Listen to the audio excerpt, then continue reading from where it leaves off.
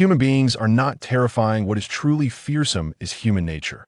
Most individuals at the pinnacle of society share a common trait: a lack of humanity. 3 years of incarceration have illuminated the terrifying aspects of human nature for me. The denizens there were utterly malevolent. From my experiences, I have come to understand that humanity is not an innate quality. I have both succumbed and resisted, yet the outcome has always been a body laden with scars. In the third year, a newcomer arrived in our cell, inevitably destined for a harsh education. As someone who had been through it, I could not stand by and intervened. This newcomer, Chun Yu-Hu, was the leader of the Tiger Head gang. That I was unaware of the gang's true power, but upon announcing his name, the arrogant scum around us knelt in submission. I felt the allure of authority. My intervention earned me the favor of this leader, and I, too, tasted the intoxicating flavor of power. Today marks my release from prison. My cellmates, whom I had battled alongside for 2 years, wept and expressed their reluctance to part ways. Brother Who clapped me on the shoulder, earnestly proclaiming, "Brother, stick with me, and I'll ensure you have the finest of everything. Don't waste your time worrying about women. There are plenty with ample bosoms and curves. Once you're out, head to the Nightshade nightclub and find Lao San. I've already set it up for you." I nodded with a smile. "Thank you, Brother Who." The summer in Ningjiang was oppressively hot. Upon my release, I did not feel the joy I had anticipated. Instead, a sense of melancholy enveloped me. Now where do I go from here? When I was still in elementary school, my parents tragically passed away, and I was taken in by my aunt, who used their compensation to support my education. Since my imprisonment, no one has come to visit me. They likely wish to avoid me. Gazing at the bustling city, I could not help but sigh. I was devoid of money and possessed no skills. With nowhere to turn and no kin to rely on, I wandered aimlessly until, almost by fate, I found myself outside the Nightshade nightclub. I stared at it. Its opulence was beyond my imagination, a dazzling spectacle that left me in awe. Yet, what captured my attention was not the grandeur, but the dark transactions concealed beneath its glamorous facade. Here, one misstep could lead to an abyss. Regrettably, I had no alternative. I steeled myself and resolutely approached the grand entrance. "Welcome." Two expressionless hostesses greeted me, their eyes filled with disdain. I understood their reaction. I was still clad in a prison uniform. They wore provocative attire, accentuating the nightclub's extraordinary nature. I could not help but admire their alluring figures, nodding in appreciation. "Quite a figure," I remarked. The hostess's expression grew colder still. I paid her no mind, hands in my pockets as I strode inside. I caught a muttered remark from the hostess. "Disgusting pervert. What an eyesore. Looks like a convict." I was at a loss for words. Was she some sort of fortune teller? I approached the front desk and inquired, "Where can I find the third master?" The receptionist looked at me in surprise, sizing me up, and asked, "Who are you?" "What third master?" I replied nonchalantly. "Brother Who sent me." Her skepticism seemed to dissipate, and she said, "Go to the second floor." Her attitude was far from warm. This society mirrored the prison I had just left. Without power or status, one was treated as less than human. The first floor served as a reception and resting area, while the second floor housed private rooms. The lavish decor was beyond my wildest imaginings. Even the hallway overwhelmed me. Money is indeed a powerful thing. Just as I finished my thought, a hurried figure rushed out from a room on my right. Colliding with me, a woman's shrill scream pierced the air. I staggered back, regaining my balance, and looked up to find a heavily made-up woman sprawled on the floor. Her white blouse was unbuttoned at 2 places, revealing a captivating cleavage that swayed enticingly with her fall, drawing my gaze. Her gray skirt, paired with black stockings, made her look exceptionally alluring. She had fallen rather hard, facing me, and the sight was so striking it left me momentarily breathless. Who could withstand such a spectacle?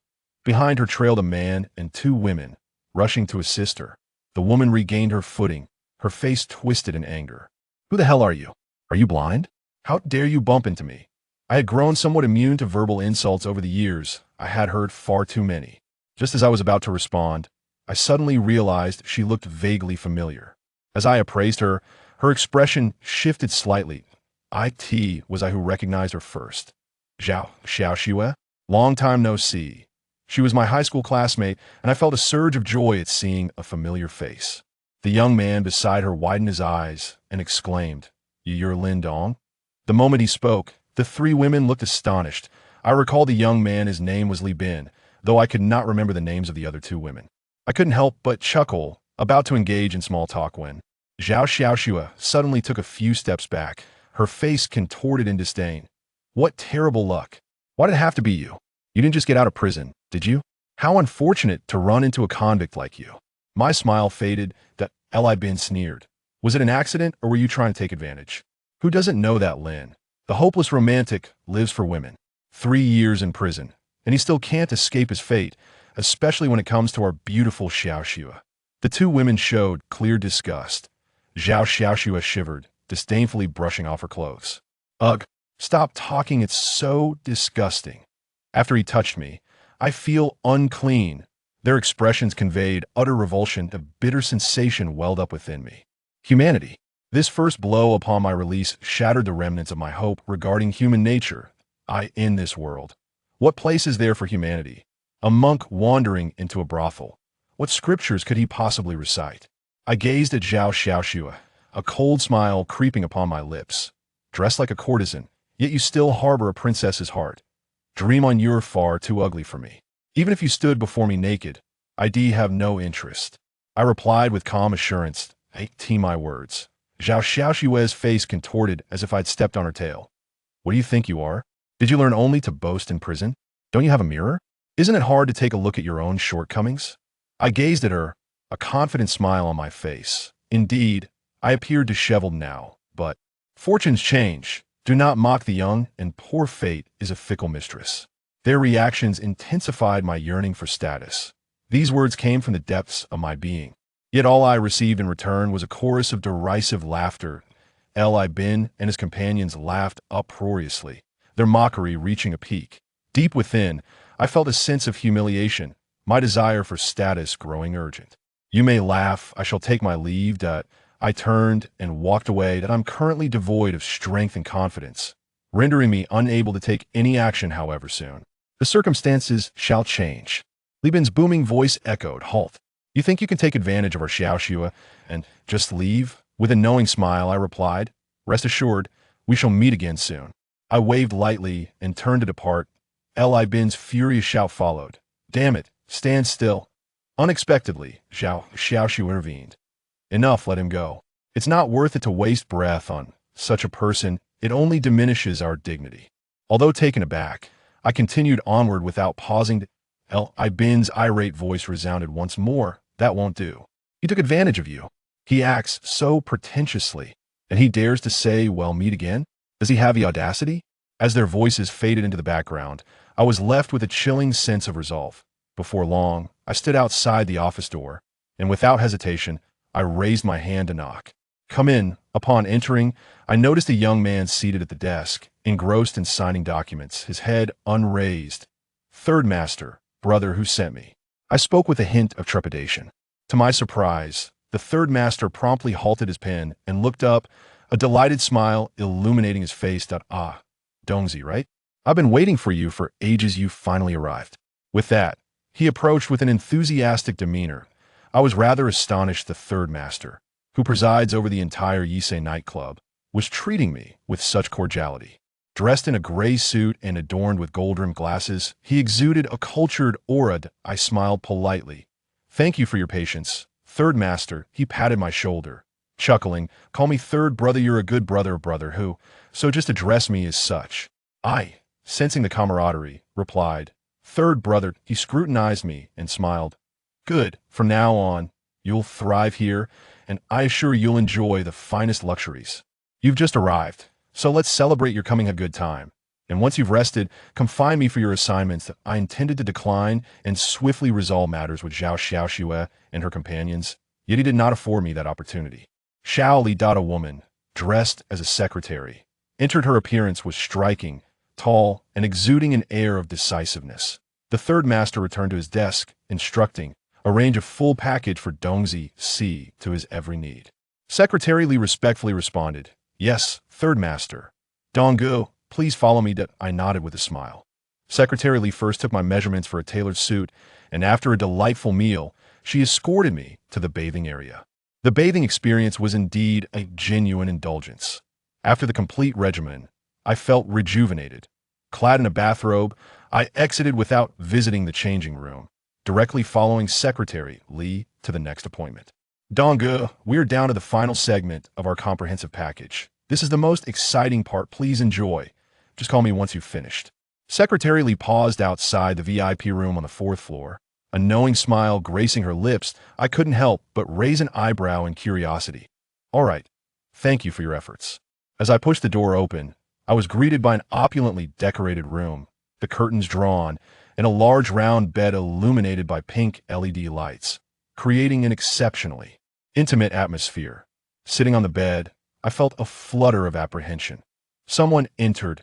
Upon lifting my gaze and recognizing the woman's face, I was momentarily taken aback. Hello, Donggu. I am technician number 43 here to serve you.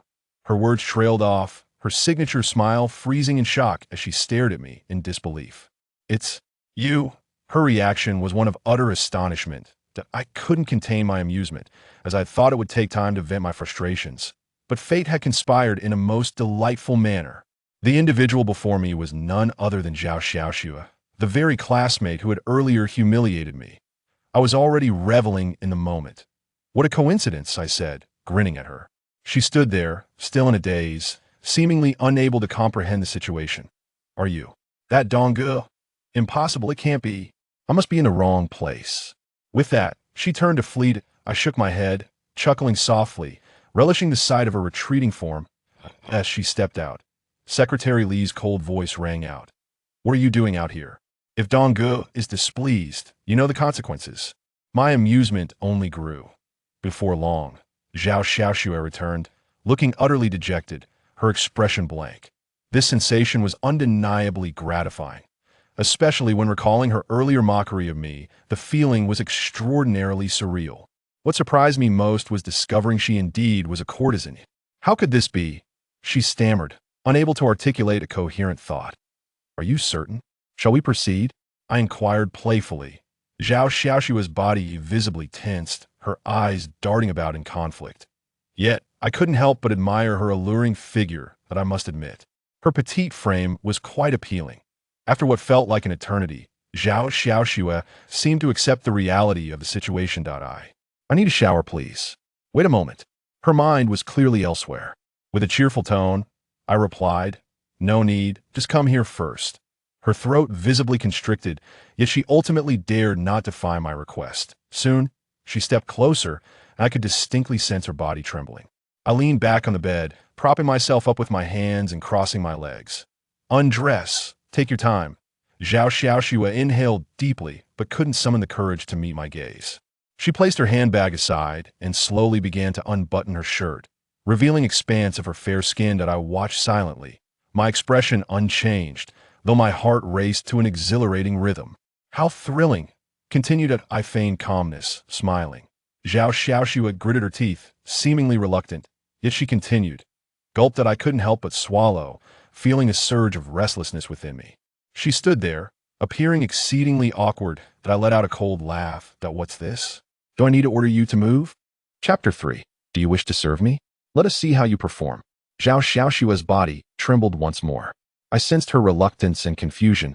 Ultimately, she dared not retort. Her hands rose, reaching toward her back. I attempted to feign calmness, yet confronted with such a scene, my gaze became fixated. I stared intently. In all my years, I had never witnessed such a spectacle. Those alluring legs, those captivating black stockings, and then a soft sound. Instinctively, I lifted my gaze. The enchanting sight left me utterly exhilarated. I could distinctly feel the rush of blood coursing through my veins. I remained transfixed, speechless. She stood there, an embodiment of nervousness. I scrutinized her seductive figure and remarked, Did you ever consider this moment while humiliating me earlier? Zhao Xiaoxue seemed increasingly anxious. Lindong, what do you call me? My tone grew slightly colder. Zhao Xiaoxue hurriedly corrected herself, saying, Donggu, I truly did not know your true identity. I apologize, it was entirely my fault. I was blind to your worth. Please, do not hold it against me. Just don't tell Secretary Lee that I failed to serve you well. I might lose my life. In that moment, combined with her beseeching gaze, an unprecedented sense of satisfaction welled within me. The allure of power was indeed intoxicating. I once again surveyed her enticing form and replied, Well, that depends on your performance. Zhao Xiaoxue swiftly approached. Donggu, rest assured, I will certainly perform well. I shall serve you at once. With that, she attempted to reach out. I raised my hand to halt her. Enough of that. Do you remember what I said earlier? I inquired with a playful smile. She appeared momentarily dazed and asked, What? What did you say? I straightened my posture, locking eyes with her, and smiled. If you stand before me completely undressed, I have no interest. Her body visibly shuddered, her expression a complex tapestry of emotions. I felt an exhilarating sense of satisfaction. Yet, I regretted boasting earlier. Should I act further, I would be slapping my own face. Suddenly, Zhao Xiaoxue covered her face and began to sob. I was wrong. I truly was wrong. I apologize, Donggu. I will never again underestimate anyone. Please forgive me. With that, she knelt directly before me. This action profoundly impressed upon me the terrifying grip of the Tiger Head Gang. To endure such humiliation without daring to offend me indicated that this was no mere matter of resignation. I felt a twinge of compassion. After all, we were old classmates, devoid of any deep-rooted enmity, and she had even intervened when Li Bin pursued me earlier. I gently patted her delicate shoulder and said, Rise, perform a dance. Yes, Donggu, she replied, trembling as she stood.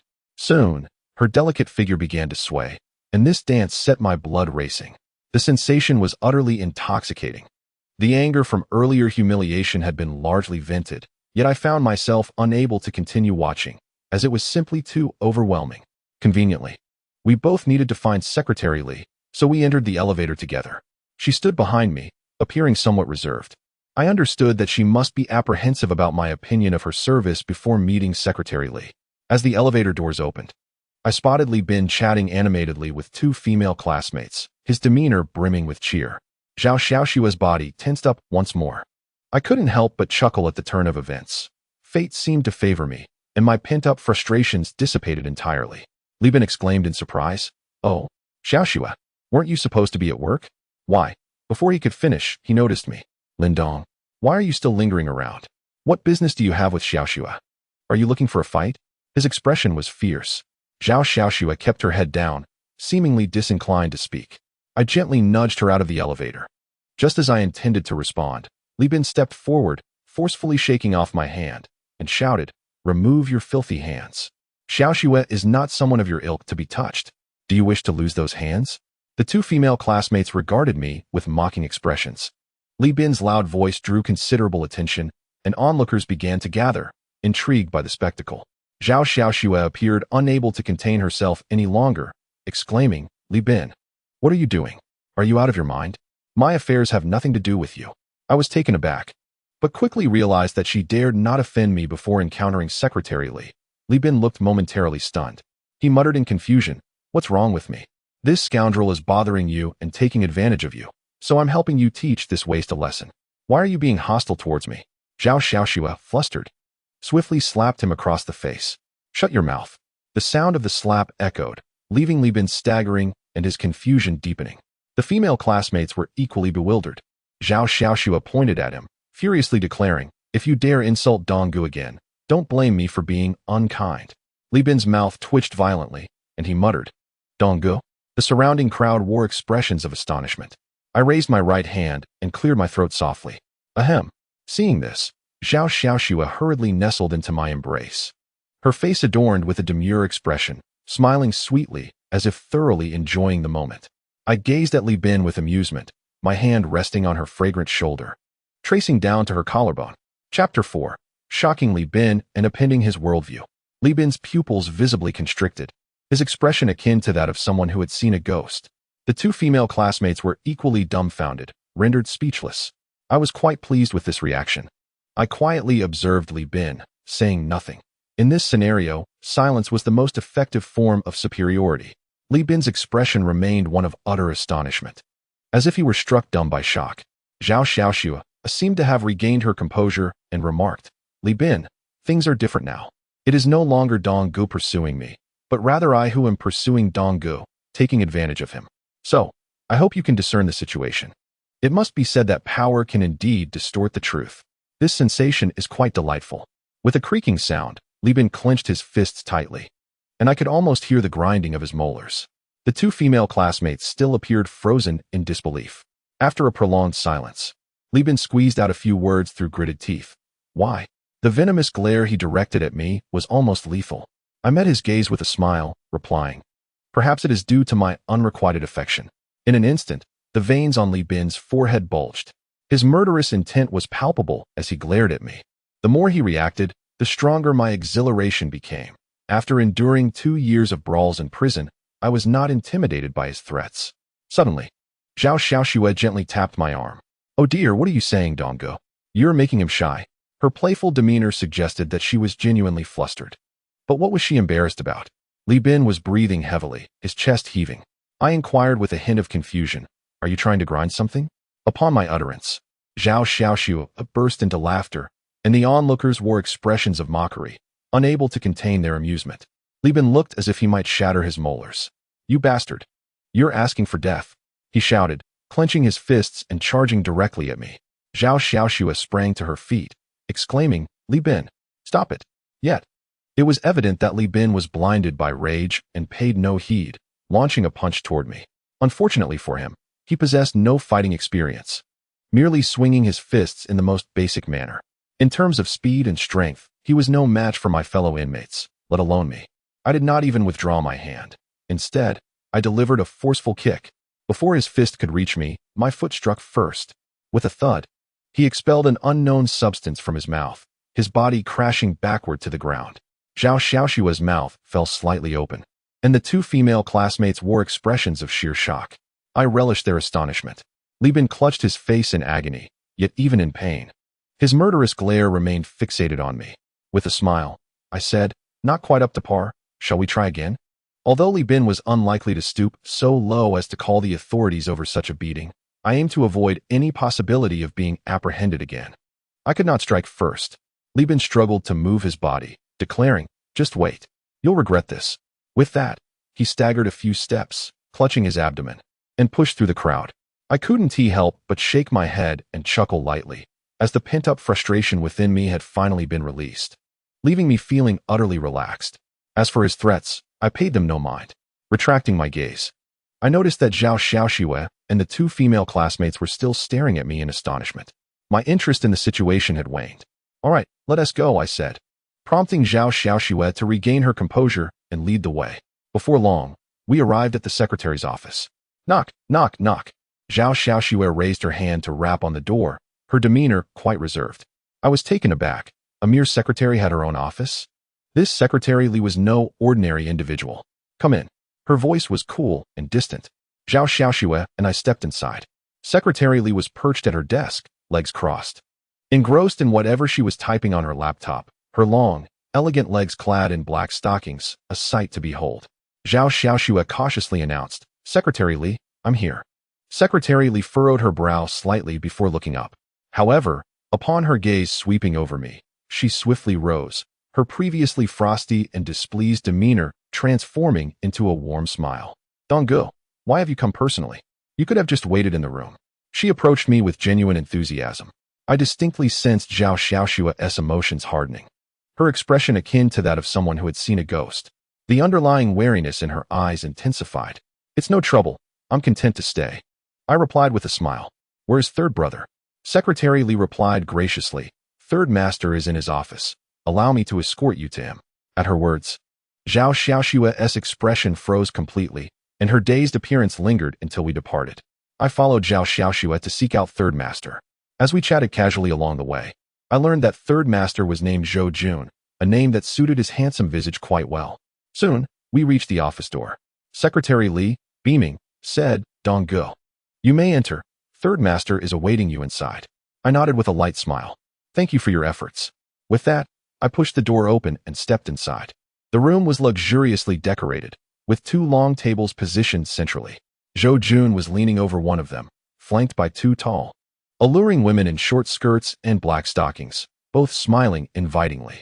Zhou Jun lifted his head, gesturing to the table beside him. "Change out of your clothes and come lie here. This is our club's signature." A smile still graced his face. I didn't decline. In no time, I had changed and lay on the long table. Before I could utter a word, one of the women approached, applying something cool and smooth to my back. The sensation was wonderfully refreshing. Almost immediately, her soft hands began to knead my back, a feeling of exquisite pleasure enveloping me. I cannot help but once again marvel at the intriguing world of the affluent. Zhou Jun's voice resonated. Dongzi, Tiger Brother has made arrangements for you. Starting today, you will assume the role of manager at our nightclub, overseeing all affairs on the third floor. Indulge in food and drink at your leisure. With a monthly salary of 30,000 plus a 1% bonus. What do you think? Tiger Brother is quite generous. Isn't he? He gazed at me with a cheerful smile, and I found myself utterly astonished by the figure. 30,000. During my high school days, my monthly allowance barely reached 300. I had thought that my time in prison had exposed me to the harshest of realities, yet at this moment, I could hardly contain my excitement. Thank you, Tiger Brother. Thank you, Third Brother. Rest assured, I shall not let you down. I struggled to suppress my exhilaration as I smiled. Zhou Jun patted my shoulder and remarked, I have heard about your situation from Tiger Brother. Work diligently, and your future will be boundless. With that, he waved gently, and a beautiful massage therapist approached me. Chapter 5. An unexpected turn, the stunning female officer. Donggu. This is for you, the woman said, her smile radiant as a blooming flower. She placed 3 stacks of cash before me. Thump. My heart raced violently. I must admit, I have never encountered such a considerable sum of money throughout my life. Zhou Jun, maintaining his polite demeanor, remarked, you just got out, undoubtedly. You have many matters to attend to. Here's your salary for the month. If it's insufficient, feel free to ask me for more. I could not help but clench my fists. Although I was unaware of the true nature of Zhou Jun and Li Yuhu's business dealings, nor their character, I had to concede that, at this juncture, they were indeed my benefactors. All right, thank you, Third Brother, I replied earnestly, not declining the offer. As I exited the private room, I felt as though I were floating. My waist was now pleasantly heavy. In a city where the average monthly salary hovers around 4,000, 30,000 was a standard I had never dared to dream of. At 8 in the evening, the nightclub was bustling with activity. Secretary Lee escorted me directly to the office. Throughout our journey, she elaborated on my responsibilities, which primarily involved managing the various accommodations on the third floor. The nightclub offered lodging, and the purpose was all too clear. Secretary Lee also mentioned that while there were seldom issues, should something arise, it would be a significant matter. The office was spacious and lavish, complete with a small bedroom. I reclined in the swivel chair, propping my feet upon the desk. Even now, I still felt an air of unreality. Having inexplicably received 30,000 and ascended to a managerial position at a nightclub. The best part was how effortless the work seemed. As I lounged comfortably, thoroughly enjoying the plush chair, I gradually succumbed to drowsiness. In a state of confusion, a cacophony of footsteps echoed outside, clattering and stumbling. Had something occurred? I abruptly straightened my posture. After all, this was the territory of the Tiger Head Gang. Any incident here would not be trivial. I rushed to the door, peering out to discover a chaotic scene. Disheveled women were scrambling out of the rooms on the third floor. The sight was astonishingly overwhelming. Yet, at that moment, I had no inclination to appreciate the spectacle. My heart raced with alarm. Clearly, something had gone awry. In the corridor, numerous male and female attendants were attempting to maintain order, directing the women towards a concealed door at the end of the hallway. Someone shouted, "Hurry! The police have arrived." Stop dawdling. I found myself at a loss. Weren't we told there was hardly any trouble? Why did chaos ensue just as I arrived? I had no time for further contemplation. The priority now was to ensure that all the escorting women vacated the premises swiftly. If they evaded capture, no incriminating evidence could be uncovered. Surveying the scene, I noted that all the doors along the corridor stood ajar, save for the one at the far end, which remained ominously still. The door's light glowed red. Someone was inside. Just then, a clamor of footsteps erupted from the staircase to my right. "Don't move. Hands on your head. Crouch down." The authoritative shout resonated at the stairwell's entrance. The 2 attendants stationed there quickly crouched down. My heart threatened to leap from my chest. A dull thud reverberated as the concealed door at the end of the left corridor slammed shut, sealing perfectly, rendering it indistinguishable. The women had vanished, yet that particular room remained conspicuously quiet. This was disastrous. As the manager of the housekeeping department, I could not escape unscathed. Would they drag me back the moment I stepped out? The corridor was now deserted, all having retreated into the hidden door. Just as I contemplated retreating to my office, I caught a glimpse of the door at the corridors and swinging open. A fully dressed woman dashed out in a panic. I was taken aback, for it was none other than Zhao Xiaoxue. But the police were already on the scene. I hastily waved my hand, urging her to stop. Zhao Xiaoxue hesitated, glancing at the stairwell before swiftly retreating back inside. At the moment the door closed, the police arrived. I ducked into a room, my heart racing uncontrollably. What should I do? Crouch down and cover my head. Produce your identification. What about the others? The commanding voice outside continued, systematically searching each room. Everyone had evacuated, and ultimately, no incriminating evidence was found. However, they were now at the last room. There was no escape. I raised my hand to wipe the cold sweat from my forehead and leaned forward to take a look. To my surprise, I discovered that 7 or 8 police officers had gathered outside the last room, each with a serious demeanor. A few waitstaff trailed behind them, visibly trembling. Squat down. Honestly disclose your relationship. A young man with blonde hair squatted on the ground beside Zhao Xiaoxue, his hands clasped behind his head.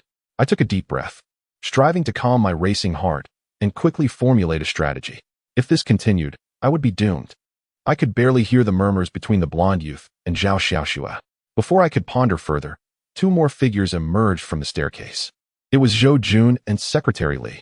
Zhou Jun, upon noticing the situation over there, wore an expression of discontent. A police officer barked, "Where's the person in charge here? Have them come forward." I clenched my teeth, having already made a decision. I raised my head to see Zhou Jun signaling me with his eyes, urging me to go over. After all, I was the one in charge. But if I approached under these circumstances, it would spell disaster. "Brother San, you go first," I whispered. Zhou Jun's brow furrowed, and his gaze turned sharply intense. I felt my breath catch for a moment. That overwhelming pressure induced a sense of panic within me. It was only now that I realized how formidable this third master truly was. "Have your person in charge come here. Do you not understand?" The police officer's voice grew more imposing.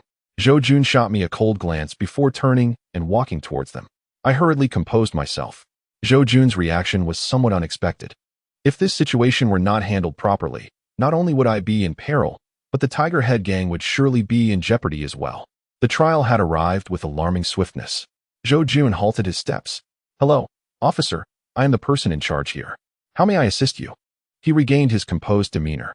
The police officer replied coldly, "This room has only 1 person registered, yet there are 2 individuals inside. Do you have anything to say about that?"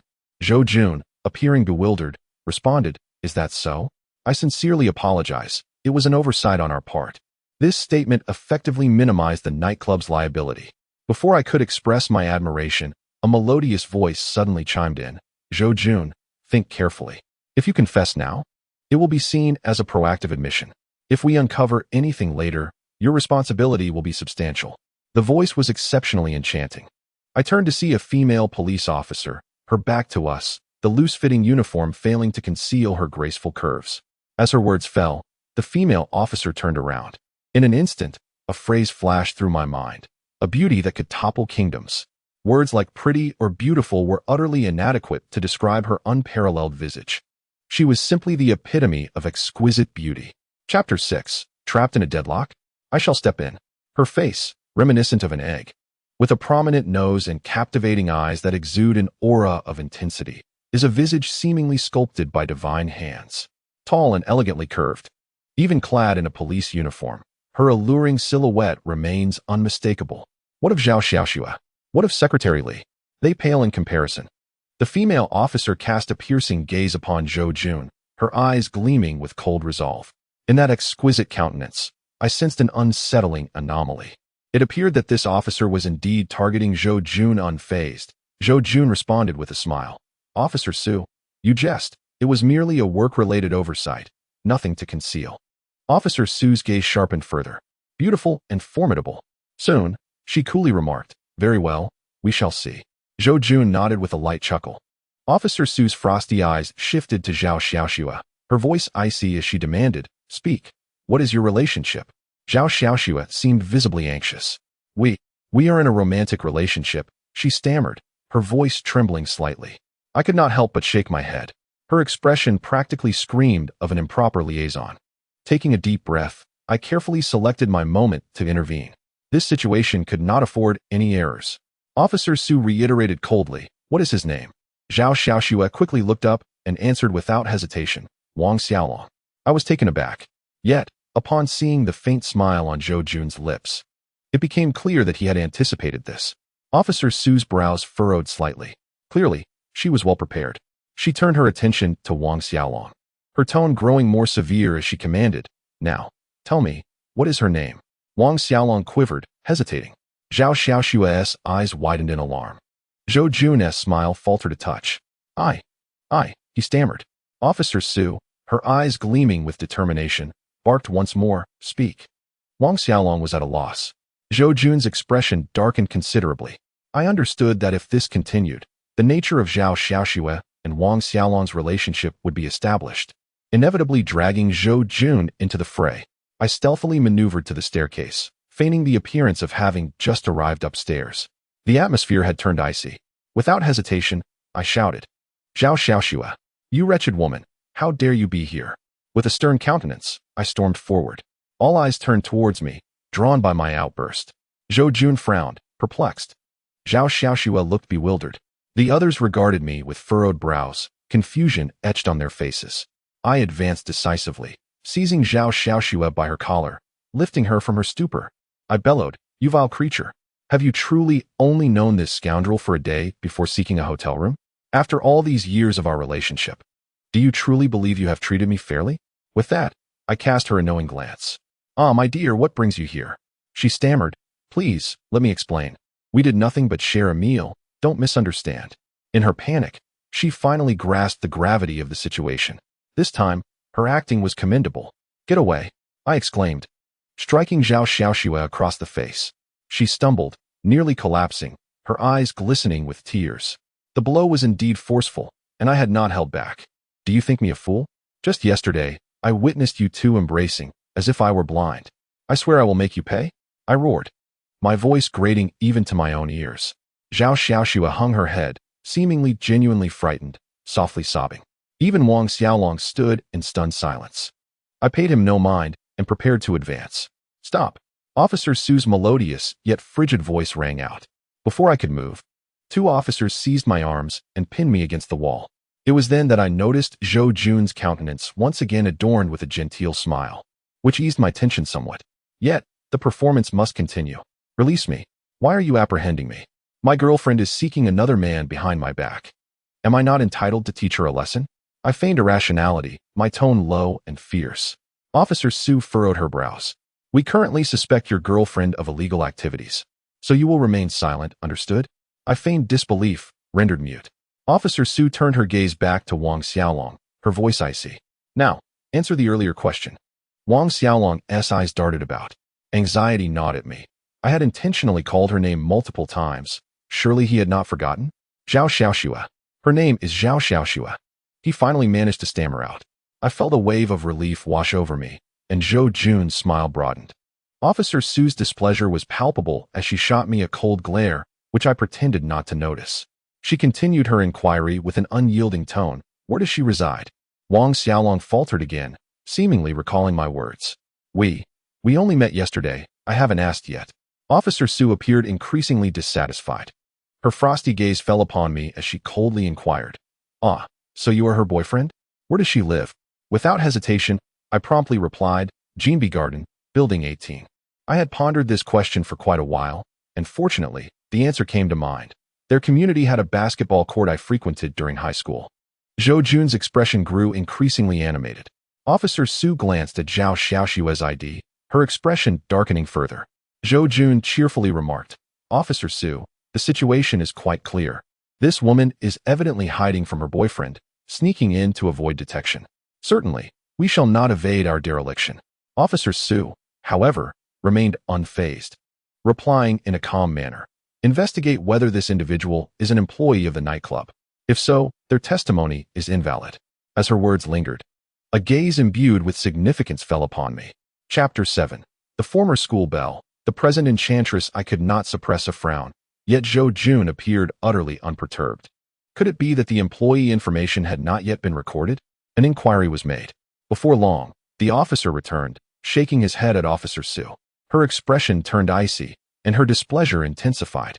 Zhou Jun, with a grin, remarked, Officer Su, Does that mean there's nothing to worry about? A flicker of cold light danced in Officer Sue's eyes as she replied curtly, "According to protocol, we will take them in for questioning and further investigate." Zhou Jun chuckled lightly, shaking his head. "Is that truly necessary, Officer Sue? Let us not complicate matters. They will be released regardless." Officer Sue let out a cold laugh. Despite the derision on her face, her smile retained an undeniable allure. "Give you face? Are you jesting?" she retorted icily. Zhou Jun, with a hint of resignation, shook his head and said, "Such a trivial matter. If Officer Sue refuses to accommodate, I shall seek assistance elsewhere." I was taken aback. Before Officer Sue could counter, her phone suddenly rang. Zhou Jun smiled politely. After a long pause, Officer Sue ultimately stepped aside to answer the call. Though I could not ascertain the conversation, it was evident that she was quite irate.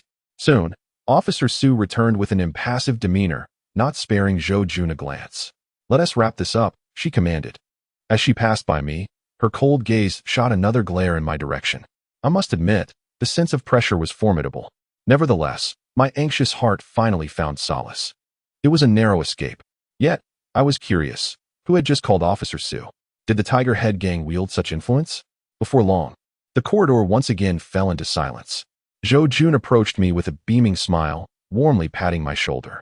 "You truly are the one favored by Brother Tiger. I thought you might attempt to flee." He chuckled, his face brimming with admiration. I responded with a smile. "With Brother Tiger and Brother San treating me so well, why would I run away?" Zhou Jun nodded in satisfaction. "Indeed, this time I have come to know you thoroughly. Keep up the good work." After a final pat on my shoulder, he turned to leave. Secretary Lee greeted me with a courteous nod and a smile before following suit. I could distinctly feel that the glances from the other waitstaff towards me now possessed a newfound sparkle. Had I, through misfortune, stumbled upon fortune? Zhou Jun's voice, now tinged with a hint of coldness, echoed from afar. "Who is responsible for keeping an eye on the informant? Have them come see me." With Wang Xiaolong having departed and the waitstaff having descended, the corridor was left with only Zhao Xiaoxue and me. She gazed at me with a complicated expression and said, "Brother Dong, thank you. You have saved me once again." I replied nonchalantly, "No need to mention it. I am merely acting in self-preservation." Zhao Xiaoxue bit her lip, her emotions a tangled web. I turned towards the staircase, and she quickly followed suit, her head bowed and demeanor timid, undoubtedly sensing Zhou Jun's attitude towards me, which had instilled in her an even greater fear. I had intended to shift the conversation, but a common topic inevitably resurfaced in my mind, conjuring the vivid image of a striking figure clad in a school uniform. "How has Su Yuner been lately?" I found myself asking. She was the object of my high school affection. When she was bullied by a group of ruffians, I, in a fit of rage, intervened and ended up injuring one of them. Ironically, she did not testify on my behalf, and I was sentenced to 3 years for intentional harm. Zhao Xiaoxue, with a face full of envy, remarked, "She is doing well. It is said she is now a director at Haoyan Group, possessing both education and connections, with a bright future ahead." I nodded gently, a faint O escaping my lips. I wished to inquire further, but rationality curtailed that impulse. She was the one responsible for my 3-year imprisonment, and the anger that had once burned for her had extinguished my love. Did I hate her? It was hardly that. I had foolishly chosen to intervene. At 10 o'clock in the evening, the nightclub remained open, yet I was free to leave. Although I was uncertain of my accommodations, the money in my pocket alleviated my worries. Soon, I exited the elevator. "Hello, Brother Dong." As soon as I stepped out, 2 waitstaff bowed deeply to me, their faces alight with enthusiasm. This startled me, such a dramatic shift. I politely nodded and smiled as I continued forward, encountering more staff who greeted me with bows and warm wishes. Their fervor was undeniable. I couldn't help but feel a sense of elation. A glance around revealed even those waitstaff far from me were observing my presence, whispering amongst themselves. I soon passed the front desk. "Brother Dong, you're off work. Please take care." The receptionist sprang to her feet, her excitement palpable. I cast a quick glance her way. She was the same one who had dismissed me earlier when I asked for directions. "Well," I responded with a smile and a nod. There was little to be said about the earlier incident. It was merely human nature. I led Zhao Xiaoxue to the entrance, where the same 2 hostesses awaited us. They hurriedly bowed deeply. "Take care, Brother Dong." They kept their heads lowered, hesitant to rise, their smiles appearing rather stiff, for they had just insulted me behind my back. "You have a fine figure," I remarked. The hostess flinched slightly, then raised her head to force a smile, replying, "Thank you for the compliment, Brother Dong." The same words elicited a markedly different reaction. Is this the allure of power? Throughout our journey, Zhao Xiaoxue had lost the courage to look at me. "Brother Dong, I shall take my leave now. Farewell, Brother Dong." She bowed slightly to me and hastily departed. I couldn't help but shake my head in resignation. Fate is indeed peculiar. Just today, I emerged from prison, disheveled and weary, and within a span of a single day, my circumstances had transformed so dramatically. I suddenly found myself looking forward to the future.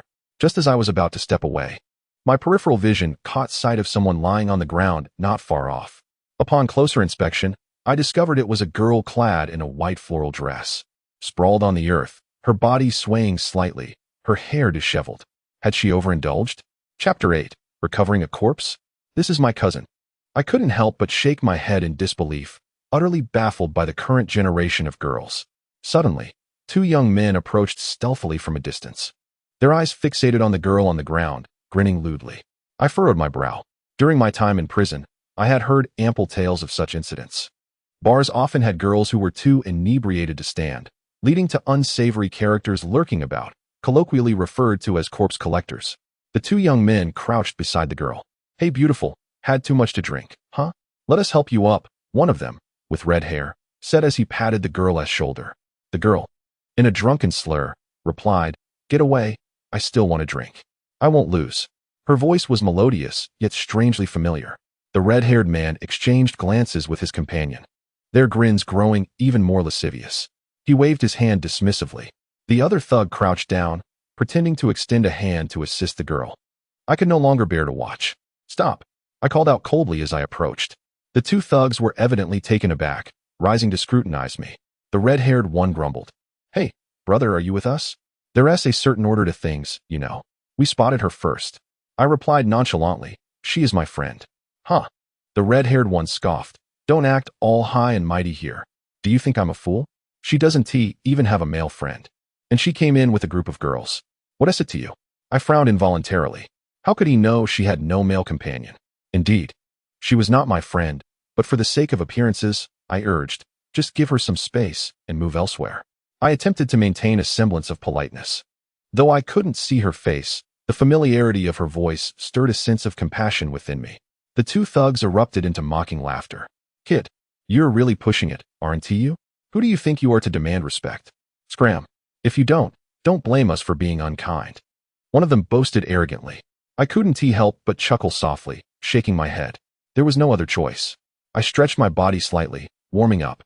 After all, it had been nearly a year since I last engaged in a fight, and I was feeling a bit out of practice. The red-haired man raised an eyebrow and sneered. "Oh, just you alone, and you wish to spar with us both? Truly unaware of your own mortality." I chuckled and retorted, "Does having numbers make one formidable?"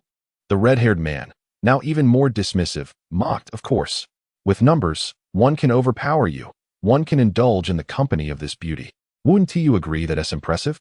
Since you seek your own demise, allow me to oblige. Get him."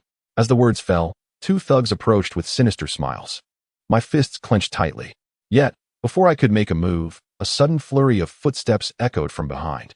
The expressions of the two thugs froze instantly. I too was perplexed. Turning around, I discovered 7 or 8 burly men in suits emerging from the nightclub, exuding an intimidating aura. "Brother Dong, we've arrived. Soon." They stood beside me, their gazes cold and piercing, fixed upon the two thugs. I recognized the speaker, tall and slender. He had been in the corridor on the 3rd floor moments ago. With a gulp, the two thugs struggled to swallow, their bodies trembling. I gradually relaxed my clenched fists. It seemed my side now had the upper hand. I grinned with amusement, suddenly feeling a sense of stature that left me unaccustomed, momentarily forgetting the nightclub's earlier events. The red-haired man's lips twitched violently, his face a portrait of shock as he stared at me. After a long pause, he finally panicked and stammered, "Big brother, I apologize. I was blind. This woman is yours. We shall leave at once." I disregarded him and turned my attention to the tall, slender youth.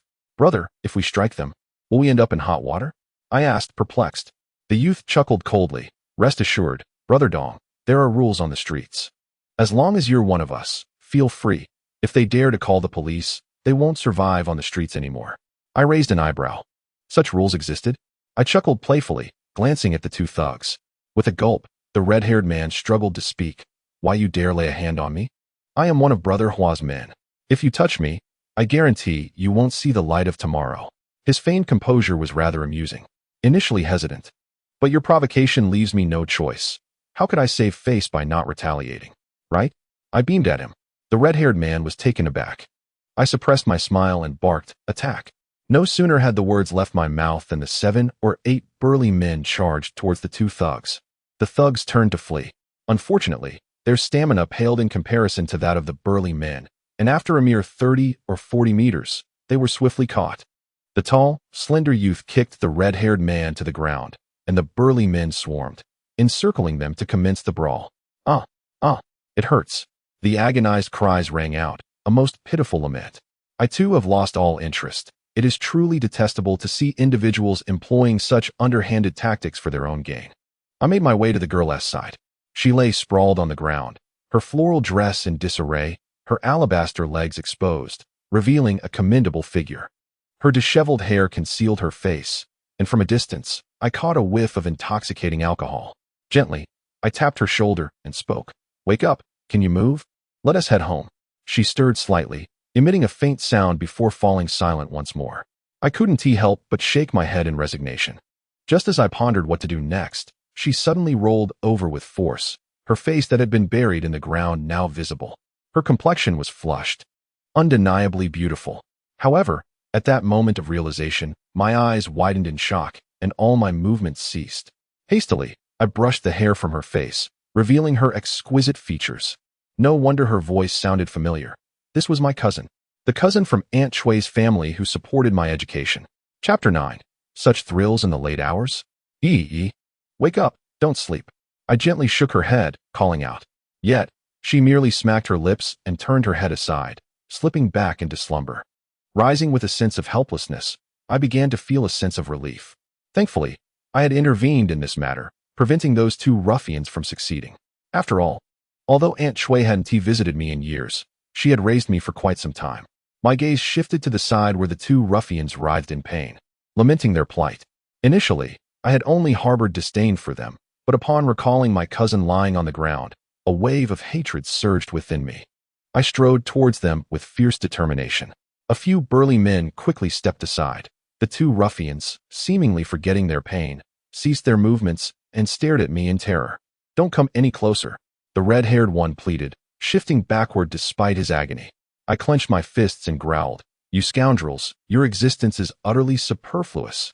With that, I delivered a powerful kick between the red-haired one's legs. Thud! The impact was resounding. The red-haired one sat upright instantly, his eyes nearly bulging from their sockets. Yet not a sound escaped his lips. The burly men stood bewildered, staring at me in confusion. Naturally, I would not spare the other ruffian. I fairly delivered a kick to him as well, and witnessing them curled up on the ground, clutching their stomachs, I felt some of my anger dissipate. I was too indifferent to linger, returning to my cousin's side. The burly men approached again. Don't go. If there's nothing more, we'll take our leave, said the lanky young man, a somewhat ambiguous smile on his face. I couldn't be bothered to explain anything. All right, thank you for your efforts. They all returned. Yet I found myself in a quandary. I retrieved her phone, but without the password, it remained inaccessible. Never mind. I decided to find a place for her to rest first. I called out several times, but received no response. Thus, I lifted her unconscious form onto my back and carried her away. It had been 3 years since we last met, and she had become even more beautiful. A glance around revealed a hotel not far across the street, and I made my way there, carrying my cousin.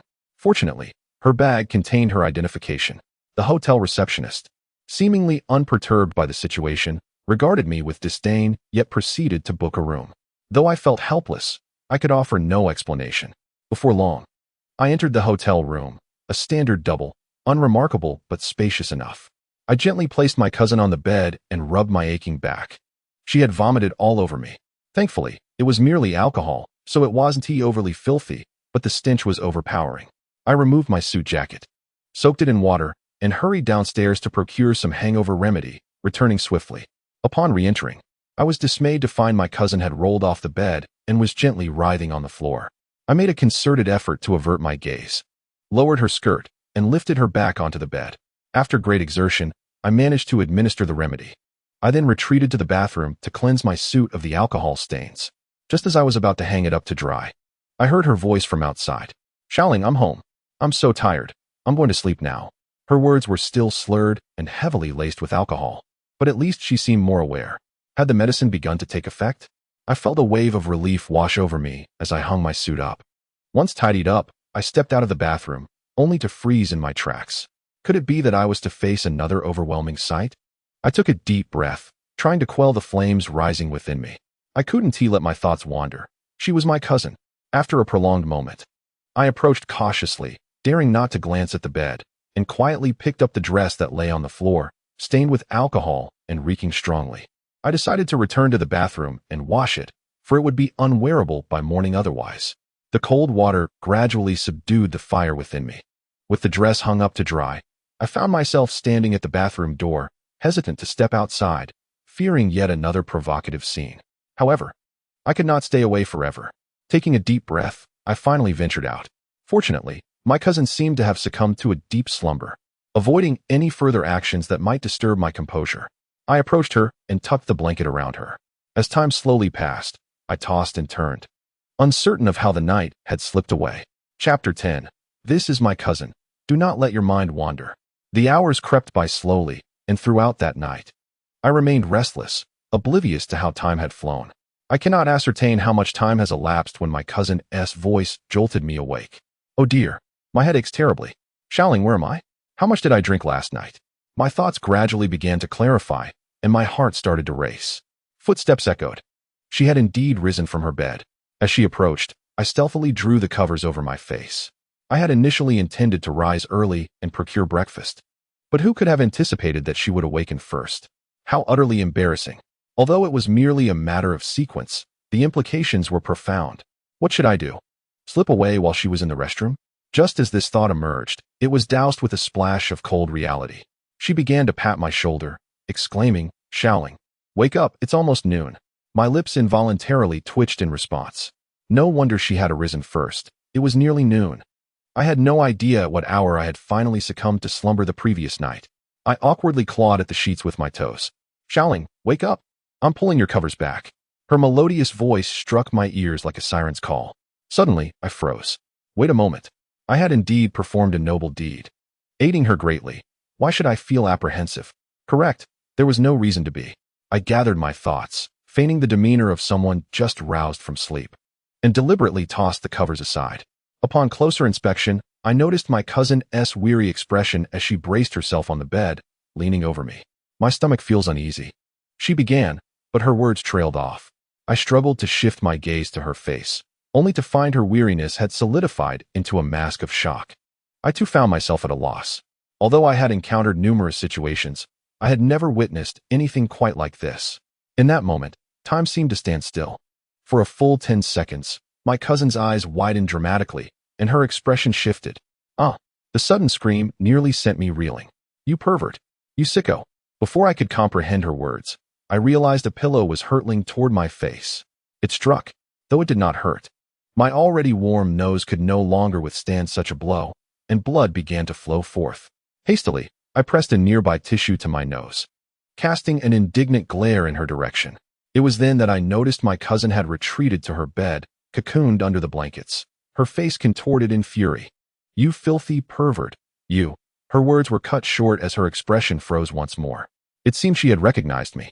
Though I felt guilty, I stood my ground, shooting her a defiant glare while continuing to tend to my nosebleed.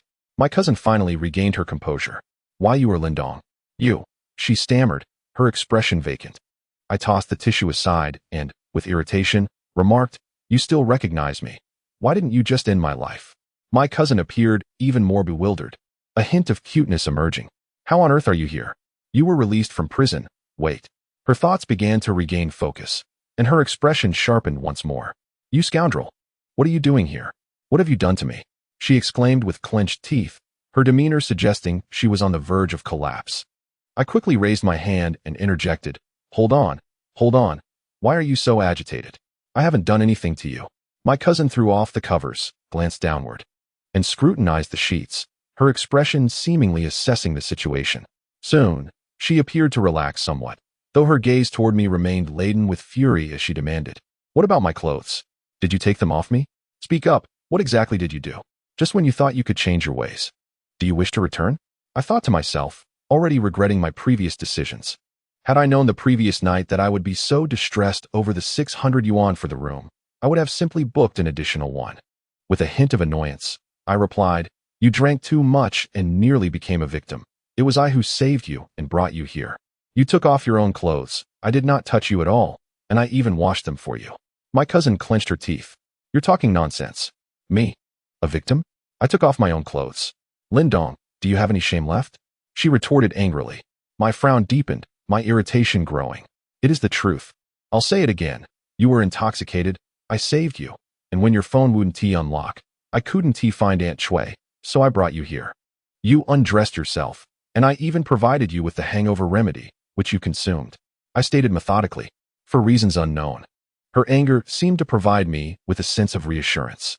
Yet, my cousin remained seething, exclaiming, "Who would believe your absurd tale? If you were truly honest, would you have ended up in there? You scoundrel, are you even human? I am your cousin." Her words struck me deeply. I inhaled sharply. It felt unjust to argue without a solid ground. This sensation was suffocating. I had lost the desire to explain myself and coldly replied, "Fine, think whatever you wish. If you want to call the police, feel free." I rose and made my way toward the bathroom. My cousin, still in a state of distress, yelled, "Scoundrel! Do you think I will let you leave? Stop right there." I chose to ignore her. Upon entering the bathroom, I donned my suit and removed her floral dress. Just as I stepped out, the doorbell rang. "Yi, are you in there?" A woman's voice called from outside. My cousin became animated. "Xiaoling, I'm in here. Hurry and come in." She sounded as if she had found a source of support. I furrowed my brow. How did Xiaoling manage to find her way here? Chapter 11. You may scold me, but you cannot strike me. Outside, Xiaoling's anxious voice echoed. "Ming Hao, Xiaoling is in danger. We must hurry inside." Bang, bang, bang. A man's commanding voice followed. A sense of unease washed over me as I turned to witness my cousin's wide eyes, filled with panic, as her grip on the blanket tightened. Crash. Before I could ponder further, the door was forcefully kicked open from the outside. A man and a woman rushed in, their expressions grave. The woman was heavily made up, flamboyant in appearance, while the man was elegantly dressed and strikingly handsome. The woman disregarded my presence entirely, her gaze instantly fixating on Wang Yi, her mouth agape in shock. "Heavens! Yi, they have violated you." Her expression, fraught with concern, seemed oddly insincere. I could not suppress a derisive chuckle. They? Had Xiaoling not noticed I was alone in the room? She certainly had ulterior motives. The young man, Ming Hao, clenched his fists, his gaze fixed intensely on Wang Yi, his demeanor darkening. Wang Yi bit her lip, tears cascading down her cheeks. "Ming Hao, listen to me. It's not what you think. He is my cousin. Nothing happened between us," she pleaded desperately. It dawned on me then that this young man was the object of Wang Yi's affection. Xiaoling's attention shifted to me, her brow furrowing in confusion. Suddenly, I recalled the odd behavior of those two ruffians from the previous day. They seemed to know too much about Wang Yi. Could it be? Xiaoling quickly nodded, proclaiming, Yes, I can vouch for it. He is Yi's cousin, and nothing transpired between them. But Yi, why are you hiding? Ah, why is your skirt in your cousin's hands? You can't be," she feigned surprise. I had come to realize that Xiaoling was indeed orchestrating this entire charade, and my gaze turned icy towards her. Ming Hao's expression darkened further, his teeth grinding. Yet Wang Yi, with tear-filled eyes, remained focused on Ming Hao, seemingly yearning for his trust. I raised the skirt in my hand, smiling. "Brother, there is no need for misunderstandings. She drank too much last night and soiled her skirt. I merely washed it and hung it to dry." I refrained from mentioning that I was the one who washed it. I did not wish for my cousin to miss her chance at love because of me. Upon hearing this, Wang Yi's eyes brightened slightly. Xiaoling's expression shifted rapidly. And finally, she smiled as if trying to smooth things over. Yes. Xiaoling can testify that Yi vomited on her dress last night. But Yi, why is it that even your undergarments? Wang Yi's expression suddenly froze. I could not help but shake my head in despair. Now it seemed, not even the heavenly deity could clarify this mess. Ming Hao also cast his gaze upon the bed. The creaking sound of his molars was particularly grating, causing me immense discomfort. I found myself too weary to offer any explanations. Wang Yi sobbed weakly, saying, "No, it's not as you think." Tears cascaded down her cheeks, and I felt a pang of sympathy. After a prolonged silence, Mingho finally spoke in a low tone. "Not as I think. What then could it possibly be? Do you take me for a fool? If it weren't for Yuling, I would still be in the dark. You just agreed to be with me, and then you turn around and sleep with another man? You wretched woman, do you have no shame?" Wang Yi's complexion turned pallid, her eyes filled with despair. I couldn't help but furrow my brow, retorting coldly, "The situation is not yet clear. It's excessive to speak so harshly. After all, she is my cousin, and I could not stand by idly." "Shut your mouth." He barked at me. "It's south not your place to speak, you worthless dog. Do you think you can escape?" His expression was markedly fierce. Yuling chimed in with a mocking tone. "How shameless. You've already slept with him, and now you come here to reason? It's laughable." I couldn't help but frown. Her eagerness to stir trouble was all too evident. The sound of grinding molars echoed once more, causing my jaw to ache. Indeed, Mingho's expression remained ominous, as if he wished to consume me whole. I calmly warned him, "I must inform you, I am her cousin. Nothing has transpired between us. And should you act recklessly, you shall bear the consequences." With the presence of the treacherous Yuling, it was clear the situation had spiraled beyond redemption. The young man's attire suggested considerable wealth, and his demeanor indicated he was no ordinary individual. "How dare you? You worthless cur, you think you can humiliate me?" He roared with fury, delivering a vicious kick toward my abdomen. Yuling watched with a smirk, while Wang Yi appeared utterly lost, as if her spirit had departed. I had no intention of engaging with them further. Enduring some verbal abuse from my cousin was bearable, but taking a beating was unacceptable. As his leg swung toward me, I sidestepped to evade it while simultaneously seizing his ankle. His speed was remarkably lacking. His face was painted with astonishment as he struggled to withdraw his foot. But his strength was significantly inferior to mine. He stared at me in disbelief, as did Yuling. I stated calmly, "Once again, I remind you, she is my cousin." Mingho gritted his teeth and shouted, "Cousin, my foot. Your words are utterly meaningless. If I don't destroy you, I shall not bear the surname due." I was thoroughly incensed. Since words were futile, I chose not to speak any longer. Let the confrontation commence. I lifted my right leg and delivered a powerful kick to Du Mingho's leg, which was firmly planted on the ground. Du Mingho's eyes widened in shock. Instinctively, he jumped. But with one leg under my control, his body was left completely suspended in the air, and my foot struck his calf with force. His legs split apart instantaneously. As I released my grip, Du Mingho fell into a split on the ground. A pained howl echoed in the air. He clutched the area between his legs. His face contorted in agony. "Ah, Mingho!" Wang Yi, having regained her senses, cried out in desperation, as if compelled to rush forward, only to stop when she realized her lack of clothing. I couldn't help but glare at her. "Mingho, are you all right? What happened to you?" Yuling rushed over without any hesitation, her concern palpable. She lifted her head, her face twisted with rage. "You wretched, lowly creature. How dare you strike my Mingho? Do you wish for death?" She shouted furiously at me. Her words ignited a flame of fury within me. This was my deepest wound. I slowly raised my head, my icy gaze fixed upon her. Chapter 12. Has Aunt Shui encountered trouble? Investigate. Yuling appeared momentarily frightened by my stare, her eyes darting away. Yet she stubbornly held her ground. I spoke with an impassive expression. "Repeat what you just said." She could not meet my gaze any longer. I watched her squirm. Yet she ultimately dared not utter a word. I narrowed my eyes, stating, "You should be grateful to be here. I have noted your words today, and there are still matters I need to ascertain. Once my investigation is complete, we shall settle this together." My tone was somewhat harsh, causing her body to tremble with fear. Though I was enraged, this was not the time for resolution. What mattered most was uncovering whether Yuling was indeed behind this scheme, and if there were others involved. This matter must be investigated. Yuling appeared confused, but dared not speak. I coldly remarked, "Barring any unforeseen circumstances, we shall meet again soon. Now, take him and leave." Du Mingho's expression was noticeably grim, yet he was in too much pain to speak. Yuling gritted her teeth, struggling to help him up. Du Mingho glared at me with malice, saying, "All right, just wait. You and your partner will pay for this." His expression was fierce, but his words were hollow.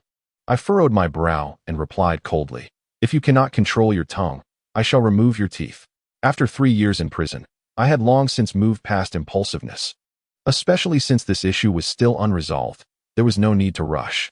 Du Mingho, infuriated, dared not say more, limping away. My cousin crouched by the bedside, lost in thought, her expression vacant, tears cascading uncontrollably. I took a deep breath and approached her. After all, she is my cousin. And the turmoil was catalyzed by my actions. It felt somewhat unethical to turn away now. I tossed my dress onto the bed and began to speak. But she suddenly sprang to her feet. Get out. Her expression had become frenzied. I furrowed my brow. Wang Yi glared at me with unbridled fury, growling. Are you satisfied now? Are you happy? You're a despicable scoundrel. How did I end up with such a cousin? You've ruined my life. How am I ever supposed to face anyone again? I couldn't help but frown. The sensation was indeed stifling, and just as I was about to retort, Wang Yi continued to scream, You've already destroyed my family, and now you come to ruin me. Are you even human? Her words extinguished the anger surging within me. Family? I asked, my brow furrowed. What about your family? What has happened to Aunt Chui? What do you mean I've ruined everything? Wang Yi shouted. My family's affairs are none of your business.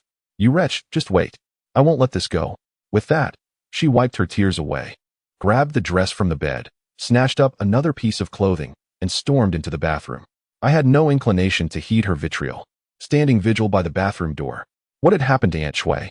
She had always treated me with kindness, caring for me as if I were her own child. Moments later, Wang Yi emerged from the bathroom, still seething. I gravely inquired, What about Aunt Chui? What is happening at home? However, before I could finish, she struck me across the face. I did not flinch. The slap stung painfully. She had truly exerted force. Through gritted teeth, she spat. I told you. Our family's matters have nothing to do with you. This is not over between us. You've ruined me, and I will ensure you pay for it. Her gaze was filled with unbridled resentment. With that, she turned and stormed out, slamming the door with force. I took a deep breath. Though I felt a weight in my chest, the matter concerning Aunt Chui lingered in my mind. Without Wang Yi's clarification, I was at a loss for answers. Sighing, I resolved to tackle one issue at a time. For the sake of Aunt Chui's nurturing kindness, I must investigate Wang Yi's predicament thoroughly. Time passed, and it was time to work. I arrived at the Nightshade nightclub, where the morning hours were still devoid of patrons, occupied only by the staff. Good morning, Dong. You're here early. Upon entering, I was greeted by a warm voice from the front desk. I nodded gently, choosing to remain silent, as my mood was somber and I lacked the energy for conversation. The receptionist, perceptively, refrained from excessive chatter. As I made my way to the elevator, every staff member I encountered bowed and greeted me, which I had begun to find somewhat familiar. Before long, I arrived on the 3rd floor. Just as I was about to push open the door to my office, I noticed a tall, slender young man in a suit emerging from one of the rooms. Indeed, he was the one who had readily assisted me last night. I waved him over, smiling. Brother, come here for a moment. The young man approached briskly, his face alight with enthusiasm. Donggu, what can I do for you? Let's discuss it inside, I replied, entering the room and gesturing toward the sofa. Please, take a seat. He quickly waved his hands, insisting, No, Donggu, just let me know what you need. I settled behind the desk, chuckling. When I say sit, you sit. No need to be so formal with me moving forward. I found the young man quite agreeable, thoughtful and genuine. Only then did he smile and take a seat. What is your name? I inquired with a smile. My name is Chun Gang. You can just call me Gongzi, he replied with a grin. I nodded gently, returning to the matter at hand. I need your assistance with something. I smiled. Chun Gang sat up straight, resolutely stating, Donggu, just tell me what you need. As long as it doesn't jeopardize our nightclub, I'm at your service, whatever it may be. I appreciated his forthrightness. Of course, it won't endanger our nightclub, just a minor personal matter. Do you think we can still track down those 2 ruffians from last night? Without hesitation, he responded. This is a trivial matter. Our Tiger Head gang has the capability to locate anyone effortlessly. I was somewhat taken aback, unsure of the true strength of the Tiger Head gang. All right, help me find them. If you can bring them back, do so. If not, just let me know their whereabouts. Thank you. I smiled. We are in team major figures, so there's no need for pretensions. Chun Gang swiftly stood up, cheerfully saying, Donggu, why be so courteous? It's no big deal. I'll get right on it. I promise to keep you informed. With that, he turned and dashed out. I leaned back in my swivel chair, contemplating the situation regarding Yuling. If it truly was her, there would be no forgiveness. However, before I could ponder further, I heard Chun Gang's polite voice from outside. Third Master, good day? I straightened up. Zhou Jun. What was he doing here? Chapter 13. The first battle after being released from prison. Before I could think much more, the door swung open. Zhou Jun entered with Secretary Li, a faint smile adorning his face. Yet, following the events of the previous night, my perception of this third-in-command had undergone a tremendous transformation. I quickly rose, smiling. Third brother, what brings you here? Please, take a seat. Zhou Jun settled onto the sofa, while Secretary Li stood to the side. It's nothing, just came to check on you. How are you adapting? He asked cheerfully. I responded with a smile, remarking, with such a comfortable job and a generous salary, how could one feel any discomfort? Secretary Li offered a cooperative smile in return. Zhou Jun nodded gently, chuckling. Indeed, the nightclub work is pleasant, but the outside world is far less forgiving. Are you afraid of death? With that, he fixed his sharp gaze upon me. I maintained my composure. Yet I couldn't shake the feeling that he had seen right through me. The third master was not to be underestimated, and this question was far from trivial. I understood the answer he sought, and I could only provide that response. If one feared death, they wouldn't venture into this life. I chuckled nonchalantly. Zhou Jun's eyes sparkled with admiration. Well done. Since that is the case, let us dispense with idle chatter. Congratulations on officially becoming a member of the Tiger Head Gang. Come, let us step outside to attend to some matters. His words left me momentarily stunned. Officially? Attend to matters? Yet Zhou Jun offered me no chance to speak. Rising and departing directly.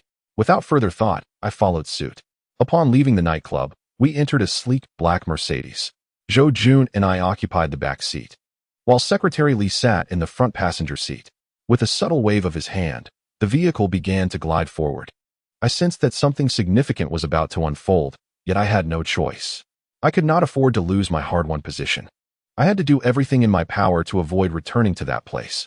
Zhou Jun, reclining with his leg crossed, smiled and asked, "Don't you wish to inquire about our purpose?" I returned a light-hearted smile.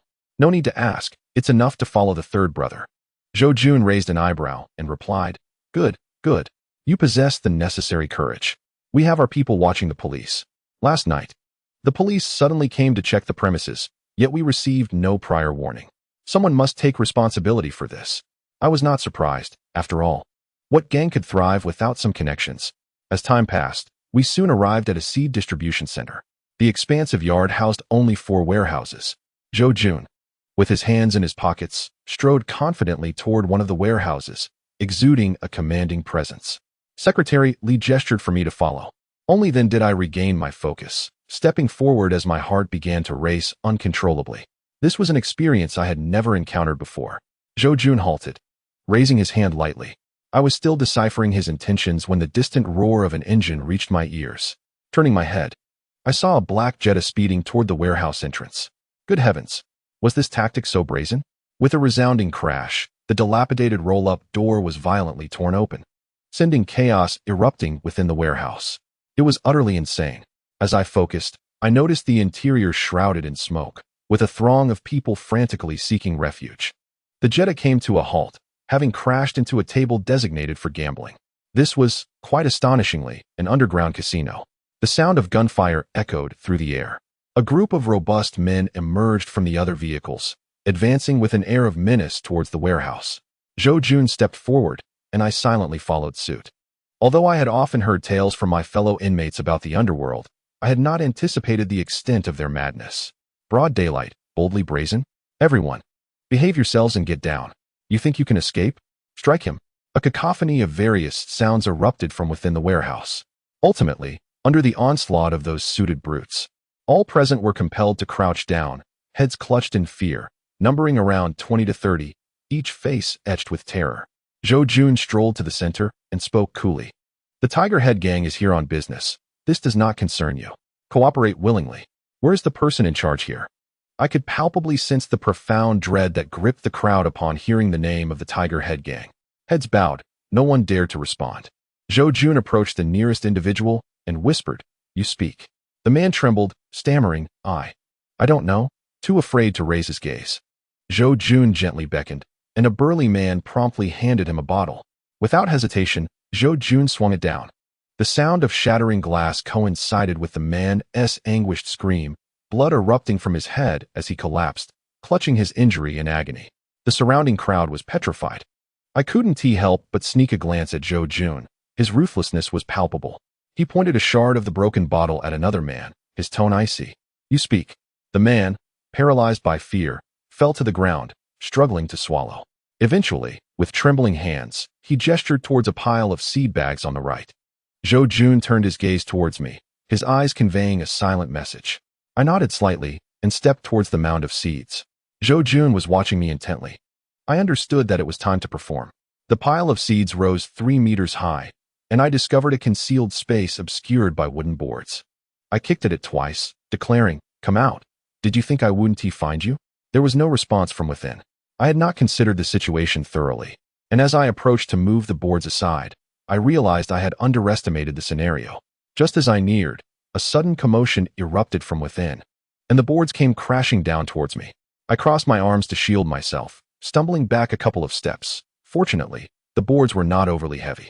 However, before I could regain my balance, a scruffy man in work attire burst forth, a fierce expression on his face, brandishing a dagger as he lunged at me. I was momentarily stunned. I find it incomprehensible that, in such dire straits, one would not surrender promptly, yet still dare to resist. By the time I regained my senses, the dagger was already poised before my eyes.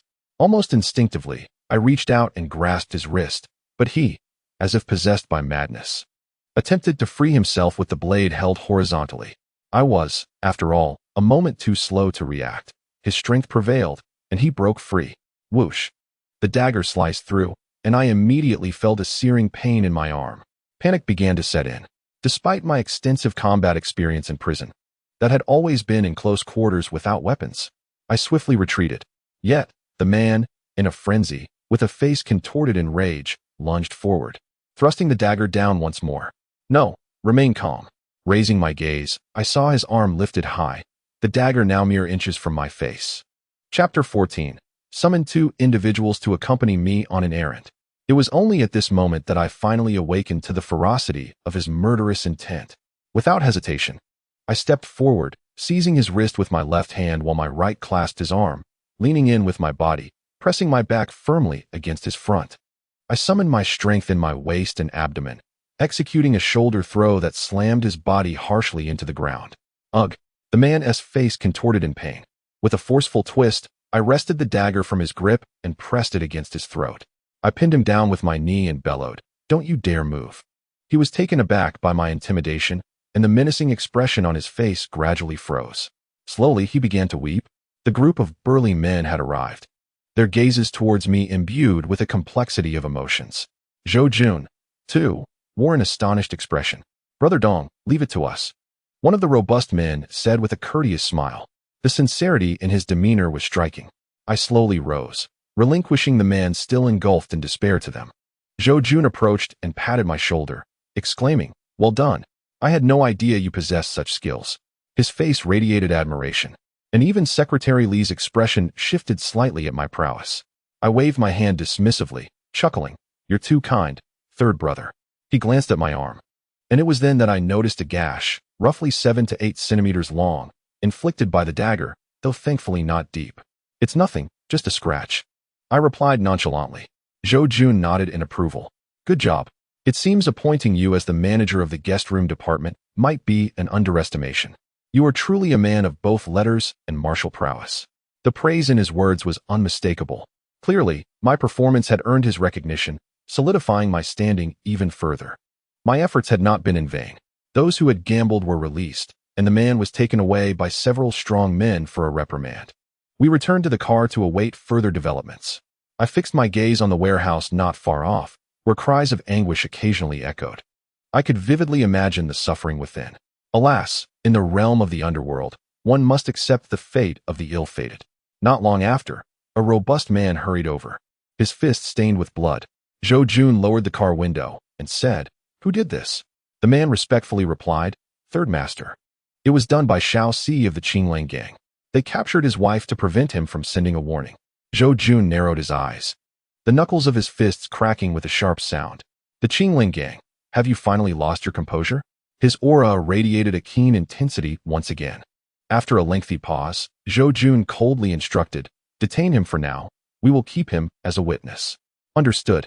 The driver maneuvered the car onward. Unable to contain my curiosity, I inquired, "Third brother, are we going to report this to the police?" Zhou Jun patted my shoulder with a smile. "We are not merely reporting. When the time comes for conflict, we will stand justified." I nodded in agreement. Zhou Jun continued, "In the East District, there are only 3 notable gangs: the Qingling Gang, the Hongxing Gang, and our Hutu Gang. The Hongxing Gang is the strongest, and for years, our Hutu Gang has maintained a balance with the Qingling Gang. It is said that the Qingling Gang now has powerful backing, and it seems that is indeed the case. They are preparing to strike against us." I silently committed these gangs to memory. Zhou Jun looked at me and smiled. "I believe it won't be long before the Qingling Gang starts causing trouble for us, and even if they don't, we should seek them out." His expression conveyed a confidence that seemed to surpass my own. "All right," I replied. Although Zhou Jun did not elaborate, I sensed that a storm was brewing. I was not afraid. Rather, I felt a sense of anticipation. In tumultuous times, heroes emerge. It is both a crisis and an opportunity. I lifted my head and smiled. "By the way, third brother, I have a personal matter to attend to. Is it permissible to deal with someone?" Zhou Jun chuckled and said, "If you can't handle a little scuffle, what is the point of being in a gang? Rest assured, with me backing you. As long as you don't kill anyone and avoid the cameras, there won't be any issues." Hearing this, I felt reassured. Zhou Jun continued, "You've met Gongzi. When you head out, take him with you. He is quite reliable." I nodded, "Thank you, third brother." Before long, we returned to the nightclub. Zhou Jun did not mention how to deal with the Qingling Gang, but I suspected the situation would escalate. Time passed slowly, and soon, night enveloped the sky. Knock, knock, knock. The sound of knocking jolted me from my slumber. "Come in," I said, sitting upright, still groggy. Gongzi entered, grinning. "Donggu, I've brought them back. These 2 little rascals are truly slippery. They fled to the south of the city." My sleepiness vanished in an instant. "You've worked hard, brother. Where are they?" I asked. Gongzi turned slightly, waving his hand. "Bring them in for Donggu." Soon, 2 bruised thugs were shoved into the room, collapsing onto the ground, their bodies trembling incessantly. I stepped forward, their terrified gazes finally shifting to me, causing them to flinch once more. "Please spare us, esteemed sir. I was wrong. Had I known you were Donggu, I wouldn't have dared to vie for a woman with you." The thug knelt, his face a mask of desperation. I inquired with a hint of amusement, "Have you heard of me?" Without hesitation, he replied, "Your reputation precedes you," echoing like thunder. I couldn't help but chuckle softly. "Then you must know that I only became Donggu yesterday." Upon hearing this, they were momentarily taken aback. I wiped the smile from my face and stated coldly, "Enough with the idle chatter. I summoned you for one question. You remember the girl who got drunk yesterday, correct? Who sent you to find her? Answer correctly, and you may return. Answer poorly, and you'll remain here forever." I fixed my gaze intently upon them. They hesitated, and this reaction spoke volumes. Zhangzi stepped forward and kicked one of them, shouting, "Donggu is asking you a question. Are you deaf?" The thug swallowed hard, trembling. Eventually, he stammered, "Why yes. Someone gave us 3,000 yuan to do it." Just as I suspected. I narrowed my eyes and asked coldly, "Who was it?" The thug looked up, panic-stricken. "I really don't know. Just a girl. I don't even know how she found us. We were just doing our job for the money. I swear." I stared out the window, responding coolly, "Not knowing her is fine, as long as you can recognize her when you see her." The thug patted his chest in assurance. "That is no problem. I remember her. That woman was quite the seductress, clearly not a good person." I nodded slightly.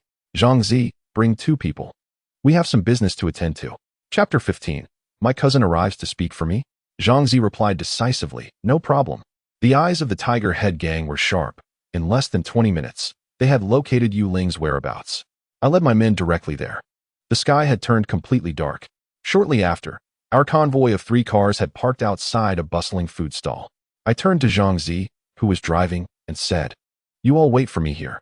Zhangzi responded, "Understood, Donggu." I opened the door and stepped out, my gaze locking onto a table not far away. 1 man, 3 women. Du Mingho and Yu Ling were among them, while the other 2 women were unfamiliar to me, extravagantly dressed.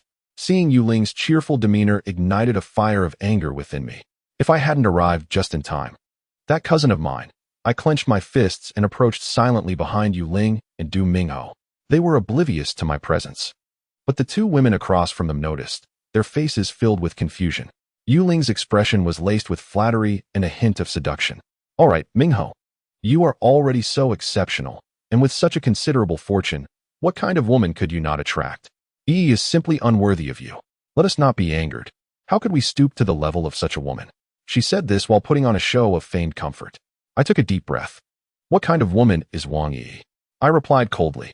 Yuling was taken aback. Du Mingho immediately turned to look at me. Is it you? Yuling exclaimed in surprise.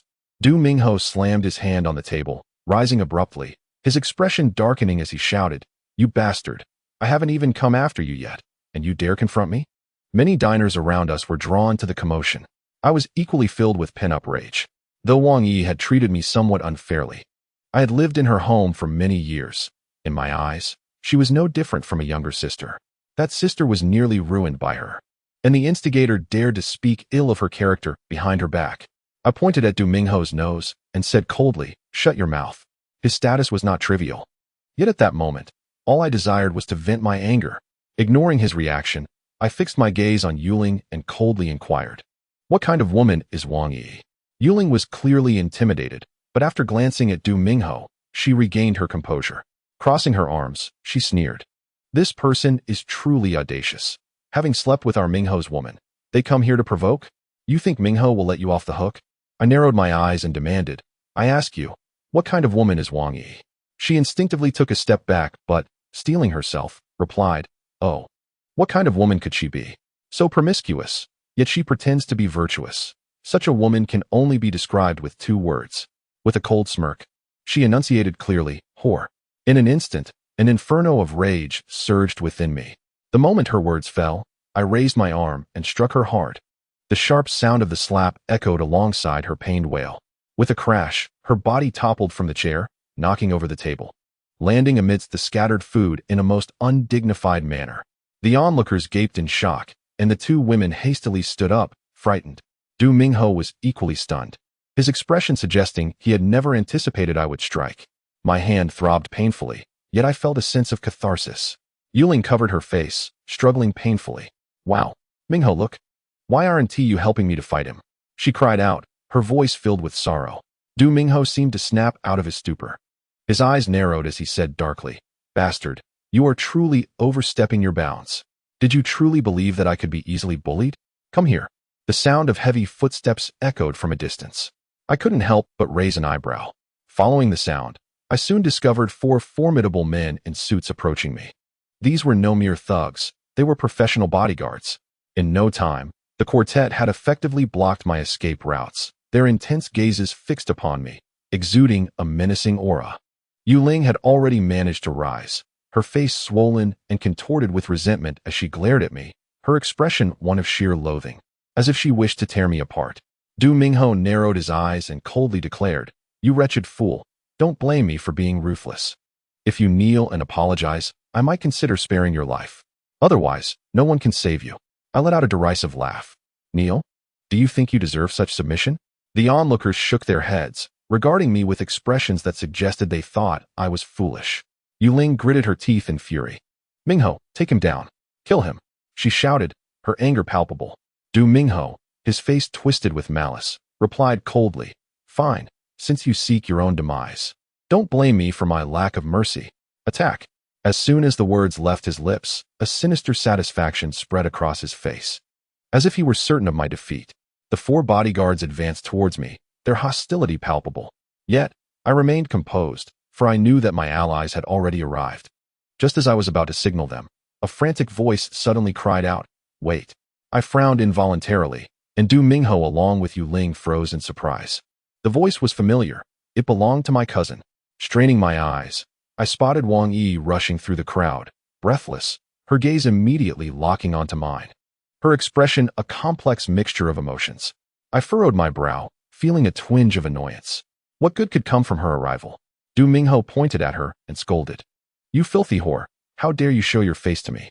His words ignited a fresh wave of fury within me as I seized a bottle and pointed it at him, retorting coldly, Who are you insulting? Wang Yi raised her voice, Enough. She approached with a grave expression. Du Mingho, I have already stated that I have done nothing to wrong you. But I respect your choices. I am not here to see you. I am here to see him. With that, her gaze turned towards me, leaving me taken aback. Du Mingho's face began to shift between anger and confusion. Yu Ling pointed at Wang Yi and exclaimed, Wang Yi, I once considered you a good sister. Yet look at your disgraceful behavior. You just spent the night with him, bringing shame upon Mingho, and now you dare to claim you are here for him? How could you hurt Mingho so deeply? Her expression dripped with disdain. I, too, began to wonder what Wang Yi truly intended to accomplish with her arrival. Wang Yi shook her head gently.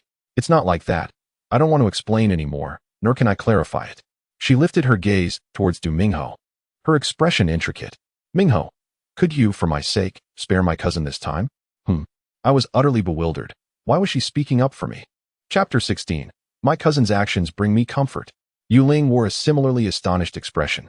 Du Mingho's fists were clenched tightly, his grinding teeth producing a harsh sound. His face dark as though he could squeeze water from it. Yu Ling was the first to react, hastily exclaiming, See, you claim nothing happened between you? Who would believe that you have no relations? Wang Yi's small fists were tightly clenched as she declared, Shaoling, it's not what you think. He is my cousin. I was even more taken aback by this revelation. Stimulated? Yu Ling retorted, So your cousin can share a room with you? And sleep without clothes? Do you think Mingho is a fool? I shot Yu Ling a cold glare, my disgust reaching its peak. Wang Yi attempted to clarify, No, that was enough. Before she could finish, Du Mingho's furious shout interrupted her. Wang Yi was startled, looking towards Du Mingho. Yu Ling wore a smirk of triumph, and my annoyance towards her was beyond words.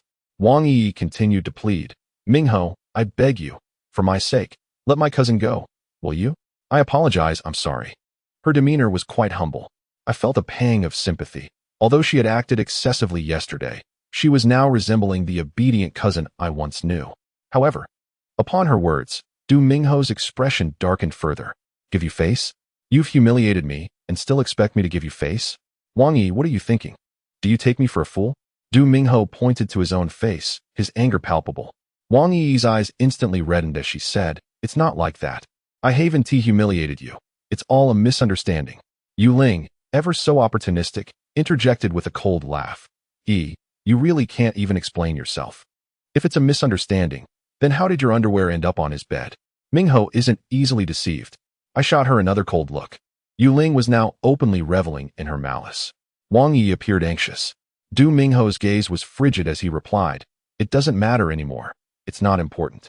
He has embarrassed me, so I shall make him pay dearly. Fair enough. As for your face, what worth does it have? To be honest, I only pursued you to experience what it feels like to be with a pure girl like you. Do you really think I've fallen for you? I have countless women around me. I don't need you. Do you understand? Wang Yi's eyes widened in disbelief, her delicate form stumbling back 2 steps. Her face filled with incredulity. My fists clenched tightly, the hatred within me intensified. These two are inhuman. Du Mingho seemed to have found a means to vent his frustrations. Sneering as he said, Since you're here, I might as well grant you a favor. Strip yourself bare, and I may consider sparing his miserable life. What do you say? With that, his face was etched with derision. Wang Yi trembled violently. I could no longer contain my fury and coldly remarked, I originally came to confront this wretched creature. But it appears there are more than just her seeking their demise. Yu Ling's face was instantly filled with resentment. Du Mingho scoffed disdainfully. Pathetic, is that all you've got? Just as I was about to make a move, Wang Yi suddenly stood in front of me, her face a mask of despair. With tear-filled eyes, she gazed at me and said, Cousin, I'm sorry, this is all my fault. Just go? After saying this, her eyes were filled with determination. The men around us widened their eyes in anticipation, as if eagerly awaiting her next move. After all, her words implied consent to Du Mingho's demands. Du Mingho's cold laughter was laced with malice. I could not help but furrow my brow. My cousin was not someone who would acquiesce to such terms. And despite my uncertainty about what had traumatized her, I felt a sense of relief. I patted her shoulder and smiled. What are you thinking? With me here? How could you suffer? Du Mingho's sinister grin deepened as he mocked. Exactly. What are you thinking? I merely suggested sparing his life. I never said he could leave now. Wang Yi, do you think your influence is that significant? At his words, Wang Yi shuddered again. She bit her silver teeth and quickly whispered to me, I'll hold him off. You must escape quickly. You have to hurry. With that, she resolutely turned to rush toward Du Mingho. I couldn't help but shake my head and chuckle softly. However, I must admit, I felt a sense of pride in her bravery. I reached out and grasped her arm, pulling her back from her reckless charge. She looked at me in disbelief. What are you doing? I replied with a smile. Why are you so agitated with me around? She appeared bewildered. What do you mean? Do you intend to fight against those 4 bodyguards? Are you joking? Have you lost your mind? Her eyes widened in astonishment as she spoke. The surrounding crowd sneered incessantly, their faces filled with mockery. Yu Ling and the 2 other women were even more scornful. I couldn't help but join in their mirth, saying, I may not be able to win, but he has his people, and we have ours. Wang Yi looked at me incredulously. Humph. Yu Ling scoffed derisively, taunting, you truly overestimate yourself. With your abilities, who would stand by your side? Have you summoned your beggar friends? Laughter erupted around us, each person casting scornful glances in my direction. Du Mingho's somber visage betrayed a hint of disdainful amusement as he mockingly remarked, let your people come forth, lest others accuse me of bullying. After dealing with you, I could compel your lovely cousin to disrobe using your broken body. Wouldn't that be far more gratifying? With that, his lecherous gaze roamed over Wang Yi. Wang Yi clenched her teeth in indignation. Du Mingho, you are shameless. Had I known you were of such a character, I would have never consented to your pursuit. It was evident that her heart was truly wounded. Du Mingho sneered dismissively. Do you think I care? It's merely a game. Yu Ling, growing impatient, interjected, Brother Mingho. Let's not waste words with them. I can hardly wait. She turned her attention to me, exclaiming, useless, where are your people? Hurry and summon them to their doom. I regarded her coolly. Initially, I had intended to resolve your matters first, but seeing as it stands, I shall deal with him first, and then with you. Upon finishing my statement, the 2 women erupted into suppressed laughter, while the others wore expressions of derision. Yu Ling looked down upon me with contempt. Taunting you? Resolving this and that? Have you glanced at yourself in the mirror? Do you even deserve it? Wang Yi, though silent, mirrored her skepticism. I couldn't help but let out a cold chuckle, declaring, very well, let me demonstrate my capability. Brothers, come forth. Chapter 17. Misunderstandings resolved. Truth revealed. Thud, thud, thud. The heavy footfalls approached as Gongzi arrived with 7 of his brethren. Clad in suits, their black short sleeves peeked through, revealing tattoos that danced tantalizingly at their chests. Each wielded baseball bats and steel pipes, advancing slowly, exuding an overwhelming aura of intimidation. The crowd's eyes widened in astonishment, confusion etched across their faces. Yu Ling and the 2 women froze, while Du Mingho's arrogance dissipated. Wang Yi's eyes widened, her face illuminated with disbelief. The atmosphere fell silent. I gently patted Wang Yi's shoulder, smiling. Take a seat. I shall handle this. With that, I guided her petite form to a nearby chair. She stared at me in a daze, utterly shocked. Meanwhile, Gongzi and his entourage had positioned themselves behind me, bowing in unison. Donggu. The reverberation of that call was profoundly impactful. I noticed Wang Yi's body tremble slightly at the sound. Yu Ling and her companions regained their composure, now flustered. I nodded lightly, smiling. All right, my people have arrived. This no longer counts as you bullying me. You may proceed. The crowd's derision shifted from me to Du Mingho. Gulp. Du Mingho swallowed hard, appearing somewhat dazed. I relished the sensation immensely. At the same time, this once again corroborated the thoughts lingering in my mind. Without status, one is destined to be bullied. Yu Ling no longer dared to meet my gaze. Her eyes filled with hope as they turned toward Du Mingho. After a considerable pause, Du Mingho finally directed his attention toward Gongzi and the others, barking defiantly, I am the son of the chairman of Huatai Real Estate. Who the hell dares to lay a finger on me? I couldn't help but raise an eyebrow. Real estate? Indeed, he possessed a certain standing. Though I was unaware of the status of Huatai as a conglomerate, Gongzi scoffed, murmuring, let me put it this way, offend my brother Dong. And even if you were the king of heaven, you'd still be in for a beating today. I couldn't suppress a laugh. Clearly, this was not a significant issue. With my hands tucked into my pockets, I leaned against the table behind me and said, then let us stop the chatter and get to it. Hit hard. Gongzi grinned menacingly, responding, all right, brothers, did you hear Dong Ji's orders? Let's give it to him. As his words fell, one by one, they charged forward wielding baseball bats. Yu Ling and her friends immediately let out panicked screams. Du Mingho stood frozen in shock, a dazed expression plastered on his face. The bodyguards were equally bewildered. Even with their training, they could not withstand our numbers. The sound of chaos erupted, bang, thud. Soon, Gongzi and his group plunged into the fray, ruthlessly launching their attacks. The scene descended into utter disarray. Baseball bats soared through the air, continuously crashing down upon Du Mingho, who lay on the ground, clutching his head and howling in agony. I chuckled, saying, "Don't be angry. I'll avenge you. In the future, be sure to keep your eyes peeled when choosing a boyfriend and steer clear of such scoundrels." As I spoke, witnessing Du Mingho's plight brought me a sense of satisfaction. However, after speaking, my cousin did not respond.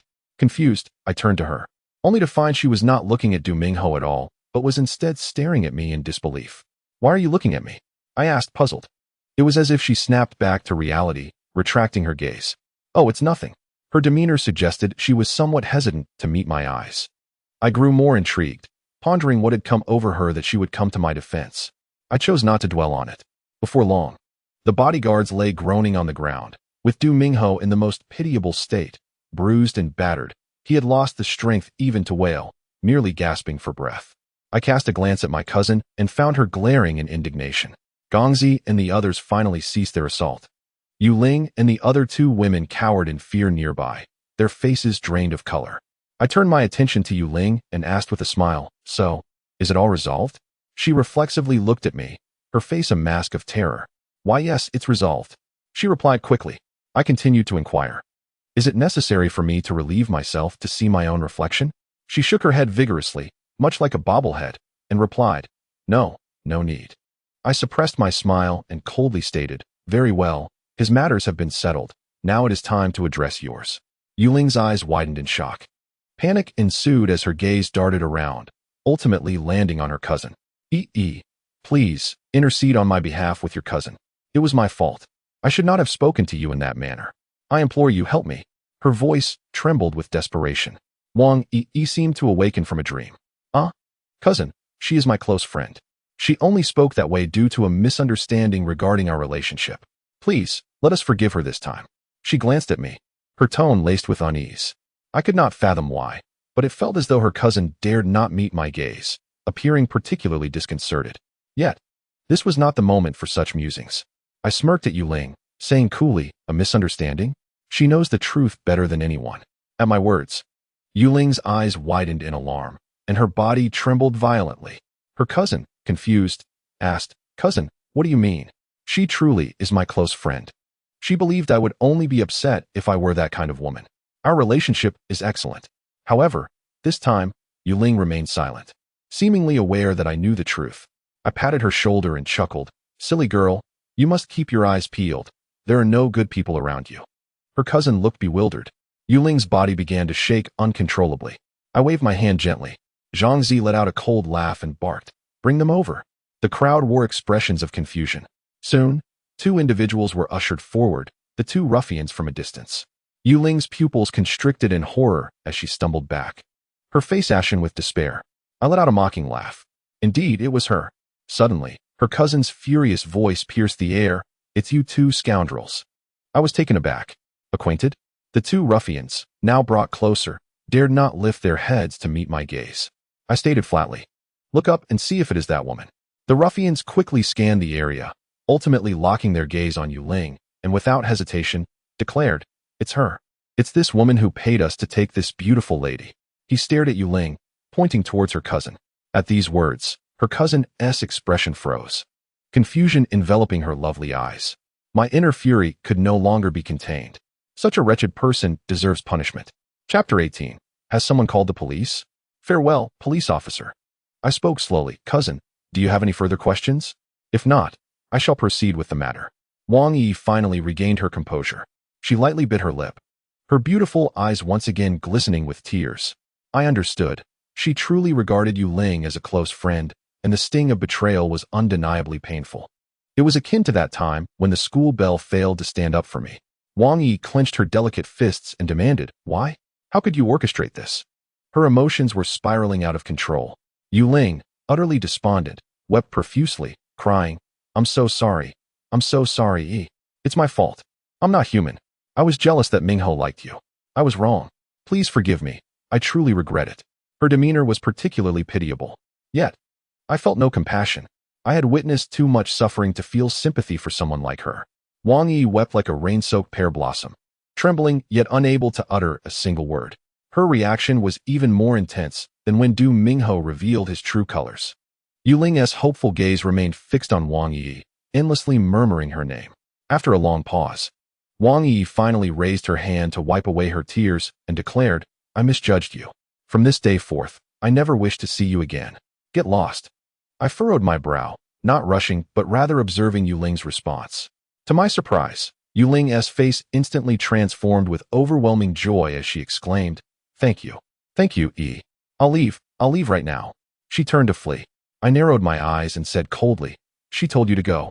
But I haven't dismissed you." Yuling's expression froze. Her movements halted abruptly. Gongzi and the others swiftly encircled her, their gazes icy. Wang Yi looked at me, hesitating to speak. I understood her desire to intercede, so I denied her the opportunity, stating flatly, "Out of friendship, Yi allows you to leave. But that has nothing to do with me. I cannot bear to see my cousin deceived by someone like you. Thus, there is no other choice. Considering you are a woman, I shall refrain from using force." Yuling was left utterly petrified. Gongzi and his companions showed no hesitation, discarding their weapons and rushing forward. Wang Yi hesitated for a moment, but ultimately did not intervene.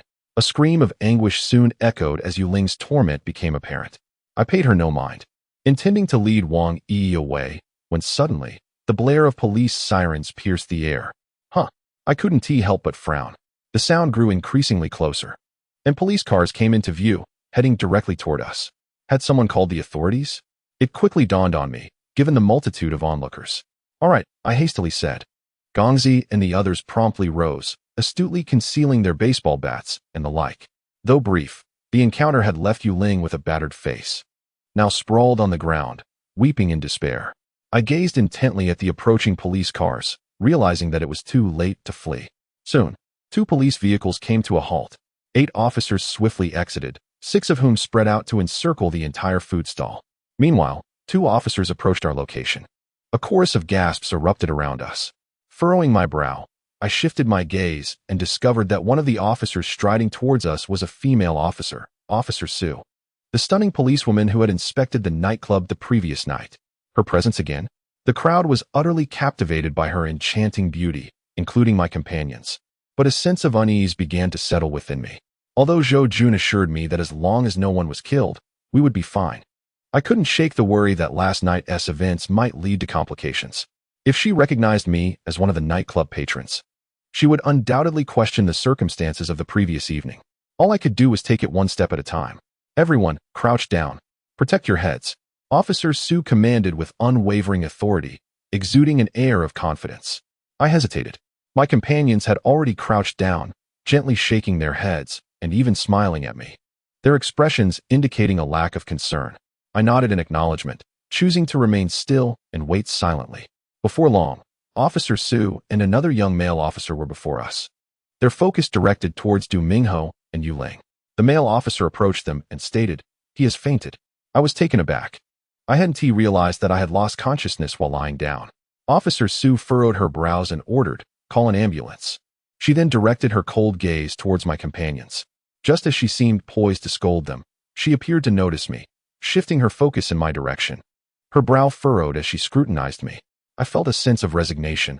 I had indeed been discovered. "Is it you?" Officer Su inquired with a furrowed brow. "Hello, Officer Su. It is an honor that you remember me," I replied with a smile. She glanced at my companions, then back at me, asking, "Are you with them?" Her piercing gaze was particularly sharp. I realized she must have connected the dots regarding last night's inspection. Before I could respond, one of my companions anxiously interjected, "Dong Gu is not with us. We don't know him." My lips twitched in disbelief. How did this person even get in? In a fit of frustration, my companion smacked the back of the interjector's head, exclaiming, "Are you out of your mind?" The younger fellow clutched his head, his face flushed with embarrassment. I couldn't help but shoot him a glare, but I knew this situation couldn't be concealed. "We know each other, but we are not together," I replied with a smile. Officer Su's gaze sharpened, exuding an undeniable air of authority. Fortunately, my mental fortitude was commendable. Her eyes glinted with cold intensity as she inquired, "Didn't you claim to be unaffiliated with Nightshade?" I replied with unruffled composure, "That was indeed the case yesterday. However, following that incident, the owner recognized my capabilities and chose to retain me. If Officer Su harbored doubts, she could easily verify my employment records." Her expression grew even colder. I maintained my smile, awaiting her next move. Humph. She scoffed. I knew you were no good. You were involved in the fight, weren't you?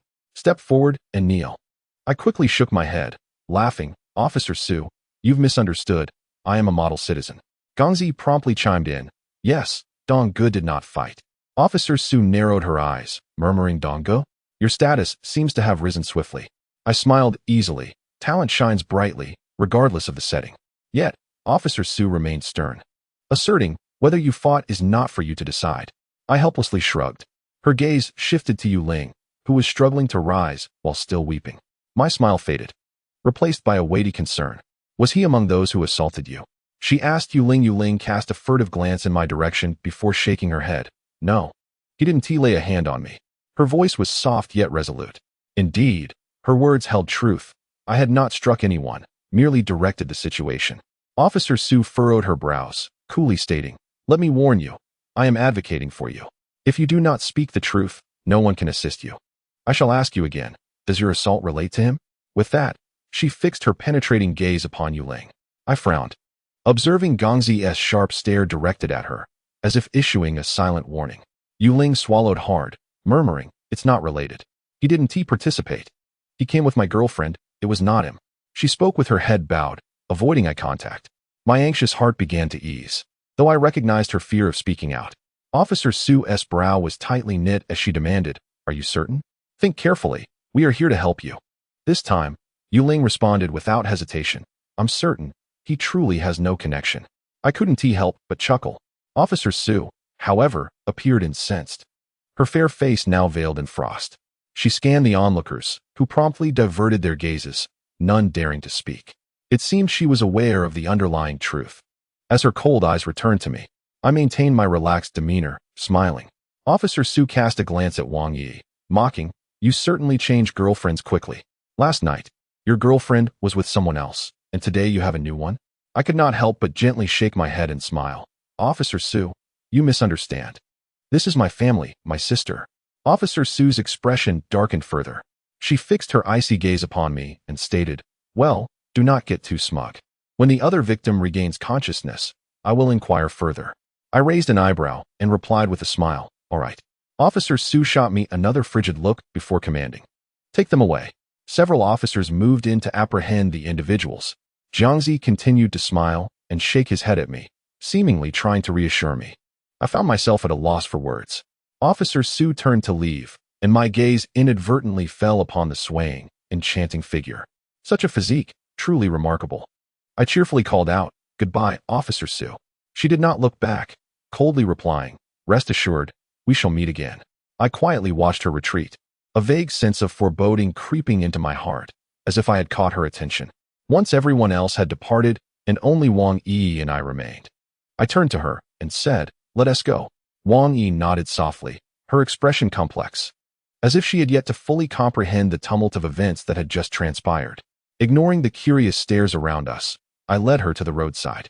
She consistently lagged a step behind, her head bowed. I inquired with curiosity, How did you find your way here? Wang Yi replied in a hushed tone, I knew Du Mingho was here. I didn't know you were. I nodded, realizing my cousin might have come to confront Du Mingho. Her mood appeared rather subdued. I offered a cheerful reassurance. It's better to learn of Du Mingho's unpleasant visage sooner rather than later, rather than discovering it after developing genuine feelings. Wang Yi softly responded, I wasn't thinking about him. Really? I paused, bewildered, and asked, Then what occupies your thoughts while you keep your head down?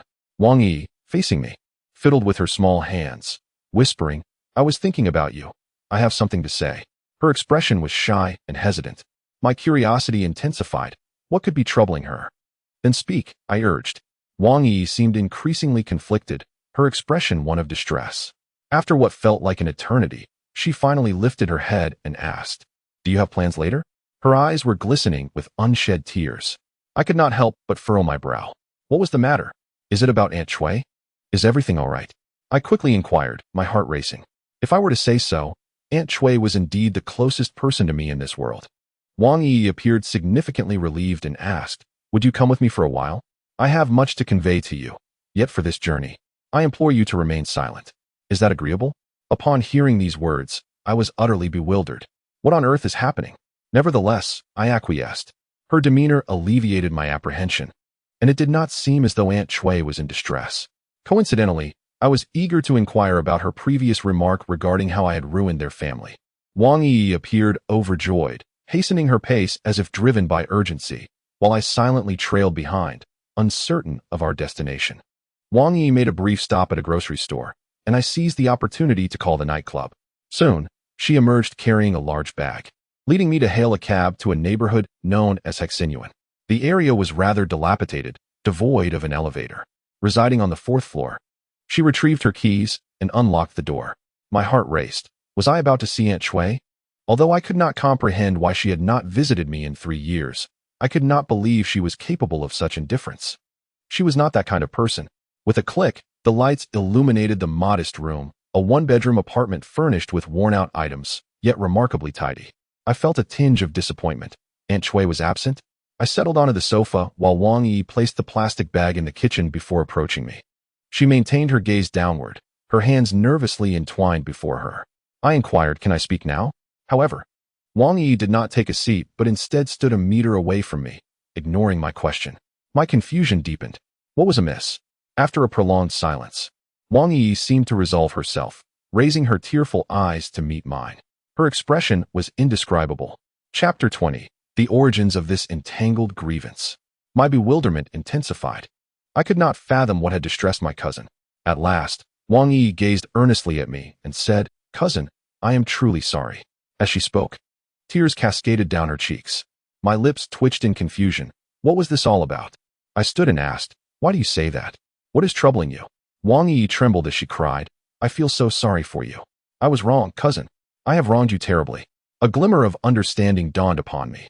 "You know about what happened last night?" I asked, perplexed. Wang Yi nodded fervently. "Today, I ventured to the nightclub and reviewed the surveillance footage, only to realize that it was indeed you who saved me. I understand that everything you said was true. You did nothing but rescue me, brought me back, and even assisted in washing my clothes. Yet I treated you so poorly. Oh, cousin, I am truly sorry." As I spoke, tears flowed uncontrollably, reminiscent of rain-soaked blossoms. I could not help but shake my head and smile softly. All right. Oh, what is there to be so upset about?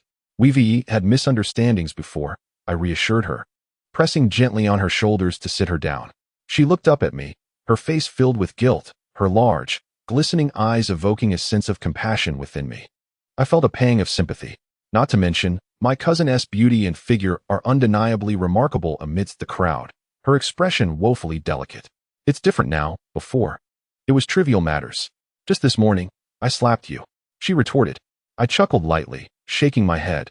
"After all these years of bickering, your strength is nothing." I hardly felt it. She remained silent, yet her expression was still one of remorse. "Enough of that," I said cheerfully. "What's done is done. It's not a big deal. I've already forgotten it." My cousin pouted slightly and said, "Thank you, cousin. Despite how I treated you, you not only bore no grudge, but also helped me confront Du Mingho and Yu Ling." My expression faltered, as if at a loss for words. Instinctively, I wanted to ruffle her hair, but I settled for a gentle pat on her shoulder, smiling. "All right, you're my sister. How could I allow others to bully you?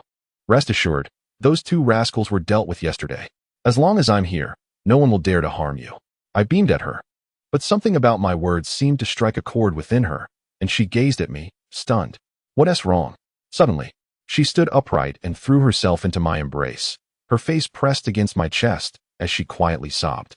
This left me a bit bewildered, hands raised, unsure where to place them. After all, we were no longer children. We had grown up. "Why are you crying?" I asked cautiously. Wang Yi said softly, "Thank you, cousin. I finally understand what it feels like to have family." This statement froze my expression instantly.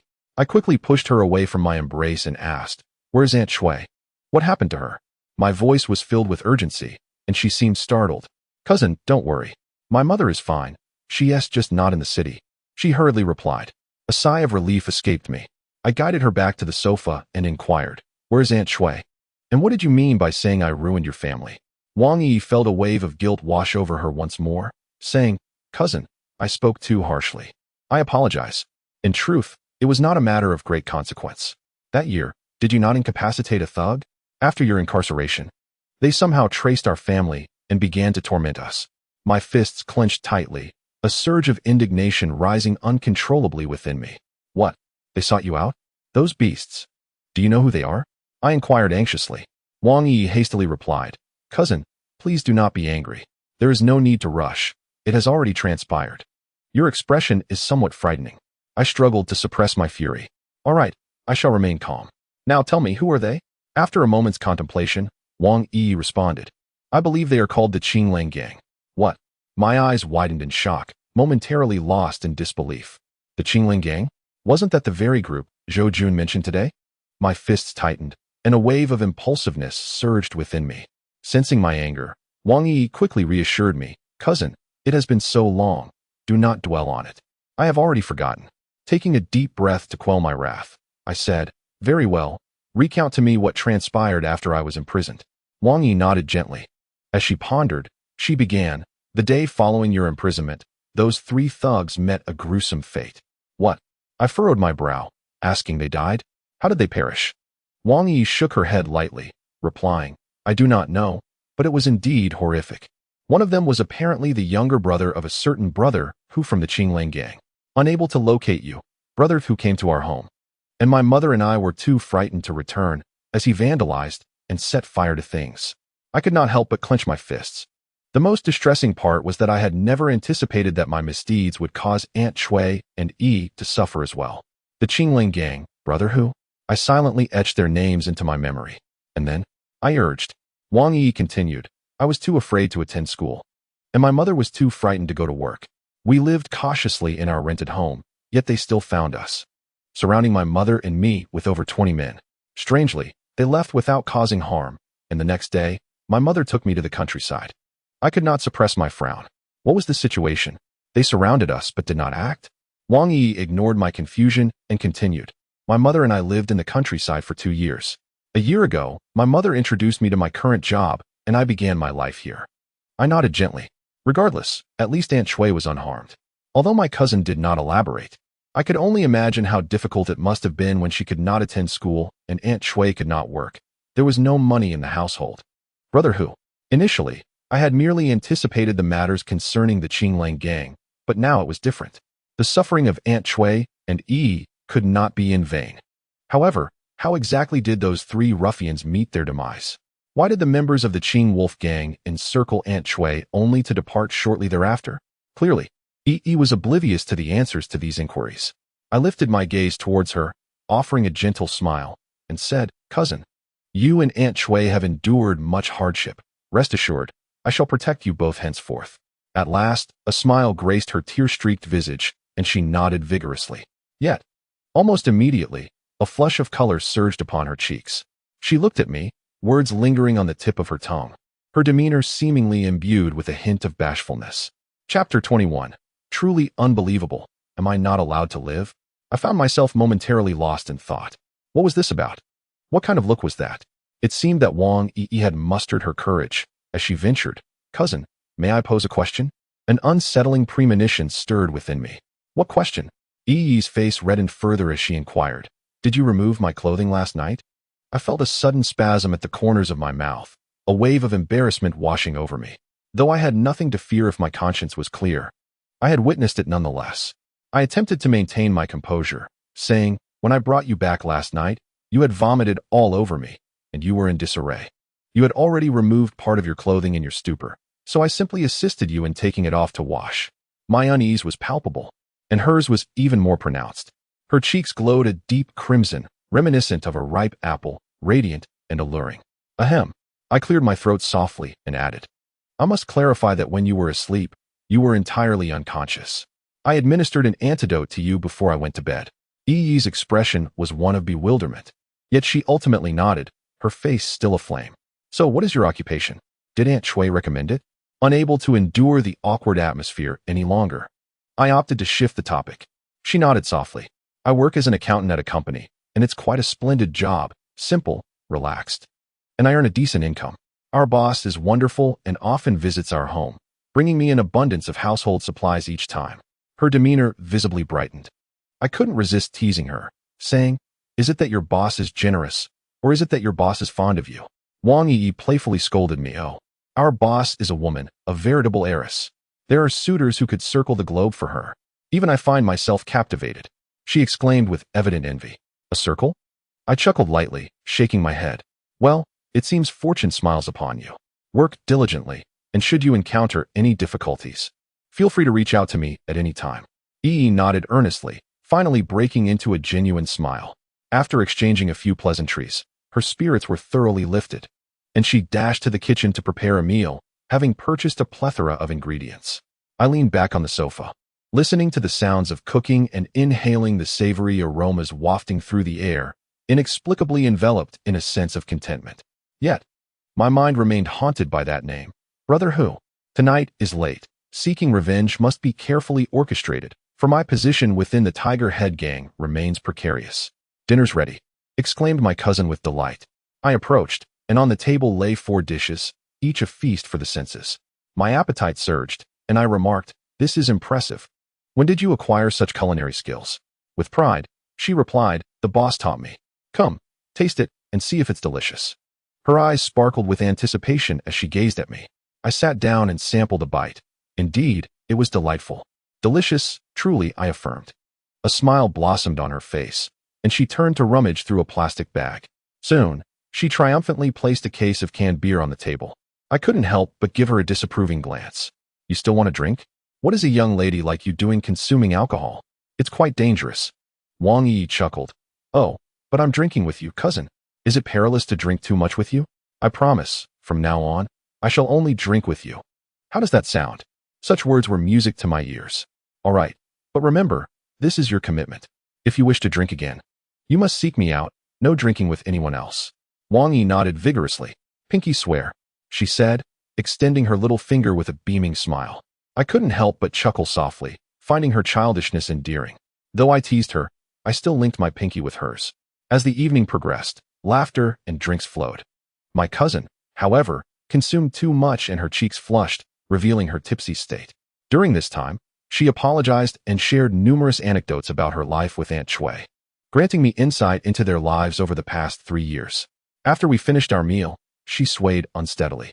I cleared the dishes while Wang Yi leaned against the wall, struggling to maintain her balance. 3 cans of beer. No wonder she had been so inebriated last night. "All right, it's time for you to head back and sleep," I said with a hint of resignation. "And you?" she inquired, tilting her head to look at me. I had intended to leave, but it seemed I needed to stay a bit longer. "I'll keep an eye on you. Go on, sleep. I'll take the sofa." With a sigh, I shook my head and promptly exited the room, ensuring the door was secure. After turning off the light, I succumbed to slumber. I know not how much time passed before I was jolted awake by hurried footsteps. The lights flickered on, their brightness blinding me, and I vaguely perceived a figure rushing towards the bathroom. Am I dreaming? Chapter 22. The Enchanting Beauty. Could it possibly be her? Still disoriented from sleep, the sound of running water brought me back to reality as my cousin positioned herself at the sink, rinsing her mouth. I swallowed involuntarily, a surge of restlessness intensifying within me. My cousin was almost at the threshold of the bedroom, her hand raised to extinguish the light. However, the moment her fingers made contact with the switch, her motion abruptly halted. A pang of anxiety gripped my heart. My sluggish thoughts finally stirred to life, but alas, it was too late. My cousin seemed to sense something amiss, her gaze darting towards me like a flash of lightning. Our eyes met, and I instinctively tightened my toes. Hidden beneath the covers, she, too, appeared to be petrified, staring at me with a dazed expression, the drunken haze on her face dissipating in an instant. In that moment, time seemed to stand still. I was utterly at a loss, for her expression was unmistakable. She had drunk too much and forgotten my presence in her home. Time flowed slowly. In this moment, I truly understood the meaning of time dragging on like an eternity. Though my cousin's gaze remained fixed upon me, her body was still, frozen in the posture she had assumed moments ago. I knew I ought to look at her face. Yet the tug-of-war between reason and impulse caused my eyes to dart back and forth between her face and the place I longed to see. It felt as though a full minute had passed. My cousin seemed to have a moment of clarity, letting out a piercing scream and rushing toward the room without hesitation. Yet, it appeared she had forgotten to open the door. Bang! Her face collided intimately with the door, and her alluring form crumpled to the ground. The sound alone was painful to hear. She covered her face and began to sob. I lay on the sofa, utterly unsure of what to do next. Should I go over and assist her? That seemed inappropriate. Are you all right? I ventured timidly. Her delicate form curled into itself. Although I could see little, an alternative allure emerged. The turmoil within me only intensified. After a long pause, my cousin's voice, faint as a mosquito's buzz, broke the silence. I'm fine. I forgot you were here. I'll head back now. With that, she sat on the floor, opened the bedroom door, and slipped inside. I remained somewhat dazed. Was it over? It was the middle of the night, and I had been startled awake, only to be further agitated. Sigh. Ultimately, I could only let out a long sigh. This night would surely be restless. It was hard to tell how much time had passed, but I eventually found myself struggling to drift into slumber. Fortunately, I fell asleep relatively early. When I finally opened my eyes the next morning, it was already past 8. My cousin had yet to awaken, perhaps due to the lack of open windows last night. The scent of alcohol still lingered in the living room, and I, too, was enveloped in that same aroma. I listened closely, but there was no sound from the bedroom. She was indeed still asleep. I chose not to dwell on it further and quickly made my way to the bathroom to prepare for a shower. Upon entering, I was taken aback to discover that the door could not be locked. The locking mechanism was broken. I felt quite helpless. Regardless, still groggy, I hurried to wash up. I shut the door firmly, stripped off my clothes, and swiftly turned on the faucet. To my dismay, only cold water flowed. There was no hot water heater. My heart ached a bit for my cousin. Fortunately, the weather was warm, and I had long since acclimatized to cold water in this prison-like setting. After using some body wash, the unpleasant odor on my skin had nearly dissipated.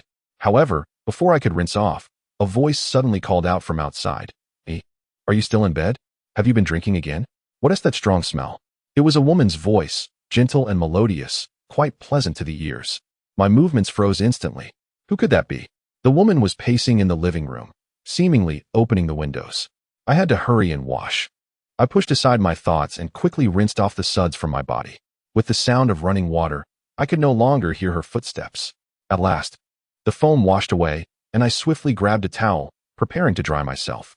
However, just as I turned off the faucet, I was astonished to realize that the footsteps had reached my door. That gentle voice called out again. "Heavens, silly girl, you didn't leave the faucet running all night, did you?" My heart raced to an extreme, and instinctively I shouted, "There's someone inside." The door swung open, and a rush of cold air, accompanied by a captivating fragrance, enveloped me. A stunningly beautiful girl stood at the threshold.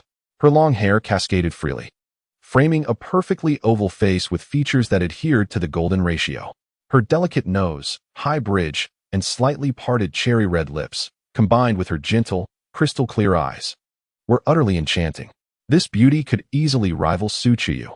She wore a deep gray, form-fitting dress, complemented by a stylish white outer layer, and alluring black stockings paired with high heels.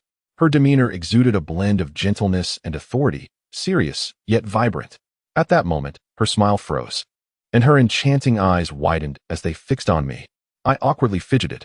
Just as I was about to use the towel for cover, my body trembled violently, as if struck by electricity. No, something was amiss. I took a closer look at her breathtaking visage, and it felt as though I had been struck by lightning. A torrent of thoughts surged through my mind. It was her. Chapter 23. The exquisite school bell returns to view. In that moment, it felt as though something heavy pressed against my heart, making each breath laborious. Yet, she was the first to regain her composure. "You." Her cherry lips parted, and her gaze slowly descended from my face. I remained utterly motionless, completely stunned. The enchanting beauty before me was none other than Suyuner, the campus belle who had denied me a witness 3 years ago. What a remarkable coincidence. Suyuner, seemingly taken aback by something, flushed slightly, yet her expression darkened. I was still trying to regain my composure when, bang, she abruptly slammed the bathroom door shut. I was taken aback. What was going on? Suyuner's delicate voice rang out. Get up quickly. There's a pervert in your house. Call the police."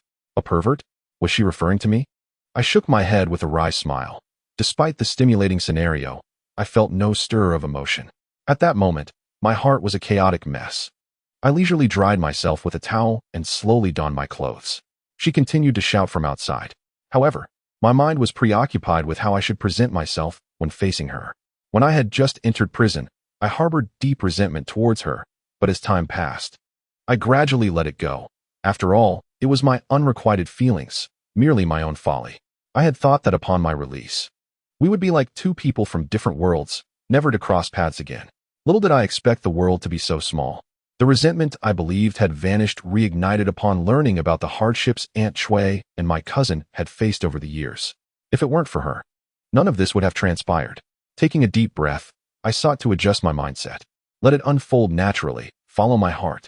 At last, I heard Wang Yi's hazy voice from outside. Sister Yuna, you're here? What do you mean by calling the police? Su Yuner calmly replied. My phone is on the sofa. I'm blocking the door. Hurry and call the police. There's a pervert inside. I couldn't help but gently shake my head. Although she appeared calm, was she truly capable of blocking the door? What? A pervert? That is my cousin. Cousin. There's a pervert in our house. Come out quickly. Wang Yi's still somewhat dazed shouts echoed. She was waking up, yet not fully coherent. My sense of helplessness deepened as I responded, I'm in here. A brief silence ensued outside. Thud, thud. Soon, I heard footsteps. It must be Wang Yi rushing over. She anxiously exclaimed, Cousin, are you in the bathroom? Are you with the pervert? He hasn't done anything to you, right? Should I call the police? Her words rendered me momentarily speechless. What kind of thought process was this? This was beyond mere confusion. It seemed akin to being foolishly intoxicated. Su Yuner's slightly awkward voice broke through. Is your cousin in there? Knock, knock, knock. I raised my hand and tapped on the door. Click. The door opened, revealing a somewhat embarrassed expression on Su Yuner's face. I stepped outside. Su Yuner seemed hesitant to meet my gaze and asked, I didn't know you had a cousin. Wang Yi seemed to have just regained her senses. Ah, Yuner, do you really think my cousin is a lecher? We haven't seen each other in 3 years. And I didn't mention it to you, she said as if awakening from a dream. Su Yuner turned to me, her smile radiant and disarming, rendering all else insignificant. Regrettably, I found myself devoid of the spirit to appreciate such beauty, my heart burdened with a tumult of emotions. With an apologetic tone, Su Yuner remarked, I'm sorry for the misunderstanding. I didn't realize you were Yi's cousin. My gaze toward her was laden with complexity as I replied. It appears that President Su is quite forgetful. Su Yuner's delicate brows furrowed slightly. Wang Yi's eyes widened in astonishment as she asked, Cousin, you've heard of Yuna? Hear of her? I couldn't help but chuckle softly, shaking my head. If President Su is unaware that I am Yi's cousin, does that mean she doesn't recognize me either? I was unsure how to approach her, forcing a smile that felt strained. I believed I had moved on, yet the moment I beheld Su Yuner, the tumult of love and resentment surged within me, an uncontrollable sensation. Wang Yi appeared bewildered. Su Yuner's expression, previously radiant, now faltered as she scrutinized me intently. After a lengthy pause, her eyes widened in realization. You are Lindong. The astonishment in her gaze was palpable. Wang Yi mirrored her astonishment. Her beautiful eyes filled with confusion.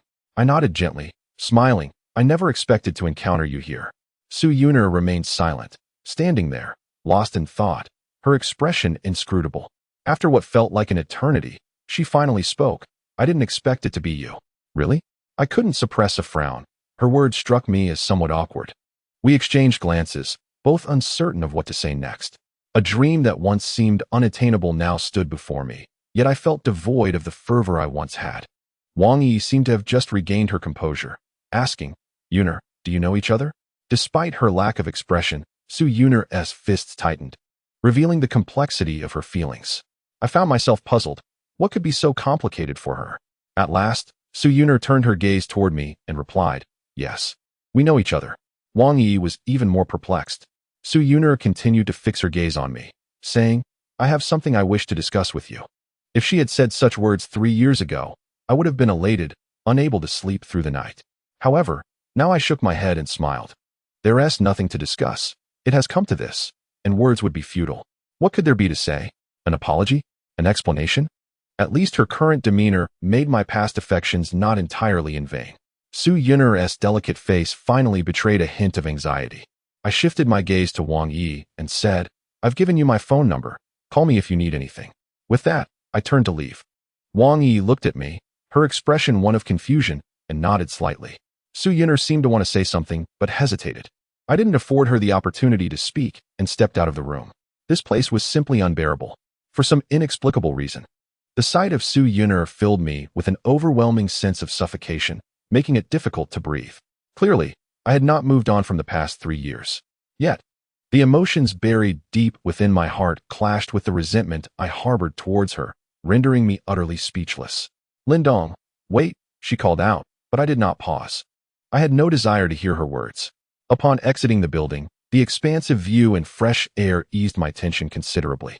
I turned back to gaze at the fourth-floor window, an inexplicable premonition washing over me, as if she would re-enter my life once more. Chapter 24, Daily Thrills? Time to find a woman. With a mind full of conflicting thoughts, I entered the nightclub. The staff greeted me with increasing respect, calling out to me from afar. Their smiles radiant. Just as I stepped out of the elevator, a familiar voice rang out, Donggu. I couldn't help but raise an eyebrow and, following the sound, spotted Gongzi approaching with a grin. You're out so quickly? I asked in surprise. Gongzi, ever straightforward, chuckled. Oh, it was nothing serious. We sorted it out last night. Just a little scuffle. Sun can handle it. His words astonished me further. It seemed the strength of the Hutu gang was far more formidable than I had anticipated, capable of orchestrating such affairs. I patted his shoulder and said, good work. Donggu, you flatter me. It's all part of the job. Just let me know whenever you need anything. He replied, his sincerity endearing. I smiled and nodded, appreciating his honest nature and capability. Once back in the office, I temporarily set aside thoughts of Su Yuner, my mind consumed with matters concerning the Qinglang gang. The vendetta against Aunt Chui must be avenged. However, I found myself at a loss as to where to begin. Although I had gained a certain status, I lacked real power, and I hardly knew anyone in the Hutu gang. Then it struck me, Zhou Jun. A sudden flash of insight illuminated my mind. He had mentioned yesterday that the conflict between the Hutu gang and the Qinglang gang was inevitable. Soon, afternoon arrived. I hastily wrapped up my work and eagerly sought out Zhou Jun.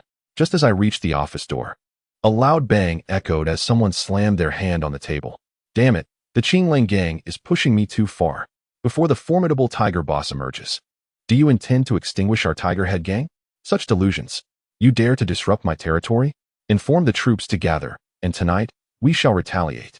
Zhou Jun's voice, filled with indignation, echoed through the air. My eyes instantly lit up. A conflict? This aligns perfectly with my intentions. As the door swung open, Secretary Li emerged, greeting me with courtesy as always. Donggu, he said with a polite nod. After he departed, his expression appeared rather grim. Dongzi has arrived? Come in. Zhou Jun's voice beckoned from within. I stepped inside directly. He had just settled down, taking a sip from his thermos, his face still etched with fury. I took a couple of steps forward and feigned indignation, saying, Third brother, has the Qingling gang stirred up trouble again? When shall we act? I wish to join. My current standing was insufficient to resolve personal grievances with the Qinglang gang, which provided a perfect opportunity to accomplish two objectives at once, to showcase my prowess before Zhou Jun and to seek out Brother Hu. Zhou Jun raised his gaze to scrutinize me, pondering something. After a long pause, he chuckled. Dongzi, are you not afraid?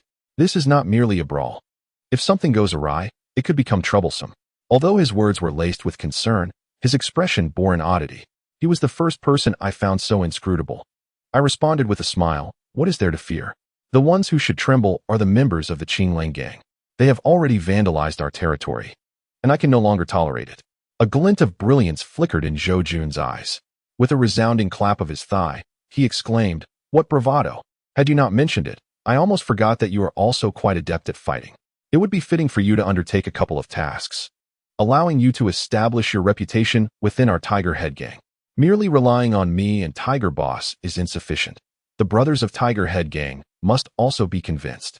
A surge of excitement bubbled within me. Excellent. When shall we strike? Who shall I follow? I feigned impulsiveness. Zhou Jun smiled mysteriously and replied, you are someone I have chosen. It would be beneath your talent to follow another. Return and await my instructions. I shall have Secretary Li notify you. I was somewhat taken aback. Thank you, third brother. I turned to leave the office, still surprised that he entrusted me with leading the charge. Did he truly have such faith in me?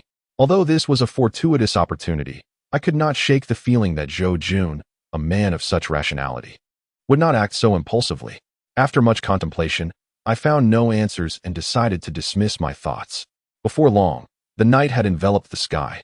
I must admit, this work was indeed effortless, so much so that it rendered me quite bored. I retreated to my small bedroom for a brief slumber. Donggu, it is time to rise. A gentle voice roused me from my dreams. As I opened my eyes, I discovered Secretary Li gently leaning against the door, a smile gracing his face as he regarded me. I hastily tucked away that sordid thought, sitting up and smiling as I remarked, "This bed is far too comfortable. I've overslept." Outside, the sky had turned dark. Secretary Li's charming smile grew even more radiant as she said, "I believe it is you, Brother Dong, who has been working too hard. If you need assistance, I would be happy to give you a massage once you finish your tasks. My technique is quite commendable. You know." Feeling a bit embarrassed, I chuckled, "Haha, I wouldn't dare trouble Secretary Li. Are we ready to set off?" This Secretary Li remained somewhat enigmatic, so I quickly shifted the topic. Secretary Li cast me a knowing glance and replied, "Indeed, the men are waiting for you downstairs." I couldn't help but furrow my brow. Am I truly leading the team? Very well, let us proceed. I rose, donned my coat, and walked outside, with Secretary Li quietly following at my side. Our destination was an underground casino in the eastern part of the city, a primary revenue source for the Qinglang gang, bustling with patrons. "Brother Dong, be well prepared," she cautioned. "Third Master desires a grand spectacle. The more ruckus, the better. Ideally, the venue should be utterly destroyed." With that, she offered another cryptic glance. I nodded lightly. Very well. Although my face betrayed no emotion, a surge of excitement welled within me. This was the true essence of undertaking significant endeavors. "Qinglang gang, Brother Hu, will you be present?" Before I could ponder further, Secretary Li quietly reminded me. "Oh, and do be cautious of Dejunum." I furrowed my brow. Is he not one of our own? Secretary Li glanced around to ensure we were unobserved before she continued with a smile. "Before your arrival, Dejun was one of Third Master's most capable subordinates, always leading the charge. Now that the position has suddenly shifted to you, he may not take it lightly." Not taking it lightly? A playful smile gradually crept onto my lips, just as I had hoped.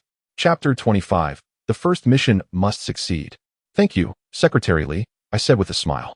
She reiterated her warning. "Dejun is a volatile character. Brother Dong, please exercise caution." Her emphasis piqued my curiosity. Clearly, he was not a simple adversary if Secretary Li felt it necessary to stress his nature. "Fear not," I replied confidently with a smile. We exited through the back door of the nightclub, stepping into a large courtyard where two black vans were parked in the center. As we emerged, the doors swung open, and over a dozen men clad in black surged forth, varying in height and build, each with a fierce gaze directed at me. A show of force? A playful smile spread across my lips. To attain status, one must conquer. Secretary Li stole a glance at me, and I maintained my composure, wearing a subtle smile. However, with so many present, I couldn't help but feel a twinge of apprehension. Their gazes grew sharper, each approaching with a provocative demeanor. Secretary Li stepped forward, her expression as frigid as ice. Only then did they gradually retreat, seemingly intimidated by her, yet still casting cold stares in my direction. Secretary Li inquired with an indifferent tone, "Where is Dejun?" From the van emerged a burly man clad in a black short-sleeve shirt, adorned with tattoos of dragons and tigers, his imposing stature suggesting a height of nearly 6 feet 3 inches. His face was a canvas of muscularity, exuding an aura of ferocity. No wonder he was a capable subordinate of Zhou Jun. The moment he descended, I distinctly felt the van lift slightly. Dejun, with an equally icy gaze, regarded me, his fierce appearance lending him an air of intimidation. I found myself unnerved. However, I had to feign calmness, hiding any signs of trepidation. Dejun approached, lowering his gaze upon me. I was compelled to look up at him. Secretary Li furrowed her brows slightly, her voice cool as she asked, "Do you harbor any prejudice against Third Master's arrangements?" Only then did Dejun retract his gaze. "Not at all. I merely wish to see the individual whom Third Master favors so highly." His gravelly voice was quite fearsome, instilling a sensation that he could rend me apart with his bare hands. Secretary Li's tone grew even colder as she stated, "I hope you will cooperate well, otherwise, Third Master will be displeased." Dejun squinted his eyes, and I sensed the fury simmering within his colossal frame. After a lengthy pause, he replied nonchalantly, "Rest assured, I will certainly cooperate. Who would dare disobey Third Master's orders?" Yet, that seemingly meaningful gaze remained fixated upon me, laden with implications. Secretary Li regarded him silently for several seconds before coolly declaring, "Obey the orders diligently. Should I discover any insubordination, I will have no choice but to report truthfully to Third Master." A glimmer of ferocity flashed into Dejun's eyes, yet he ultimately concealed it well, responding coldly. You need not worry. I was taken aback. Was Secretary Lee's position truly so elevated? Dong-gu, you may lead them to departure, Secretary Lee instructed, maintaining a beaming smile as she turned to me. Dejun's expression darkened once more. I nodded with a smile. Thank you, Secretary Lee. With that, I strode past Dejun, stating coldly, let us depart. I refrained from looking back, yet I could feel his piercing gaze upon me. Although they were intimidating, ultimately, they could do me no harm. So what was there to fear? Unbeknownst to me, I began to smile. I took a seat in the second row of the van, and the group remained still, prompting no urgency on my part. As long as they dared not act against me in a manner that could warrant a complaint to Zhou Jun, I felt secure, though I scorned my own actions. The pursuit of status rendered any means justifiable. It is only with status that one can rightfully engage in matters of strategy. After a prolonged silence, Dejun's deep voice finally resonated. Let's set off. The group of ruffians hastily boarded the vehicle, while Dejun, with a fierce expression, strode towards my car. I occupied the middle seat, and he directly plopped down beside me. His towering figure rendered my height of 1.80 m somewhat diminutive. The vehicle roared to life. Dejun seemed to intentionally assert his dominance, sitting upright with his back straight, his head nearly brushing the ceiling. I reclined slightly and crossed my legs. How many people are over there? I asked languidly, gazing out the window. Dejun's rugged voice responded. Are you inquiring of me? His words dripped with menace. I couldn't help but shake my head inwardly. Such threats had become almost commonplace during my time in prison. I fixed my gaze upon him and retorted. Who else would I be asking? Am I inquiring of myself, or are you prepared to withhold your cooperation? His icy stare bore into me, and I met his gaze with unyielding composure. While I could withstand his eyes, my neck began to strain from the need to look up at him. Humph. After a while, Dejun coolly remarked, according to intelligence, there are approximately 25 individuals in the venue, many of whom are quite formidable. I nodded in acknowledgement. Is this all you have at your disposal? A mere dozen men? Your operation seems lackluster, I said, a hint of amusement in my tone. Yet, my heart began to weigh heavily. Facing 25 adversaries with only 15 or 16 of us would be no easy feat. Dejun, evidently irritated, retorted coldly. What do you know? I have 50 men under my command, all stationed to oversee the situation. I chose to ignore him. I could hear the frustration seething in his gritted teeth. Humph. As the leader, you must prepare thoroughly. If we fail to achieve results this time, there will be no further opportunities for you to lead. His coarse voice rang out once more. I smiled lightly and replied, no need to fret. His words, however, served as a reminder, prompting me to shift my focus away from conquering Dejun and instead contemplate our forthcoming strategy. After all, we were vastly outnumbered.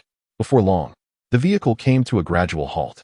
The location was rather remote, surrounded by various factories, with a brightly lit cotton mill across the street where two individuals sat drinking. Is this the place? I inquired, perplexed. Dejun coldly replied, if not, why would I bring you here? For a joyride? I furrowed my brow. You would do well to answer any questions posed to you directly. Spare me your pointless banter, should the mission fail. I hope you won't provide me with an opportunity to shift the blame onto you. I glared at him coolly. Dejun's expression grew markedly darker. His gaze fixed on me with palpable ire. After a tense silence of several seconds, he finally responded in a low tone. It is indeed the cotton mill. Within lies the largest underground casino of the Qing Wolf gang, guarded by 25 enforcers, led by someone known as Brother Dao. I nodded in satisfaction. His words, however, left me somewhat disheartened. It was not Tiger Brother, but rather Knife Brother. Before I could ponder further, the cold, mocking voice of Dajun echoed once more. If you wish to enter, those two guards outside must be dealt with. Since you are the leader, should you not demonstrate your authority? Chapter 26. Reckless Dajun falls into the trap. I raised an eyebrow and murmured, since I am leading, what gives you the right to issue orders here? Once the momentum is lost, defeat is inevitable. Dajun's eyes narrowed slightly as he replied coldly, I dare not. Merely offering a suggestion, for I am concerned that the brothers may feel unsatisfied. Upon hearing this, the other ruffians in the van wore expressions of scornful amusement, rife with provocation. I chose to disregard them and calmly stated, let us complete the task first. How many can you take on? A hint of pride flickered across Dajun's face. 6. I could not help but raise an eyebrow. However, after reflecting on it, I felt reassured. With such a robust build, he ought to handle more than that. I began to strategize in my mind. We would drive up, stop in front of those two, pull them into the vehicle, and stealthily slip inside, ideally catching them off guard. I gazed intently at the factory and commanded. Dajuan scoffed and shook his head, asking, why go to such lengths? Why not just drive straight in? It's just 25 people. What is there to fear? The others regarded me with an added measure of derision. I inquired coolly, if something goes awry, will you take responsibility? Dajuan clearly grew impatient. Come on, do you have to be such a woman about it? It's just a little chaos. What could possibly go wrong? If there's a problem, I'll take the blame. You could have finished this by now instead of dragging it out. He exclaimed disdainfully. I smiled with amusement. Very well, if you wish to take charge, then by all means, proceed. Humph. Dajuan scoffed, declaring, you truly are useless. Once this is accomplished, I shall report back to Third Master without embellishment. His expression conveyed blatant contempt. I smiled silently. After all, we were outnumbered, and I had no better plan. If he wished to show off, so be it. I had an unsettling premonition that this mission would not unfold smoothly. Dajuan bellowed, everyone prepare, we charge indirectly. Engage anyone from the Qinglang gang and seize the chips. Is that clear? The entire group responded in unison, understood. Their voices were grating, each one seemingly invigorated. Dajuan sneered, charge. Vroom vroom. Soon, two vans, amidst the cacophony of their roaring engines, sped toward the factory entrance. The two men sitting outside, drinking, scrambled to the side in panic. Bang! The gate was easily smashed open, revealing a spacious courtyard piled high with burlap sacks, across from which stood a brightly lit warehouse. The troops appeared to be filled with exhilaration as they shouted, brothers, grab your weapons and charge straight in. The van revved its engine once more, barreling towards the door. I quickly readied myself. Bang! Another tremendous crash echoed as the van crashed into the warehouse. The windows shattered into pieces. Without hesitation, the leader bellowed, attack. Both doors of the van swung open simultaneously, and everyone brandished their weapons, rushing out. Yet, I furrowed my brow in concern. The factory was surrounded by stacks of burlap sacks, and at its center was a gambling table, where indeed many people were present. Yet they all huddled in the farthest corners, their eyes filled with tension. The critical issue was that a group had already charged out from the side door, armed and directly heading towards our leader and his men. The situation was indeed dire. Although they must have sensed something when we breached the first door, their reaction was alarmingly swift. Their numbers were accurate, perhaps around 20 or so. However, there was no hint of panic on their faces. Instead, they wore expressions of cold amusement, as if they were certain of our defeat. Something was amiss. I hastily exited the vehicle and called out, Leader, come back. The leader, wielding a baseball bat, pointed it at me and shouted, if you keep stalling, I'll deal with you first. Attack. With that, he charged into the fray. This was bad. My brow furrowed deeper, worry gnawing at my heart. Completing the mission was trivial compared to whether we could survive this encounter. Strike hard. The leader's coarse voice echoed throughout the warehouse. Upon closer inspection, he was indeed formidable. A single blow felled one opponent, and his imposing physique deterred anyone from confronting him. In the blink of an eye, he had taken down 3 or 4 adversaries. Yet, the numerical advantage of the opposition was significant, and several of our own had already fallen. The situation had spiraled out of control. I reluctantly seized a bottle, steeling myself as I charged towards the melee. Subdue the leader. The people over there had recognized the leader's ferocity, and the commander issued a command. In an instant, 5 or 6 thugs converged on the leader. Though he was robust, he was still outnumbered. After knocking down 2, he received a heavy blow to his back. He staggered but remained on his feet. Concurrently, one thug lunged at his back, wrapping his arm around the leader's neck, while another crouched down, clinging to the leader's leg. They exerted their strength simultaneously. Bang! That massive frame collapsed to the ground, and I felt as though the entire warehouse trembled violently. Another thug wielding a pair of pliers swung viciously at the leader's chest. If that struck a bone, it could break several ribs. The leader panicked and struggled. Yet, his neck and leg were still firmly held by the 2 thugs, rendering him unable to break free. Brother! The ruffians here were shouting anxiously, yet they were entangled, unable to extricate themselves. The tiger clamp was already hovering above the mighty army. The army was utterly thrown into disarray, despair etched across his face. At that moment, I finally arrived, leaping forward and smashing a bottle of liquor fiercely against one of the ruffians' heads. Crack! The bottle shattered, accompanied by the ruffian's agonized wail. The tiger clamp clattered to the ground. The army's eyes widened, seemingly still in shock. Without a moment's hesitation, I seized the tiger clamp from the ground and hurled it at the ruffian who had his hands around the army's neck. The ruffian's pupils constricted in alarm, and in his panic, he raised his arms to defend himself. Crack! Ah! The ruffian shrieked as he collapsed to the ground.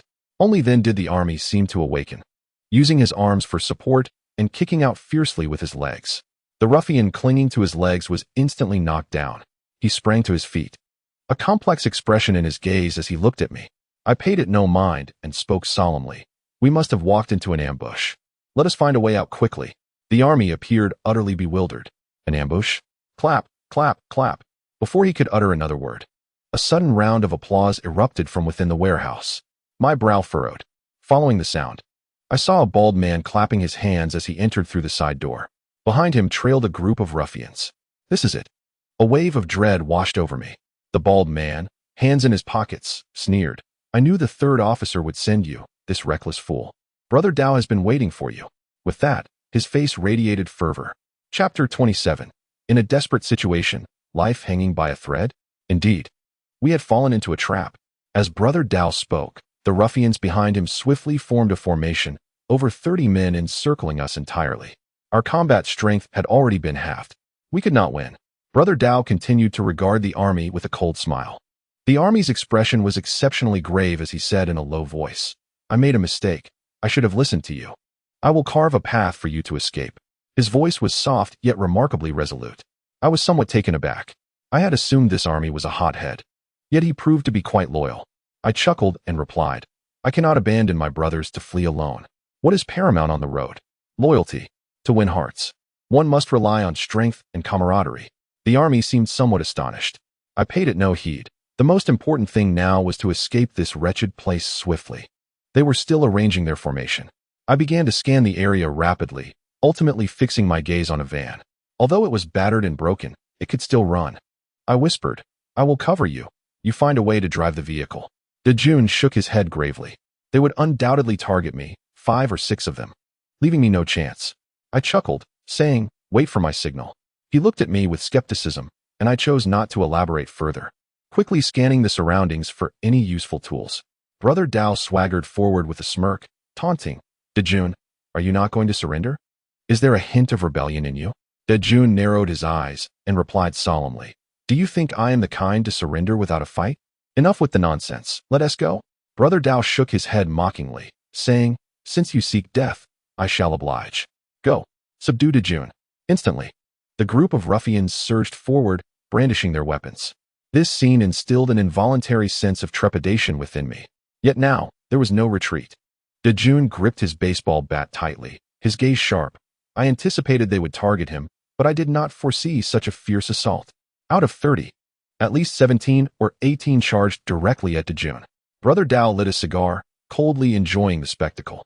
Dejun stood firm, a resolute expression etched on his face, seemingly prepared for a noble demise. I could not help but furrow my brow and shouted, are you waiting to die? Charge in one direction. Follow me.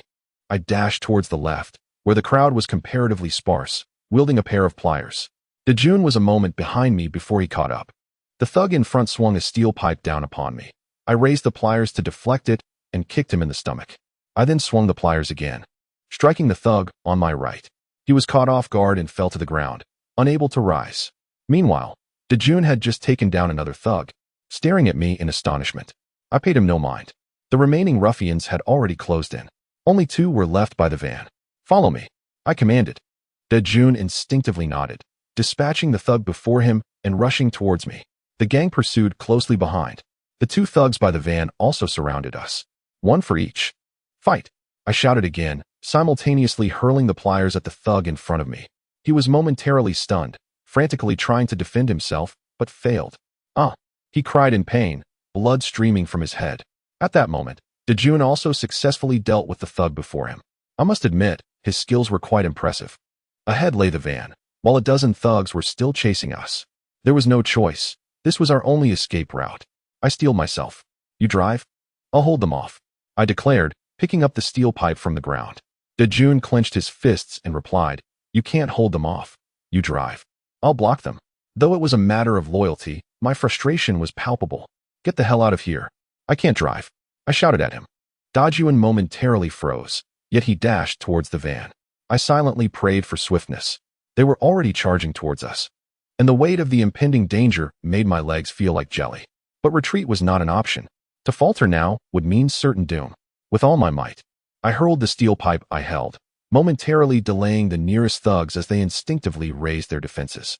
On the other side, Brother Dao furrowed his brow, bellowing, "Damn it! Dajuan needs to drive. Stop him."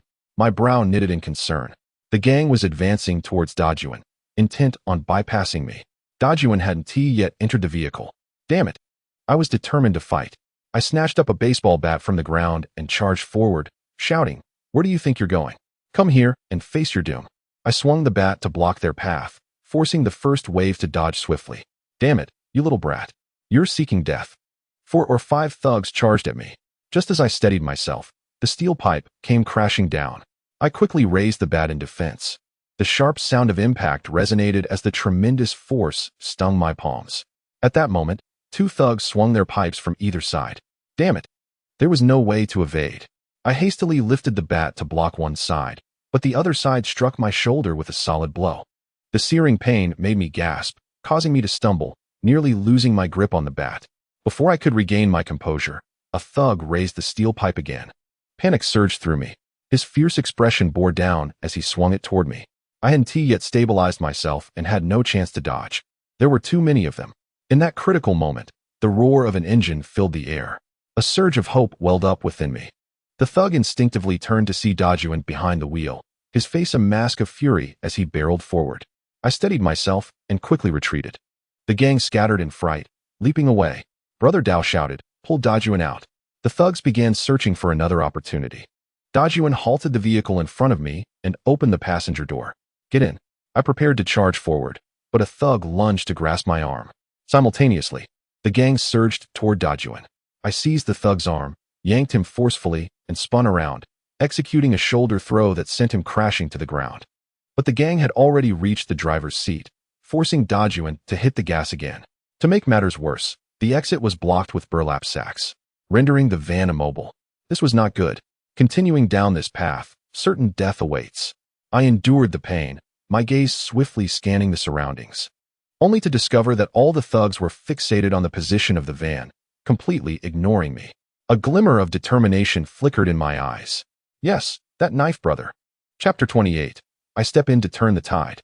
I quickly raised my head, only to find Knife Brother anxiously watching the troops' movements. What a prime opportunity. I picked up a shard of the broken bottle from the ground, silently retreated, and stealthily maneuvered around the sacks to position myself behind Knife Brother. The battle raged on. The van emitted a cacophony of screeching brakes as it collided with people while evasively maneuvering, while the thugs frantically hurled objects in its direction.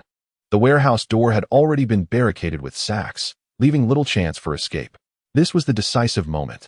I steadied my racing heart, inching closer. Fortunately, the noise from the van was deafening, masking my presence.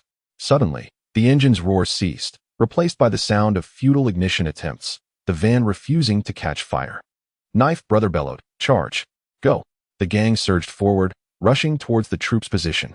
The soldiers emerged from the window of the van. Despite their desperate resistance, they were ultimately overpowered by sheer numbers, forcefully pinned to the ground. The soldier fought valiantly, his roar akin to that of a beast. Alas, he was ultimately subdued by more than 10 individuals, who compelled him to rise. A resolute expression marred his face. I had yet to arrive. There were too many sacks. To avoid detection, I had to take a longer route, careful not to make a sound. At this moment, I was just at the edge of the sacks, less than 10 meters from Knife Brother. I concealed myself, keenly observing the unfolding events. The other thugs had already been taken down, each one writhing in agony on the ground. Total defeat. Knife Brother seemed to relax, a cold smirk etched on his face. Soldier, after all these years, you've finally fallen into my hands. Tell me, how shall I deal with you? He said with an air of amusement. The soldier, defiantly smiling, retorted, "Little Knife. If you're a man, then kill me. As long as I live, this vendetta shall be avenged." Knife Brother's eyes narrowed slightly. "You scoundrel. Facing death, yet still so arrogant? I am curious to see how tough your words truly are." With that, he bent down to pick up a steel pipe from the ground, tapping it against his palm as he approached. The thugs from the Tiger Head gang looked on with despair. Though the soldier still bore a defiant smile, I sensed the deep-seated despair lurking in his eyes. Knife Brother began to advance. I was still more than 10 meters away, hoping for a better opportunity, but if he moved closer, my chance would vanish entirely. No. If I did not act now, there would be no opportunity left. I had no opportunity to hesitate. I propelled myself forward with force. Brother Dao remained oblivious to my approach, laughing menacingly as he commanded, "You lot, pry his mouth open."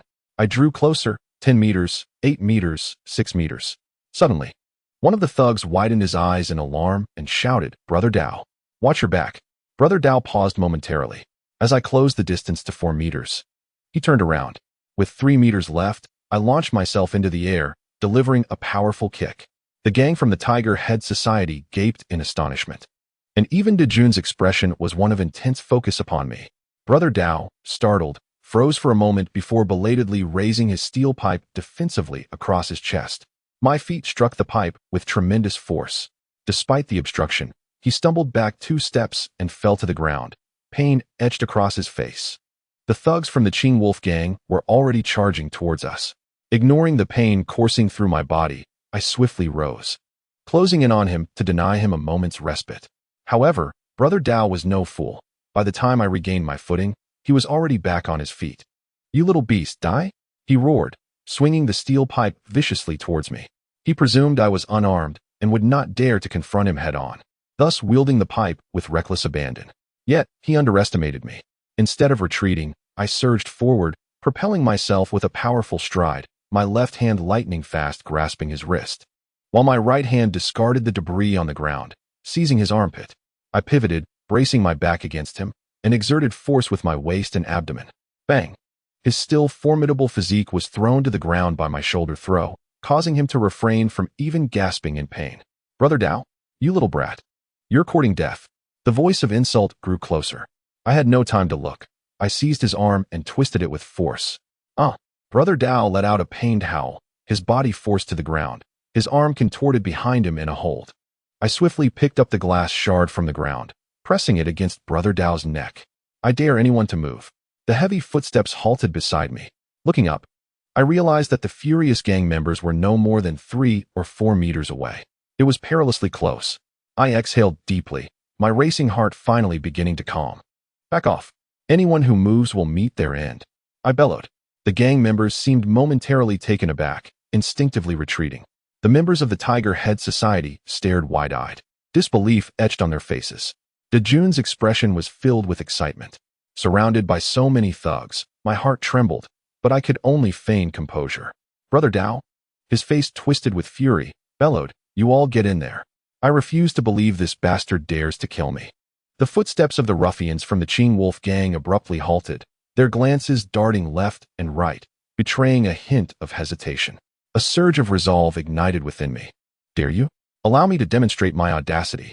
With that, I forcefully plunged the shard of glass from my right hand into his back. A sharp gasp escaped his lips, followed by a painful wail as his head snapped back. "Care to test me further?" I pressed my knee against his arm, grasped his hair with my left hand, and bellowed in fury. Despite his excruciating pain, the man remained silent. I extracted the bloodied shard and pointed it at the gang members, shouting, in 5 seconds, "Get against the wall.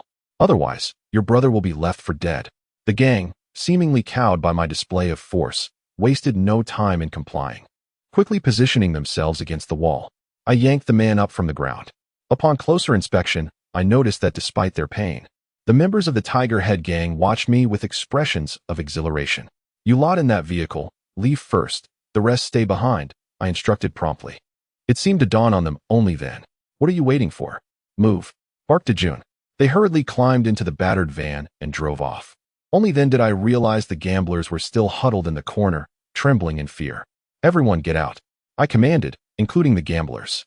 They scrambled out as if fleeing a disaster, while the Qing Wolf gang members hesitated. Gritting my teeth, I once again thrust the glass shard downward. A scream of agony erupted from the man, piercing the air. The gang members were utterly terrified. I roared, "Get out!" In that moment, the entire warehouse was left with just the 3 of us. I finally relaxed. For now, I had gained control of the situation. Dejun, siphon some gasoline from the tank into a bottle, I instructed. Dejun nodded vigorously. Right. He limped towards the remaining van. The man's eyes widened in alarm. You wouldn't dare. I pressed the glass shard against his neck and inquired, Are you shouting at me? He immediately cowered, falling silent. Dejun returned with a bottle of gasoline, his gaze fixed intently on me. Stuff a cloth in there. Are you willing to burn it? If not, we can switch places, I suggested. The man's body visibly trembled. With a grand gesture, Dejun proclaimed, What is there to fear? I shall take the lead. You, get in the vehicle. His demeanor exuded a certain audacity. I pressed down on Brother Dao, pushing him inside, while once more holding a shard against his throat. He dared not move. Dejun skillfully ignited a petrol bomb, hurling it directly at the wall piled with burlap sacks. The explosion echoed. The glass shattered, and flames erupted instantly. Dejun swiftly leapt into the vehicle, starting the engine and driving off without hesitation. I glanced back, witnessing the inferno blaze forth. After all, this was an underground casino, devoid of surveillance equipment. The interior was filled with cotton, and there was simply no time to extinguish the fire. Thus, Zhou Jun's mission could be deemed accomplished. My previously anxious heart finally found solace. The van screeched to a halt at the factory's entrance. I flung open the door and unceremoniously kicked Brother Dao out. Virum. Dejun pressed the accelerator, speeding away. Phew. My heart had finally settled. The mission had been successfully completed. The other van awaited outside, swiftly following us as we emerged. I cast a final glance back. The factory's lights were extinguished, replaced by towering flames. Retracting my gaze, I rubbed my aching shoulder, only to notice Dejun observing me through the rearview mirror. Upon meeting his gaze, he quickly averted his eyes. What was he up to? I couldn't help but frown, though I refrained from voicing my concerns. He, too, remained silent. Before I could ponder further, Dejun suddenly pulled the van over to the roadside. The trailing van came to an abrupt stop behind us. My brow furrowed as I surveyed the surroundings. It was desolate and shrouded in darkness, illuminated only by a solitary yellow streetlight. Dejun continued to watch me through the rearview mirror, and a sense of unease crept into my heart. I feigned calmness and said, Are you planning to make a move here? How will you explain this upon your return? He said nothing, merely stepping out of the vehicle and standing quietly beside it. My heartbeat quickened uncontrollably. If he intended to act here, I would be utterly helpless, with no recourse whatsoever. Yet, the persona Dejun had displayed earlier did not align with such intentions. I steeled myself and exited the vehicle. Dejun subtly beckoned towards the van. The doors swung open, revealing a total of 15 individuals, all of whom disembarked swiftly, positioning themselves behind Dejun. I narrowed my eyes, my body tense, prepared for any eventuality. Suddenly, Dejun bowed deeply before me. Donggu, I thank you. You have saved me once. I previously underestimated you, mistaking you for those sycophants who attain their status through flattery. I was wrong. My sincerest apologies, Donggu. The words were spoken with exceptional sincerity, and the expression was exceedingly grave. I found myself momentarily taken aback, as this diverged significantly from my expectations. A group of over a dozen injured ruffians bowed deeply in unison, exclaiming, We are sorry, Brother Dong. After a brief daze, I regained my composure and smiled. Indeed, in the underworld, merely defeating someone is insufficient. True conquest demands both strength and loyalty, both of which are indispensable. While I cannot claim to have fully conquered them just yet, I have at least garnered their recognition. This feeling is one I truly relish. With a cheerful demeanor, I remarked, You flatter me. After all, I am new here, and it is entirely normal for you to not hold me in high regard. Do not overthink it. I take no offense. With that, I gently patted Dejun on the shoulder, assisting him to his feet. Dejun cast a complex glance my way. Thank you, he said earnestly. I surveyed the group and added with a smile. All right, you all should head back. My brothers are quite injured, so make haste to recuperate. They nodded vigorously. I sensed a shift in their gazes towards me. Before long, Dejun had driven the car to the entrance of the nightclub. The others had already departed. Dejun had to accompany me to report to Zhou Jun. This was precisely the time when the club was bustling with business, and our arrival immediately attracted considerable attention. The patrons instinctively steered clear of us. Both Dejun and I bore injuries. He was tall and robust, while I stood at 1.8 meters, my physique honed from years of training in prison. Such a combination was indeed intimidating. Upon exiting the elevator, I noticed Secretary Li waiting outside. Brother Dong? You have returned, she exclaimed, surprised. I nodded with a smile and inquired, where is third brother? Secretary Lee smiled politely and said, please, follow me. She led the way, with Dejun and I trailing behind. After taking a moment to appraise us, she remarked, Brother Dong, it's all right. Even if the mission was unsuccessful, it's no matter, especially since this was your first time leading a task. I raised an eyebrow and shook my head in resignation. Dejun's gruff voice interjected, Secretary Lee, you have misjudged. Brother Dong successfully completed the mission. Secretary Lee suddenly halted, causing me to nearly bump into her. I quickly stopped in my tracks. She looked at me, astonished. I maintained a polite smile. After a moment, her expression transformed, and she resumed walking, saying with a grin, Brother Dong, you certainly possess remarkable skills. I was somewhat perplexed. What did she mean by that? Perhaps it was merely luck. Before long, we arrived outside the office. Secretary Lee knocked on the door and then walked in without waiting for a response. Ah, Dong Zi has returned.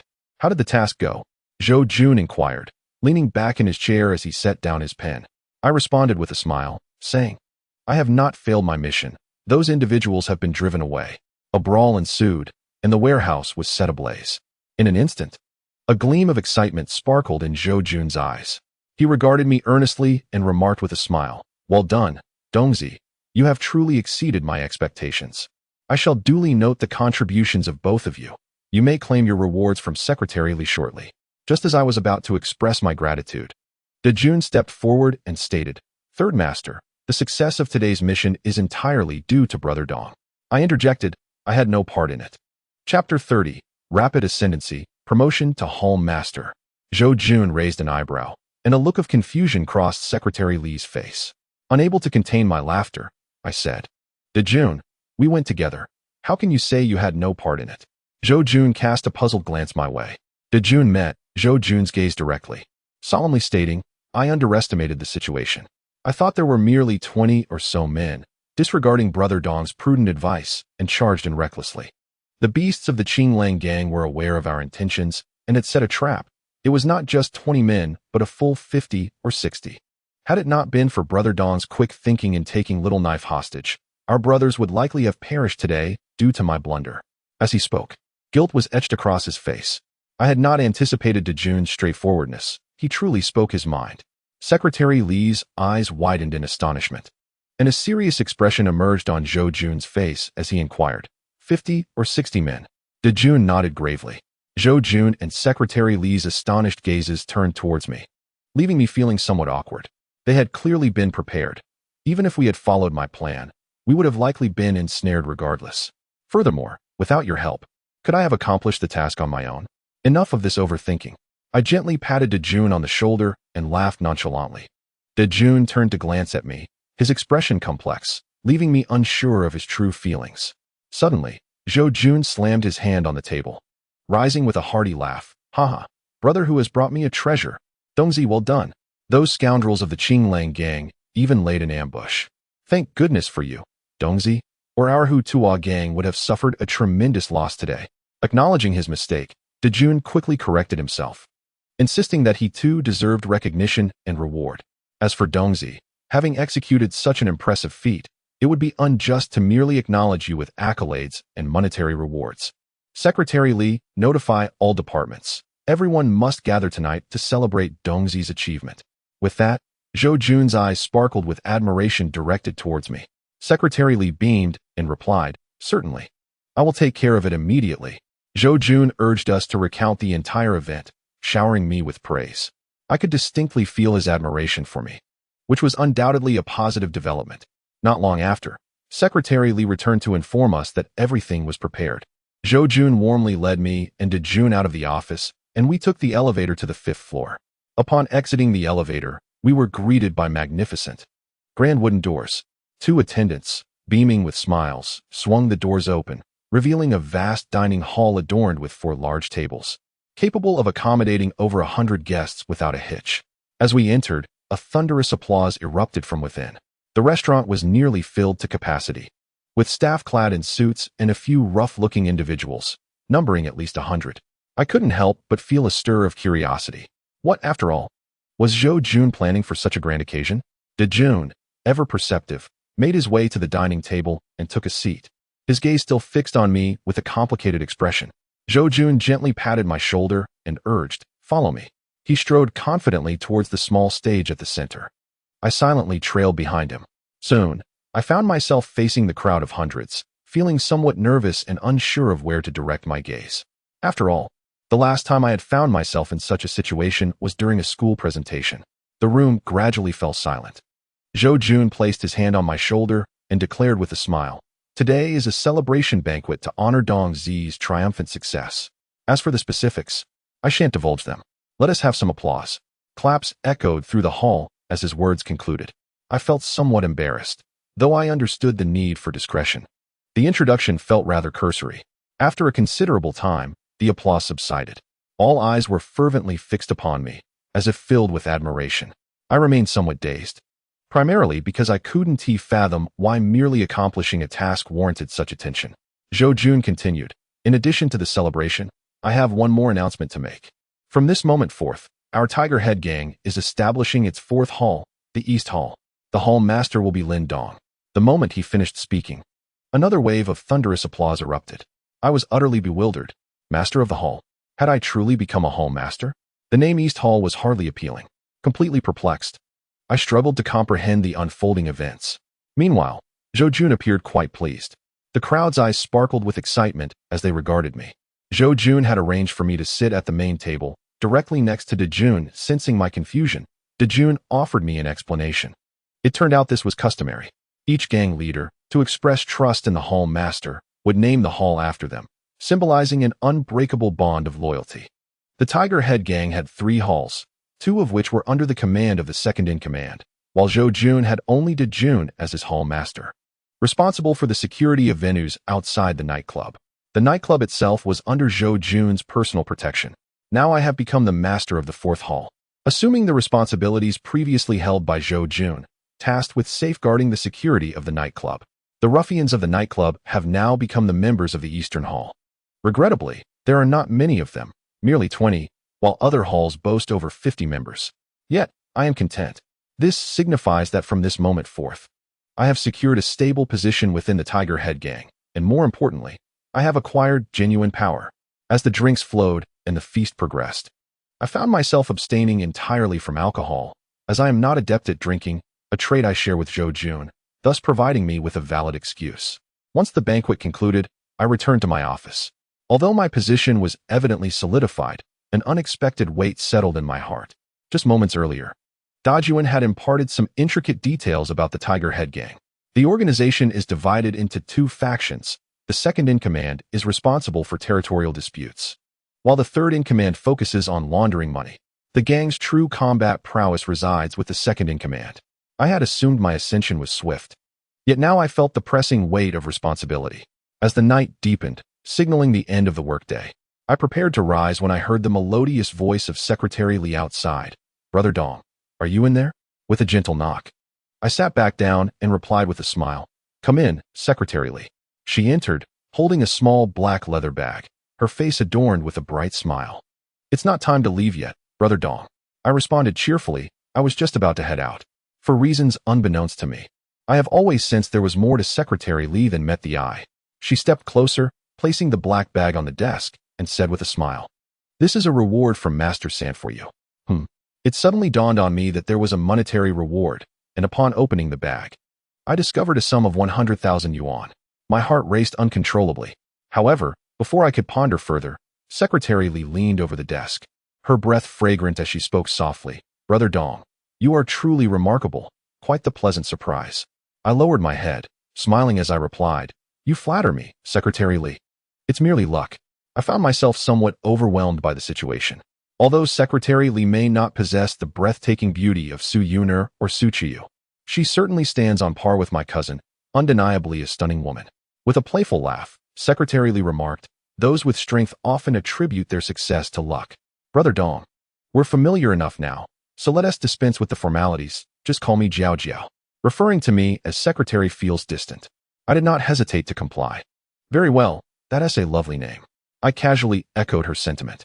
If not for her unique position, I might have suspected this woman harbored an interest in me. However, that seems unlikely at present. After exchanging a few pleasantries, Jiao Jiao took her leave, and I concluded my workday. The staff I encountered on my way out displayed even greater deference, bowing deeply from afar, especially the women, whose eyes sparkled with admiration as they gazed upon me. As the elevator doors opened, I found 3 young men waiting outside. I paid no heed and stepped out. One of the young men suddenly exclaimed in a panic, "Xiangzi, are we really going to take action?" Another youth, with evident irritation, retorted, "Enough with the nonsense. This is a task personally assigned by Brother Hu. Do you dare to refuse? Do you want to throw your life away?" Upon hearing this, my footsteps faltered. Brother Hu? Is he the notorious Brother Hu of the Qingling gang? My anger began to boil uncontrollably. The 3 young men had already entered the elevator, and I feigned indifference as I turned back, positioning myself with my back to them. The anxious youth murmured, "But that woman is not to be trifled with. This is the territory of the Hota gang." The other youth scolded back, "Then you better scram and figure out how you want to die." They fell silent. I squinted, my mind racing with thoughts. What woman? What business do these individuals have here? Ding. The elevator arrived at the 2nd floor, and the 3 young men stepped out. I maintained my distance and followed quietly. They moved stealthily, scanning the room numbers, evidently in search of the woman they had mentioned. Soon, they halted outside room 208. I stood a short distance away, observing intently. The 3 young men began to pace back and forth in the corridor, feigning the demeanor of casual passers-by. Yet their focus remained fixed on that particular room. Clearly, the woman within was the one they deemed formidable. The door swung open. A young woman emerged, her complexion flushed, dressed elegantly, seemingly having indulged in drink. The young men made no move. Before I could ponder further, another woman stepped out behind her. She emanated an air of nobility, graceful and refined, with stunning beauty and an impressive figure. My eyes widened in astonishment, for it was none other than Su Yuner. How could it be her? In my momentary daze, Su Yuner had already joined the first woman and was making her way towards the elevator, with the 3 young men swiftly tailing them. Their target was Su Yuner. Just as I was about to call out, the elevator doors closed. I felt a surge of urgency. Despite harboring some resentment towards Su Yuner, I could not bear to see her ensnared. I dashed towards the stairway without a second thought. "Donggu, why the rush?" Lu Gang, just exiting a nearby room, inquired with curiosity. I quickly replied, "Come with me. We have business to attend to." Lu Gang paused for a moment. "All right." He swiftly matched my pace as we raced down the stairs to the 1st floor. Presently, as the leader of the Dong Hall, my 20 subordinates comprised Lu Gang and his cohort from the nightclub. Bursting out of the stairway, I caught sight of the departing figures of those young men leaving the nightclub. This is bad. A sense of urgency surged within me. "Quick, pursue." I dashed outside, with Lu Gang closely trailing behind. As we emerged, we discovered a group of young men encircling a white Bentley, the driver being coerced out of the vehicle at knife point. 2 others occupied the back seat and the driver's seat, respectively. With a deafening roar, the Bentley surged forward. The driver was forcibly shoved into a prearranged van, which then sped away. In my agitation, I shouted, "Gongzi, drive." All right. Fortunately, Gongzi's car was just outside. I fixated on the direction the Bentley had taken and swiftly entered the passenger seat. With a sudden acceleration, Gongzi propelled the vehicle forward. "Donggu, what is happening?" Lu Gang inquired gravely. I barely paid attention, replying, "Hurry, pursue that white car. We cannot lose sight of it." The engine roared as Lu Gang remained silent. My heart raced, pounding as though it might leap from my chest. The tension now eclipsed that of the cotton factory incident. My palms were slick with sweat. Luckily, a traffic light ahead halted the white Bentley amidst a cluster of cars, although we were still separated by 7 or 8 vehicles. "That one, keep up. We must not lose it," I urged. Lu Gang nodded solemnly, assuring, "Rest easy, Donggu." He tightened his grip on the steering wheel. As the green light illuminated, the flow of traffic began to move slowly. Lu Gang cautiously followed, waiting for an opportunity to navigate between vehicles. Despite the cacophony of honking and shouts, we drew closer to the Bentley. Gradually, I regained my composure. However, I realized that even if we caught up, we would be powerless to act without escalating the situation. Leaning back in my seat, I advised, "Gongzi, slow down now. Just follow discreetly and avoid detection." Lu Gang nodded firmly.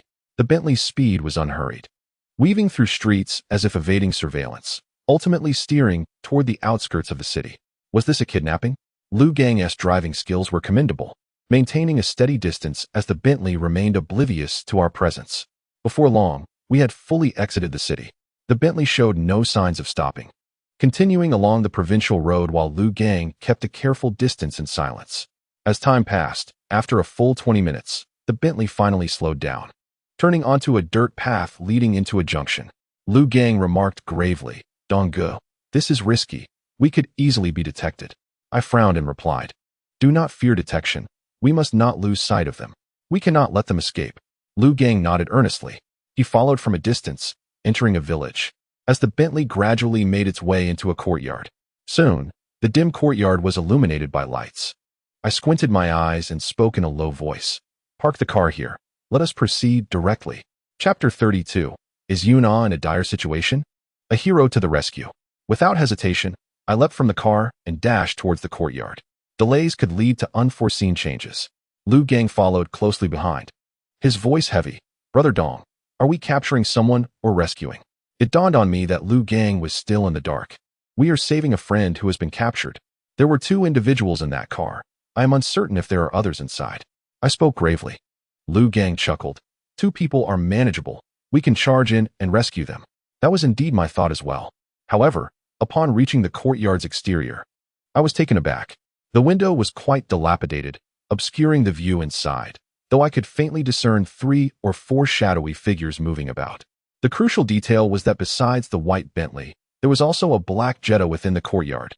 Someone must scout inside to ascertain the situation. Watch for my signals. And remember, we must ensure my friend's safety at all costs, I said with seriousness. Gongzi nodded earnestly. I swiftly approached the house, adhering to the wall's outer edge, and scaled the wall to enter. Liu Gang exhibited remarkable agility as well. We nearly entered the courtyard without a sound, quickly reaching the window ledge. Peering inside, I saw 5 individuals in the Warren room, 3 thugs with lewd smiles at the door, fixated on a corner. There, in that corner, was Su Yuna. A thug stood before her, brandishing a dagger, his demeanor arrogant. Su Yuna remained expressionless and composed. "Have you thought this through? If you harm me, will you have a life to live?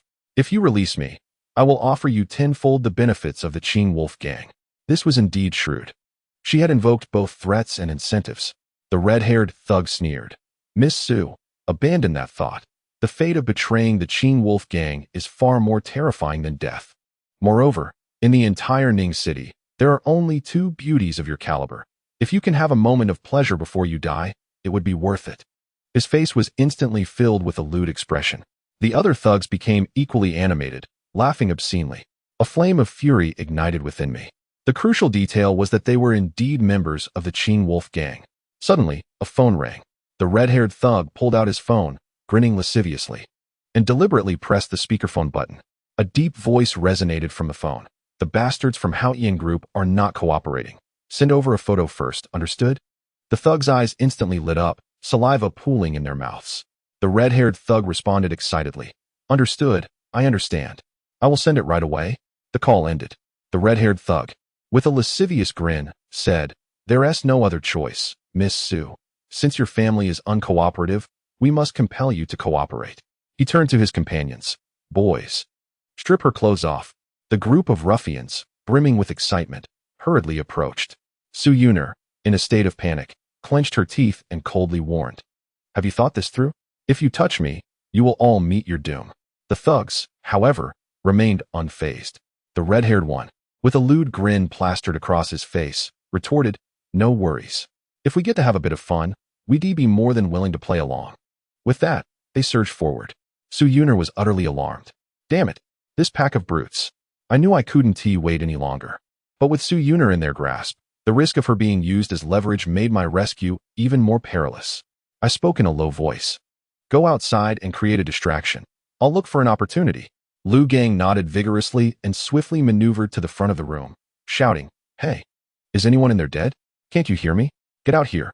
The ruffians halted abruptly. "Who is that?" The red-haired one called out suspiciously.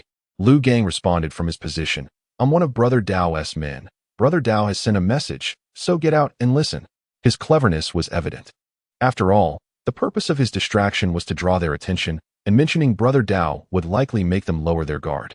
This would facilitate my actions. The red-haired thug cursed. "Who the hell is acting tough? Go tell him we're with Brother Who. No one else matters. One of the ruffians turned and exited. I frowned. Why was only one leaving? I glanced around. The window was of the two-panel type, dilapidated and easily opened. It was approximately 5 meters from Su Yuner. The red-haired thug once again fixed his lascivious gaze on Su Yuner and sneered. Miss Su? Feeling hopeful? Don't get your hopes up. No one is coming to save you today. Since we're in a hurry, shall we continue? Su Yuner clenched her fists, her pretty face etched with anxiety. The red-haired thug waved dismissively and commanded, get on with it. Take some pictures first.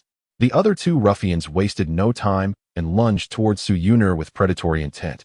Their expressions grotesquely lewd. The red-haired thug slowly drew out his phone, aiming it at Su Yuner and lewdly licking his lips. Su Yuner, in despair, retreated while admonishing. Stay away. My father will not let you get away with this. However, I felt a surge of hope, for the direction she was retreating was towards my window. She was drawing closer. I tensed my body, gripping the edge of the window, prepared to strike at any moment. The wicked smile on the red-haired thug's face widened as he excitedly urged, shout louder. The louder you scream, the more thrilled I become. I'm recording it all. The two other ruffians grinned maliciously. At last, Su Yuner found herself cornered against the wall by my window, with no escape left. She appeared utterly despondent. The two ruffians, brimming with excitement, exclaimed, Ah, the two unparalleled beauties of Ningjiang. Today, we shall feast our eyes. Without hesitation, one of them lunged forward, intent on tearing Su Yuner's clothing. In that moment of peril, Su Yuner lost her composure and let out a piercing scream. Ah! Instinctively, I flung open the window and leapt onto the windowsill with all my might. The two ruffians appeared momentarily startled, their eyes widening in shock, while Su Yuner remained oblivious. Still screaming, I reached out with my left hand, gripping Su Yuner's right shoulder, and with a powerful kick, my foot connected with the chests of the ruffians, sending them staggering back several paces. Being mindful of Su Yuner, I refrained from using my full strength. My kick merely pushed them away. I quickly regained my balance, casting a cold gaze upon the ruffians. Before I could act, Su Yuner began to slap my body in a flurry, her strikes surprisingly painful. Ah, get away. My father will not spare you. Even in such dire circumstances, her resistance was almost gentle, akin to playful teasing. Calm down and see who I am, I urged. But she paid no heed. I shut tight, continuing her flurry of slaps.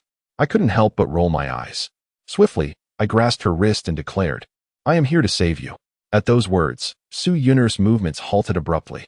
Chapter 33. Yuner's whimsical charm. Her beautiful eyes, which had been tightly shut, slowly opened, revealing an expression of disbelief that gradually shifted to focus on me. Her stunning gaze widened in astonishment. Lindong. You, she stammered, her lips parting yet unable to form coherent words, her eyes glistening with unshed tears. In that moment, my heart ached for her. To be honest, I found it difficult to withstand such a look. After all, she was the woman I had secretly adored for 3 years during my most tender age. A feeling that resentment could not diminish. I gently patted her shoulder. Do not fear, I am here. I turned my attention back to the ruffians, who were still in a state of shock. The red-haired one regained his composure, narrowing his eyes as he coldly remarked, Kid, come to save someone? Your nose is quite sharp, it led you here. But do you not find it a bit fanciful to think you can rescue someone on our turf alone? The other two ruffians also snapped back to reality, their eyes narrowing as they regarded me with hostility. Suddenly, I felt a tug at the hem of my clothing. Turning to look, I saw Su Yuner, her slightly flushed face adorned with tear streaks, gently pulling at my clothes. The sight pierced my heart. Instinctively, I wanted to offer her words of comfort, but the experiences of Aunt Chui and my cousin over the past few years weighed heavily on my conscience. Saving her was a matter of sentiment, yet I must not become a mere sycophant. I withdrew my gaze and focused on a group of thugs. Who claims that I am alone? I chuckled.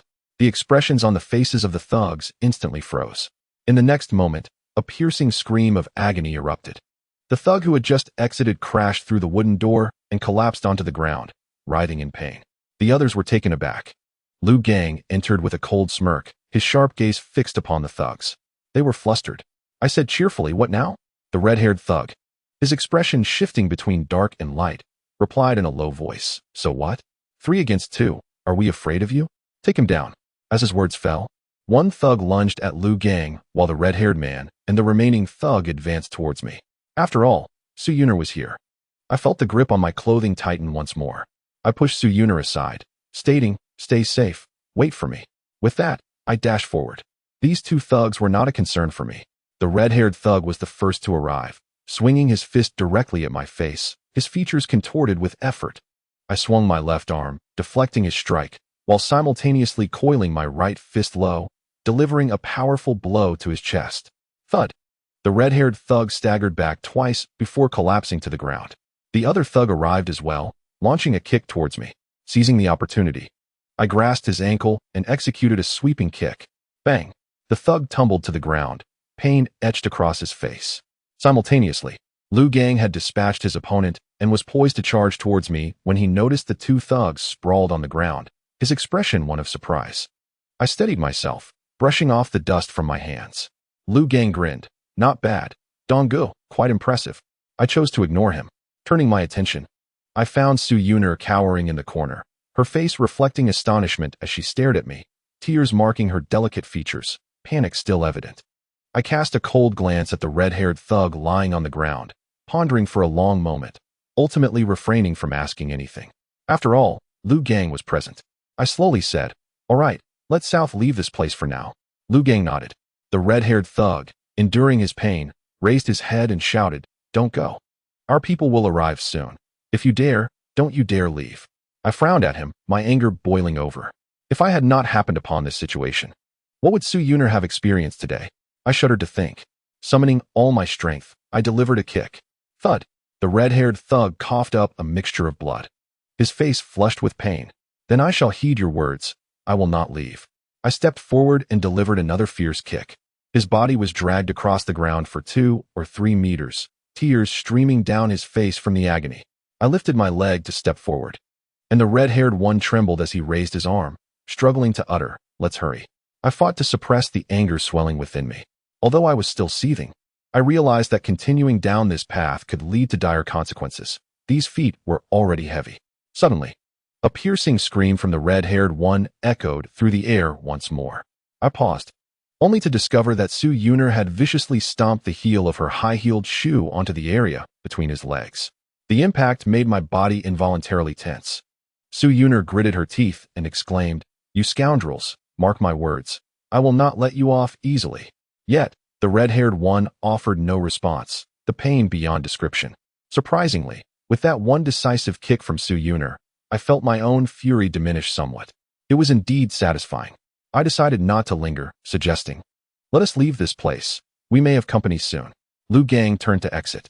Su Yuner shot a cold glance at the group of thugs before following closely behind me out of the room. Liu Gang entered his vehicle, while Su Yuner, still shaken, surveyed her surroundings, her hand unknowingly clutching the hem of my shirt. I turned to her and asked, "Do you know how to drive?" She looked at me, perplexed, hesitated for a moment, then nodded, "I do." I acknowledged her with a nod. "That's sufficient. You can drive us back." My tone was detached. Honestly, I was unsure how to interact with her, and I never anticipated encountering her again so soon after our initial meeting. The complexity of my emotions was unsettling. I pulled my shirt free from her grip and turned towards the passenger seat of Liu Gang's car. However, after just a couple of steps, I felt the same tugging sensation again. Su Yuner, somewhat awkwardly, said, "Could you drive me back? I'm scared." With such a visage and that expression, how could any man remain indifferent? Yet, the difficulties faced by Aunt Shui and my cousin weighed heavily on my mind. I replied coolly, "I can't drive. You should return on your own. Our vehicle will follow closely behind." With that, I attempted to move on. Yet, Su Yuner held onto my shirt tightly. Her gentle voice emerged, "Lin Dong, please, I'm truly frightened. Would you sit in my car on the way back?" Her exquisite features were etched with desperation, and her enchanting eyes seemed to hold a well of tears. The tenderness in her demeanor and the pitiful tone of her plea stirred something within me, akin to a myriad of tiny insects crawling restlessly in my heart. Noticing my silence, she bit her lip, her hand clutching my shirt swaying slightly. "Please," she implored. Chapter 34. Her confession, the truth revealed. The sound of her voice and the expression on her face made me feel as though my heart had melted.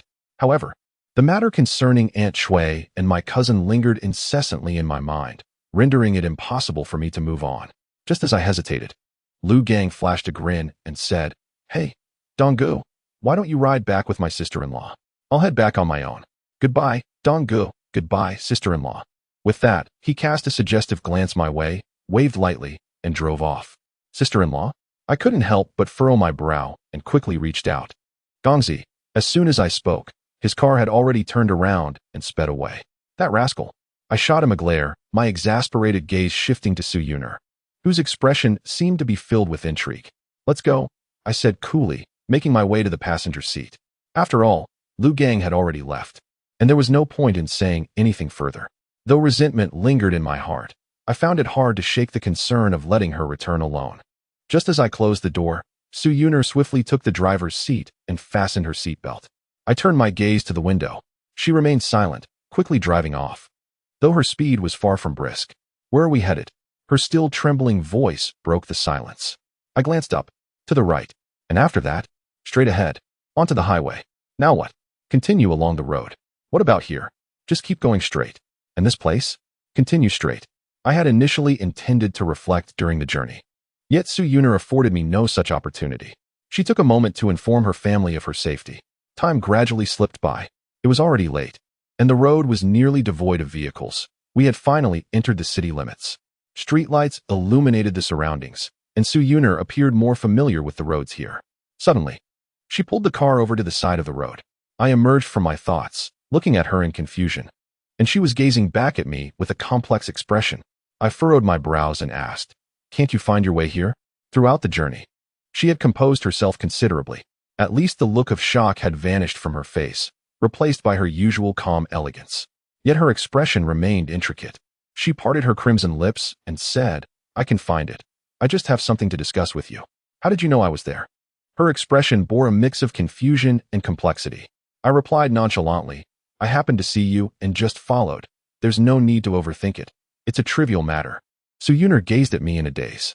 "Oh, to you, it may be a trivial matter, but to me, you saved my life. Thank you. Rest assured. I consider this a debt I owe you, and I will surely repay it." Her sincerity was palpable. However, upon hearing her words, the resentment I harbored within me surged forth uncontrollably. I let out a cold laugh and said, "Oh me? You owe me a great deal." Her expression froze. My fist, clenched beside my thigh, tightened as I continued. "All right, let us consider today as if it never happened. Drive me to Riverside Road." I turned my gaze to the window, refusing to look at her any longer. She remained silent for a long while, seemingly lost in thought. "Do you live on Riverside Road?" After what felt like an eternity, she asked this question without any context. My brows furrowed tightly, and the feeling of irritation reached a peak in that moment. I unfastened my seatbelt, as if to push the door open. "Wait, I can drive, can't I?" She appeared anxious, her voice tinged with a hint of grievance. I chose to ignore her. Su Yuner then began to drive slowly, at an excruciating pace. Suddenly, the car came to a halt once more. I frowned and inquired, "What are you doing now?" This time, Su Yuner's expression was considerably firmer as she said, "Lin Dong, I want to share my thoughts with you. I wish to be honest." I closed my eyes and replied, "I do not wish to listen." Her soft yet resolute voice persisted. "Even if you do not want to hear, I must speak. You have saved my life twice. I owe you 2 lives. I knew you resented me for not testifying for you back then. That was indeed my fault. And I do not seek to explain. These 3 years have also been a debt I owe you. Please, do not be so cold towards me. I beg you. Grant me a chance to repay your kindness." Her words stirred a mix of emotions within me, leaving me at a loss for words. Su Yuner continued, "I have lived in torment for the past 3 years, and I have been striving to repay you. Lin Dong, I will never be able to repay you in this lifetime, but I must repay your kindness." I couldn't help but shake my head and chuckle lightly. "You've been striving to repay me? How so?" My words dripped with sarcasm. I simply could not comprehend the notion of her efforts. Su Yuner bit her lip and asked, "To be honest, I hadn't intended to tell you this, but if I truly have made an effort, would you grant me the chance to repay you?" Her eyes sparkled with hope. I smiled helplessly and replied, "All right. If you have genuinely tried to repay me these 3 years, I can give you that opportunity." Su Yuner's eyes lit up. She hurriedly stated, "Let me clarify. I am not trying to seek praise from you. What I have done cannot even begin to compare with your actions." I nodded casually and said, "All right, go on." I could not fathom what she might have done. Su Yuner clenched her delicate fist and said, "After you went in, The Qingling gang began to retaliate against Aunt Shui and Yi. Upon hearing this, my smile gradually faded. Su Yun'er continued, I used my father's connections to thwart their retaliation. And then I purchased a house and land for Aunt Shui in the countryside, ensuring her safety. I secretly arranged for her to work at my company, taking care of her over the years. I couldn't help but direct my gaze towards Su Yun'er.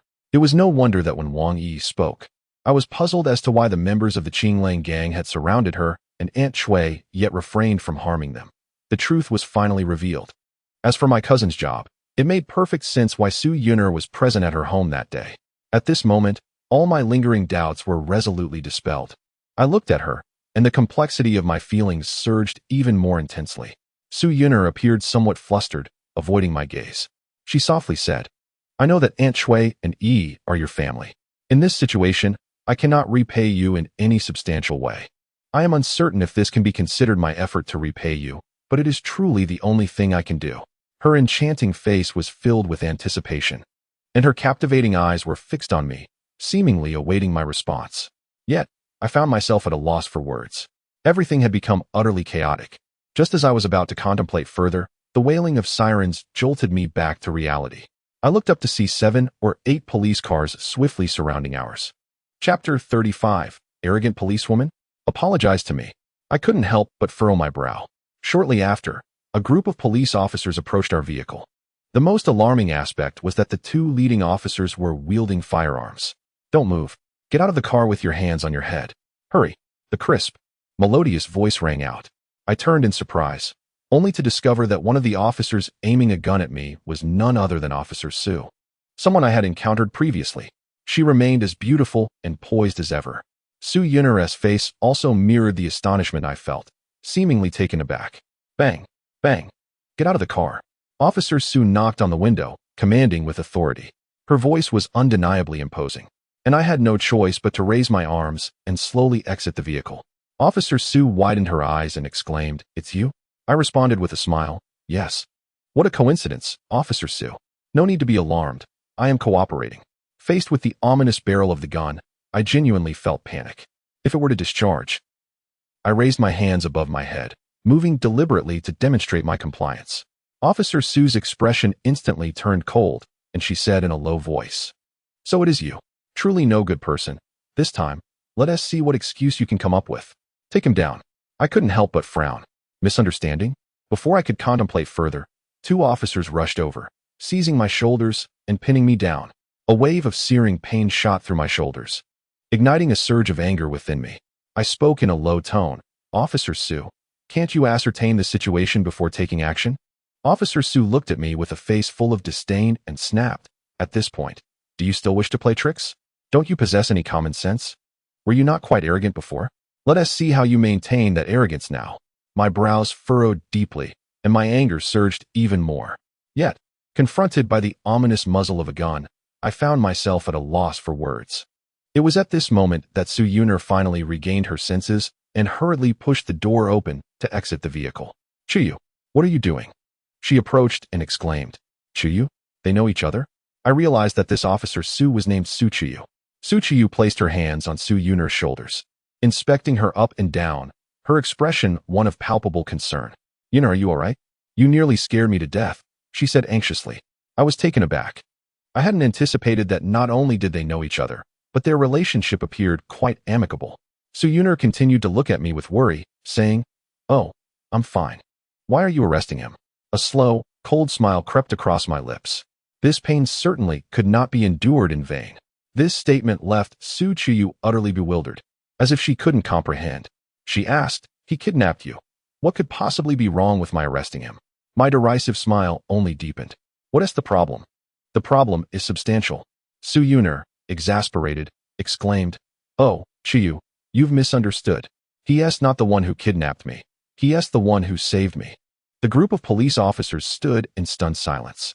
Su Chuyu's stunningly beautiful face was suddenly clouded with confusion, her gaze fixed on me in disbelief, as though she had momentarily forgotten how to speak.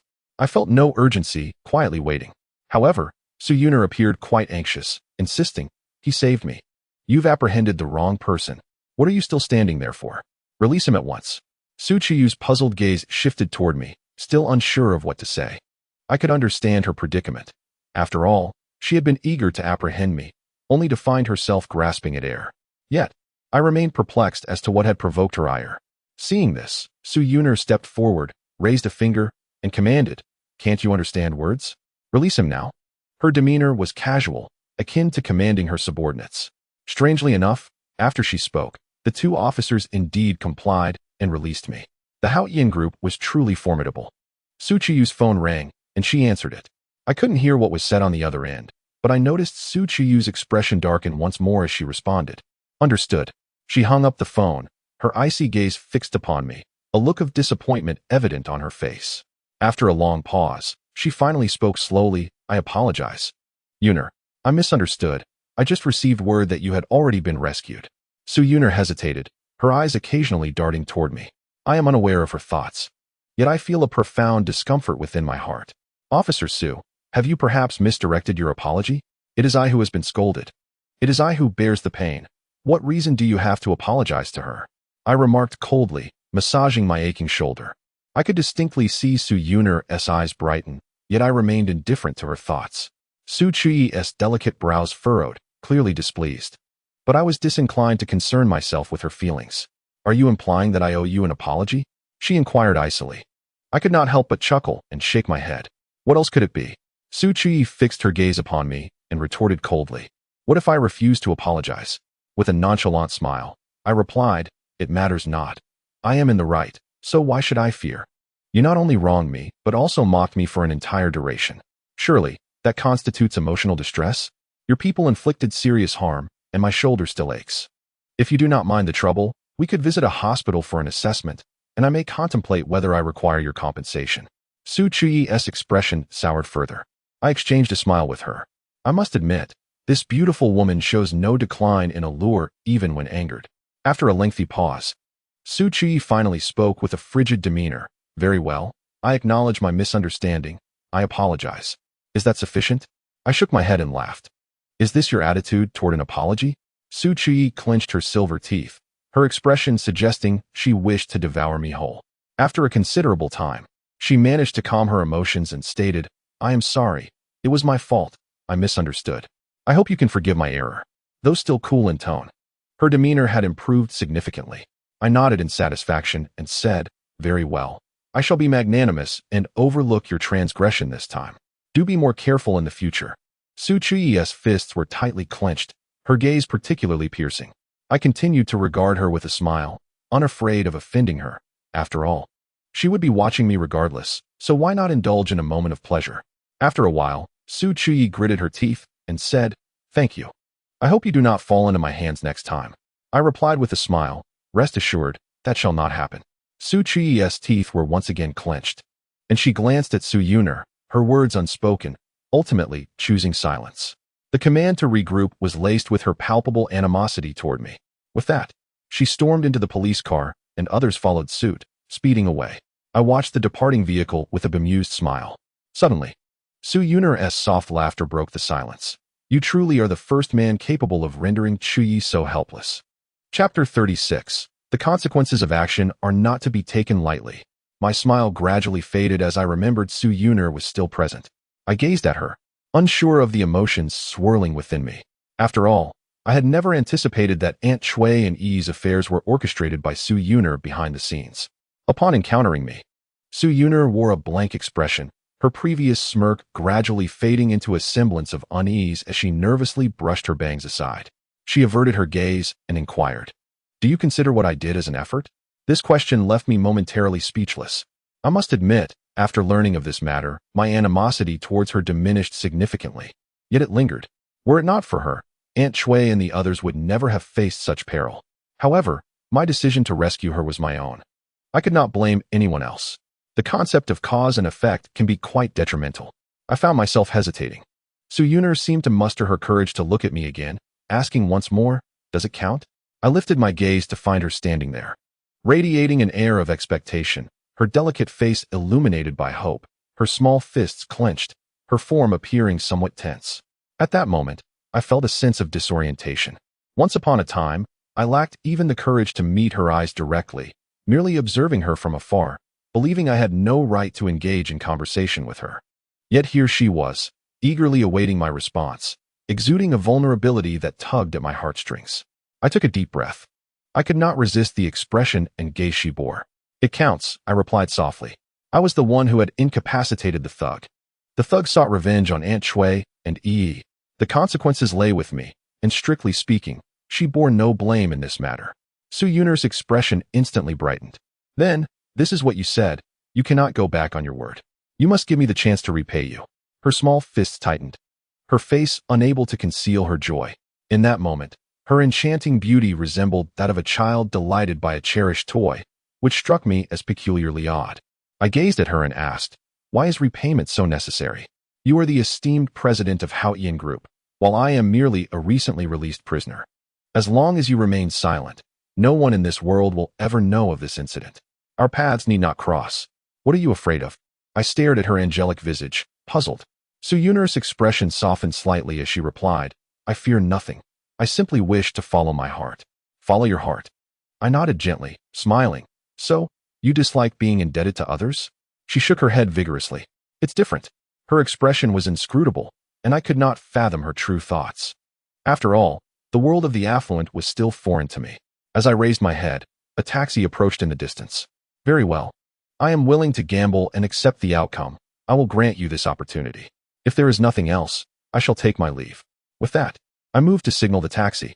Seeing this, Su Yun'er hurriedly stepped in front of me, blocking my path, and exclaimed, "You said you would give me a chance. How can you leave?" This statement caught me off guard. I helplessly replied, "It is late. Why would I not go back?" Su Yun'er appeared to hesitate. Her words caught in her throat. "Then you should get in the car. I will take you back." "There is not much I can do," she said hesitantly. Her expression was expertly composed, leaving me unable to discern her true thoughts. "All right," I replied with a gentle nod, settling into the passenger seat, too weary to engage in further conversation. Soon, Su Yun'er resumed driving. She casually inquired, "Where do you live?" After a moment of contemplation, I replied, "To the Li Feng Hotel." She appeared momentarily taken aback. "You live in a hotel?" The surprise was evident on her face. I replied nonchalantly, "Where else could I stay? As long as it's not a prison, I'm content." I gazed out the window, uncertain of the emotions swirling within me. Su Yun'er did not say much, but I sensed her eyes upon me. Time drifted by slowly. Before long, the vehicle came to a gentle halt. I unfastened my seatbelt and prepared to exit the car. However, as the door swung open, I was astonished to discover that we were not at the Li Feng Hotel, but at an unfamiliar location. Surrounding us was lush greenery. The car parked within a courtyard, facing a villa. I looked at her in confusion and asked, "Where is this?" Su Yun'er responded matter-of-factly, "This is my home. Come on. You will stay here tonight." Though she seemed a bit anxious in my presence, I could still perceive the assertiveness in her words. "But why would I stay at your house? I asked you to take me to the Li Feng Hotel," I questioned, bewildered by the unexpected turn of events. This situation left me utterly perplexed. Su Yun'er smiled playfully and said, "Did you not promise to give me a chance to repay you? If you stay at the hotel, I want to have the opportunity. It's decided. My home is quite remote, and you won't find a taxi outside. If you wish to return, it would take you an hour or two." I was momentarily at a loss for words. Su Yun'er continued with a grin, "Come on. Don't tell me you are a man of your word only in words. Let us go." With that, she gracefully strode toward the villa, her alluring figure captivating. I shook my head in resignation, unsure of what to say. Since I was already here, I decided not to resist any longer and followed her inside. Upon entering the villa, the lights illuminated a grand living room, resplendent in its opulence. Su Yun'er raised her hand slightly and smiled. "Please, have a seat. Would you like something to drink? Coffee or milk?" I sighed in resignation. "Is this what you call repaying me?" As I settled into the soft, comfortable sofa, I felt my fatigue diminish significantly. Is this what the world of the affluent looks like? Su Yun'er rolled her eyes playfully and laughed. "There is little I can do. So I will do what I can. I owe you 2 lives and 3 years. I can never fully repay that debt. Yet you still don't allow me to do as much as I can?" This statement leaves me utterly speechless. "Water." Su Yun'er swayed gracefully towards the kitchen, her melodious voice resonating. "All right." I gently leaned back on the sofa, observing her bustling figure in the kitchen, increasingly convinced that everything before me felt surreal. I began to seriously doubt whether the true me was still dozing in a high school Chinese class, and that all these years had merely been a dream. Before long, Su Yun'er emerged from the kitchen, She placed a cup of water on the coffee table before me and took a seat opposite, smiling intently at me. That gaze made me feel quite uneasy. "Why are you looking at me?" I inquired, diverting my attention to the cup. With a gracious smile, Su Yuna replied, "I recall that you were quite fond of me back in high school, weren't you?" At her words, my heart raced unexpectedly. Chapter 37. Staying at your house? Strange Yuna. What prompted such an unexpected declaration? I dared not raise my eyes. Despite having weathered many storms, I found it impossible to maintain composure in front of the woman I had secretly admired for years. I shook my head with a light chuckle, responding, "During high school, there probably wasn't a boy who didn't like you." I couldn't discern her reaction. She didn't rush to speak. I felt her gaze upon me, and that peculiar sensation made me even less inclined to look up, rendering me rather awkward. After a prolonged silence, Su Yuna's gentle laughter broke the stillness. 2 lives. 3 years. The youth you have squandered and the suffering you have endured during these 3 years, I can begrudgingly compensate you for. As for those 2 lives, I truly lack the ability to repay. Thus, I shall agree to 2 conditions of yours, as long as they fall within the capacity of myself and Haoyan Group. What do you think? Unable to resist, I lifted my gaze, only to find her earnestly staring at me. My feelings grew increasingly complicated. I must admit, her words were sincere. The power of Haoyan Group was immense, and 2 conditions were indeed sufficient for me to accomplish many things. Yet, there lingered an uncomfortable sensation within me, as if something weighed heavily upon my heart. I gazed at her and calmly stated, "There is no need to regard this matter as a transaction. I do not require your gratitude. My decision to save you was entirely my own. If you wish to express your gratitude, I won't hinder you, whether it be for a day, 3 days, or even a year. You have the right to cease your gratitude at any time. Besides, who knows, perhaps in the future you may save my life, and that would serve as your repayment." The expression on Su Yuna's face grew more serious as she maintained eye contact with me, yet I still could not discern her thoughts. At that moment, an inexplicable intuition arose within me, suggesting that the woman before me was even more formidable than Zhou Jun, possessing a depth that was truly profound. Soon, Su Yuna smiled again and said, "You once had feelings for me. Now I offer you the opportunity to voice any conditions you desire. Do you truly have nothing to express?" Her words seemed laden with implication. I furrowed my brow, yet she continued to gaze at me with a radiant smile, as if she had merely mentioned a trivial matter. What did this mean? I straightened my posture and confessed, "I admit that 3 years ago, I indeed harbored feelings for you, and it was solely for the you of that time. I hope you do not tarnish the beautiful image of you that resides in my heart from 3 years ago." Her smile inexplicably instilled a sense of pressure within me. I was unsure how I had uttered such words. I sensed she was testing the waters. After all, it was improbable that a woman like her would feel indebted enough to offer herself simply because I had saved her. Yet, these words were indeed a reflection of my true sentiments. Upon hearing this, Su Yuna's beautiful eyes widened slightly in surprise. I too found the atmosphere overwhelming and said softly, "I'm tired. Where shall I sleep?" The weight of her gaze was truly daunting, not only due to my past infatuation, but also because of her own formidable presence. The president of Haoyan Group was not someone to be underestimated. Su Yuna regarded me earnestly once more and replied, "Very well, if you are tired, then rest. I still want to express my gratitude. Your kindness is immeasurable, a debt that even my saving you cannot repay. You saved not only my life, but also the dignity of both Haoyan Group and myself." Her words carried a heavy gravity, leaving me further bewildered. Dignity was understandable. Had I not intervened, her fate would have been unimaginable. However, what did she mean by saving Haoyan Group? Yet, Su Yuna offered me no time to ponder as she continued, "Regardless of what I do, I may never be able to repay your kindness in this lifetime, but I will strive to do so. Perhaps, as you said, never mind, let us not dwell on it. You should rest. I will show you." With that, she gracefully rose, her alluring figure swaying as she walked towards the stairs. I struggled to comprehend the unfinished thoughts she left hanging. Engaging in conversation with her was mentally taxing. I decided not to overthink it and followed her to the 2nd floor. Su Yuna paused at the door of the room on the right and said, "You shall stay here tonight. There is a bathroom, and I will be across from you. Besides, you have nowhere else to stay now. You can reside here every day." A smile adorned her face, and she was truly beautiful. Yet, I could not fathom what lay within her heart. "There is no need. I prefer the convenience of a hotel," I replied calmly. Su Yuner leaned gently against the wall, crossing her arms, and said with a smile, "If you stay in a hotel, how will I ever repay you? Moreover, this villa is solely inhabited by me, which instills a certain trepidation. With your presence, I can find solace in a peaceful slumber, free from concerns about any disturbances outside." Such words flow effortlessly from my lips. I cannot help but gently shake my head and inquire, "Are you truly so confident in me?" Su Yuner replied with an air of certainty, "Of course. You have rescued me countless times. In my heart, you provide more security than my own father." A peculiar flutter surged within my heart at her words. Clearing my throat, I softly said, "I shall retire for the night. We can discuss this further tomorrow." With that, I pushed open the door to my room. However, at the very moment the door closed, I caught a glimpse of Su Yuner's enigmatic smile through the crack.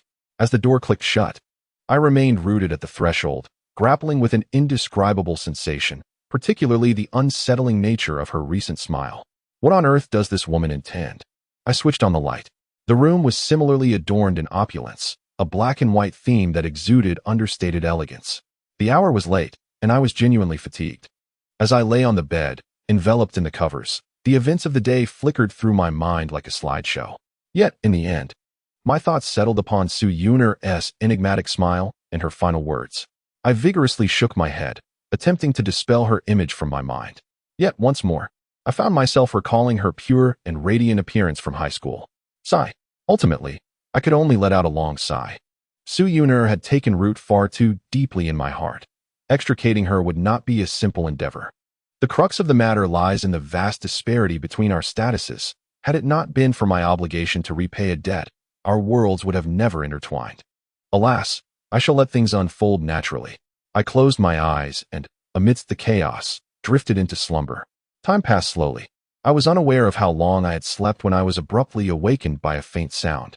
I opened my eyes to find the darkness still enveloping the room. Straining to listen, I discerned the faint sound of Su Yuner's pained murmurs emanating from outside. What could be the matter? Chapter 38. Yuner's figure, so graceful. I could not suppress a frown as I sat up straight. Listening intently, I realized the sound resembled someone gasping in pain. After a moment of contemplation, I decided to approach the door, standing quietly in wait. After all, I was uncertain of the situation at hand. Soon enough, Su Yuner's voice, tinged with discomfort, broke the silence. Something must have gone awry. I rapped my knuckles against the door and asked, "What is it? Do you require assistance?" My previous prejudices against her had significantly diminished. After a brief silence, Su Yuner's voice, strained with pain, responded, "Could you come help me? I cannot return." Cannot return? That sounded rather serious. Thus, I made my way outside. Once more, I uttered a phrase, ensuring that there was no commotion outside before finally drawing the door open. The corridor was illuminated. As I lifted my gaze, I discovered a delicate silhouette sprawled on the floor outside the restroom.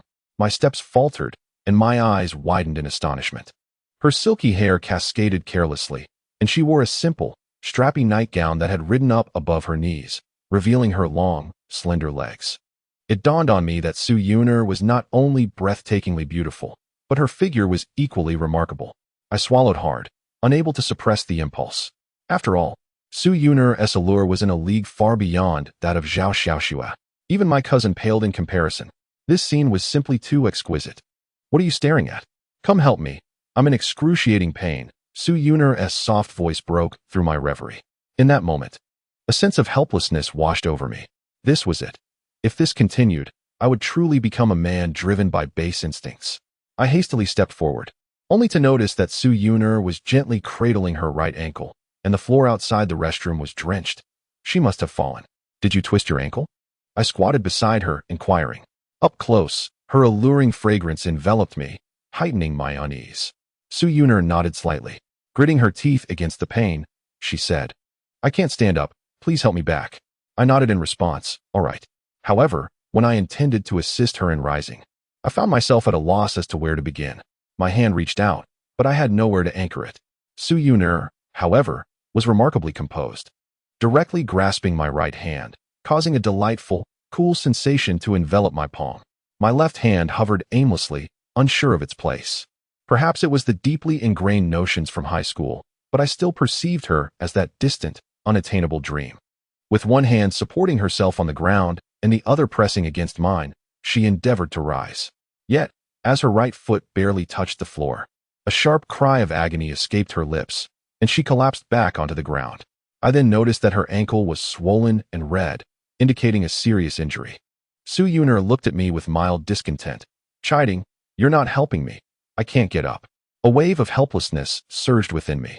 Struggling against the odd feelings coursing through me, I said, "All right, I will help you up." Su Yuner nodded gently, extending her hand slowly. I lifted her from the floor, her left foot steady while her right foot dangled. Yet, she continued to gaze at me in disbelief. I shrugged nonchalantly. "Didn't you say it was fine to touch? Helping you like this is simple."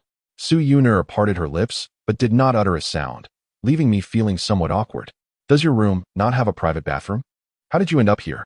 I attempted to shift the conversation, but upon speaking, I realized that Su Yuner's expression seemed even more unnatural. "No, I was washing clothes and hung them up," she replied, her demeanor somewhat peculiar. I gazed at her in confusion, unable to decipher the nature of her expression. Su Yuner quickly said, "Please help me back. I can hardly stand." Without further thought, I nodded gently. "Lean on my shoulder. I will assist you back." I positioned myself at her right side. Slowly, Su Yuner placed her hand on my shoulder, attempting to hop forward. Everything seems fine, I thought. So I refrained from supporting her further, as she was capable of walking. I struggled to divert my gaze, yet my eyes betrayed me, unwilling to obey. After days of torment, my resistance seemed utterly depleted. Fortunately, Su Yuner remained oblivious, and soon I guided her back to her bedroom, where she settled herself against the headboard of the bed. Her room was fragrant, adorned in a delightful shade of pink.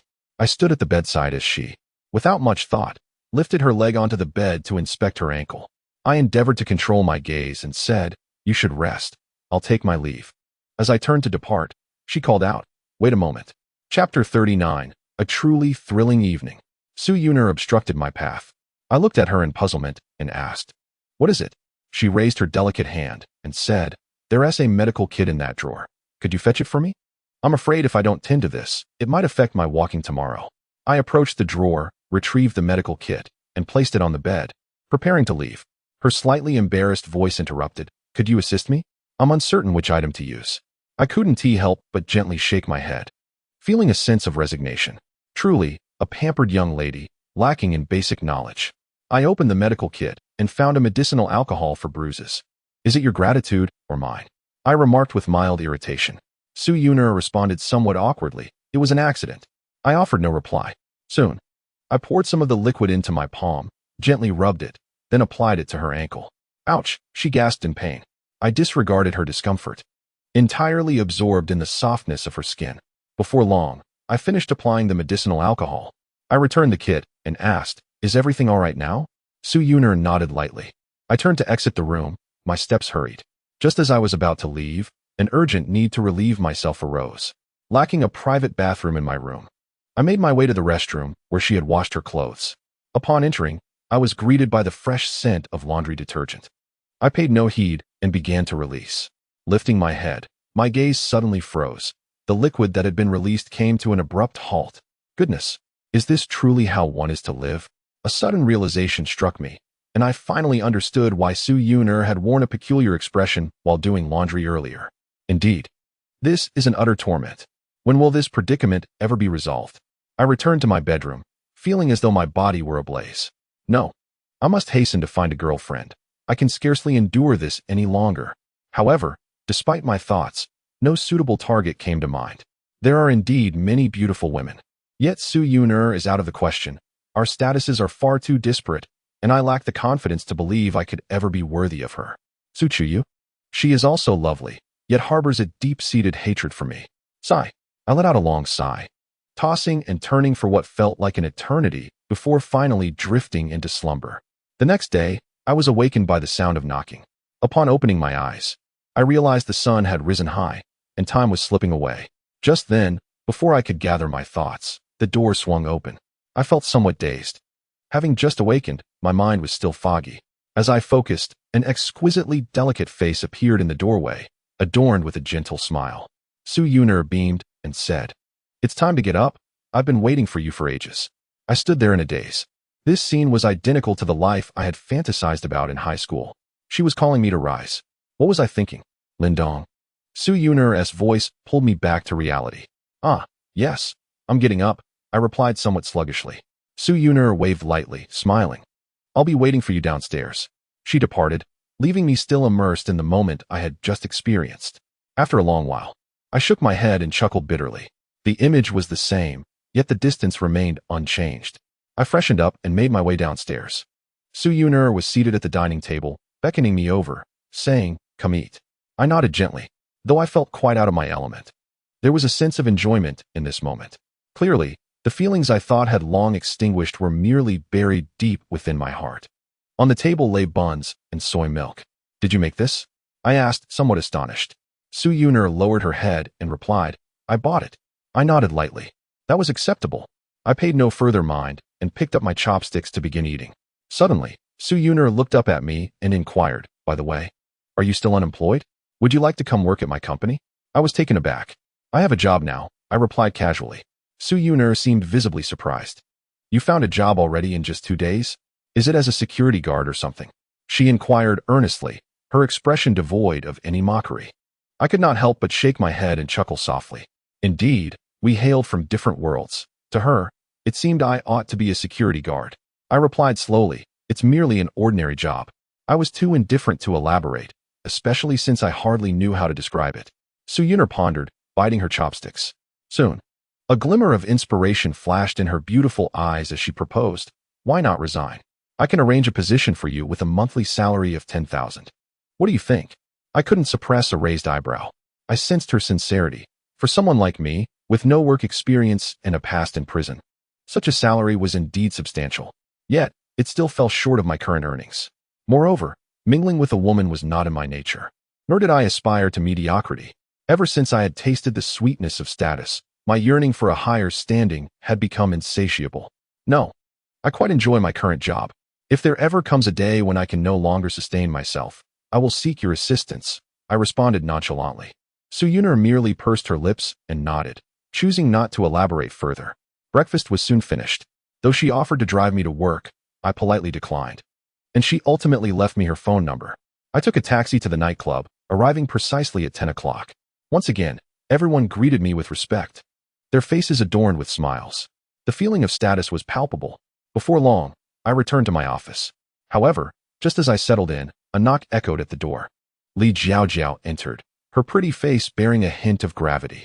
"Donggu, Xin Yu wants to see you urgently. He said it's a matter of importance." I felt my brow furrow involuntarily. Urgent matter? A sense of foreboding stirred within me for reasons unknown. Chapter 40. A misstep that provokes conflict? All right, I will go at once. I did not sit down, but promptly followed her out. Li Jiaojiao offered no further words, her steps brisk, which only heightened my anxiety.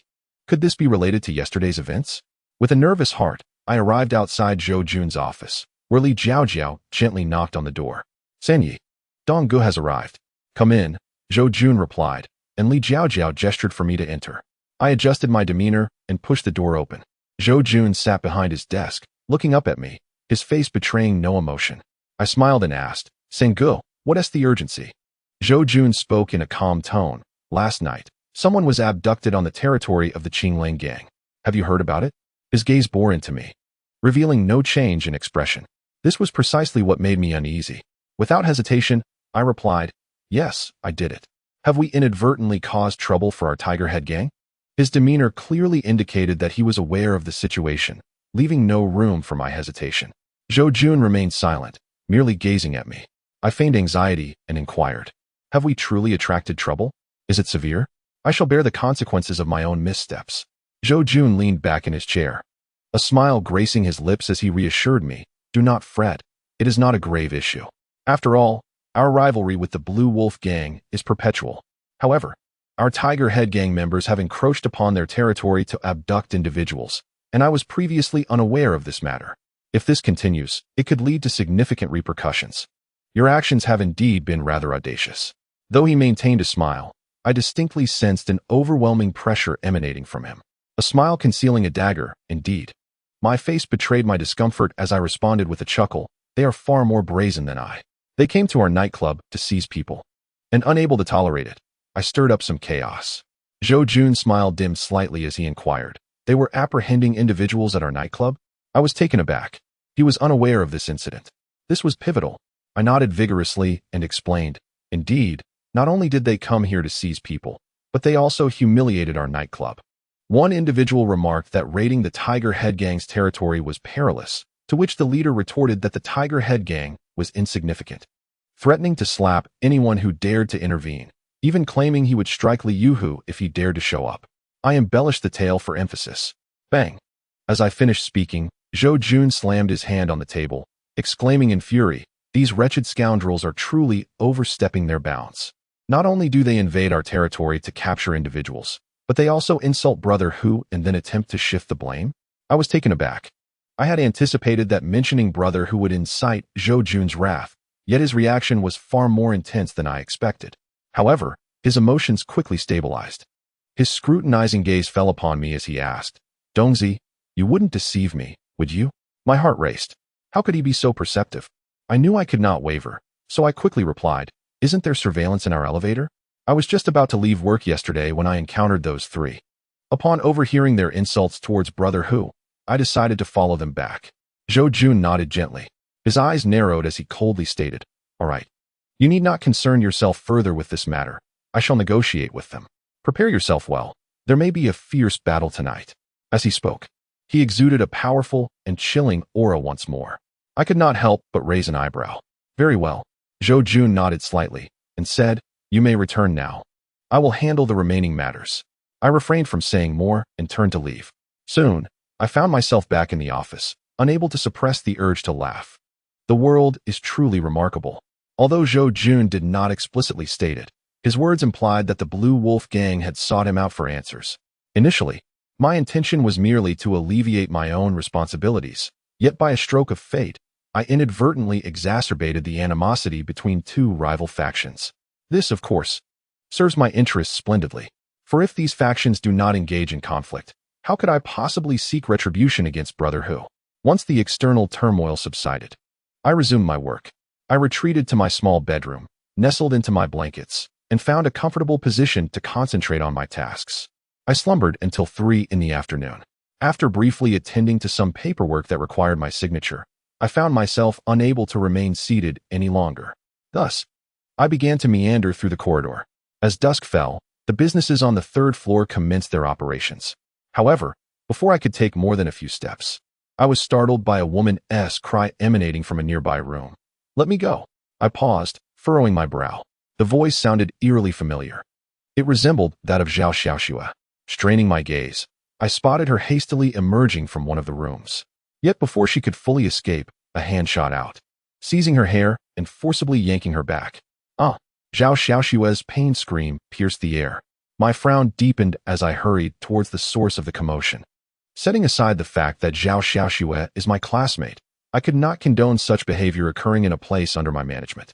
Service personnel have the right to refuse service to unruly patrons, and this was unmistakably coercive. I rushed to the threshold of the room and peered inside, where I witnessed a man pinning Zhao Xiaoxue to the bed. Despite her desperate struggles, he appeared deranged. Suddenly, with a resounding slap, he struck her across the face, bellowing, "Don't move, you wretched creature. If you don't serve me well today, I'll ensure you can't survive here." The tone of his voice furrowed my brow, and an unsettling familiarity washed over me. Zhao Xiaoxue wept upon the bed, her face streaked with tears. The man, holding her arms down, let out a lewd chuckle. "You refused me when I pursued you, didn't he, you worthless girl? Did you ever imagine that one day you would be toyed with like this? Today, you shall witness the consequences of crossing me." With that, he leaned in, intent on kissing her. Zhao Xiaoxue continued to struggle valiantly, but her arms were trapped, and the man's face drew nearer. Narrowing my eyes, I bellowed, "Stop this at once."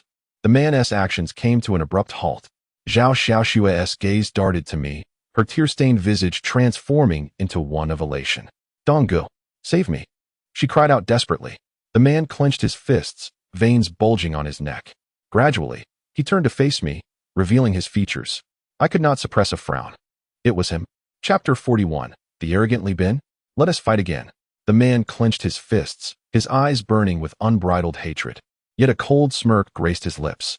It was none other than my classmate, Li Bin, whom I had encountered when I first arrived at the nightclub. I found myself perplexed. How could this fellow still dare to show up? Li Bin sneered maliciously, his voice dripping with disdain. You wretched creature. Do you still have the audacity to confront me? I cast a languid glance in his direction. Xiaoxue, come here. Zhao Xiaoxue hastily adjusted her attire and rushed to stand behind me, clutching my clothing tightly. Her expression was one of palpable distress. Upon witnessing this, Li Bin's mocking laughter intensified as he derided. Zhao Xiaoxue, you truly lack discernment. You rejected my advances only to settle for this wretch. You two pathetic lovers. Let me tell you, I am here to exact my vengeance today. A wry smile gradually emerged at the corners of my mouth. Such confidence. I chose to disregard him, instead focusing my attention on Zhao Xiaoxue. Has he been tormenting you? I inquired. Wiping away her tears, Zhao Xiaoxue nodded vigorously. I didn't want to serve him, but he wouldn't let me leave. He humiliated and threatened me, trying to force me. She exclaimed, her voice laced with indignation. I replied cheerfully, no worries. I shall avenge you. Li Bin erupted into a fit of derisive laughter, taunting. You think just because you're working here, you have some form of protection? Fool. You're just a mere employee. Understand? I remained unfazed, responding with a smile. Is there anything else you wish to say? Continue. Once you're done, we shall settle this together. Huh. Li Bin's contemptuous grin deepened as he growled. Let me make it clear. I am here for revenge. I had intended to deal with this wretched woman before seeking you out, but since you've come to meet your doom, I shall take care of you first. I could not help but raise an eyebrow at his bravado. Li Bin barked, brothers, come here. To my surprise, heavy footsteps resonated from outside. I hadn't anticipated that he could actually summon reinforcements. Turning my gaze, I beheld two muscular men clad in black tank tops striding toward us, their faces etched with ferocity. Zhao Xiaoxue gripped my clothing even tighter, her anxiety palpable. I reassured her with a smile. Do not fear. I am here. So what is there to worry about? She regarded me with a complex expression and nodded gently. Li Bin shook his head, laughing mockingly. A fool remains a fool. Now that I have arrived, do you think I was unprepared? What can you do? I fixed him with a steady gaze, replying with a smile. You will find out soon enough.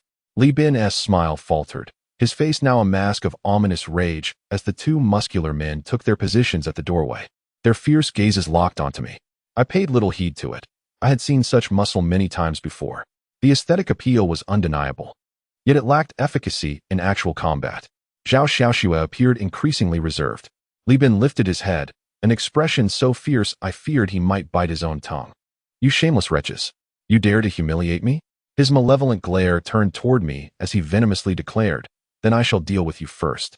And you will watch helplessly as I take advantage of that wretched Zhao Xiaoxue. Brothers, seize him. With a flourish, he pointed dramatically, his demeanor strikingly theatrical. Two burly men stepped forward, intent on advancing.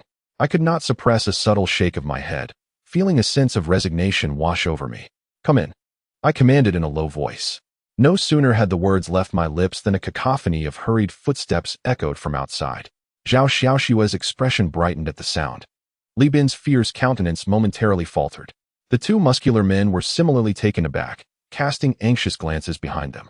In an instant, 7 or 8 young men clad in suits blocked the door completely. Lu Gang emerged, boldly exclaiming, Who dares to lay a finger on my brother Dong? You too, perhaps? Do you believe I won't make you regret it? The two muscular men stood dumbstruck, their menacing expressions evaporating. Li Bin's eyes widened, disbelief etched across his face. Seemingly astonished by my elevated status, I could not help but chuckle softly, shaking my head as I remarked, Haven't you learned from the last time you were here? Have you truly forgotten, or is your memory simply lacking? Regaining his composure, Li Bin clenched his fists tightly. After a moment, he revealed a cold smirk, mocking, You misunderstand. You cur. I am merely surprised. Did you think I would come unprepared? I raised an eyebrow, intrigued by his audacity. What could possibly embolden him? Li Bin retrieved his phone, disdainfully stating, Just wait while I make a call, and then you shall meet your end. He began to dial. I rolled my eyes, raising a hand. In an instant, his phone was knocked from his grasp, crashing to the ground and shattering. Li Bin glared at me, fury radiating from his face. Do you take me for a fool? You expect me to wait while you summon help to thrash me? Who's the real dimwit here? Li Bin's rage intensified, and he shouted, Damn it, if you were a man, you would let me call for backup. Do you dare? I could not help but chuckle softly, replying, Do I need to prove my manhood to you? It suffices that they know. I gently patted Zhao Xiaoxue on the shoulder. She smiled in agreement, saying, Brother Dong is undoubtedly a man, more so than any other, truly formidable. I shot her an exasperated glance, yet Li Bin's face flushed with indignation, his eyes gleaming with malice. Regrettably, anger serves no purpose. I remarked calmly, this fellow coerces us into serving him, humiliates me, and even summons others to discipline us. Enough with the trivialities, let us proceed. Upon hearing this, Lu Gang's eyes sparkled with excitement. Damn it, let us teach them a lesson. He rolled up his sleeves and charged directly towards Li Bin, his face alight with exhilaration. Meanwhile, the others lunged at the two muscular men. Li Bin's pupils constricted suddenly, his eyes nearly bulging out of their sockets, his mouth opening and closing in vain. Yet he remained speechless until Lu Gang reached him. You dare to mess with my brother Dong? How audacious! Lu Gang lifted his leg and delivered a powerful kick squarely to Li Bin's chest. I could only shake my head helplessly. Truly, a reckless endeavor. Chapter 42. Such arrogance, his protector? The two muscular men had already been subdued, pinned to the ground and mercilessly pummeled. Li Bin fared even worse. Lu Gang was directly atop him, throwing punches with wild abandon. The corridor echoed with anguished cries. Li Bin struggled to call out, Du Xiao? Du Xiao, save me. I couldn't help but raise an eyebrow. Du Xiao? That title sounded somewhat familiar. Suddenly, a deep voice resonated. You dare lay a hand on my people? You truly are courting death. Everyone halted, turning towards the source of the voice. A smile involuntarily crept onto my lips. This voice, too, was recognizable. Focusing my gaze, I spotted a group descending the staircase, followed by 4 burly men in suits, each exuding a menacing aura. Leading them was a flamboyantly dressed young man with a handsome face, marred by several bruises and a bandage across his nose. I chuckled to myself. What a coincidence! The newcomer was none other than Du Mingho, the wealthy heir we had recently dealt with. Having just dealt with these two, they had come back for more. Lu Gang and the others hastily got to their feet. Li Bin's face had swollen to that of a pig's head as he cried out, Du Xiao, avenge me. It was this pair of scoundrels. Du Mingho's haughty gaze settled upon me. In the next moment, his expression froze as he evidently recognized me. Zhao Xiaoxue's demeanor shifted to one of anxiety, whispering, Donggu, this man is the son of the chairman of Huatai Real Estate. He is not to be trifled with. I couldn't help but chuckle lightly. What a coincidence. After being released from prison, I had dealt with both of them, and now they were in cahoots. Zhao Xiaoxue and Li Bin immediately turned to me, their faces a mask of shock. Du Mingho's expression shifted rapidly between anger and uncertainty. I smiled with amusement. Your injuries have yet to heal completely. And you dare seek trouble with me? Gulp. Zhao Xiaoxue swallowed hard, her eyes wide with disbelief. Du Mingho clenched his fists tightly, his back teeth grinding. And his expression was one of fury, as if he wished to devour me whole. Well, what a coincidence. I was just looking for you, and here you are, presenting yourself. His voice dripped with menace, and his face was contorted with madness. Li Bin, observing the scene, relaxed slightly. A cold smirk resurfaced on his swollen, pig-like visage as he fixed his gaze upon me. I shook my head with a light chuckle and remarked, You truly have an insatiable appetite for punishment. You dare to swagger in here with just these two companions. Du Mingho's sneer deepened as he intoned, Do you believe the people of the night will protect you? You, the scum of society, do you even comprehend what status means? Li Bin, upon hearing this, began to grow arrogant. I raised an eyebrow. Du Mingho tilted his head slightly, mockingly stating, Now, widen your eyes and behold how I can bring your end with merely a few words. Oh, and you too, he added, directing his words toward Zhao Xiaoxue, who tensed up once more. I chuckled softly and nodded, saying, Very well, I am watching. At this moment, a considerable number of onlookers had gathered in the hallway, staff, guests, and technicians alike. Du Mingho laughed arrogantly. Is this the guest room department? Where are the attendants? Fetch your manager for me, he commanded with an air of dominance. Lu Gang, unable to contain himself, burst into laughter, a mocking expression plastered across his face. I couldn't help but shake my head in disbelief. I had expected something substantial from him, yet he had delivered a monumental blunder. Seeing this, Du Mingho's brow furrowed. Li Bin, emboldened, shouted, Are you all deaf? Young Master Du has ordered you to summon the manager. Do you not understand? However, all he received in return were looks of disdain from the staff, akin to viewing a fool. Du Mingho's frown deepened, and Li Bin appeared bewildered. Before he could ponder further, Lu Gang's fierce voice rang out. You bastard! How can you be so incessantly annoying? We may be deaf, but you are clearly blind. Brother Dong is right here. Where should we go to call? Li Bin's eyes widened in shock. Du Mingho was equally taken aback. In the next moment, their bewildered gazes converged upon me. I smiled lightly and nodded. You called? What is it? Li Bin's lips twitched in disbelief as he incredulously asked, This waste is the manager? As soon as his words fell, Lu Gang rolled up his sleeves and charged forward. Who the hell are you calling waste? You want a beating? Before long, a pained wail escaped Li Bin's lips once more. I couldn't help but shake my head internally. Why must it come to this? Soon, my attention shifted back to Du Mingho, who was equally dumbfounded. With a playful smile, I inquired, Young Master Du, what brings you here? Zhao Xiaoxua seemed to be stirred with excitement. The mocking gazes of those around us converged upon Du Mingho. Regaining his composure, Du Mingho's countenance darkened with fury. I never expected you, wretched creature, to rise so swiftly. But what of it?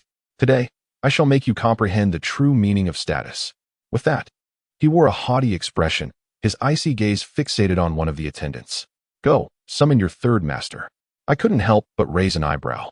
Clearly, Du Mingho's standing was indeed considerable. The attendant hesitated, glancing at me. I smiled and nodded, saying, Please do summon him. With such elevated status, I wouldn't dare to handle this matter myself. Only then did the attendant swiftly turn and depart. Du Mingho smirked darkly, taunting, Wretched creature, just wait for your demise. Li Bin painfully crawled over. Yes, just wait for your end. Despite his current disheveled state, his expression remained resolute. How deeply must he loathe me? The onlookers displayed expressions of anticipation, quietly awaiting the unfolding drama. Soon, footsteps echoed in the air. Looking up, I saw Zhou Jun approaching slowly with Li Jiao Jiao by his side. Zhou Jun exuded a commanding presence.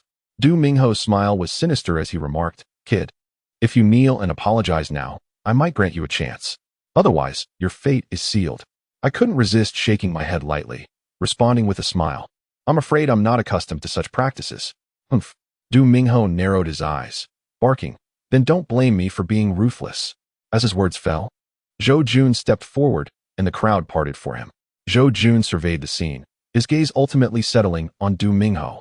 Young Master Du? What is the meaning of this? He asked in a calm tone.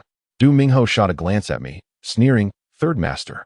Our family has been a long-standing client of your nightclub. However, this new room manager seems to lack discernment.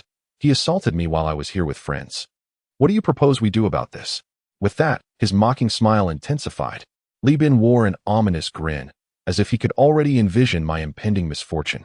I remained composed. Deep down, I was certain Zhou Jun would not reprimand me over this incident. Zhou Jun frowned, glancing at Li Bin on the ground before asking, Dongzi, what transpired? Young Master Du is one of our esteemed clients. I require an explanation. Huh. Du Mingho continued to smirk. His gaze filled with provocation as he fixated on me. Zhao Xiaoxua clenched her fists tightly. I harbored no worries, chuckling as I said, Third brother. It is evident that Du Xiao has committed no wrongdoing. It is merely his friend who has been excessively arrogant. He has coerced our personnel at the nightclub. And when I intervened, he resorted to violence against me, which is rather dismissive of our establishment. I was left with no recourse but to defend myself. Du Mingho furrowed his brow and demanded, Is it true that you struck my friend? I nodded gently. Indeed. Humph. Du Mingho narrowed his eyes towards Zhou Jun and declared, Third Master, you have heard him acknowledge it. Zhou Jun remained expressionless. I have indeed heard. Such behavior is undeniably presumptuous, he replied coldly. I couldn't help but raise an eyebrow. Zhao Xiaoxua's body tensed, her anxiety palpable. Zhou Jun spoke calmly, Bring them forth. As his words fell, 7 or 8 burly men stepped forward. Li Bin wore a sinister grin. Du Mingho, brimming with arrogance, laughed. You see, this is the power of status. Do you understand? I merely smiled without comment. Zhou Jun continued, With so many guests observing, it is imperative to establish proper decorum. Otherwise, who would not believe our nightclub to be without rules, easily bullied? Strike. He signaled to the burly men. They understood his intent and advanced. Li Bin could no longer contain himself, laughing wildly. You fool, this is the consequence of provoking me. His words were abruptly cut off as his vision was obstructed. The expression of arrogance on his face froze, for the burly men were advancing towards him. Li Bin's pupils dilated in shock. In the next moment, their fists rained down like a storm. Ah!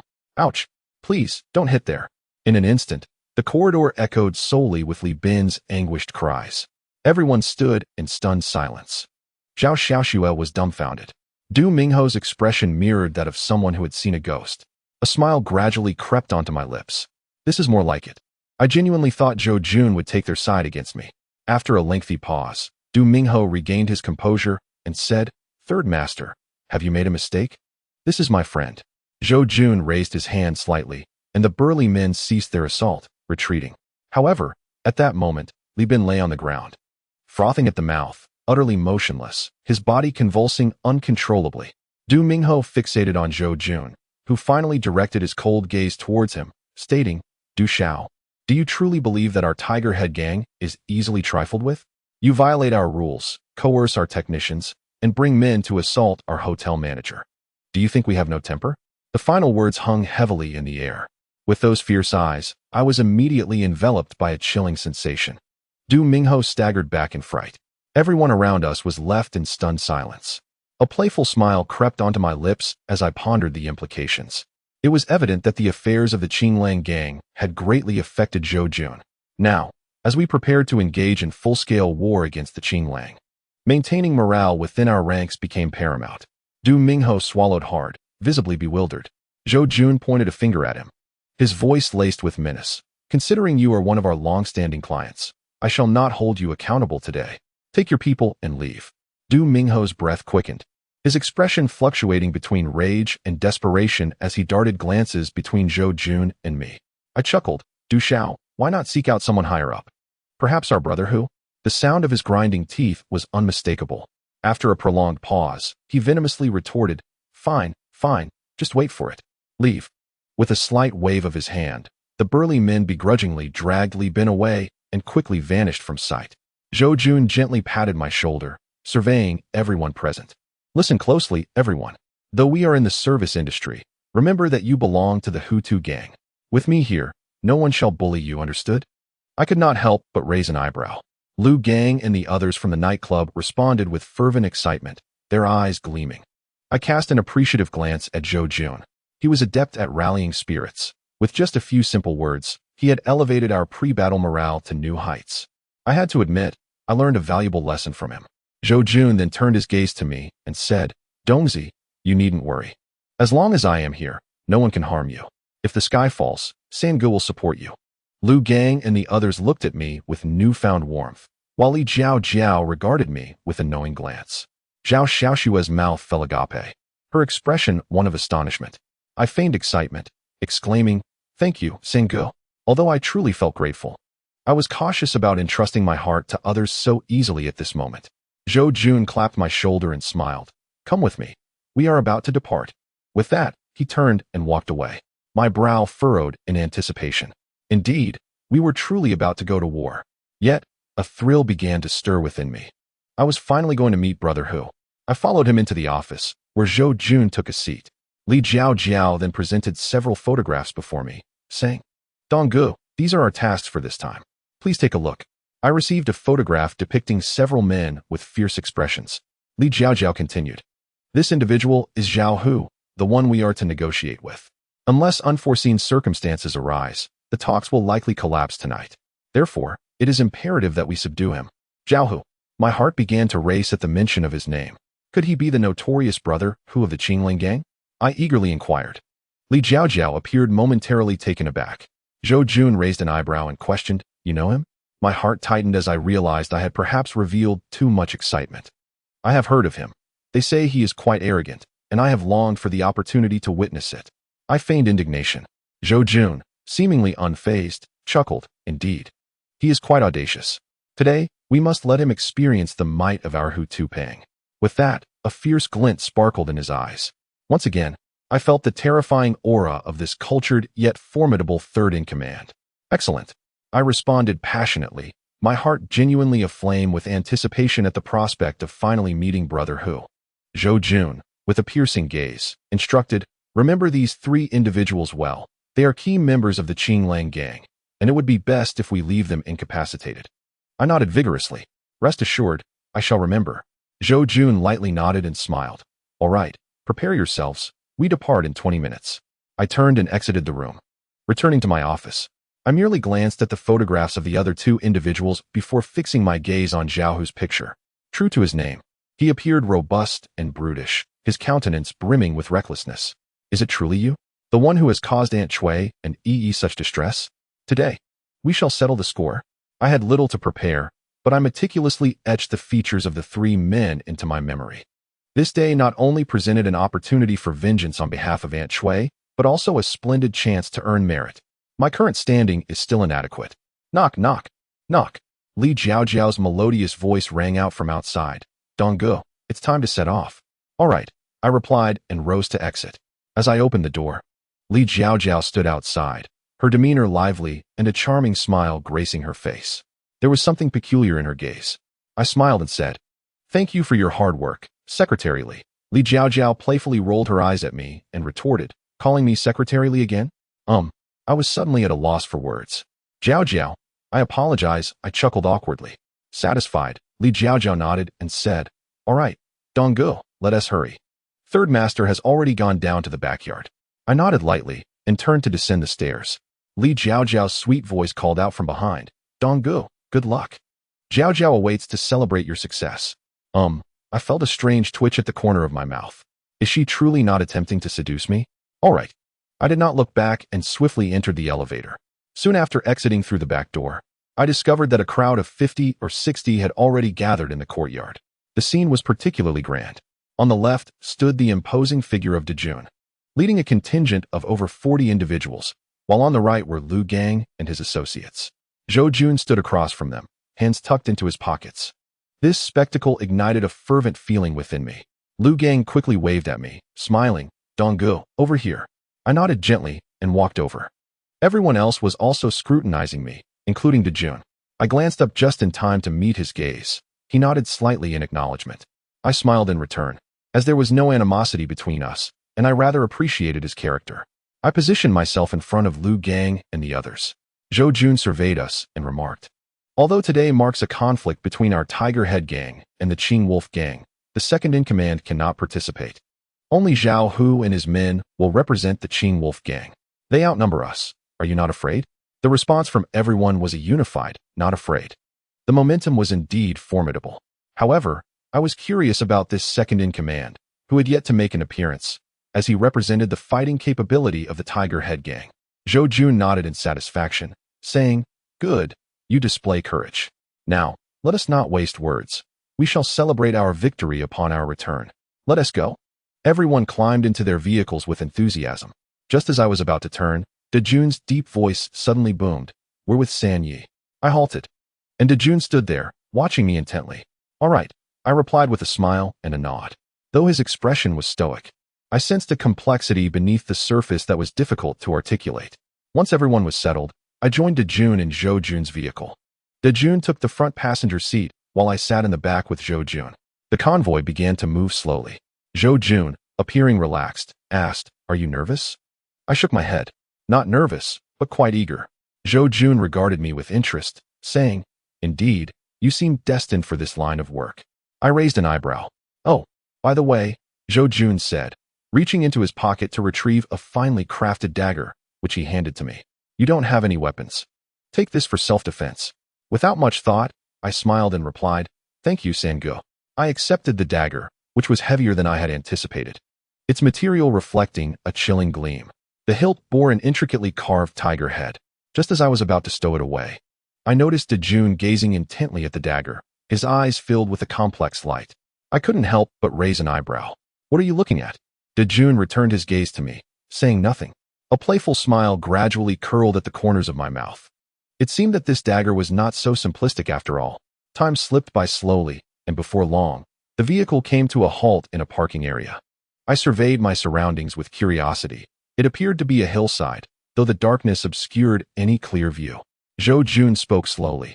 "This is the Tiger's Roar Pavilion, once the private estate of a notorious leader.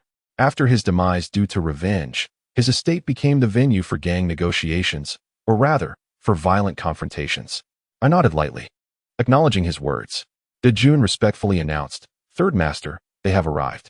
I cast a glance and then realized that there was another parking area directly across from us, situated at the same elevation along the hillside, separated by a trench. The distance was considerable, making it difficult to discern the number of individuals present. Zhou Jun squinted, his voice cold as he stated, "Let us go meet them.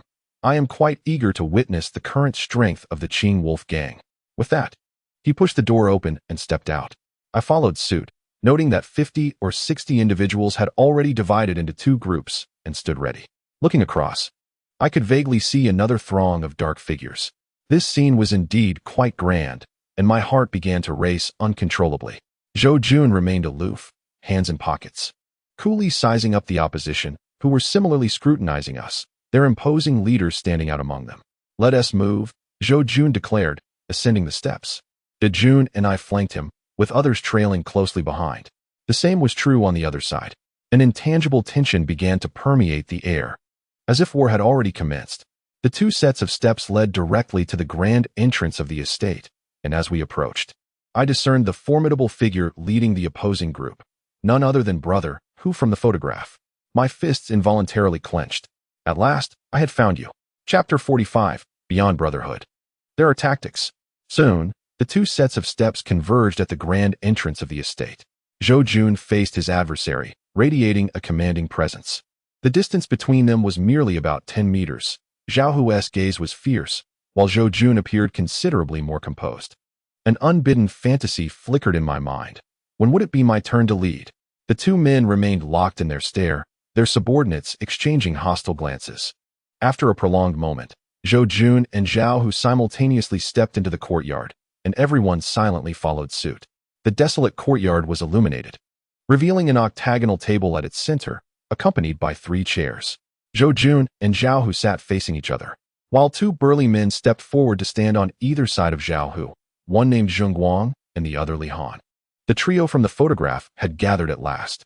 Zhao Hu leaned back slightly, crossing his legs with an air of authority, and coldly remarked, "Third brother, your men have dared to trespass into my territory to seize individuals, and now you have the audacity to seek an explanation from us. Have you forgotten the prowess of your brother, who after 2 years of truce?" His voice, though not raised, exuded an overwhelming pressure.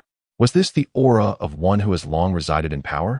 Zhou Jun smirked disdainfully and replied, "Huzi, I must admit I have indeed forgotten your methods. Yet it bears little significance. The crux of the matter is, who has encroached upon whose domain to abduct individuals?" Zhao Hu narrowed his eyes slightly. "We merely apprehended individuals. We did not steal them from your grasp. Not only did you seize our people, but you also assaulted my men. How shall we settle this score?" His tone was equally forceful. Zhou Jun, growing more somber, countered, "How do you expect us to conduct our business at the nightclub when you come to seize individuals there?" The two stood in stark opposition, the atmosphere rife with tension. I felt my body tense up. Everyone was on the verge of action. A confrontation was imminent. Zhao Hu's expression darkened as he coldly declared, "Very well, I will take a step back. Hand over those who assaulted my brother, and we shall consider this matter resolved." I couldn't help but raise an eyebrow. Zhou Jun, resolute, answered, "No one touches my brothers." Bang! Zhao Hu slammed his hand on the table, exclaiming, "Then what the hell are we discussing? If you seek an explanation, let us see whose fists are mightier." He rose, his imposing figure truly intimidating. Zhou Jun also stood, coldly stating, "All right, let us see whose fists are indeed stronger." As his words echoed, the atmosphere in the courtyard reached a boiling point. I fixed my gaze on Zhao Hu. Everyone was poised for action, ready to strike.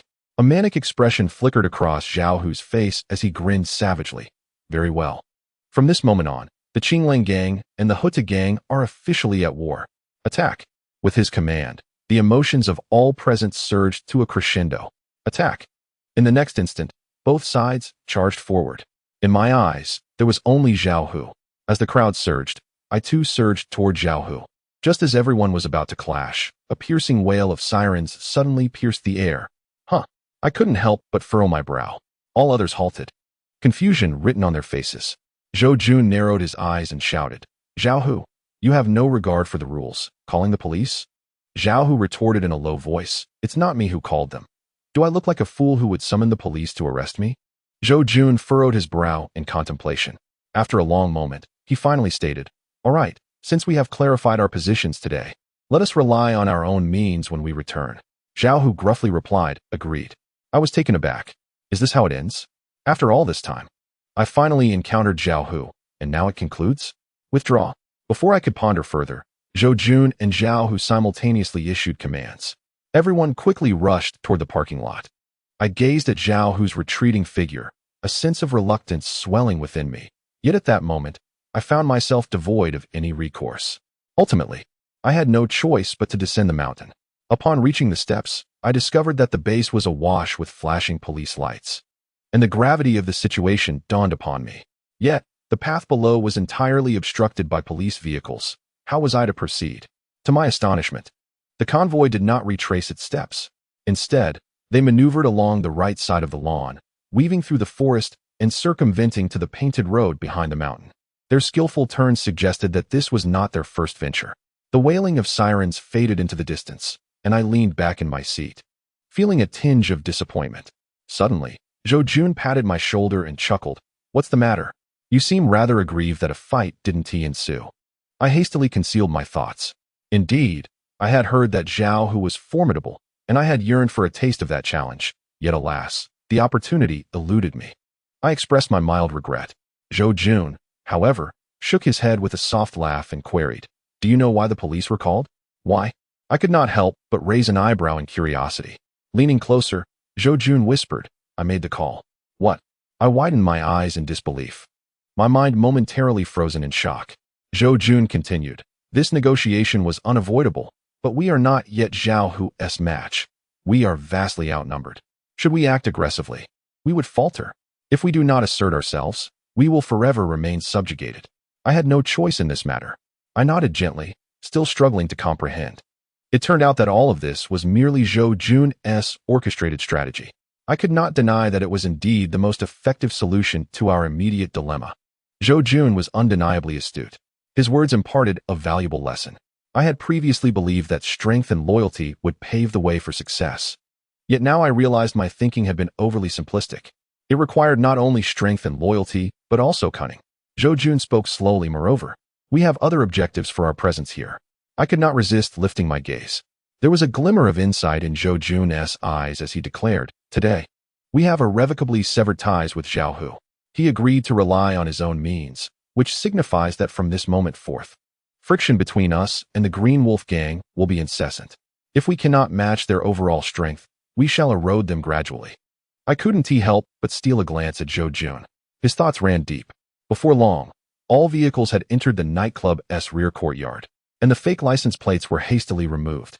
I drew the dagger from my waist and said, Third brother, I didn't use this, it's yours. Zhou Jun halted and regarded me for a moment. After a pause, he spoke with an air of significance. You may find it useful. Consider it a gift. From now on, you are free to trouble the Green Wolf gang, provided we ensure our losses are less than theirs. Do you understand? Upon hearing this, I felt a spark of clarity. It aligned perfectly with my intentions. Understood, I replied with an emphatic nod. Zhou Jun offered a mysterious smile and remarked, Dongzi, do your best. I believe you will surprise me. If you perform well, the benefits will surpass your wildest imagination. He then turned and walked away. A playful smile gradually graced my lips. Power, at last, within my grasp. An exhilarating surge of emotion coursed through me. Zhao Hu, although I currently lack the standing to converse with you, our struggle has commenced. Chapter 46. A Confounding Invitation? Upon returning to my office, I meticulously prepared for the upcoming encounter. I tucked a dagger into my belt and left Liu Gang's phone number behind.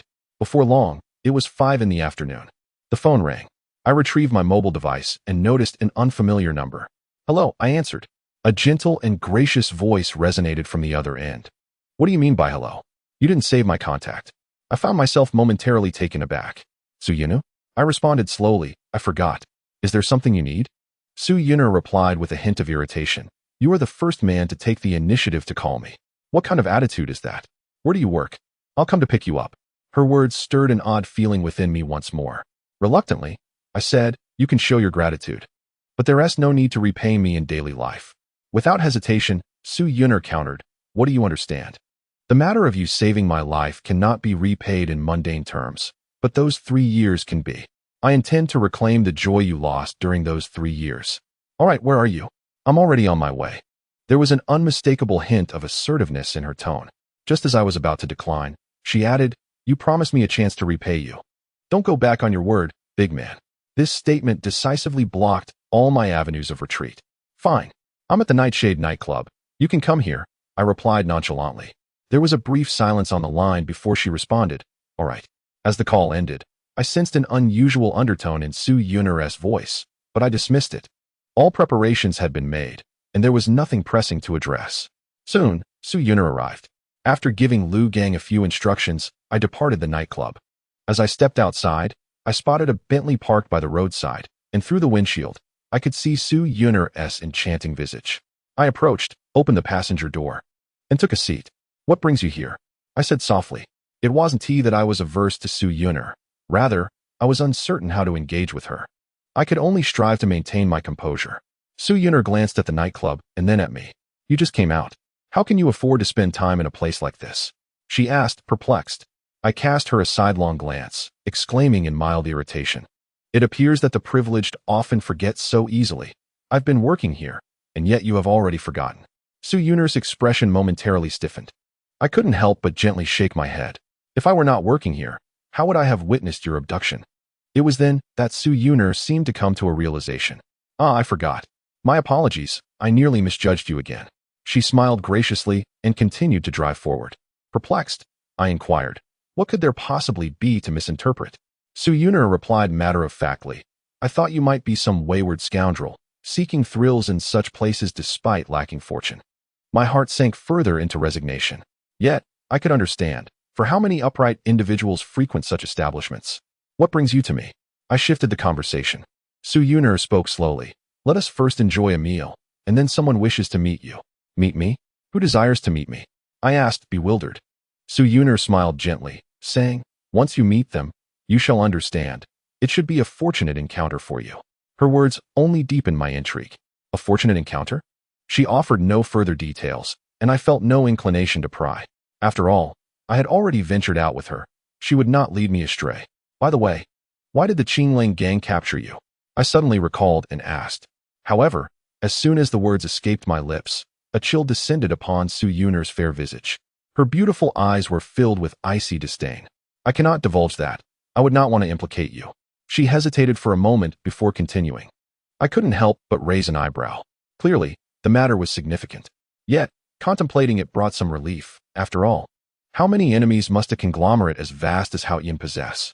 Before long, the vehicle came to a halt. Su Yunar had already regained her composure and cheerfully remarked, the Chinese cuisine here is exquisite. I shall have you try it. I nodded lightly. We exited the vehicle and walked side by side. Despite being with her, I could not shake the lingering discomfort within my heart.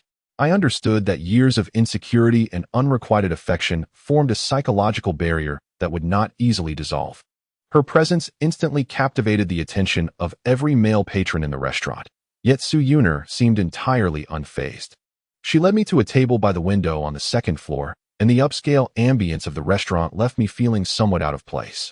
As she placed our order, I gazed outside. When I returned my focus, I found Su Yunar resting her chin on her hand, intently observing me. The sight was rather endearing. What are you staring at? I asked nonchalantly, though my gaze faltered, unable to meet hers. Su Yunar flashed a playful smile and said, I marvel at the intricacies of fate. Who would have thought that a boy so inconspicuous in high school could alter my destiny? It feels quite extraordinary. I shook my head with a light chuckle, offering no response. Before long, the dishes arrived, and both Su Yunar and I began to eat. She engaged in idle chatter, while my hunger compelled me to pick up my chopsticks. However, just as I finished a bowl of rice, Su Yunar had already set down her chopsticks, propping her chin on her hand as she watched me eat. Why have you stopped eating? She asked with a gentle smile. I couldn't help but roll my eyes and replied, if you look at me like that, how can I eat? Su Yunar retorted, men should be generous. If I'm watching you, you can't even eat your meal? This remark left me at a loss for words. I chose to ignore her and continued to devour my food as if she were non-existent. Su Yunar nodded in satisfaction. Once I was full, a mysterious smile graced her face as she inquired, how was the experience? My eyebrows raised involuntarily. What experience? Su Yunar maintained her gentle smile, though her cheeks flushed slightly. Why? The experience of a date, of course, she said with a teasing grin. At her words, it felt as though something had exploded in my mind. A date? Between the two of us? My lips twitched uncontrollably as I asked, "Are you feeling all right?" Suyuner shot me a playful glare. "Isn't this just compensating for the 3 years of your youth wasted? You've never experienced a date, so I'm making it up to you." Her tone was slightly exasperated. So that was the reason. My earlier tension dissipated, but strangely, I felt a hint of disappointment. Another act of repayment? I couldn't resist rolling my eyes at her. Suyuner seemed somewhat displeased and said, "Are you not satisfied with dating a beauty like me?" I shook my head with a light laugh. "Of course, I'm pleased to be dating you. But what about the story that follows the date?" Chapter 47. How to Resolve It. Easy to resolve. I smiled at her. Indeed, Suyuner appeared taken aback, asking, "What happens after the date? What story is there?" I feigned nonchalance and replied, "Do you think young couples go out just to eat? Isn't there more to it? Are you expecting a whole process of repayment?" Suyuner seemed to suddenly realize something, her face visibly reddening. As she awkwardly said, "It's just a date. It's not as wicked as you imagine." Yet, she seemed hesitant to meet my gaze. This intrigued me. I chuckled and said, "No need to be nervous. I'm just teasing you. Even if I weren't to end up in prison, it would be difficult for me to have opportunities to date girls, so there's no need for compensation." Upon hearing this, Suyuner's expression grew slightly more complex, her eyes contemplative. I shrugged it off and said, "All right, once we finish eating, let us get going." Suyuner nodded gently. We stood up, preparing to head downstairs. As soon as I reached the entrance of the staircase, a group of unruly youths sauntered up, obstructing my path. I could not help but furrow my brow. This restaurant seemed rather upscale. What were such delinquents doing here? I halted my steps, with Suyuner standing closely behind me. The leader, a young man with disheveled blonde hair, brazenly cast a glance in my direction before carelessly barreling towards Suyuner. My brow knitted in confusion. Something felt amiss. I instinctively grasped Suyuner's arm, drawing her behind me. The young man collided with nothing but air. Suyuner, sensing the unusual tension, swiftly adopted a frosty demeanor.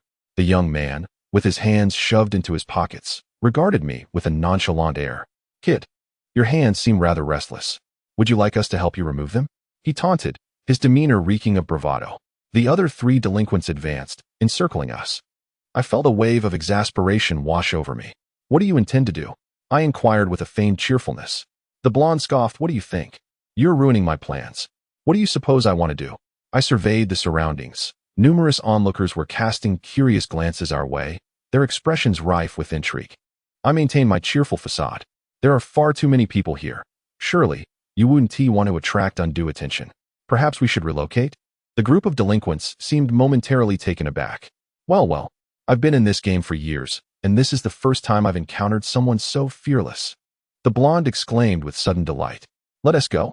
I proceeded down the stairs with Suyuner, the delinquents trailing closely behind us. Suyuner appeared somewhat anxious, whispering, "What should we do now? We can't just run away." I raised an eyebrow, unable to suppress my amusement. "Run? A few petty delinquents are hardly a cause for alarm," I remarked.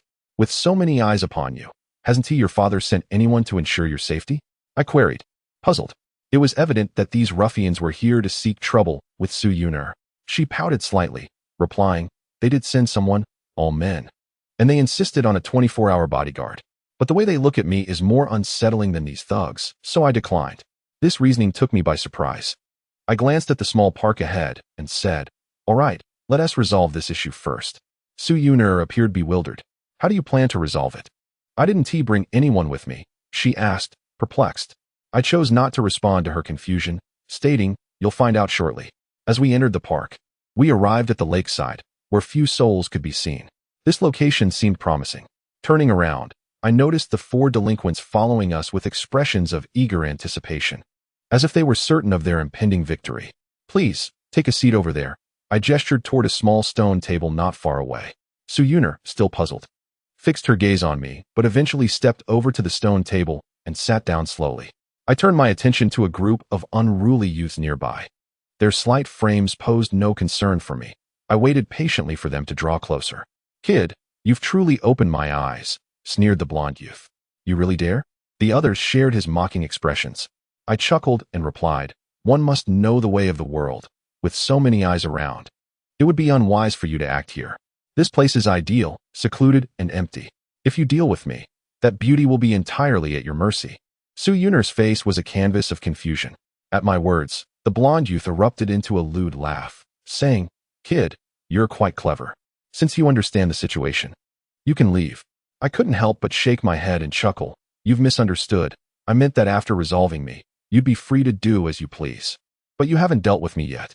Upon hearing this, the group fell momentarily silent. "Ha ha." The blonde youth burst into laughter, incredulous. "Are you implying that you want to take on all four of us?" The others joined in with derisive laughter. Su Yuner looked equally bewildered. I nodded gently and smiled. "Indeed." The blonde youth's arrogance shone through as he disdainfully exclaimed, "I thought you were clever, but it seems you're simply foolish. 1 against 4? Today, you'll learn that protecting a beauty comes at a price." With that, his expression turned fierce, indicating that they were about to strike. I remained unperturbed and casually asked, "Which gang do you hail from?" The blonde scoffed, "What is this? Trying to curry favor with our boss? Let me tell you, I deal with pretentious fools like you 80 times a day. Attack." With his command, 2 of his companions lunged at me. Su Yuner clenched her fists in worry, her face a mask of concern. I stepped back a couple of paces, but one of the attackers lunged at me as if to tackle me. This presented a perfect opportunity. As he came at me, I stepped forward, seized his shoulder, and delivered a sharp knee strike. Clearly lacking combat experience, he was caught off guard. Thud! My knee connected solidly with his abdomen. With a forceful toss, he crumpled to the ground. Just then, another thug approached, kicking at me. I grasped his ankle and lifted forcefully. "Ah!" he screamed, falling backward. The blonde youth stood frozen, confusion etched across his face. The last thug charged at me.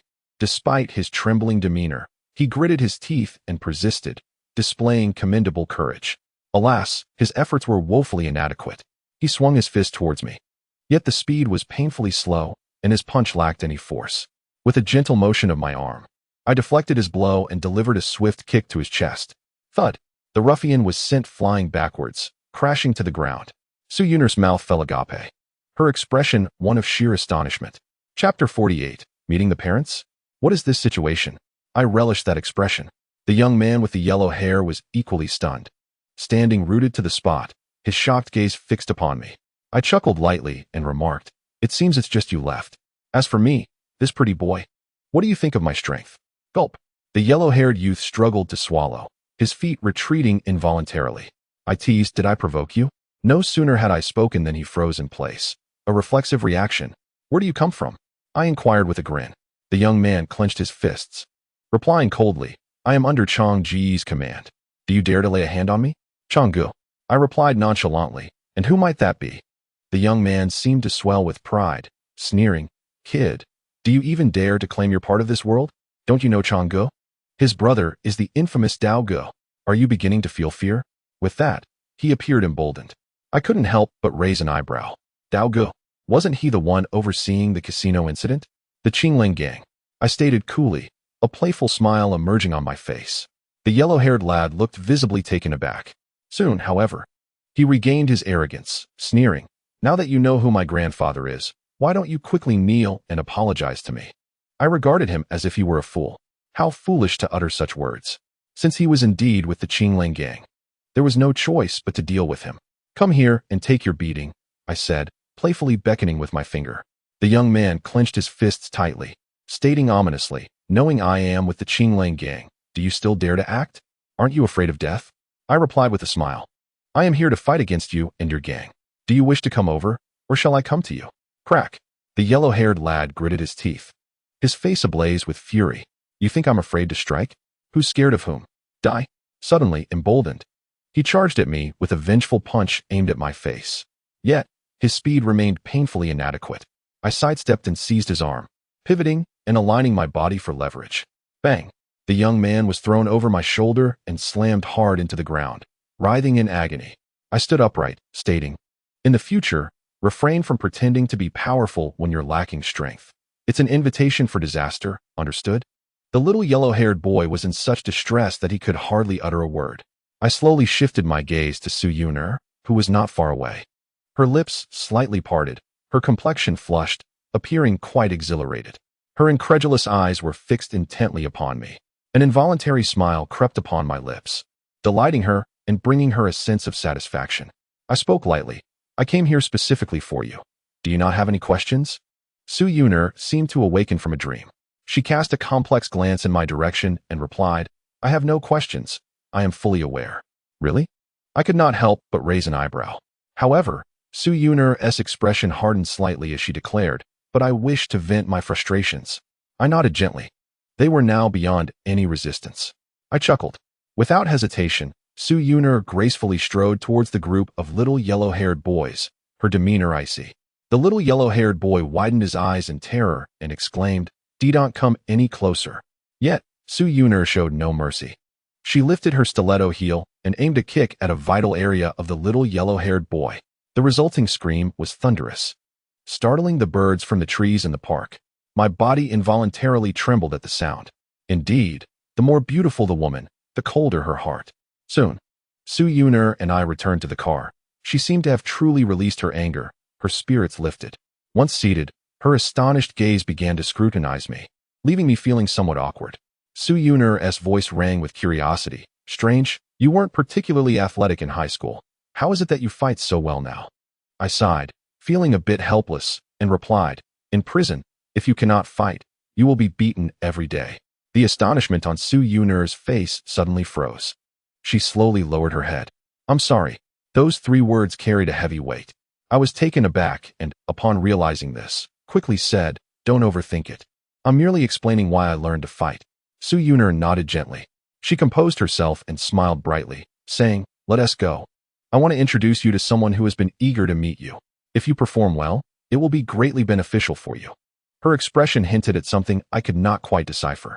I nodded softly in agreement, my curiosity piqued. Who are we meeting? As Su Yuner drove on, I leaned back in my seat, choosing to remain unbothered. 20 minutes later, the car came to a gradual stop. I glanced around and realized we had arrived at another grand estate, though it was not Su Yuner's villa. Before us stood an impressive mansion, exuding an air of grandeur. Is this a manor? Su Yuner's melodious voice broke the silence. Let us go, step inside. I nodded gently, as I surveyed the surroundings. The opulence of the manor left me both awestruck and apprehensive. Su Yuner entered, and I quietly followed her inside. Upon entering, I was greeted by a resplendent interior.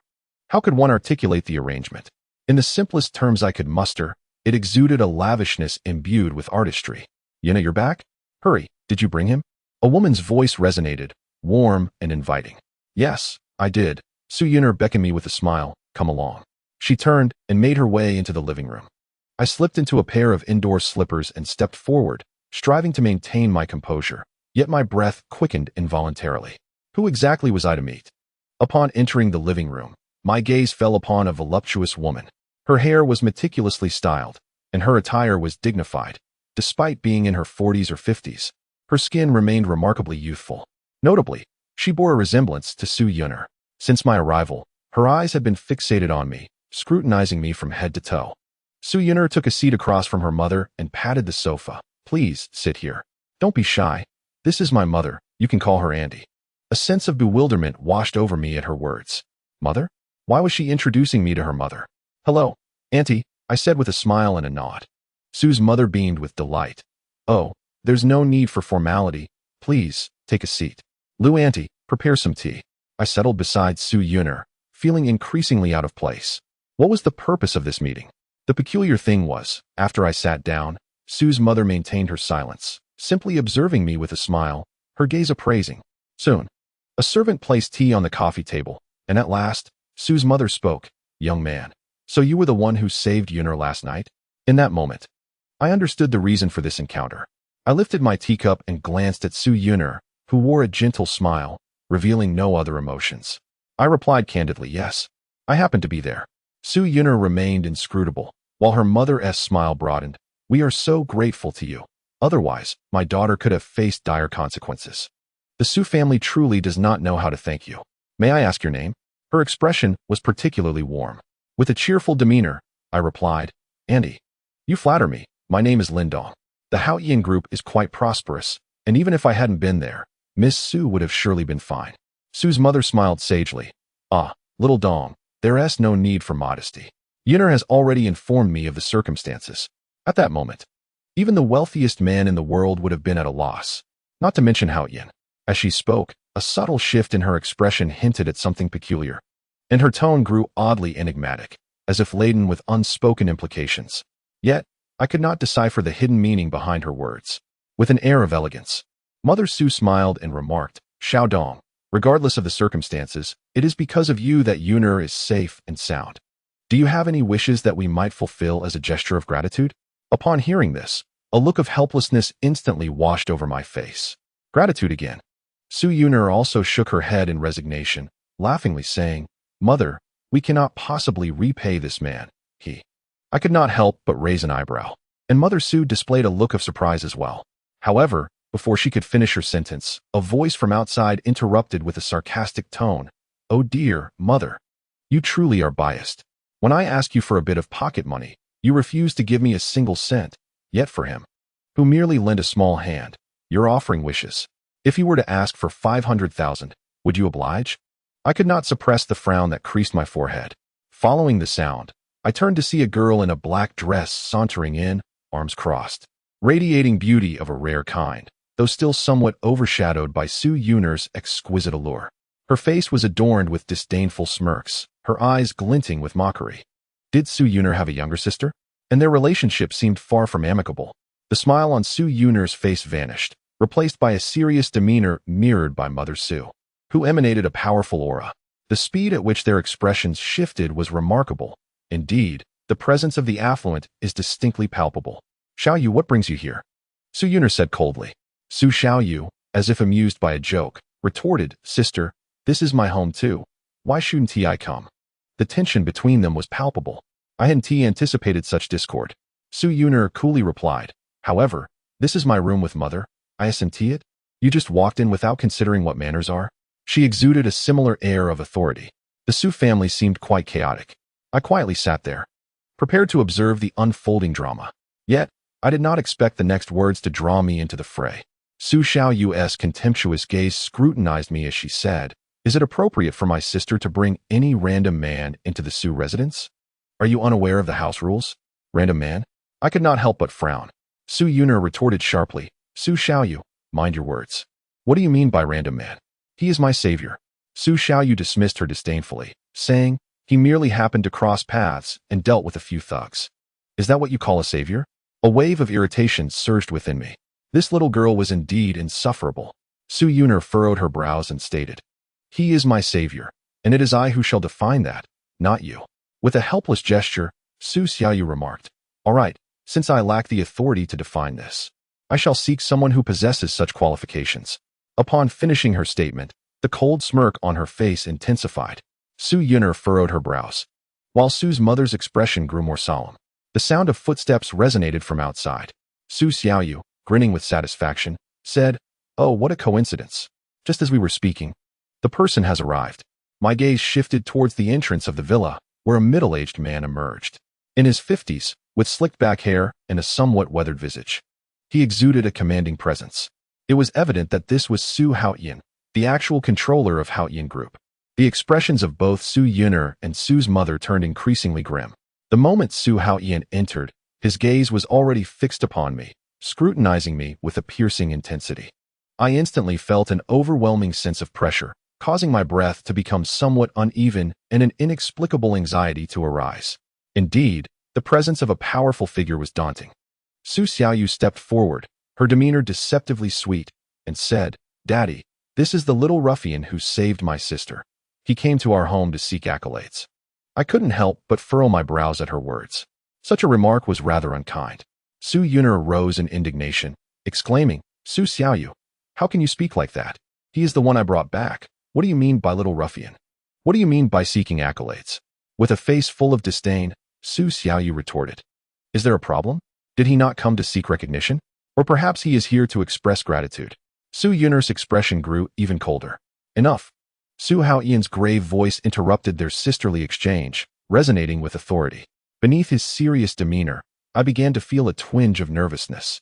Su Haoyin took a seat and coldly stated, "Yuner, you are being foolish." At this, a triumphant expression flashed across Su Xiaoyu's face as she provocatively gazed at Su Yuner. Su Yuner clenched her fists in frustration. I do not perceive this as foolishness. He saved my life, and I brought him back to express my gratitude. Is there anything inappropriate about that? You taught us to be grateful. She replied with unwavering composure. Su Haoyan sharply countered. But are you certain that what you perceive aligns with reality? Have you considered that he might be someone sent to harm you, pretending to save you? Otherwise, why would he happen to show up? How did he and another person manage to rescue you from the Qingling gang? When did your thinking become so simplistic? I couldn't help but shake my head and chuckle lightly. This family was indeed quite entertaining. However, Su Xiaoyu quickly admonished, "What are you laughing at? Is this a place for your amusement? Are you unaware of your own standing?" I gazed at her and replied, "You all are quite laughable. Must I not find humor in that? You certainly seem to meddle in matters beyond your concern." Both Su Haoyan and Su Xiaoyu displayed expressions of surprise, seemingly taken aback by my audacity to retort. Mother Su smiled knowingly, her eyes filled with admiration. Soon, Su Xiaoyu's expression darkened, and she scolded. "A mere lowly thug dares to speak to me in such a manner? Bring him here." At her command, heavy footsteps echoed from outside. 4 burly men in suits stormed in. Chapter 50. I do not seek money, but dignity. I couldn't help but furrow my brows. The arrival of these bodyguards was too swift, clearly prearranged. Su Haoyan remained silent. The 4 bodyguards, imposing in stature and demeanor, advanced menacingly. Su Xiaoyu pointed a finger and commanded, "Seize this insolent dog and throw him out." As the bodyguards moved forward, I began to rise, but suddenly, a chilling voice from Mother Su interrupted, "Enough. All of you leave at once." Su Xiaoyu was taken aback. The bodyguards exchanged glances and, to my astonishment, turned to leave, looking rather sheepish. I was surprised, and even Su Yun'er seemed to relax slightly. Mother Su lifted her head, her voice cold as ice. "This is my room. You may stay if you can behave. If not, then leave. I brought him here, and any matters concerning him should be addressed to me." The authority of the matriarch was unmistakable. Su Haoyan frowned. Su Xiaoyu, attempting to maintain her composure, argued, "But Dad's reasoning is sound. He could very well be an undercover agent sent by someone else. Can you deny that, Mother?" At her words, Mother Su's expression grew even frostier, though she seemed at a loss for a rebuttal. Su Yun'er raised her head and stated, "I can deny it." I couldn't help but raise an eyebrow. The other 3 turned their curious gazes towards Su Yun'er. Su Xiaoyu, intrigued, sneered, "Very well, then enlighten us as to why he cannot be an undercover agent." Su Yun'er, with a frigid gaze, murmured, "I know him." "Huh." Su Xiaoyu scoffed disdainfully, "What does knowing him signify? Wouldn't it be easier for someone familiar to succeed as an undercover?" Su Yun'er continued, "Do you recall when I was nearly cornered by those 3 thugs 3 years ago? He was the one who saved me." My heart raced at her words, an indescribable sensation washing over me. Su Xiaoyu's mouth fell slightly open, and even Su Haoyan began to scrutinize me with an expression of surprise. Mother Su's icy demeanor melted in an instant. Her gaze upon me sparkled with newfound light. Su Yun'er continued coldly, "If he were an undercover agent, what purpose would it serve? Moreover, their ultimate goal was to capture me. Since they have already succeeded, why would they send him as an undercover agent to rescue me?" She concluded, her expression indifferent as she regarded us all. Su Xiaoyu instinctively wanted to retort, yet upon opening her mouth, no words emerged. Clearly, she was at a loss for a response. Su Haoyan turned his gaze towards me once more. However, the scrutinizing look had vanished, replaced by an expression of ill will. He spoke coolly, "It appears we have misunderstood this young man." With that, he delicately gestured with his fingers. Immediately, a middle-aged man wearing gold-rimmed spectacles stepped forward, presenting a check. Su Haoyan approached, signed it, and handed it over. "Young man, this is 5 million. Thank you for saving my daughter twice. However, our family's affairs are complicated. I hope you will refrain from appearing in our sight in the future." His gaze remained cold as he fixed it on me. Seeing this, Su Xiaoyu grew anxious. Su Yun'er's expression became increasingly frosty. Yet, she chose not to speak, instead directing her attention towards me. Su's mother regarded me thoughtfully. I couldn't help but shake my head and chuckle softly. This family, collectively, possessed an abundance of cunning. Nevertheless, Su Haoyan's words irked me. While the money was indeed tempting, I believed that dignity held a greater value. I declined the offer, leaning gently against the sofa. "You saved your daughter twice and received 5 million. It seems that in Chairman Su's eyes, her life is worth 250,000. I said with a wry smile, unable to mask my sarcasm. Su Haoyan's brow furrowed tightly. Su Xiaoyu, without hesitation, chastised, "Isn't that too little? A worthless individual like you, with only 1,000 a month, thinks he deserves more?" Su Haoyan spoke in a somber tone. "How much do you want?" I shook my head with a smile. "Best save the money for Chairman Su. I didn't save your daughter for monetary gain. If it weren't for her eagerness to repay her debt, we likely wouldn't have had the opportunity to meet. I have no desire to be involved in your family's matters." I turned to leave, hoping not to cross paths again. I fixed my gaze on Su Haoyan and smiled nonchalantly. Just as I stood to depart, I noticed a look of urgency on Su Yun'er's face. She was about to intervene when Su's mother's voice rang out. "Xiaodong, you need not leave. You are my guest, and until I speak, no one can make you depart." Her words were undeniably commanding. Bang! Su Haoyan slammed his hand on the coffee table and exclaimed, "What do you intend by not letting him leave? Do you wish for the entire world to know that Yun'er brought a man home? What will happen if the Wu group finds out? What about the marriage alliance with the Haoyan group?" At this, I couldn't help but furrow my brows. The Wu group? A marriage alliance? Su Yun'er? An oppressive feeling surged within me, an indescribable sensation. I understood that buried emotions were once again at play. Without hesitation, Su's mother responded, "I have said it. I want my daughter to be happy. If my daughter disapproves of the marriage alliance, I will absolutely not permit it." The couple exchanged fierce glances, each refusing to yield. I, however, found myself increasingly unable to endure the oppressive atmosphere. "Please, discuss your matters at your leisure. I have other obligations and must take my leave," I stated, continuing my stride. Once more, Su's mother called out, "Xiaodong, wait a moment.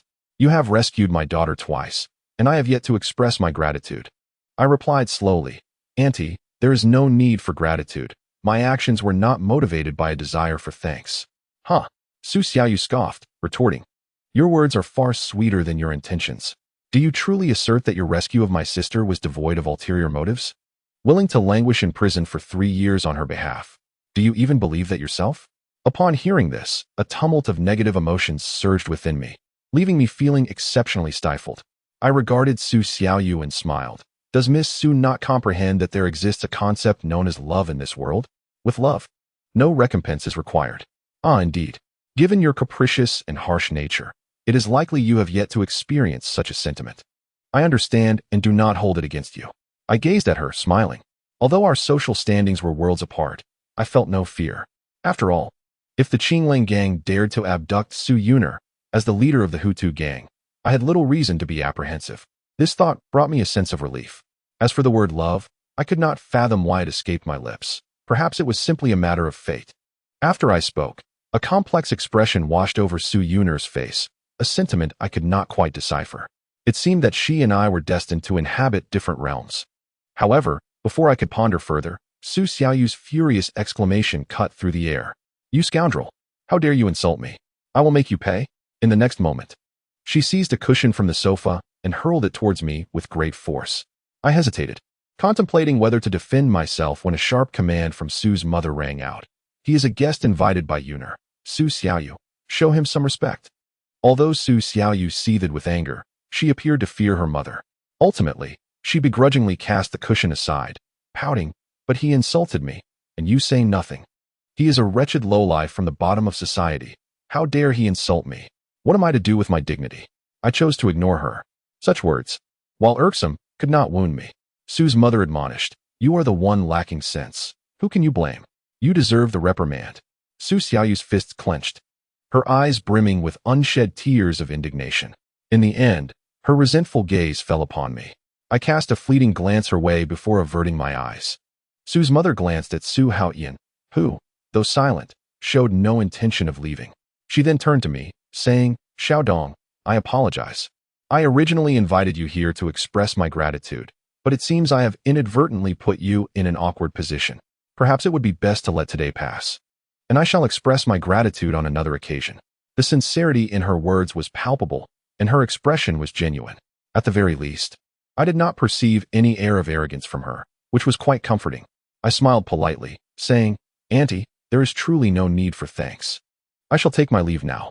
I gently nodded at Su's mother, avoiding any glance at Su Haoyan and Su Xiaoyu, and continued my departure. Su Yun'er's cool voice broke the silence. "I will see him off." I did not turn back. Su Haoyan's icy command rang out, "Come back." You are not allowed to go. Su Yuner. Stand still. Confused, I turned around just in time to see Su Yuner stepping out with an impassive expression, entirely disregarding Su Haoyin's shouts. Before I could utter a word, Su Yuner lightly grasped my arm. Let us go, she whispered softly. I chose to ignore the familial discord and continued onward. Before long, we reached the exterior. I spoke slowly. There is no need for you to accompany me. Nor is there any need for gratitude. It is unnecessary to create familial strife on my account. Su Yuner let out a cold laugh. Is this what one calls a family? Let us depart. I do not wish to lay eyes on the two of them. With that, she walked towards the Bentley. I distinctly sensed Su Yuner's disdain for her home, likely due to the arranged marriage. I shook my head with a faint smile. The world of the affluent remains beyond my reach. I took my place in the passenger seat. As Su Yuner drove out of the estate, her demeanor appeared rather grim, and she remained silent throughout the journey. I paid no mind, gazing out at the nocturnal scenery. However, as we drove on, I began to notice that the route seemed somewhat amiss. This is not the way to the nightclub, I remarked slowly, considering it was only 8 in the evening. Well before the end of the workday, Su Yuner did not respond. Instead, she gradually pulled the car to the side of the road and turned off the engine. Her beautiful eyes fixed on me. I could not help but furrow my brow. What is the matter? Su Yuner spoke in a subdued tone. I apologize. I thought this would be a good thing for you, but I did not anticipate that Su Xiaoyu would return. I have caused you further trouble. I replied with a carefree smile. It is of no consequence. I appreciate your goodwill, and I do not hold you responsible. There is no need for thanks. Saving you was not for the sake of a mere expression of gratitude. Upon hearing this, a complex expression crossed Su Yuner's enchanting face. After a long pause, she looked up at me once more and asked, "Do you like me?" The abruptness of her question left me momentarily disoriented. I understood it was in reference to my earlier mention of affection. I chuckled lightly. Was it not apparent during high school? The entire class was aware, except for you. Yet, I dared not meet her gaze. Without hesitation, Su Yuner pressed on. I am referring to now. My heart began to race uncontrollably, and I found myself at a loss for words. What significance does it hold to speak now? We inhabit different worlds, after all. Moreover, you are soon to be united in marriage. I wish you all the best. I gazed out the window, forcing a smile as I spoke. Yet, in uttering those words, I realized that deep within, I still harbored feelings for her. Alas, the disparity in our circumstances renders any possibility between us utterly futile. Su Yuner clenched her fists and inquired, "Do you still harbor resentment towards me?" I shook my head gently. It cannot be called hatred, as it has always been my unrequited affection. After I spoke, Su Yuner looked at me with a complex expression, and I was unable to decipher her true thoughts. After a prolonged silence, Su Yuner let out a deep sigh. I sensed she bore a multitude of worries, yet she revealed nothing to me, and I refrained from probing further. Suddenly, my phone rang. I glanced at the screen and saw it was my cousin calling. "What is the matter, cousin?" I answered the call. Wang Yi's anxious and choked voice reached my ears. "Cousin, please come quickly. I'm at home, and someone is banging on my door. I'm so scared." I immediately sat up straight. As she spoke, I could hear the sound of someone pounding on the door outside. "I'm on my way. Don't hang up," I urged. "Okay," she replied in a panic. My gaze shifted back to Su Yuner, who, without waiting for me to speak, asked urgently, "What is the address?" "Xin Yuan," I replied hastily. In an instant, Su Yuner pressed the accelerator, and the Bentley surged forward with a powerful start. Although I was not proficient at driving, I certainly knew how to accelerate. "Have you called the police?" I asked into the phone. Wang Yi sobbed, "No. They said if I called the police, my mother would also be implicated." My fists clenched tightly, and a surge of anger coursed through me. Who could it be? The journey was both perilous and exhilarating. Fortunately, it was late, and the roads were relatively clear. I quickly used Su Yuner's phone to call Lu Gang, and they promptly headed in our direction as well. Within 10 minutes, we arrived at the foot of Xin Yuan, where the sounds of banging and cursing continued unabated. The door was fortified, making it no easy feat to break in. However, just as I stepped out of the car, a resounding crash echoed from within the room. The door had been forced open. Wang Yi fell silent, and I could hear no breath. It seemed she had covered her mouth. "Stay here," I said in a low voice. Without looking back, I rushed through the building's entrance and ascended the stairs rapidly. As I reached the corner on the 3rd floor, I heard a voice tauntingly say, "Hey, little girl, you're quite good at hiding, aren't you? Have you crawled under the bed? Come forth and let me behold you." "Come out," I implore you. The lewd laughter echoed ominously, sending a chill through my heart. This is bad. Chapter 52. Do you dare to question me? Show yourself. Ah, do not touch me. Get away. Wang Yi's frantic cries pierced the air. My heart grew heavier, compelling me to quicken my pace. At last, I reached the 4th floor, where the sounds of Wang Yi's struggles mingled with the man's lascivious laughter. The scene at the stairwell was chaotic. The door to Wang Yi's room had been battered and was askew. Tools such as a sledgehammer littered the floor in disarray. I stowed my phone and rushed to the door. Peering in, I caught sight of 2 ruffians dragging Wang Yi from her bedroom, while at least 5 or 6 more stood menacingly in the living room.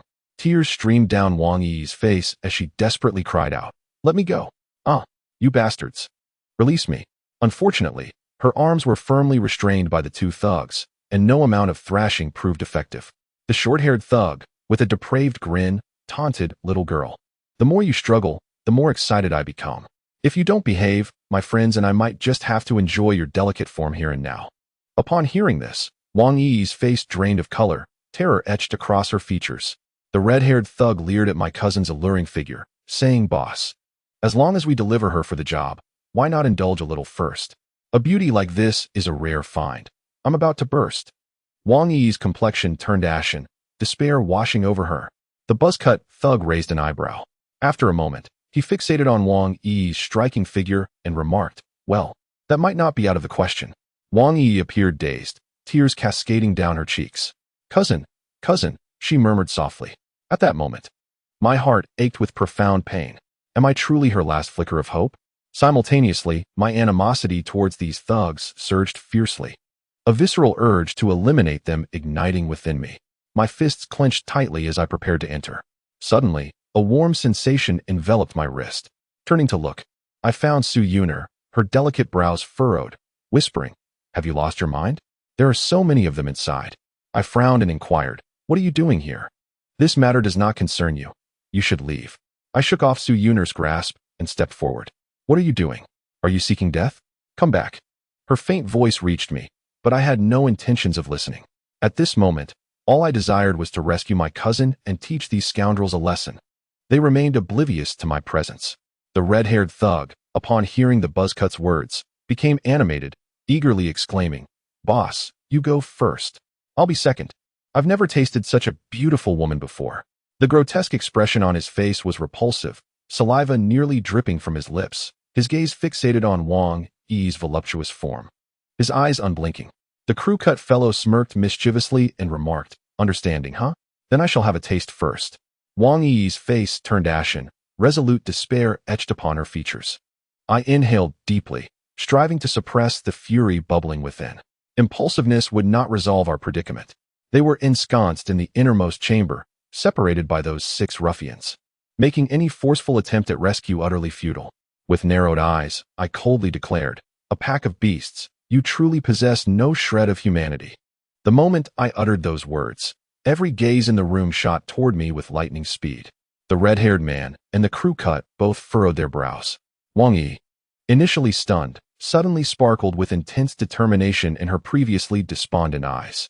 Cousin, please save me." Tears cascaded down her cheeks once more. Yet this time, her desire for survival burned fiercely, her gaze alight with hope. I spoke softly, "Do not fear, I am here."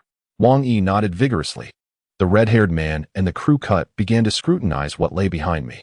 Soon, the crew-cut displayed a contemptuous grin, saying, "I thought reinforcements had arrived. Just the 2 of you? And you thought one beautiful lady was insufficient, so you brought another? 2. I couldn't help but frown. Upon closer inspection, I realized Su Yuner had not departed. Instead, she stood impassively at the doorway, her sharp gaze fixed on them. I refrained from further words. The priority was to rescue my cousin and buy some time. The red-haired man grew increasingly animated. "Damn, boss, this girl is absolutely exquisite. So beautiful. Why don't you have some fun with her?" His greedy eyes were locked onto Su Yuner. Su Yuner frowned slightly. The crew-cut narrowed his eyes, sneering. "Since the situation has escalated, whether we take 1 or 2 doesn't matter. In that case, I will take that one, and you can have this one." The red-haired man was instantly ecstatic. "All right." I watched them quietly and said, "Isn't it a bit presumptuous to disregard my presence?" "Huh." The red-haired man sneered, brazenly retorting, You worthless mutt, what are you shouting for? Given that you've brought us a beauty, you can leave. Otherwise, you'll be leaving horizontally. Choose your fate. Su Yuner maintained her frosty demeanor, yet concern flickered in her eyes. Wang Yi was equally anxious. I could understand their trepidation. After all, they were vastly outnumbered. The crew cut looked at me with disdain, too lazy to speak. I couldn't help but shake my head and chuckle softly, murmuring, I shall leave the choice to you. Either return my cousin to me, and we can continue our discussion, or neither of us shall leave. Huh. As soon as I finished speaking, the group of ruffians erupted into laughter. Each of them looked at me with derision. Their laughter so hearty that tears seemed on the verge of spilling. I could not help but raise an eyebrow. Was it truly that amusing? After a long pause, the red-haired one mockingly remarked, Kid, have you watched too many movies? Do you aspire to be a hero saving a damsel? Just take a look at your own pathetic self. You think you can make us all stay? It's as ridiculous as an old lady crawling into bed. You've brought me amusement. The others, hearing this, also regarded me with expressions of scorn. I gently shook my head and retorted, Is it so difficult to keep you all here? The crew-cut fellow, growing impatient, waved his hand dismissively and said, Damn, don't come here boasting. Why are you trying to act so tough? Let us see if you can take a beating first. I can't stand pretentious fools like you. Upon hearing this, Red Hair and the others swayed towards me, their faces adorned with disdainful grins. Come on, show us what you've got. Let us see how you intend to keep us here. Their expressions were mocking to the extreme. A cold smile gradually appeared at the corners of my mouth. Show. Then I shall indeed demonstrate. Chapter 53. Cousin, step aside. Cousin will take care of business. I strode toward the kitchen. The others wore expressions of confusion. Su Yuner and Wang Yi appeared utterly bewildered. Red Hair scoffed. I meant show your strength, not your culinary skills, you fool. Ignoring him, I opened the cabinet and pulled out the gas canister used for cooking, forcefully detaching the soft hose from the top. The mocking smile on Red Hair's face froze. The others were also taken aback. I casually picked up the long lighter from the stove and hoisted the gas canister. With a clang, I placed the gas canister just a short distance from the door. They were all rendered speechless. Wang Yi and Su Yuner wore expressions of disbelief. Without hesitation, I twisted the valve on the gas canister. PSSHH. Soon, the sound of gas gushing forth filled the air. Holding the lighter, I raised my head and smiled at them. The crew-cut one was dumbfounded. Gulp. Red Hair swallowed hard, panic evident in his voice. What do you think you're doing? What are you up to? With a grin, I replied, Didn't you say I was pretentious? You insisted I display my abilities. Well, here it is for you to see. Tell me, can I not keep you all here? I toyed with the lighter in my hand. Everyone wore a vacant expression. I calmly stated, Hand over the people to me, and we can negotiate. If not, then let us all descend into hell together for our discussion. Red Hair's lips twitched violently. The crew-cut fellow seemed to regain his composure and shouted, He wouldn't dare. He-s just bluffing. The gas isn't enough to cause an explosion. Let us seize him quickly. The group of ruffians stirred restlessly. I directed the nozzle of the gas canister towards them and positioned my lighter accordingly, grinning as I asked, Who dares to come forth and try? They exchanged glances, their faces etched with hesitation. I chuckled. I advise you to make a swift decision, or you might find yourselves poisoned. Instinctively, everyone inhaled, their expressions turning grim. They were afraid. I anticipated this outcome, as they were merely trying to make a living. None wished to gamble with their lives here. They lacked the courage to take that risk. The red-haired one, in a fluster, exclaimed, Boss, perhaps we should just give it to him. After all, he can't escape. A knowing smile spread across my face. The short-haired thug clenched his fists, his eyes glinting with cold fury. Fine, I'll hand her over, but you need to shut that thing off first, he said in a low voice. I remained unfazed, replying, Let her come over herself. You have no right to dictate terms. His face clearly displayed anger, yet he seemed powerless to alter the situation, merely shoving Wang Yi towards me with force. She stumbled and lunged into my arms. Cousin. I opened my arms wide, and she fell into my embrace, trembling uncontrollably. I gently patted her shoulder, reassuring her, Fear not. Cousin, I am here. Everything will be all right. Tears streamed down her face as she nodded vigorously, her arms gripping my waist tightly, as if afraid I might vanish. The short-haired thug's frantic shout rang out, Shut it off. Damn it. I slowly closed the valve. Only then did he relax, bellowing, What are you waiting for? Open the window. The ruffians scrambled to pry the window open. I fixed my gaze on the short-haired one. His icy stare bore into me as he darkly remarked, "Kid, you really aren't going to run?" With a smile, I replied, "My cousin is frightened by you, and the matter remains unresolved. Why would I leave?" Wang Yi looked up at me, but I chose not to acknowledge her. The short-haired thug, fists clenched, coldly spat. "Damn it, do you think you can handle us alone? Go to hell. Attack." As soon as he finished speaking, the ruffians surged towards me.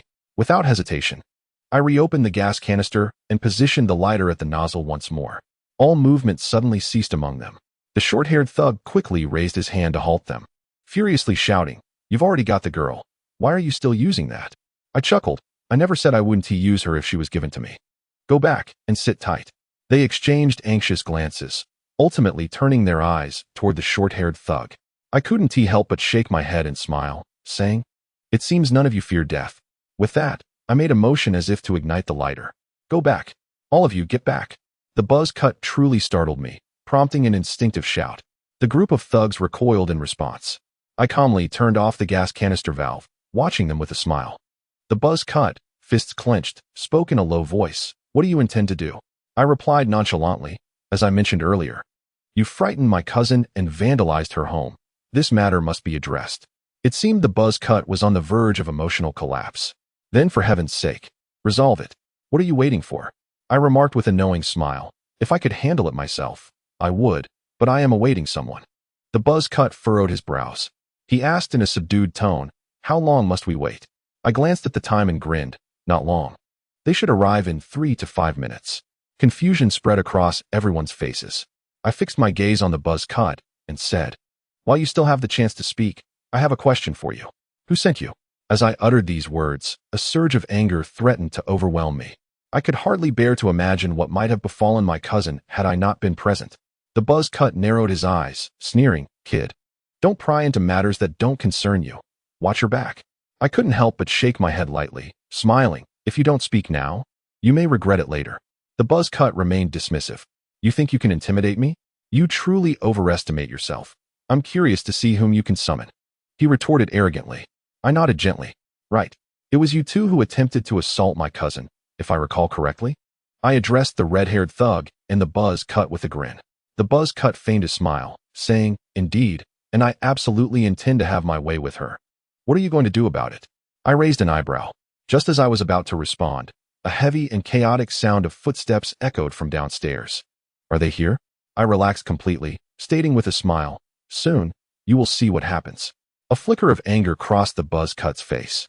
"Must you continue with your theatrics? Where are your people? When will they arrive?" The heavy footsteps grew increasingly closer. I shifted the gas canister aside, cleared the doorway, and then patted Wang Yi, saying, "Cousin, go find your boss for a while. Your cousin has some matters to attend to." Chapter 54, The Hidden Manipulator. It turns out to be him. Huh. Wang Yi expressed a look of confusion.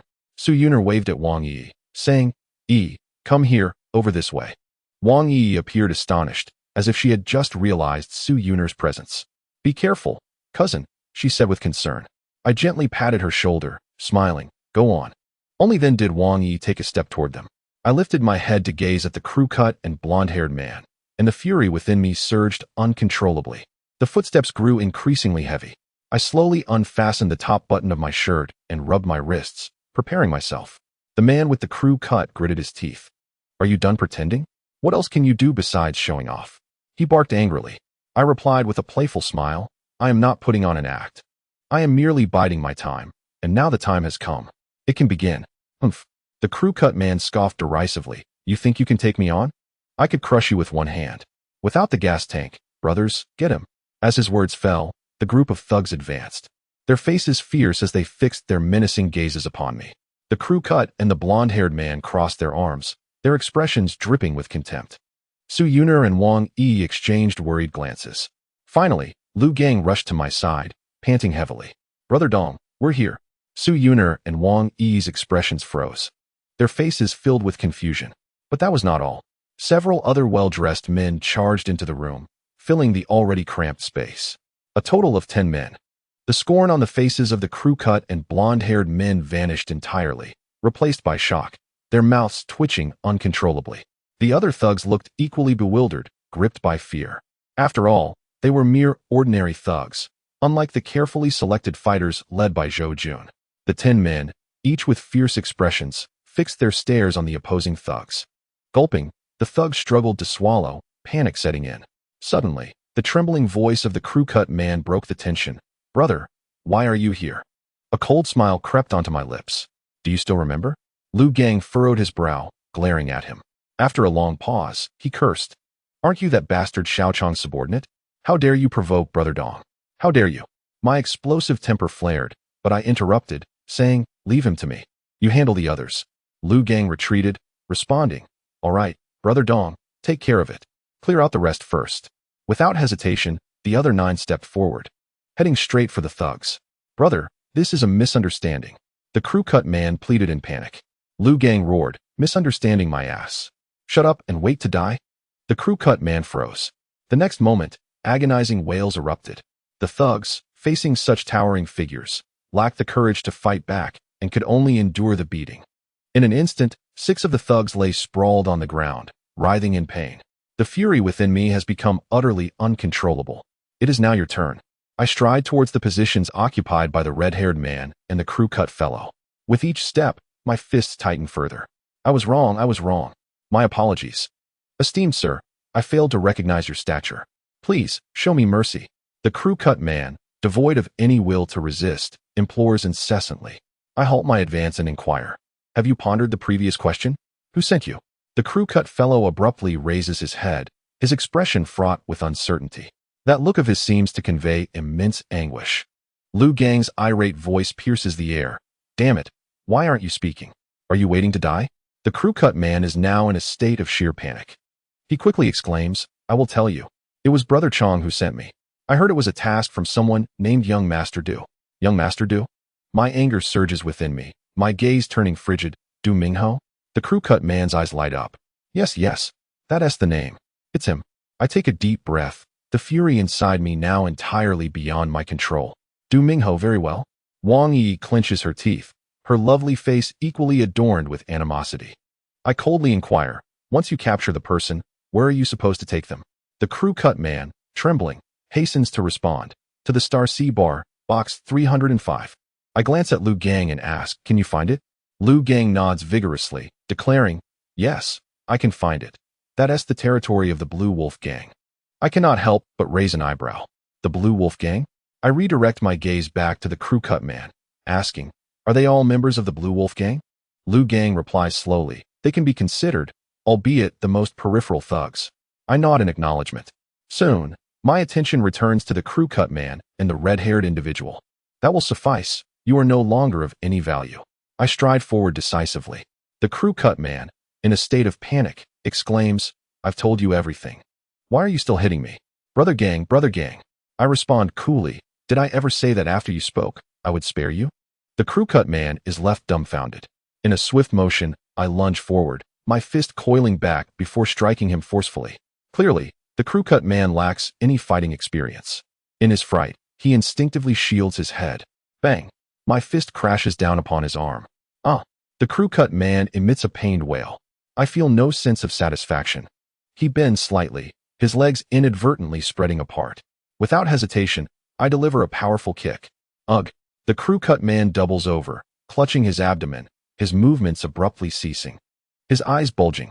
That kick landed squarely. Bang! Soon, his body collapses to the ground, yet he does not utter a single sound. I disregard him and shift my gaze to the red-haired man. Red-haired was nervously swallowing, his face etched with dread. Spare me. Father, grandfather, ancestors, please spare me. He fell to his knees, hands clasped together, his expression pleading.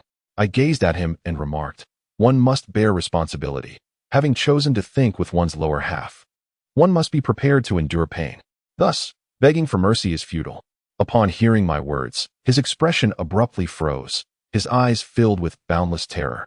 I swept my foot and kicked him on the shoulder. He cried out, collapsing to the ground. Seizing the moment, I stepped forward and delivered a forceful kick. Bang! The sound was even more muffled. After 2 kicks, my fury had diminished considerably. Yet it was not over. As I turned around, I noticed Lu Gang and the others grimacing, one hand pressed against their lower abdomens. I paid them no mind. Just as I was about to speak, A sudden blare of sirens echoed from outside the window. Chapter 55. Encountering the policewoman again, with no way out. I couldn't help but furrow my brow. The others also displayed expressions of surprise. I looked towards Su Yuner and asked, puzzled, "Did you call the police?" Su Yuner gently shook her head. "No." I scanned the crowd. None of them appeared to have made the call.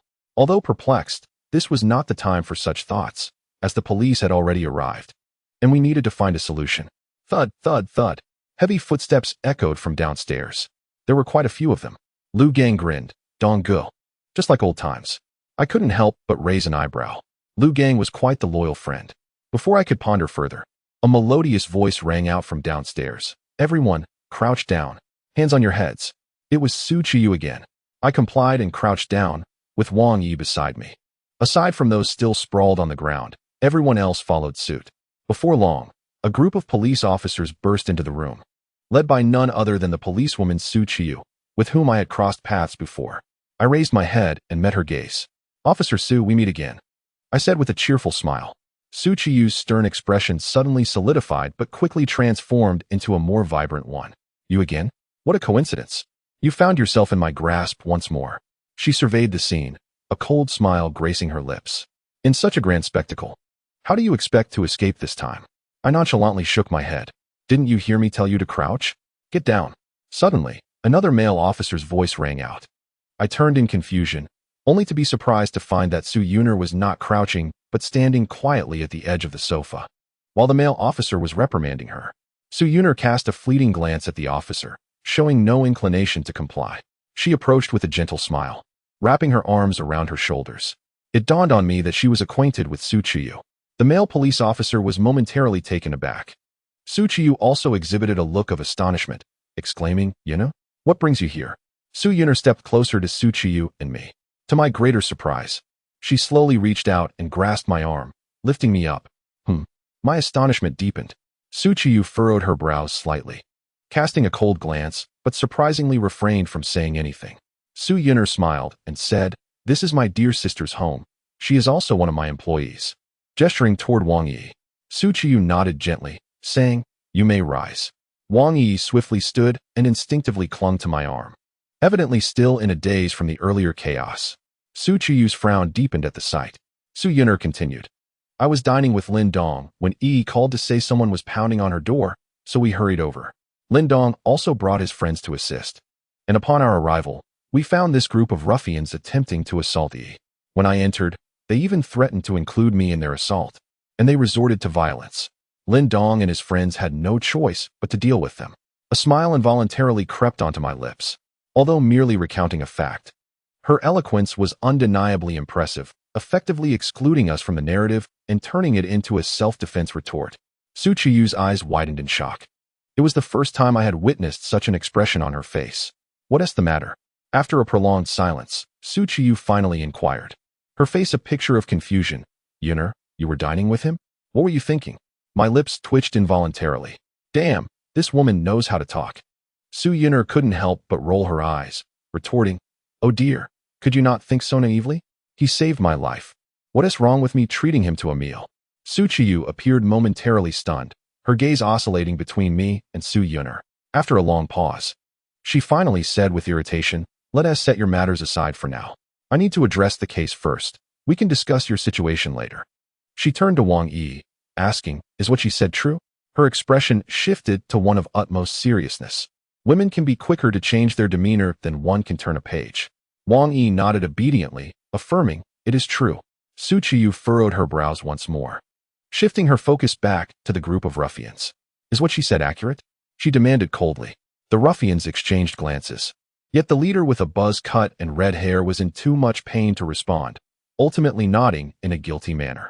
Su Qiyu's fists clenched tightly, her countenance clearly displeased. She directed a cold gaze at me. I raised my hands in a gesture of helplessness, my expression revealing my resignation. She truly intended to take me back. Upon witnessing my smile, her fury became even more pronounced. "Take them all back," she commanded in a low voice. The group of officers appeared ready to act. Su Yuner, noticing this, quickly interjected, "Qiyu, they are acting in self-defense. Why must they return with you?" Su Qiyu fixed her cold gaze upon me and replied, "It cannot be determined yet. Only after recording their statements can we ascertain whether they were acting in self-defense. Therefore, they must all be taken back. I chuckled and said, I wasn't involved, nor did I lay a hand on anyone. Why should I be taken back? Liu Gang stepped forward and added, Indeed, officer, our Dong Gu neither struck nor spoke. What grounds do you have for taking him? This surely contradicts protocol. Su Qiyu took a deep breath. Soon, her icy stare shifted towards the group of ruffians as she coldly demanded, Tell me, did he strike anyone? I beamed at the group, while Liu Gang glared at them fiercely. With great difficulty, the ruffians swallowed hard, panic etched on their faces. They had been frightened from the outset, and now, with the buzz-cut and red-haired individuals rendered speechless, they dared not take responsibility. He didn't strike. This older brother didn't do it. It was the other guys who attacked us. Yes, yes, they nervously echoed. I distinctly heard the sound of Su Qiyu grinding her molars, which only heightened my amusement. Su Qiyu's piercing gaze remained fixed on me. I shrugged and smiled. You see, that is what they are saying. Officer Su, do you have anything further to add? Su Yuner, witnessing this, couldn't help but stifle a laugh. Su Qiyu inhaled deeply. After a prolonged silence, she coldly declared, Fine, fine. Consider yourself fortunate this time. I shall see just how much luck you truly possess. As for the others, take them away. The officers promptly began to act. I quickly turned my attention to Liu Gang, who whispered, It's all right. Dong Gu, I'll have the rat contact you. I nodded slightly. Although this matter had been resolved, the situation with Du Mingho remained unsettled. This grievance must be avenged. Chapter 56. Young Master Du, it's time to settle the score. Hey, what are you doing? Wang Yi's panicked voice rang out. It was then that I noticed a female officer attempting to take Wang Yi as well. I instinctively gathered her into my embrace. Wang Yi seemed to lack a sense of security, clinging tightly to me with a frantic expression. Su Qiyu stated coldly, You are the victim, so you must accompany us. I frowned and replied, She has been traumatized. Could she not cooperate with you tomorrow instead? Su Qiyu regarded me with a frosty glare and said, Rest assured, she will be completely safe with us. If necessary, we will ensure she receives medical attention. It is certainly safer here than being with you. Upon hearing this, Wang Yi cast a glance at the group of ruffians and clutched me tighter. My brows furrowed in hesitation. Observing this, Su Yuner stepped forward and remarked, Qiyu, you have not completed your statement, yet your meaning is quite evident. Su Qiyu rolled her eyes at Su Yuner and replied, Rest assured, while I harbor disdain for him, I will not harm those around him. She is a victim, and I shall take good care of her. If all goes as planned, I shall be able to retrieve her tonight. I could not help but raise an eyebrow. Su Qiyu indeed holds commendable principles and fulfills her duties diligently. However, I could not fathom why she was so antagonistic towards me. I gently patted Wang Yi's shoulder and smiled. Do not be afraid. I will come to get you soon. With them around, you are safe. Wang Yi lifted her head, her large, watery eyes fixed upon me. All right, she finally said obediently after a long pause. Su Qiyu shot me a fierce glare before declaring, Let us go, regroup. The group departed in a grand procession. I stood by the window, watching as Wang Yi was escorted into the police car. Su Yuner stood behind me, assuring, Do not worry. Qiyu is quite principled and will not misdirect her anger towards Yi. I nodded gently, sensing the truth in her words. Su Yuner leaned against the window, her arms crossed, and smiled at me. What have you done to provoke Qiyu? It must be something significant to elicit such irrationality from her. Me? Provoking her? I retorted, somewhat irked. Who knows what that woman's problem is? Fixating on me like this. Su Yuner shook her head, chuckling softly. Be careful, she is not someone to be trifled with. I chose not to respond. Soon, the police car drove away, and with Su Qiyu's assurances, I found solace in Wang Yi's safety. Now, only Du Mingho remained. Clearly, he sought to retaliate for the events at the nightclub today by deliberately sending someone to trouble Wang Yi. Regardless of the reason, this grievance must be addressed. My gaze hardened. Su Yuner glanced at me and inquired, Have you joined the Tigerhead gang? I could not help but raise an eyebrow. Turning to her, I found Su Yuner looking at me thoughtfully, though her expression revealed little. I chuckled, What Tigerhead gang? Su Yuner shot me a playful glare. Those individuals belong to the Tigerhead gang, do they not? It is not difficult to investigate. They have assisted you twice now. What a coincidence. She smiled knowingly. I was acutely aware that this matter could not remain concealed from Su Yuner, yet I preferred to remain silent. My phone rang. I retrieved it and noticed an unfamiliar number. I glanced at Su Yun'er before moving to the sofa to answer the call. Donggu, it's the rat. Banggu informed me that my people have gathered. Where are you? Shall we come to pick you up? A man's voice resonated through the phone. I replied slowly. Come to Hixin Yuan to collect me. The rat responded respectfully. All right, I shall head over now. As the call ended, the flames of fury within me began to rise once more. Before I could ponder further, Su Yun'er's gentle voice chimed in. There's no need for you to go. I will take you there directly. I gazed at her in confusion and inquired. Do you know what I intend to do? Su Yun'er shook her head and chuckled lightly. Is it so difficult to guess? You just inquired about that Du Xiao specific location. If you had no intention of going, why ask? She looked at me with a smile. I was astonished by her perceptiveness. No need. You should return, lest you become embroiled in this. I gently shook my head and replied. However, Su Yun'er responded without hesitation, you carry on with your affairs. I can merely remain outside as your driver. Besides, once you are done, you still need to pick up Yi. I am quite concerned for her. Her gaze was unwavering, radiating confidence. I looked at her in bewilderment and eventually asked, is this to repay a favor? Su Yun'er lightly shook her head, stating, not exactly. This time, it is for my employee. She maintained her confident smile. After a moment of contemplation, I nodded slightly. Very well, then you may escort me. Su Yun'er said nothing further and stood to walk towards the exit. I followed suit.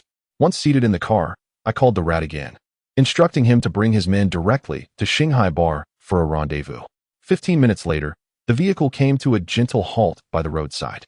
Su Yun'er raised her hand, pointing, that is Shanghai Bar. You may enter. I shall wait here. I stared at her in astonishment, questioning. Are you so certain I will emerge safely? Su Yun'er pondered for a moment. Indeed.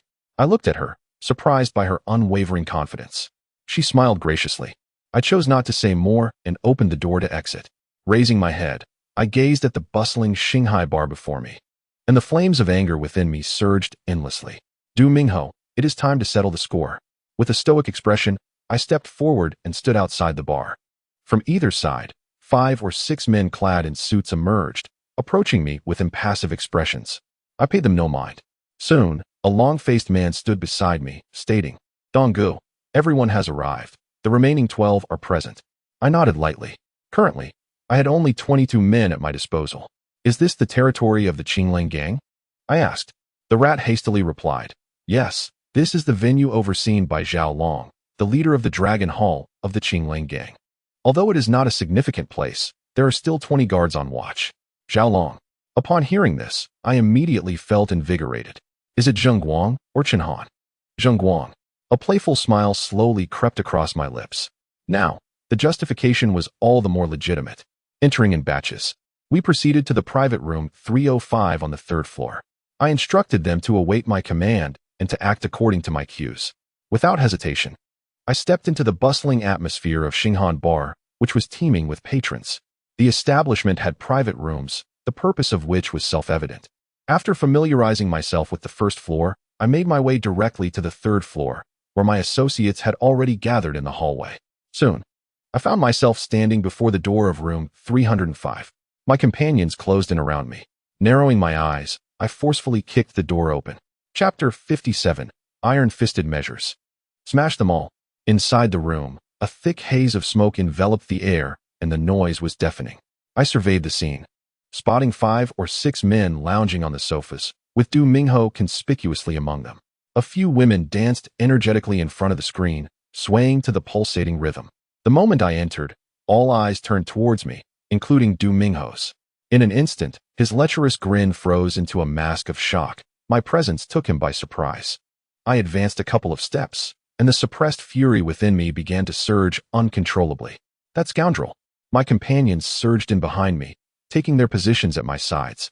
Their expressions fierce, brandishing small weapons such as brass knuckles. Du Mingho swallowed hard, visibly struggling. One of the thugs stood up, barking, "Where the hell do you punks think you're from? Don't you know this is Brother Guang's territory? Get the hell out." He pointed toward the exit with an air of authority. The other thugs rose as well, beginning to grasp the liquor bottles on the table. I cast a nonchalant glance at him and uttered a single word, "Fight." With a roar, my companion yelled, "Charge." 12 of us rushed towards the sofas. Though the thugs were boisterous, their numbers were woefully inadequate, especially since my comrades were hand-picked elite fighters. They stood no chance and were swiftly overwhelmed, pinned to the ground and mercilessly pummeled. Du Mingho was not spared either. The dancers shrank back in terror against the wall, one of them attempting to discreetly fiddle with her phone. I seized a liquor bottle and smashed it against the wall beside her. The bottle shattered with a resounding crash, and the dancers shrieked in alarm. The one who had been secretly using her phone looked at me in sheer panic. I coldly stated, "Toss your phones out. I won't harm you. But if you don't comply, you know what awaits you." The women, terrified, hurriedly discarded their phones, tossing them aside. I closed the door to the private room. Before long, the commotion subsided. The once arrogant thugs now lay on the ground, bruised and battered. My companions returned to my side. I stepped forward, striding directly towards Du Mingho's position, my fury reaching its zenith. Du Mingho lay on the ground, groaning in agony. I seized his collar and forcefully lifted him, pressing him against the sofa. His brow was bloodied, and he looked at me in terror. I said coolly, "You were the one who sent them to capture my cousin, weren't you?" My voice was calm, yet my fists had begun to clench tightly. With great difficulty, Du Mingho swallowed, threatening, "If you dare to harm me, do you believe I can have her killed by tomorrow?" Boom. At that moment, I felt as if my mind had exploded. The pent-up rage within me surged violently. I clenched my teeth, grasped a nearby wine bottle from the coffee table, and swung it down fiercely. Crack! The bottle shattered against Du Mingho's head, shards scattering everywhere, blood flowing profusely. He let out a scream and collapsed onto the sofa. I picked up the bottle again, gritting my teeth as I said, "Want her dead?" Du Mingho was now utterly panicked. "No, I was wrong, I was wrong," he stammered. Yet, I could not bear to hear any more. I swung the bottle once more towards his head. Crack! The bottle shattered again. This time, Du Mingho only emitted a muffled groan, his head swaying weakly, his gaze becoming increasingly unfocused. "I was wrong. I'm sorry, I'm scared," he whimpered in a feeble voice, as if instinctively begging for mercy, his consciousness seemingly fading. Yet, the flames of fury within me continued to blaze. At this moment, it felt as though I had lost all reason, and I picked up another bottle. The thugs stared at me in horror, their faces filled with fear.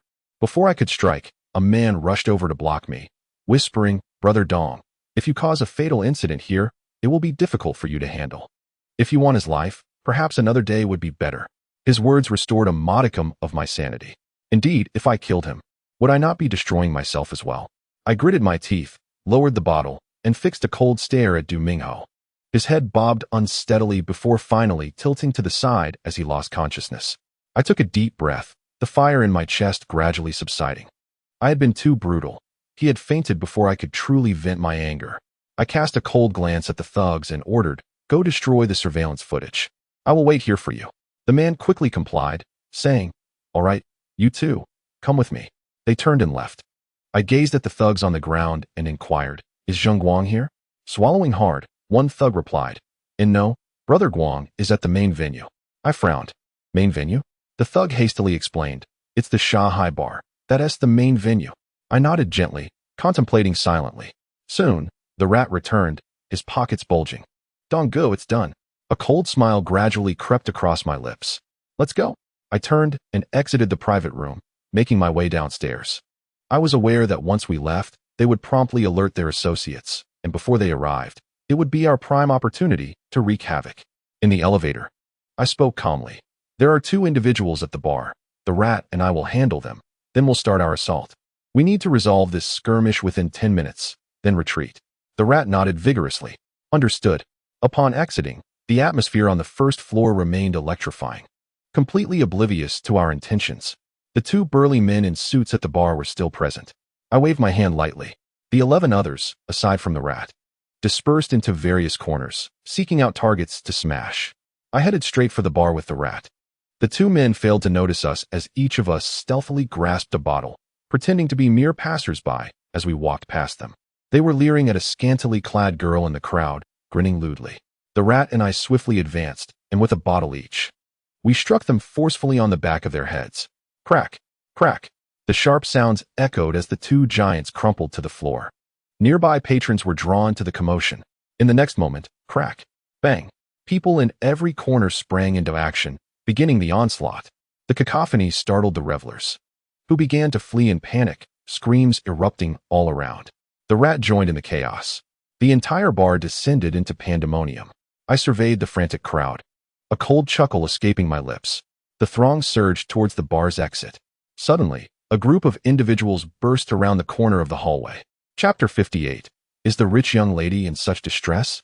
More than a dozen thugs rushed out, each wielding baseball bats and other weapons. Stop right there, the leader of the thugs bellowed. Unfortunately, no one paid him any mind. Enraged, he shouted, "Attack!" They broke formation and charged towards my group, attempting to intervene. We numbered 12, they had 15. Initially, we held the advantage in numbers, but once separated, that edge dissipated entirely. The leading thug did not recognize me and advanced directly towards the rat. I swung my bottle and said with a grin, "Brother, wait a moment." The thug glared at me suspiciously and asked, "What's up?" I replied with a smile, "You have a loose thread on your shirt. Allow me to help you remove it." As I stepped closer, a look of confusion crossed his face, instinctively lowering his gaze to inspect his clothing. Without hesitation, I brought the bottle down with all my might. Crack! The ruffian's body suddenly collapsed onto the ground, clutching his head and wailing in agony. I couldn't help but gently shake my head. Raising my gaze, I noticed that the other thugs had already engaged in a skirmish with my men. However, their feeble frames were no match for my associates. In less than 5 minutes, the group of ruffians lay sprawled on the ground, writhing in pain. Meanwhile, the others continued their assault. The patrons of the bar had mostly fled, and what was once an elegant and upscale establishment now lay in disarray. Time was of the essence. I called out to them, "Enough, retreat." The crowd ceased their actions and surged toward the exit of the bar, and I followed closely behind. Scatter! The group dispersed, blending into the surrounding crowd, vanishing from sight. I scanned the vicinity. There was still no sign of movement. The Qingtang gang had yet to arrive. Su Yun'er's car remained parked by the roadside. I gestured forward and proceeded down the street. However, before I could take more than a few steps, Su Yun'er had already pulled up beside me. The window rolled down, revealing her stunning visage. "Get in," she signaled with her eyes. I hesitated and said slowly, "Aren't you worried about being caught on surveillance?" Su Yun'er shot me an exasperated glance and replied, "Just get in the car." Surprised by her insistence, I thought little of it and opened the passenger door, taking my seat. Su Yun'er drove off. Our confrontation with the Qingtang gang was already a matter of life and death, and I had no fear of being spotted by them. She spoke casually, seemingly unperturbed. I couldn't help but furrow my brow and asked, "Life and death?" Su Yun'er nodded gently. "My father has had grievances with the Qingtang gang for many years, and their harassment of our family has never ceased. When you saved me that time, the Qingtang gang angered my father. He retaliated, and later, they reached some sort of agreement, which brought a semblance of peace for 2 years. Just a few days ago, they broke the agreement and kidnapped me again. And you were the one who rescued me. I harbor a deep-seated hatred for the Qingtang gang."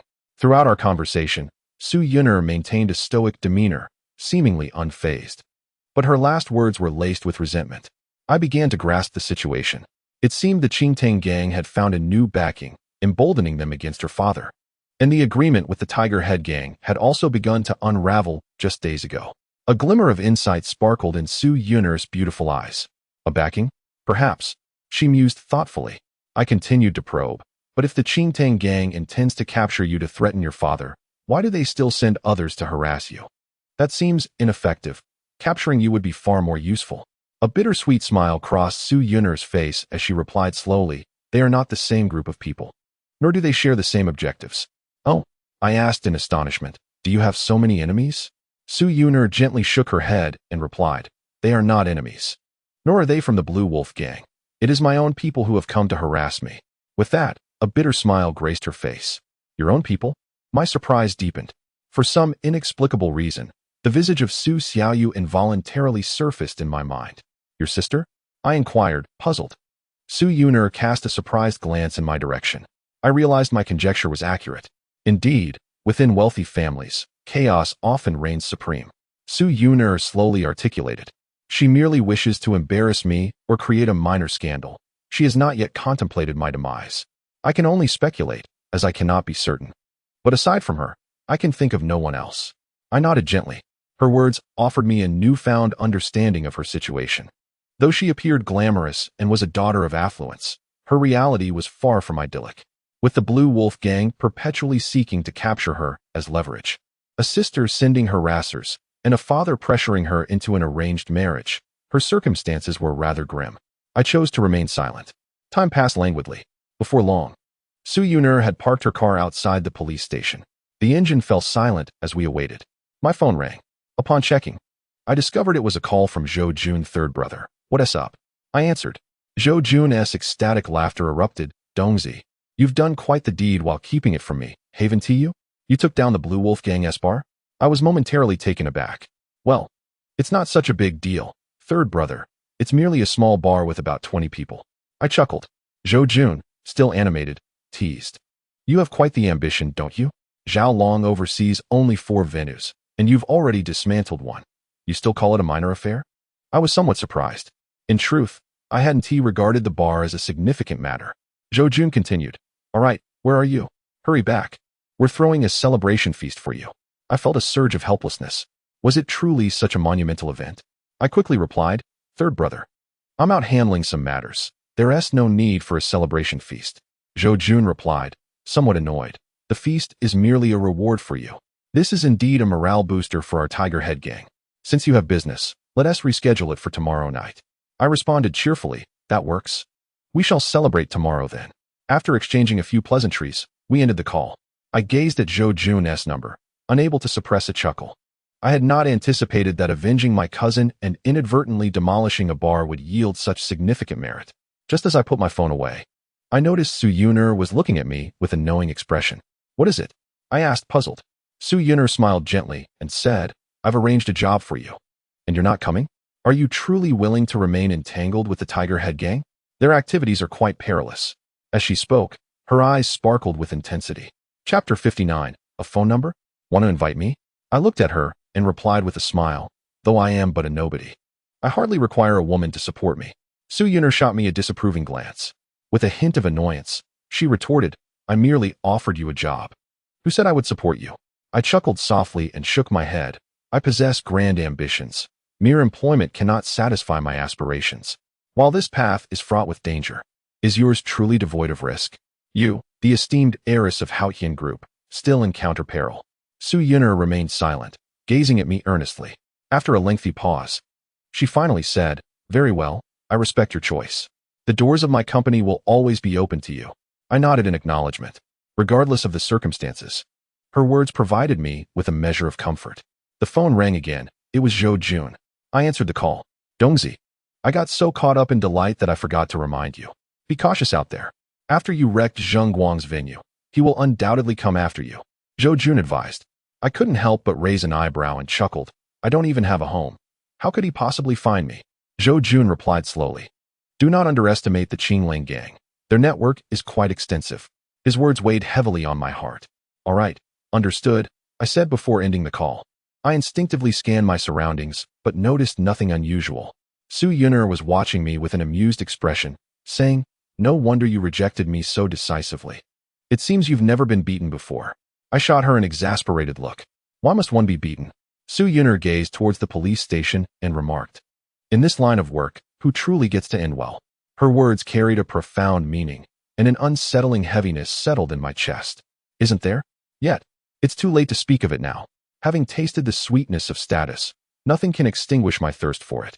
I refuse to settle for mediocrity. Su Yun'er slowly suggested, why not take E to stay at my place for a while? My instinct was to decline, but she didn't give me a chance. Continuing, E cannot stay at home. It's unsafe there. If she were to stay in a hotel, it's possible the Qinglang gang would track her down. You, on the other hand, are indifferent about it, but you wouldn't want E to be ensnared by your troubles, would you? She smiled at me. Her words indeed swayed me. After all, the trouble they brought to E today was due to me. Yet, for some reason, I always felt a sense of discomfort when it came to troubling Su Yun'er. Su Yun'er seemed to perceive my thoughts, saying, don't overthink it. I can never repay what I owe you, so this is nothing. I glanced at her, and her face was filled with sincerity. All right, I nodded gently. Just as I finished speaking, I noticed someone emerging from the police station. It was Su Qiyu accompanied by Wang Yi. Su Yun'er and I stepped out of the car and approached the entrance. Cousin, Wang Yi exclaimed excitedly upon seeing me, rushing towards my position. I felt somewhat helpless. I was unsure how our relationship had grown so close. Wang Yi swiftly reached my side, tightly grasping my arm, her expression still somewhat anxious. I affectionately patted her head and smiled. It's all right now. Everything is safe. Wang Yi nodded vigorously. Seeing this, Su Yuner remarked with a hint of annoyance, Are you only concerned about your cousin? Didn't you see me? Wang Yi's face flushed with embarrassment at her words. Sister Yuner, She opened her mouth, but could not find the words. Su Yuner shot her a disdainful glance. Su Qiyu approached us. Her exquisite features still cold and frosty as she stared at me. You are fortunate. You managed to escape yet again, she said icily. I chuckled. It was never really my concern, so I wouldn't call it luck. Su Qiyu's gaze turned even more frigid. Don't be too pleased with yourself. So, you're mingling with the Tiger Head gang now? Don't worry, we'll have plenty of opportunities to meet. Her tone remained detached. I smirked. Officer Su. Are you so eager to see me? If needed, I can provide you with my phone number. When you wish to meet, just give me a call.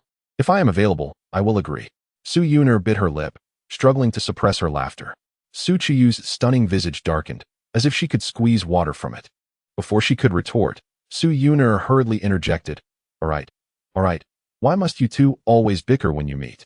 Su Qiyu, dissatisfied, replied, Who is bickering with him? One day, I will personally see this scoundrel behind bars. Her beautiful face, even in anger, held a unique allure. I responded with exasperation as a law-abiding citizen. Why are you targeting me? Su Qiyu was about to say more, but Su Yuner quickly positioned herself between us, saying, Oh, come on, you two can fight later. Su Qiyu looked at Su Yuner and said, Yuner, why are you still with him?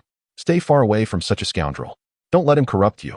Despite her words directed at her, her disdainful gaze remained fixed on me. I shook my head and chuckled. Su Yuner, equally irked, replied, Oh, who could possibly corrupt me? This is merely waiting for EE to return, isn't it? All right, you should finish your work quickly. We are leaving. I have little patience to deal with Su Qiyu. Finding a safe place is paramount. Let's go, get in the car. I gently patted Wang Yi's shoulder. She nodded softly. Her arms wrapped around my shoulders, showing no intention of loosening their grip. Su Yuner waved at Su Qiyu, saying, We are leaving now. Are you off tomorrow? Let's have a meal together. Su Qiyu nodded. All right, I will come find you tomorrow. Yet her icy gaze remained fixed upon me. A sense of helplessness began to settle in my heart. Su Yuner walked towards the Bentley, and just as I was about to turn around, Wait. Su Qiyu's cold voice pierced through the air. I halted and turned back, only to find her still glaring at me with disdain. I was somewhat taken aback. Calling me? Su Yuner's face mirrored my surprise. Su Qiyu's expression was unreadable as she coldly stated, Have you forgotten something? I was puzzled, scanning around. I failed to identify what she referred to. What is it? I inquired, bewildered. Su Qiyu clenched her teeth.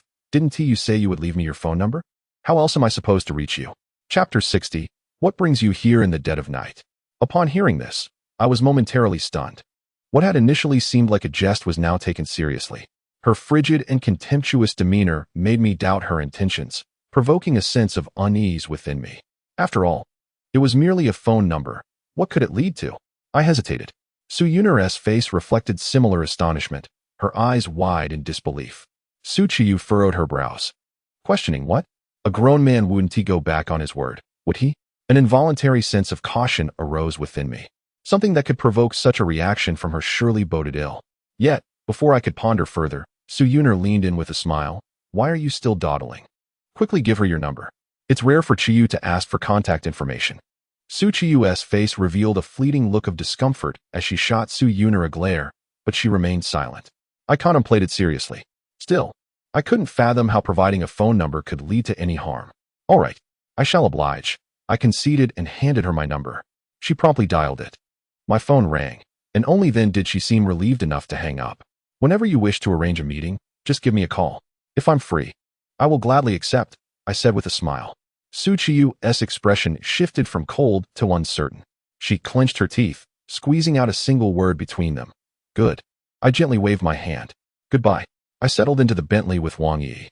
Meanwhile, Su Yuner stood there, exchanging glances with Su Qiyu. Though I was uncertain what could be communicated through mere looks.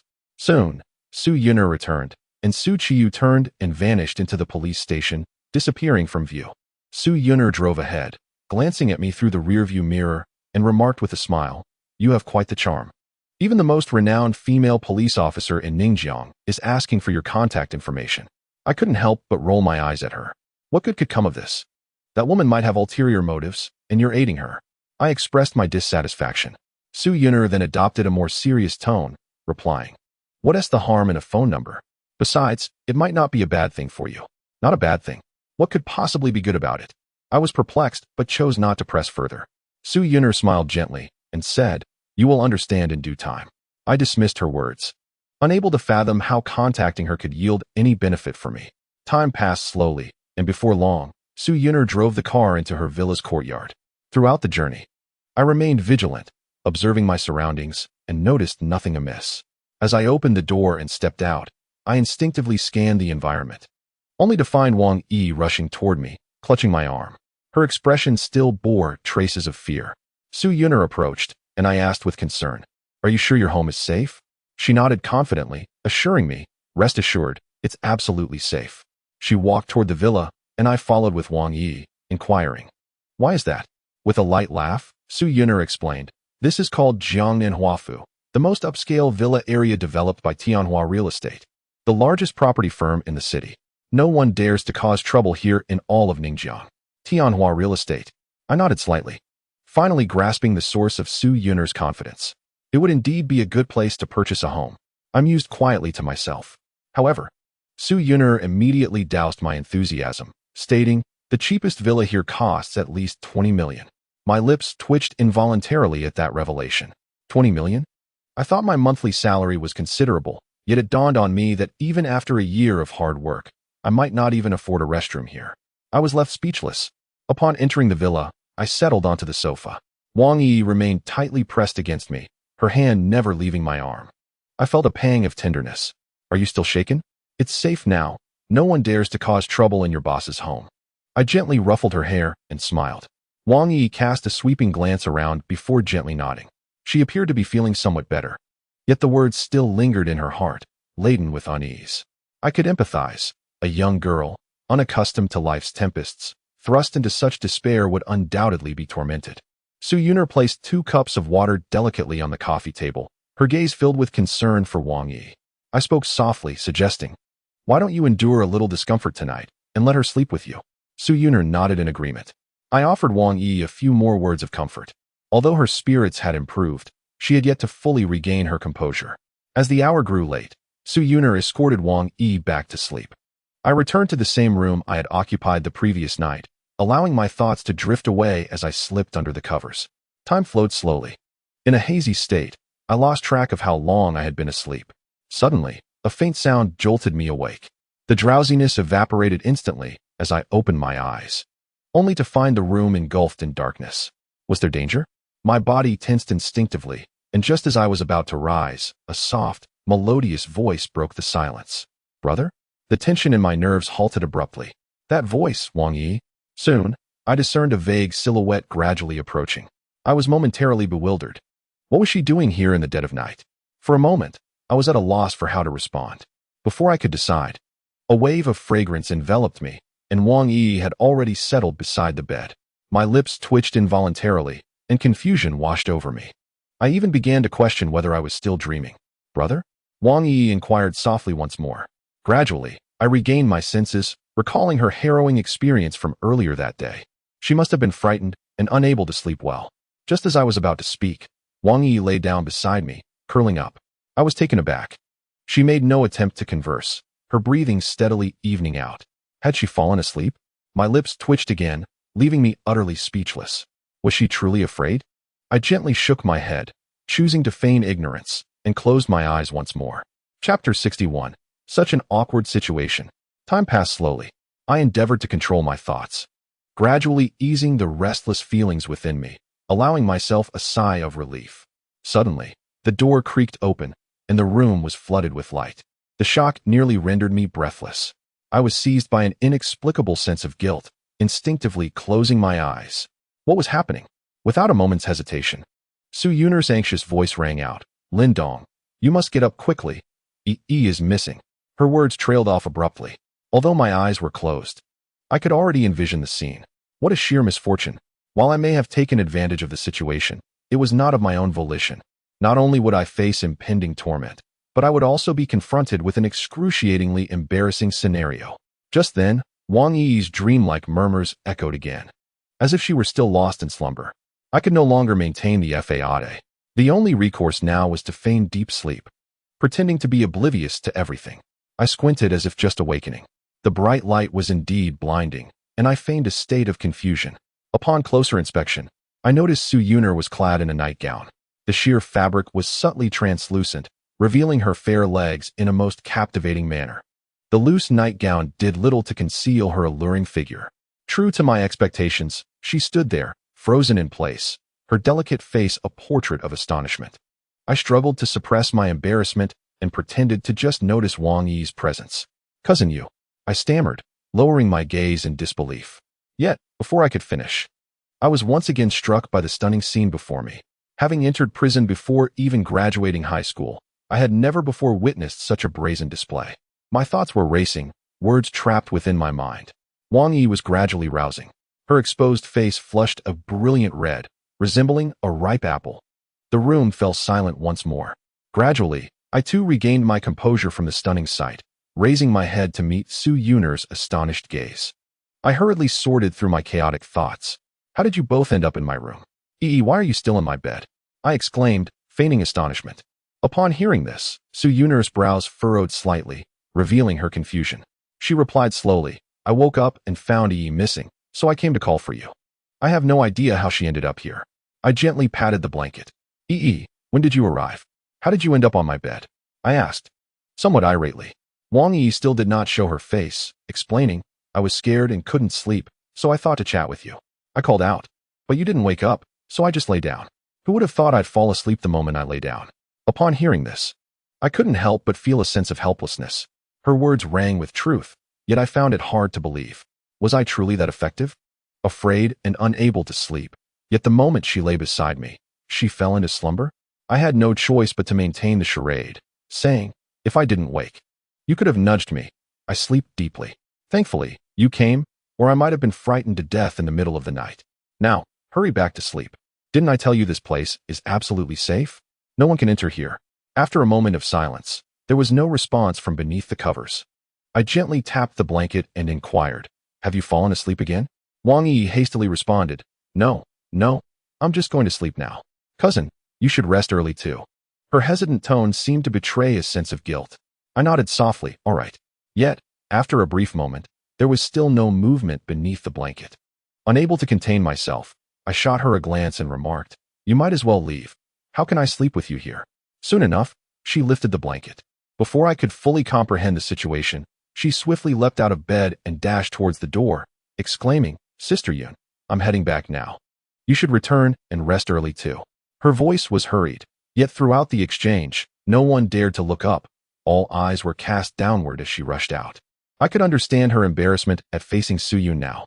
I couldn't help but shake my head lightly.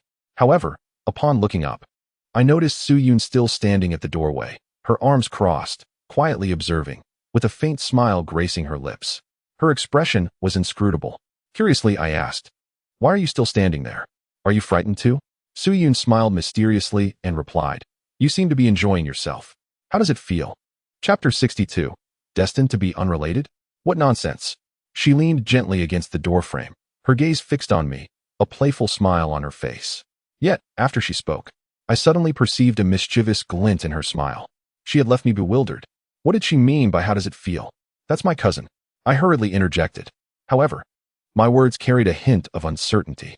Su Yu nodded knowingly, saying, "I understand. I mentioned cousin because of that. If it were a sister, I wouldn't have said anything." Her expression seemed to imply that this was only natural. I shot her an irritated glance and declared, "I have no feelings. I'm going to sleep." Su Yun's face lit up with a teasing expression as she asked, "Can you even sleep?" Her question struck a chord within me. I certainly could not sleep. Yet, I couldn't reveal my true feelings, so I looked up at her and inquired, "What if I can't sleep? Are you willing to help me with that?" After all, things had already become so awkward. What was there to fear? Su Yun was momentarily taken aback. The glimmer in her eyes sparkled with intrigue as she laughed heartily. "Oh, it seems our relationship has become much closer. You dare to speak to me like this now?" That remark left me momentarily speechless, though it was not particularly flattering. I had to admit she was speaking the truth. In the past, I would not have dared to do so. Yet, as a man who would not desire dignity, I continued to gaze at her and asked, Should we delve deeper into this understanding? But Su-Yun showed no signs of anger. Instead, her expression became even more animated. She nodded in satisfaction and replied, very well, this is a good thing. A good thing? To utter these words has truly exhausted all my efforts, perhaps amplified by the awkwardness of the moment. Yet, despite my bold declaration, it seems to have had no effect on Su-Yun. Do you have something to attend to? I asked. If not, I'm going to sleep, I replied with a hint of irritation. Su-Yun chuckled softly, shaking her head, and said, I have nothing pressing. I'm going back to sleep. If you're truly in distress, you can call on me for assistance. Upon hearing this, my lips twitched involuntarily. Assistance? Was she teasing me again? Summoning my courage once more, I said, then you need not leave. You can help me right now. Su-Yun, with her arms crossed, gazed at me with keen interest. That look sent a wave of panic through me. Though she wore a smile, I found it impossible to decipher her thoughts. After a long pause, she lightly nodded and said, all right, how many do you need? I can call for you right away. Call. Goodness. I shot her an exasperated glare and replied, please just go outside and let me sleep, will you? The expression on her face became even more animated. Are you sure you don't want it? She asked with a teasing smile. I responded with irritation, you might as well keep the money for yourself. Su-Yun smiled gently and replied, I don't need it, especially with you around. With that, she playfully winked at me. My heart raced at that moment. Although I knew she was joking, I felt as though I was soaring through the clouds. I was completely spellbound. That flirtatious glance, how many times had I fantasized about it? I tried to regain my composure, but alas, I was utterly dazed. Su-Yun's smile grew increasingly enigmatic. She waved her hand lightly and said, get some rest. I'll take my leave now. With that, she turned and departed with grace. It was only then that I snapped back to reality. She was gone. Leaning against the headboard, my mind replayed that flirtatious glance. Lindong, can you not muster some ambition? There are plenty of women out there. What is the big deal about having harbored a crush on her for 3 years? Why be so nervous in front of her? Taking a deep breath, I buried myself beneath the covers, desperately trying to fall asleep. Yet, at that moment, the image that filled my mind was not of Wang Yi's alluring sensuality, but rather of Su-Yun's playful wink. I spent the entire night in a daze, unaware of how time passed. The next day, I was awakened by a faint sound. Slowly, I opened my eyes to find the glaring sunlight streaming onto my bed, indicating that it was quite late. As my gaze shifted, I discovered Su-Yun standing before me, impeccably groomed, her makeup flawless and her attire splendid. I felt somewhat disoriented. Until now, there have only been faint signs of emerging from the emotional turmoil of last night. Su-Yun once again graced her face with a gentle smile and asked, how did you sleep last night? I blinked, organizing my thoughts. Soon, the words I had spoken to myself the previous night began to resurface. Clearly, she owed me. So what subtlety should I maintain in front of her? What was there to fear? After all, the possibility of us together in this lifetime was non-existent. For some reason, reflecting on this made my heart feel remarkably liberated. I managed to smile and replied, I slept well, deeply, but I'm quite tired. Su-Yun raised an eyebrow. Tired? I nodded slightly and said, yes, I dreamed of some things last night that took a toll on me. I can still feel the soreness in my back. Su-Yun paused at my words, but quickly shot me a disapproving glare. Relying on dreams? Can't you be a bit more ambitious? She remarked with a hint of annoyance. I stretched lazily and chuckled. You're right. One must aspire to achieve rather than merely dream. With that, I felt an unusual sense of openness within me. I even sensed that my gaze towards Su-Yun had subtly transformed. How could one thought alter me so significantly? Su-Yun looked at me with equal astonishment, her beautiful eyes sparkling with contemplation. Her expression made me suddenly lose interest in continuing the conversation. Her thoughts ran too deep. I'm hungry. Is breakfast ready? I inquired while dressing, feeling no need to hold back since I was a grown man. Su-Yun's lips curled into a mysterious smile once more. It's ready, just waiting for you to come down and eat, she replied slowly. Her tone, unhurried yet paired with that enigmatic smile, gave me the impression that she could easily outsmart me. After all, I was the one counting her money. I turned my gaze away from her and said, I'm hungry, let us eat. I walked past her, feeling unusually relaxed. It seemed I had truly let go. I never anticipated this day, nor did I expect that such a painful reason would facilitate my release. She was still so wonderful, so exceptional. Yet fate had decreed that our paths would never intertwine. So be it.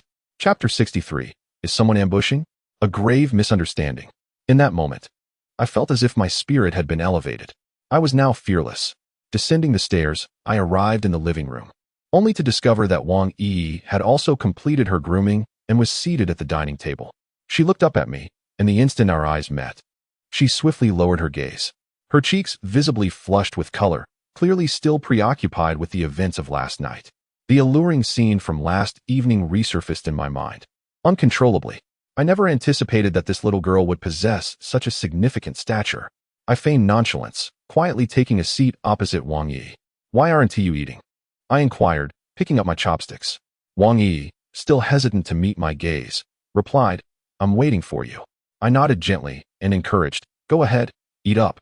We need to hurry to work soon, or we'll be late." At that moment, Su Yun'er's voice chimed in from behind. "I'm here. What is there to worry about being late?" I raised an eyebrow, momentarily forgetting about that detail. Without further ado, I grasped a bun and began to eat. Only then did Wang Yi start to use her chopsticks. Su Yun'er approached, but chose to sit beside me instead of next to Wang Yi. I paid it no mind and continued my meal. Su Yun'er joined in as well. The atmosphere during breakfast was unusually quiet. The typically vivacious Wang Yi had lost her usual chatter. In the midst of our meal, Su Yun'er suddenly placed a piece of meat into my bowl. "Eat more meat. Otherwise, how can you fight?" Her melodious voice echoed. I stared at the meat in my bowl, a tumult of emotions swirling within me. No. Hadn't I already moved on? Without raising my head, I picked up the meat and placed it in my mouth, continuing to eat. Wang Yi looked up, her eyes wide in disbelief, staring at Su Yun'er as if utterly astonished.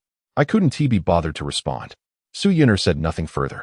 After finishing breakfast, I washed my face and emerged from the restroom. I was on my way to work. Su Yun'er had already tidied up the dishes with Wang Yi. "I'll drive you there," Su Yun'er waved and announced. I didn't decline. It was indeed difficult to hail a cab from this location. Soon, the three of us set off in the car, with Wang Yi taking the initiative to sit in the front passenger seat, while I settled into the back. It was evident she had yet to emerge from her embarrassment of the previous night. Su Yun'er turned her head and asked, "By the way, do you have any plans for tonight?" Her beautiful eyes were fixed on me through the rearview mirror. I glanced at her in surprise. "I'm not sure," I replied honestly, as I had no idea what might transpire later. Su Yun'er rolled her eyes at me. "Then I'll call you. I'll pick you up after work," she said. Her tone, though gentle, carried an undeniable authority. Was this the confidence that comes from holding a high position for so long? When would I ever possess that? I turned my gaze to the window and replied, "I might not have time. Why would you pick me up?" Su Yun'er, slightly irritated, remarked, "Do you remember that Injusen from our class?" I couldn't help but raise an eyebrow. The school bully, of course, I recalled. Wasn't he the son of some underworld boss? After mulling it over for a moment, I finally responded. During my high school years, I held a profound fear of him. Su Yun'er nodded and remarked, "He organized some sort of class reunion and insisted that I attend. It would be perfect if you could accompany me." The moment I heard this, an odd sensation surged within me. "Accompany you?" I feigned calmness and replied, "Let's see, I might not have the time." Su Yun'er shot me another disapproving glance. "It's settled then. I will pick you up after work." Her words were particularly authoritative. An overwhelming sense of helplessness washed over me, and I chose to ignore her. The car came to a halt outside the nightclub. "If you don't go, I will surely be bullied," she declared. "See you after work." With a wave of her hand, she departed without waiting for my response. I gazed at the retreating Bentley, utterly speechless. Bullied? What does your predicament have to do with me? Yet, for reasons unknown, a ripple of emotion stirred deep within me, igniting an impulse. I withdrew my gaze and entered the nightclub. "Good evening, sir," the two receptionists greeted with exuberant smiles. I nodded in acknowledgement.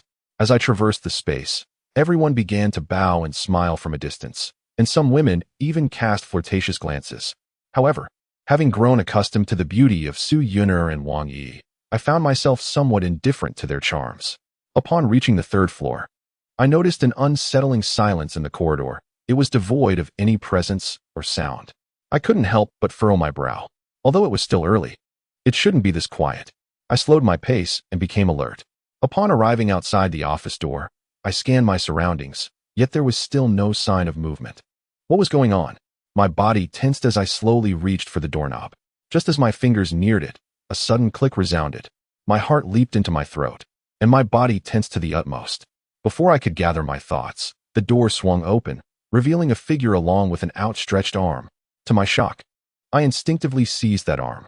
I felt nothing but the overwhelming size of the figure before me, and with no time for contemplation, I resorted to my most practiced maneuver.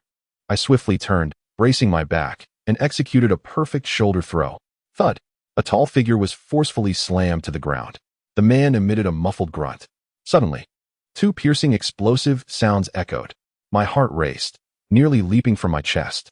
A gun? Despair washed over me. Yet, before I could dwell on it, countless golden petals began to cascade around me. I was left in a daze. Congratulations, Dong-gu. Soon after, a woman's voice resonated, abruptly cutting off mid-sentence. My muddled thoughts gradually began to clear. Was that Zhao Xiaoshua's voice? I turned around in confusion, only to be astonished to find Lu Gang and Hao Zi standing at the doorway, each holding a firework cannon, with Zhao Xiaoshua positioned between them. The office was filled with numerous colleagues, including Zhou Jun and Li Jiajiao, whose smiles had all but frozen in place at this moment. Zhao Xiaoshua stared blankly, while Lu Gang and Hao Zi exchanged awkward glances, their faces adorned with sheepish smiles. What on earth? I found myself momentarily stunned, my mind struggling to catch up. Looking down, I noticed Dajuan sprawled on the floor, wincing in discomfort, glaring at me with palpable annoyance. No wonder he was so tall. It was indeed him. Chapter 64, Achieving Status. Truly wonderful.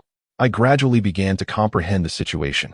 This scene was evidently a celebration of our acquisition of the bar the previous night. However, the surprise was genuinely overwhelming. Dajuan's resigned voice broke the silence. Dong-gu, your skills are quite impressive. Yet, there was a hint of grievance in his tone. Ahem. I coughed awkwardly, chuckling my apologies. I didn't mean to startle you. Are you all right? I hastily helped him up from the floor.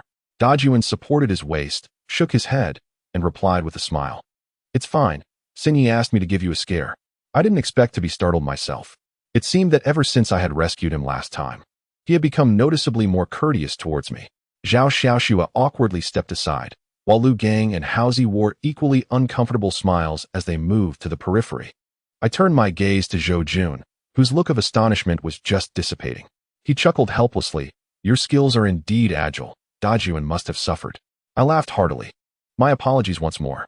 Zhou Jun waved his hand lightly, smiling. All right, let us get inside quickly. Upon entering the office, I discovered that it had been meticulously decorated, adorned with various balloons and streamers. The once ordinary office now resembled a wedding suite. There were many people inside, nearly all my subordinates, their faces glowing with excitement, their gazes towards me ablaze with fervor.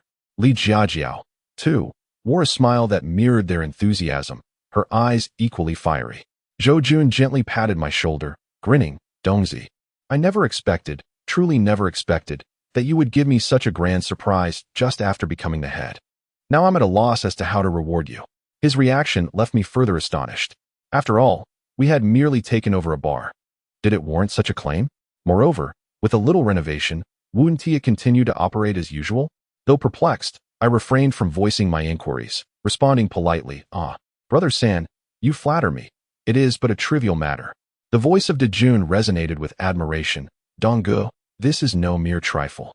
Currently, both the Qinglang gang and the Huta gang are brimming with vigor, preparing for a grand confrontation. The dismantling of this bar has effectively undermined their morale. To have taken down their establishment is indeed a remarkable feat, especially executed with such finesse in this initial skirmish. Should the day come when the Qinglang gang is vanquished, this will be regarded as your foremost achievement.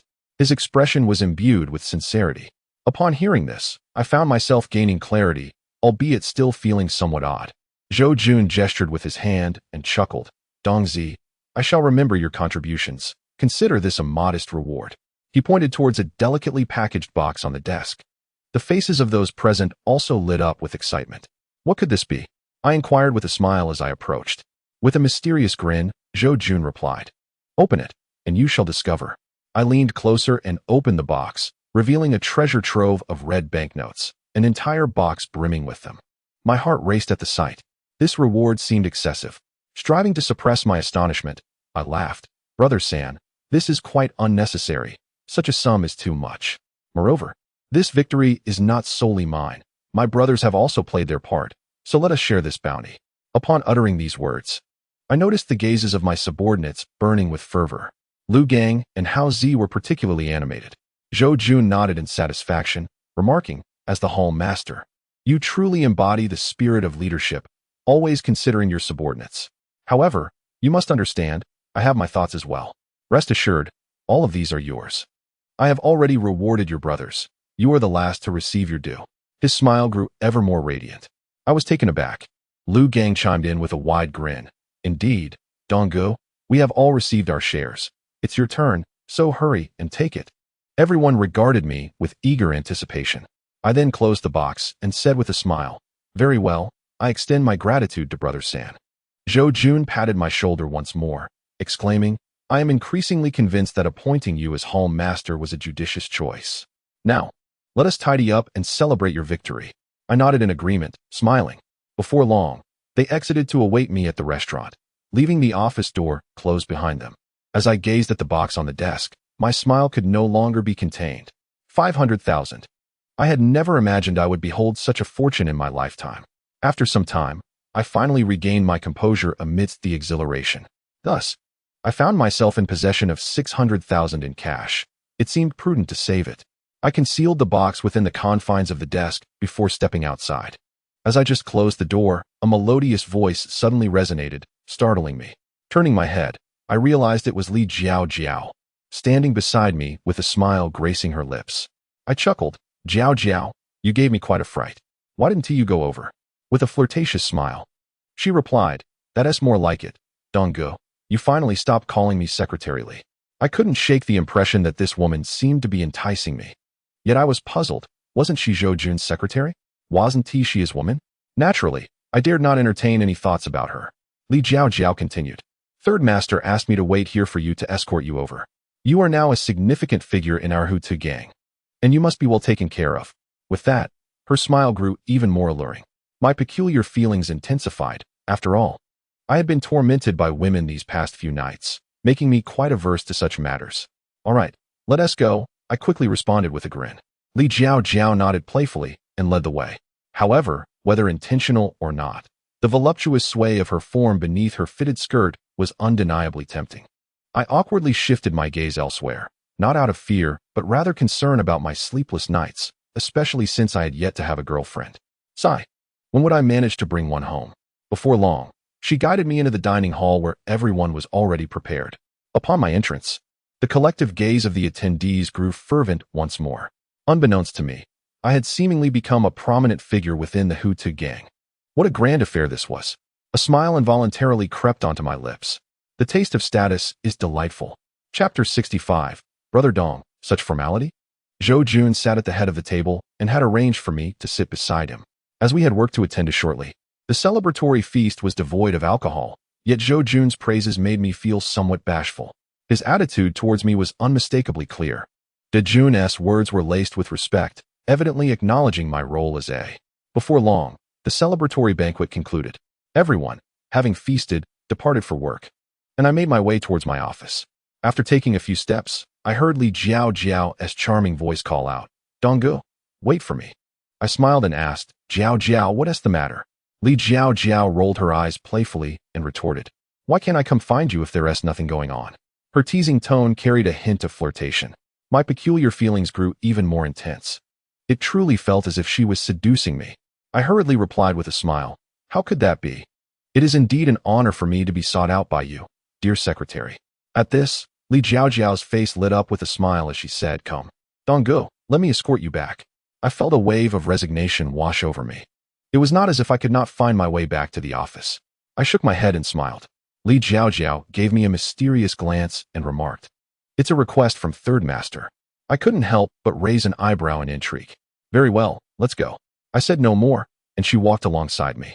Throughout our journey, she remained silent, while my gaze was irresistibly drawn to her alluring curves, undeniably captivating. However, I soon regained my composure. This was troublesome. I had truly become a creature of base instincts. I endeavored to suppress the wicked thoughts swirling in my mind and steadied myself.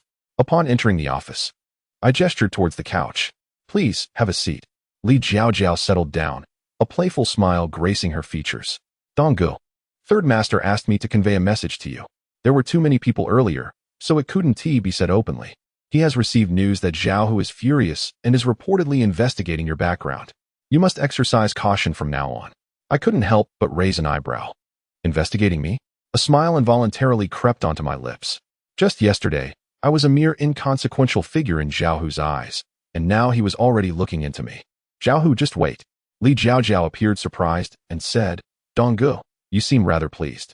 I composed my smile and replied, if he seeks me out, doesn't that present me with an opportunity to achieve something significant? Her eyes sparkled with intrigue as she giggled. Donggu seems quite confident. I nodded lightly and said, well, a man must be confident. Her expression shifted subtly, and I could not discern her thoughts. The office fell into a quiet stillness, and she gazed at me, causing a hint of awkwardness to settle in. I chuckled and said, all right then, please extend my gratitude to third brother. Li Jiaojiao tilted her head slightly and smiled. I never said I was leaving. Is Donggu issuing a dismissal? My lips twitched involuntarily at her bluntness. How could that be? Having a beautiful companion while working is a delight. Why would I want to send you away? Li Jiaojiao smiled playfully. Now that's more like it. I felt a growing sense of confusion. What exactly did this woman intend? She showed no signs of leaving. So I resorted to tackling some trivial tasks while engaging in casual conversation. Li Jiaojiao remained for a full 2 hours before finally taking her leave. Yet, even now, I could not fathom her true intentions. Time slowly drifted by. The day passed in tranquility, and it was already time to leave work. I gathered my belongings. And for some inexplicable reason, the visage of Su Yuner floated into my mind. Has she not called yet?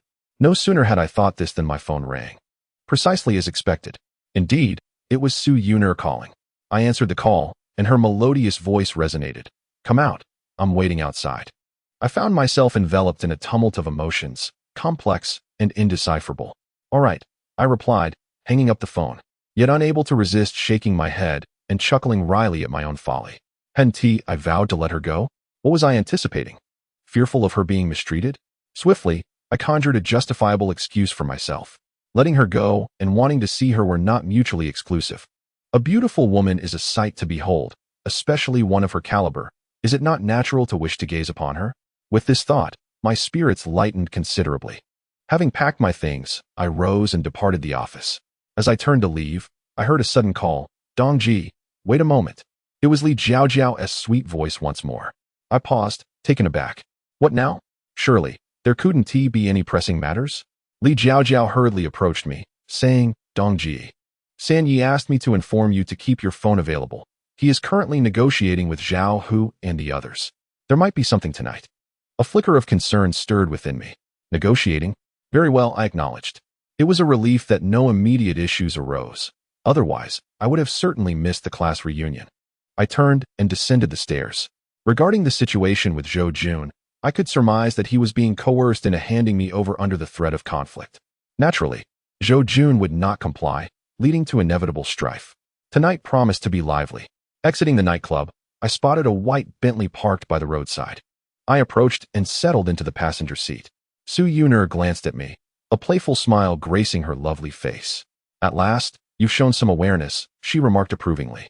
Unable to suppress a smirk, I retorted, is this the attitude one should have when speaking to their savior? Su Yuner pondered for a moment, nodding thoughtfully. Indeed. How should one express it? Brother Lin Dong is truly wonderful? The absurdity of her statement nearly caused me to choke, and I incredulously turned my head, only to find her wearing that enigmatic smile, her beautiful eyes sparkling with mischief. After a considerable pause, the turbulent emotions within me gradually settled. Ahem. I cleared my throat awkwardly and said, that attitude is quite agreeable. Su Yuner shot me a playful glare. The corners of her mouth curled into a smile as she said, I flattered you. You must be sure to assist me well later. Alas, it was evident that trouble was on the horizon. I inquired with a hint of confusion, how can I assist you? You are the daughter of the Haotian group, and he, the son of a mere warlord, dares to intimidate you? Su Yuner sighed reflectively. Times have changed. In this era, wealth does not necessarily equate to power. It is strength that truly commands respect. I wholeheartedly agreed. Yet, I pondered how Jushin might bully Su Yuner, the school bully. It has been quite some time since we last crossed paths. Today, I shall confront you. Chapter 66. The Class Reunion, Yuner's Reward? Time passed slowly. Before long, Su Yuner parked her car outside the Seaside Grand Hotel. This is the place, she said, turning off the engine with a hint of reluctance, as if bound by some unseen force. A sense of curiosity arose within me. If she did not wish to come, why insist on it? Can he truly threaten you? I asked, bewildered. Su Yuner nodded gently, explaining, the business in the battlefield has been monopolized by the Yin family. My father is looking for contractors to build an office building to expand the company, but Injushin has threatened me with construction materials. Her delicate face was marred by an expression of disdain. A wave of helplessness washed over me as I questioned, Isn't your family's business struggling lately? Why open a new company? Taking a deep breath, Su Yuner sighed. Only by establishing a new company can we secure a mortgage. I nodded, though I grasped only fragments of her reasoning. She gazed at me earnestly, saying, I cannot completely disregard his dignity, but I also must not coddle him. As long as I leave him no leverage, it will suffice. Perplexed, I asked, why are you sharing this with me? Su Yuner's expression turned to one of surprise. What do you think? He will undoubtedly bully me, and I cannot refuse him too harshly, so I am relying on you, she explained. You aren't still afraid of him, are you? She asked, her tone serious. My pride surged, and with a hint of irritation, I retorted, afraid? What is there to fear? Is he going to bury me in sand? Su Yuner chuckled, a playful smile illuminating her features. She continued, as long as you're unafraid, the task of rejecting him will fall to you. You must be clever and not let me down.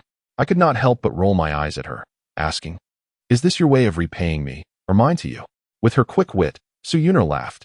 At present, you are the one who values loyalty and righteousness. Unwilling to see me bullied. Your repayment will come in due time. After all, it can never truly be settled.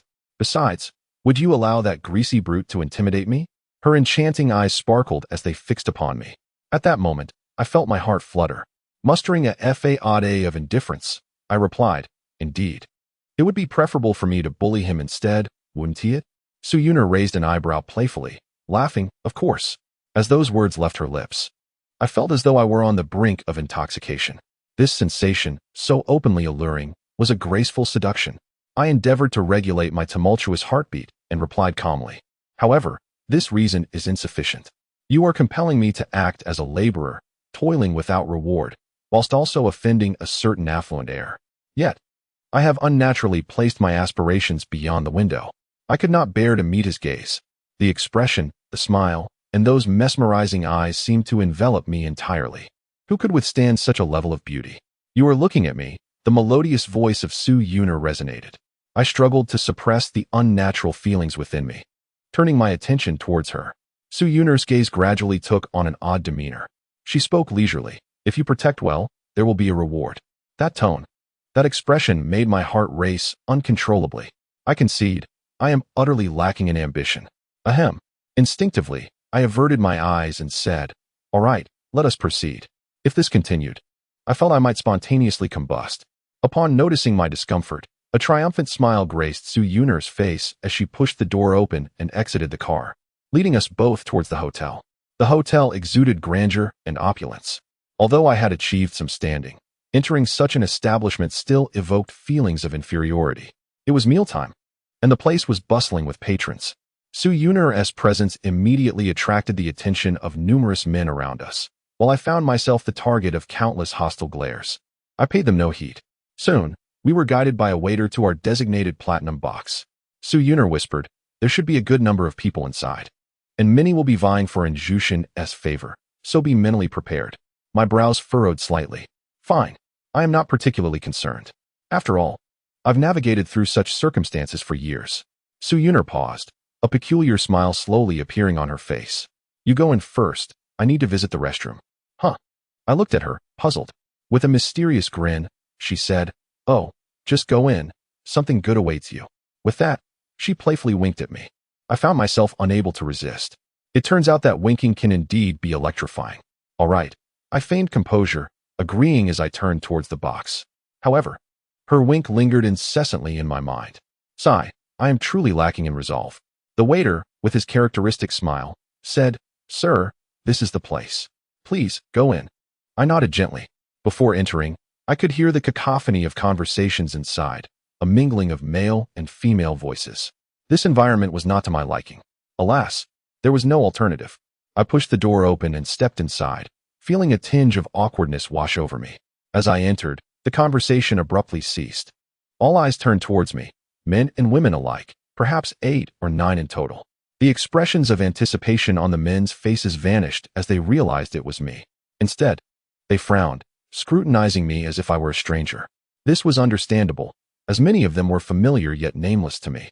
Lindong. Finally, a bespectacled, portly fellow called my name. I recognized him. He was Zhenglong, my dorm mate. I greeted everyone with a cheerful smile. Hello, everyone. Long time no see.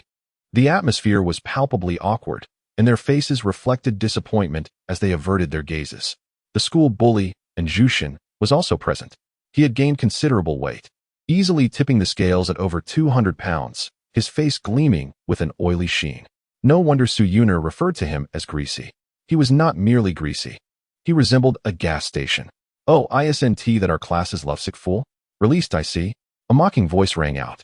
I couldn't help but raise an eyebrow. Following the sound, I spotted a heavily made-up woman smirking at me. Dressed provocatively, she failed to exude any semblance of sensuality. Was her name Wang Miling? A playful smile crept upon my lips as I prepared to respond when suddenly, a dissatisfied voice interrupted. Wang Miling, can you not speak? Are you really going to bring that up? I was taken aback. I hadn't anticipated anyone would come to my aid. I turned to see that it was Zhao Xiaoxue, standing and glaring at Wang Miling, her face etched with displeasure. She had come too? A smile of amusement returned to my face. Her presence would at least alleviate the awkwardness. However, the others wore expressions of surprise, staring at Zhao Xiaoxue in confusion, clearly puzzled by her defense of me. Wang Miling was equally flabbergasted, but soon she crossed her arms and retorted with a cold laugh. Oh, Xiaoxue, when did you start siding with this convict? Are you really going to speak up for him? The crowd around us displayed mockery on their faces. Zhao Xiaoxue, unyielding, snapped back. If I want to, what business is it of yours? Mind your own mouth. It's a class reunion today. Don't provoke me. I couldn't help but shake my head and chuckle softly. Back in high school, Zhao Xiaoxue had always been the tomboyish type, though her appearance had changed. Her personality remained unchanged. Wang Miling clenched her fists, a look of frustration crossing her face. She quickly moved to Jushin's side, clutching his robust arm and pouting. Brother Shun, look. They're bullying me. My features involuntarily tightened. Perhaps it was due to my habitual encounters with beauties like Su Yuner, but her coyness felt inexplicably nauseating. I had little inclination to engage, slowly shifting my gaze to Jushin, the true focal point of this gathering. Jushin's corpulent visage broke into a lecherous smile, as if he reveled in the moment. He gently patted Wang Miling's hand, which clutched his arm, and laughed. What are you afraid of? With Brother Sun around, who could dare to bully you? Instantly, Wang Miling beamed with pride. Others looked on, jeering, their expressions betraying a thirst for entertainment. I remained unperturbed. Jushin turned to Zhao Xiaoxue, remarking, Xiaoxue, considering you share a dorm with Miling, what do you think about her berating Miling over such a trivial matter? Trivial? I couldn't help but shake my head and chuckle. Zhao Xiaoxue slipped off her coat slightly, revealing her alluring shoulder and delicate collarbone, gracefully reclining in her chair. With a playful smile, she said, Brother Sun, are you choosing to assist her instead of me? Jushin's eyes widened with interest, his expression bordering on drooling. Wang Miling glared at him, teeth clenched. Jushin struggled to swallow and stammered, Of course, how could I not assist Xiaoxue? His expression was one of barely contained desire, for Zhao Xiaoxue's beauty far surpassed that of Wang Miling. Yet, I found it curious that for someone from such a prominent sand and gravel business, this second-generation heir would seemingly lack female companionship. Was he truly that unattractive? Brother Sun, she's bullying that prisoner. You should intervene, Wang Miling exclaimed, clearly agitated. She rubbed against Jushin's arm, as if fearing he might not feel her softness. Jushin's expression grew increasingly animated. Intervene? How could I possibly ignore Miling's affairs? He replied with a distinctly lecherous grin. Once that smile faded, his cold gaze fell upon me, which I had anticipated.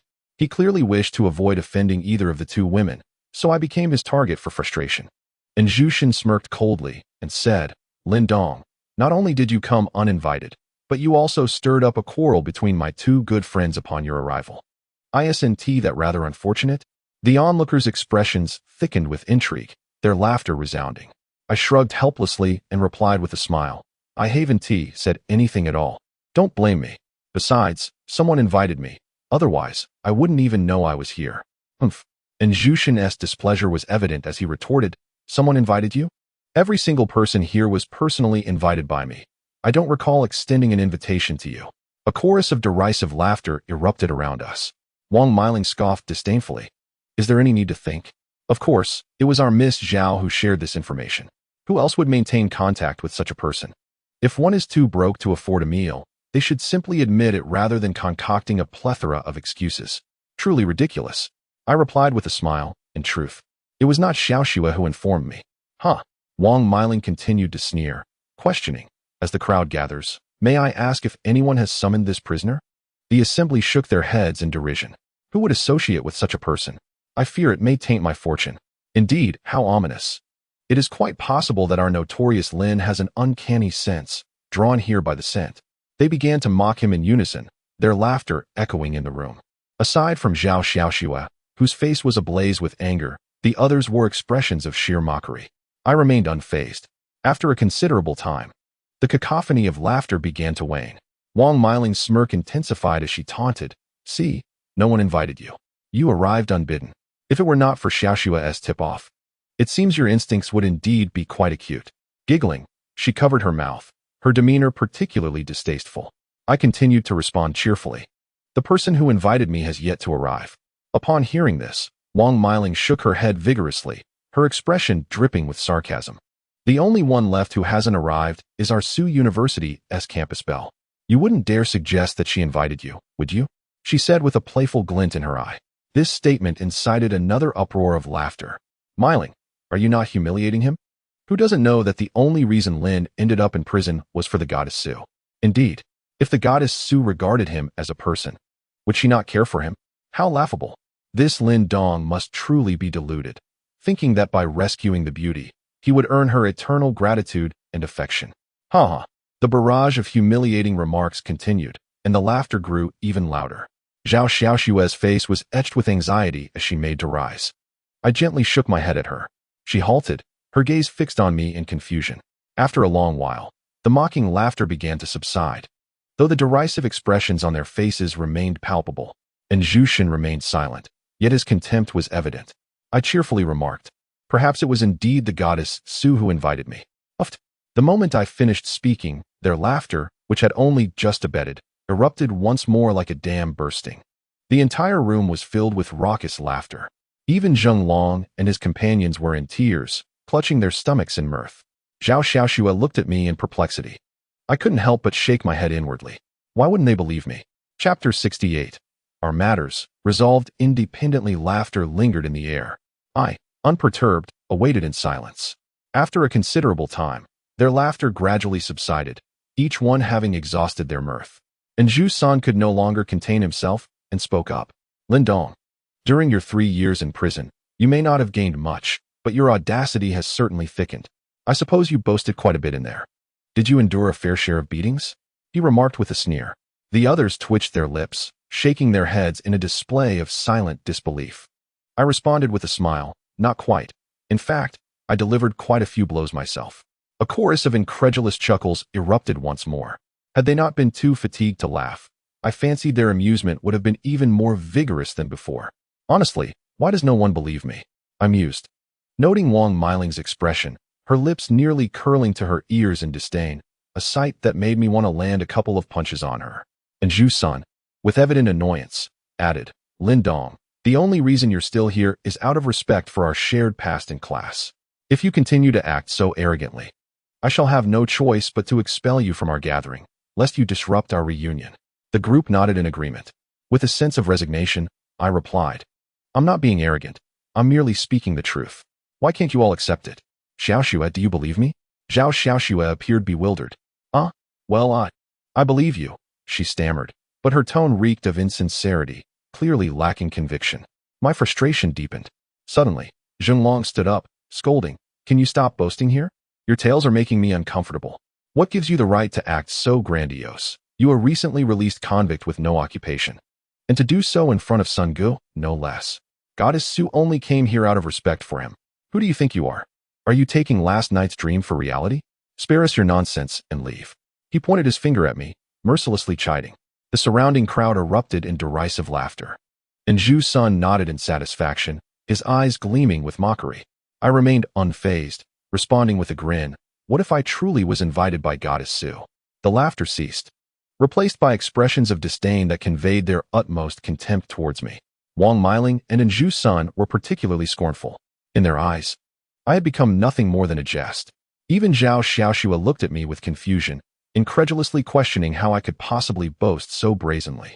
Zheng Long shook his head, his expression one of utter disbelief, seemingly at a loss for words to further insult me.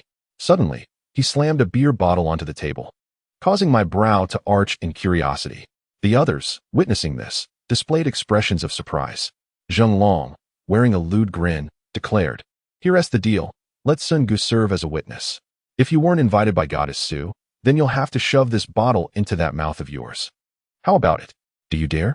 As soon as these words were uttered, the expressions of those present transformed into a spectacle.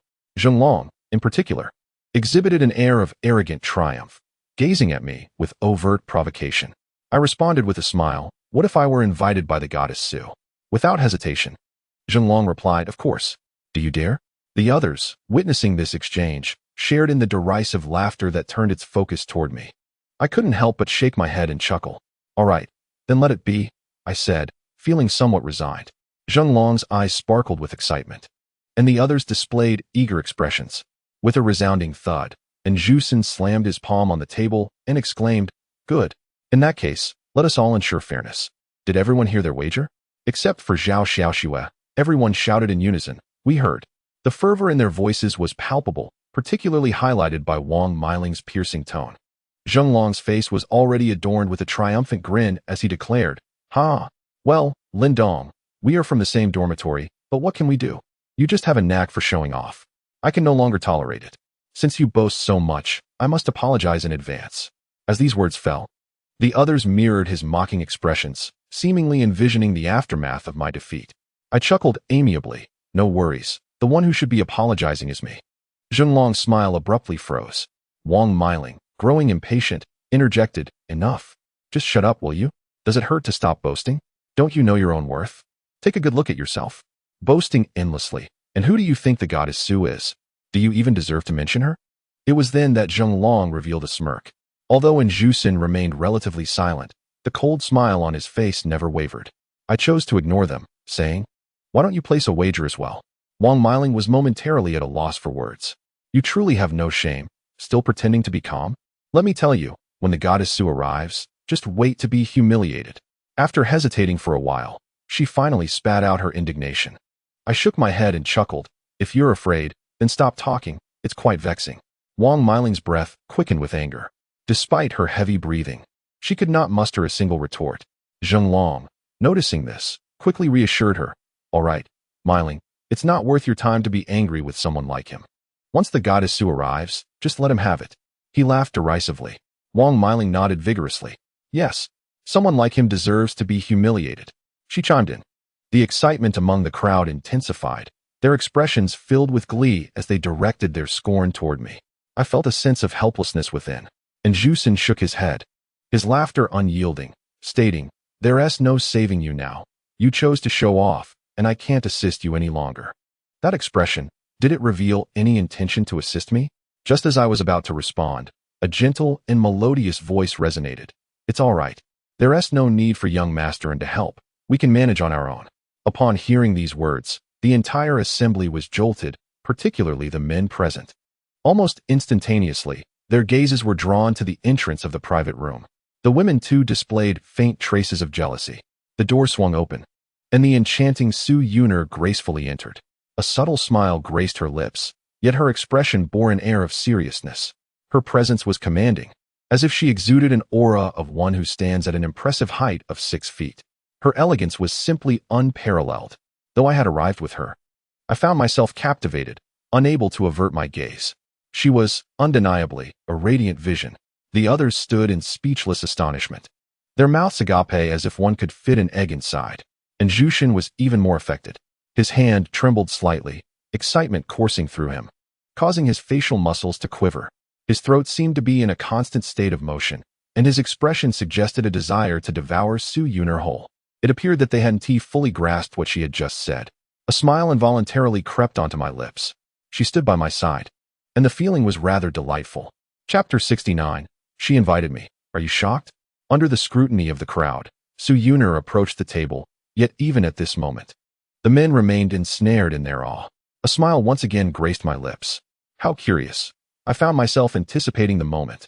Su Yuner, with a gentle smile, inquired, "Why is everyone so silent?" It was only then that they began to regain their composure. And Jushin's grin stretched nearly from ear to ear as he hastily exclaimed, "Yuner, you finally arrived. We've missed you dearly. Please, take a seat." He promptly stood and pulled out the chair next to him with utmost eagerness. I couldn't help but shake my head slightly. Indeed, it seemed they hadn't heard Su Yuner's initial words. Maintaining her smile, Su Yuner remarked, "There's no rush to sit. Let us first address the wager you all placed." The crowd fell into a moment of confusion, but soon it appeared that they recollected the matter of the bet, their expressions transforming into one of excitement, their eyes gleaming. Zhenglong eagerly reminded, "Brother Sun, I have a bet with Lin Dong regarding that rascally fellow." And Jushin appeared to be entirely enraptured by Su Yuner's beauty. Only upon hearing the reminder did he snap back to reality. "Ah, that matter. Yes, let us resolve it promptly. You see, Yuner, Lin Dong showed up uninvited. And out of my generosity, I wouldn't make an issue of it. It's just that this fellow lacks the audacity and insists on pretending that you invited him." Zhenglong, unable to bear it any longer, interjected, explaining the situation. He did not wait for Su Yuner to say anything, instead casting a cold smile in my direction. The others, witnessing this, crossed their arms, their expressions of intrigue reaching a peak. Zhenglong, in particular, displayed an unmistakable air of arrogance as he toyed with the bottle in his hand, a mischievous grin adorning his face. Zhao Xiaoxua lowered her head awkwardly, seemingly unable to bear the sight. Soon, and Jushin revealed a mocking smile once more, saying, "Since Yuner has arrived, why not clarify whether this shameless individual was indeed invited by you and declare who has emerged victorious in this wager?"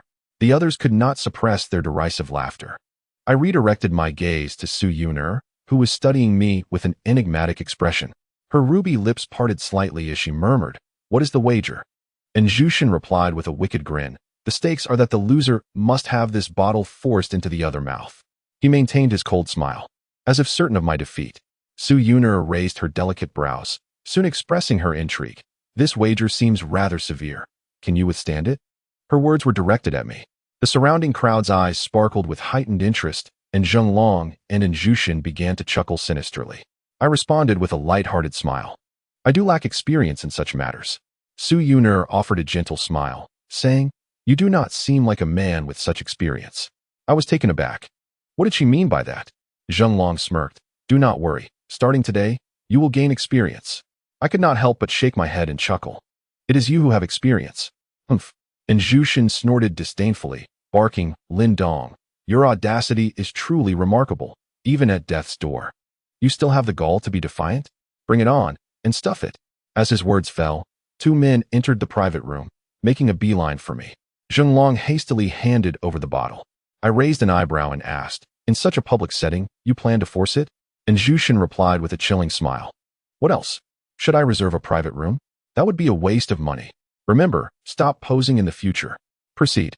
With that, the two men approached me with the bottle in hand. The others laughed sinisterly, their expressions a spectacle of anticipation, as if they could hardly wait. Su Yuner's calm voice finally broke the tension. "Young Masterin, have you perhaps mistaken the person?" The two men halted, looking puzzled at Jushin. The others were equally bewildered. And Jushin, confused, replied, "That's right. This fellow bet he was invited by you, and he lost the wager. Is there a problem?" All eyes had converged upon Su Yuner's face. She slowly declared, "He did not lose. He is indeed the one I invited." A simple statement that caused the atmosphere in the entire room to freeze instantly. Silence enveloped everyone. The mocking smiles on their faces instantly froze. Zhao Xiaoxua was bewildered. Wang Miling appeared dazed. Zhenglong's lips began to twitch violently, his face a mask of bewilderment. After a long pause, Jushin incredulously uttered, "Yuner, you must be joking, right? You invited him?" His voice quivered with uncertainty.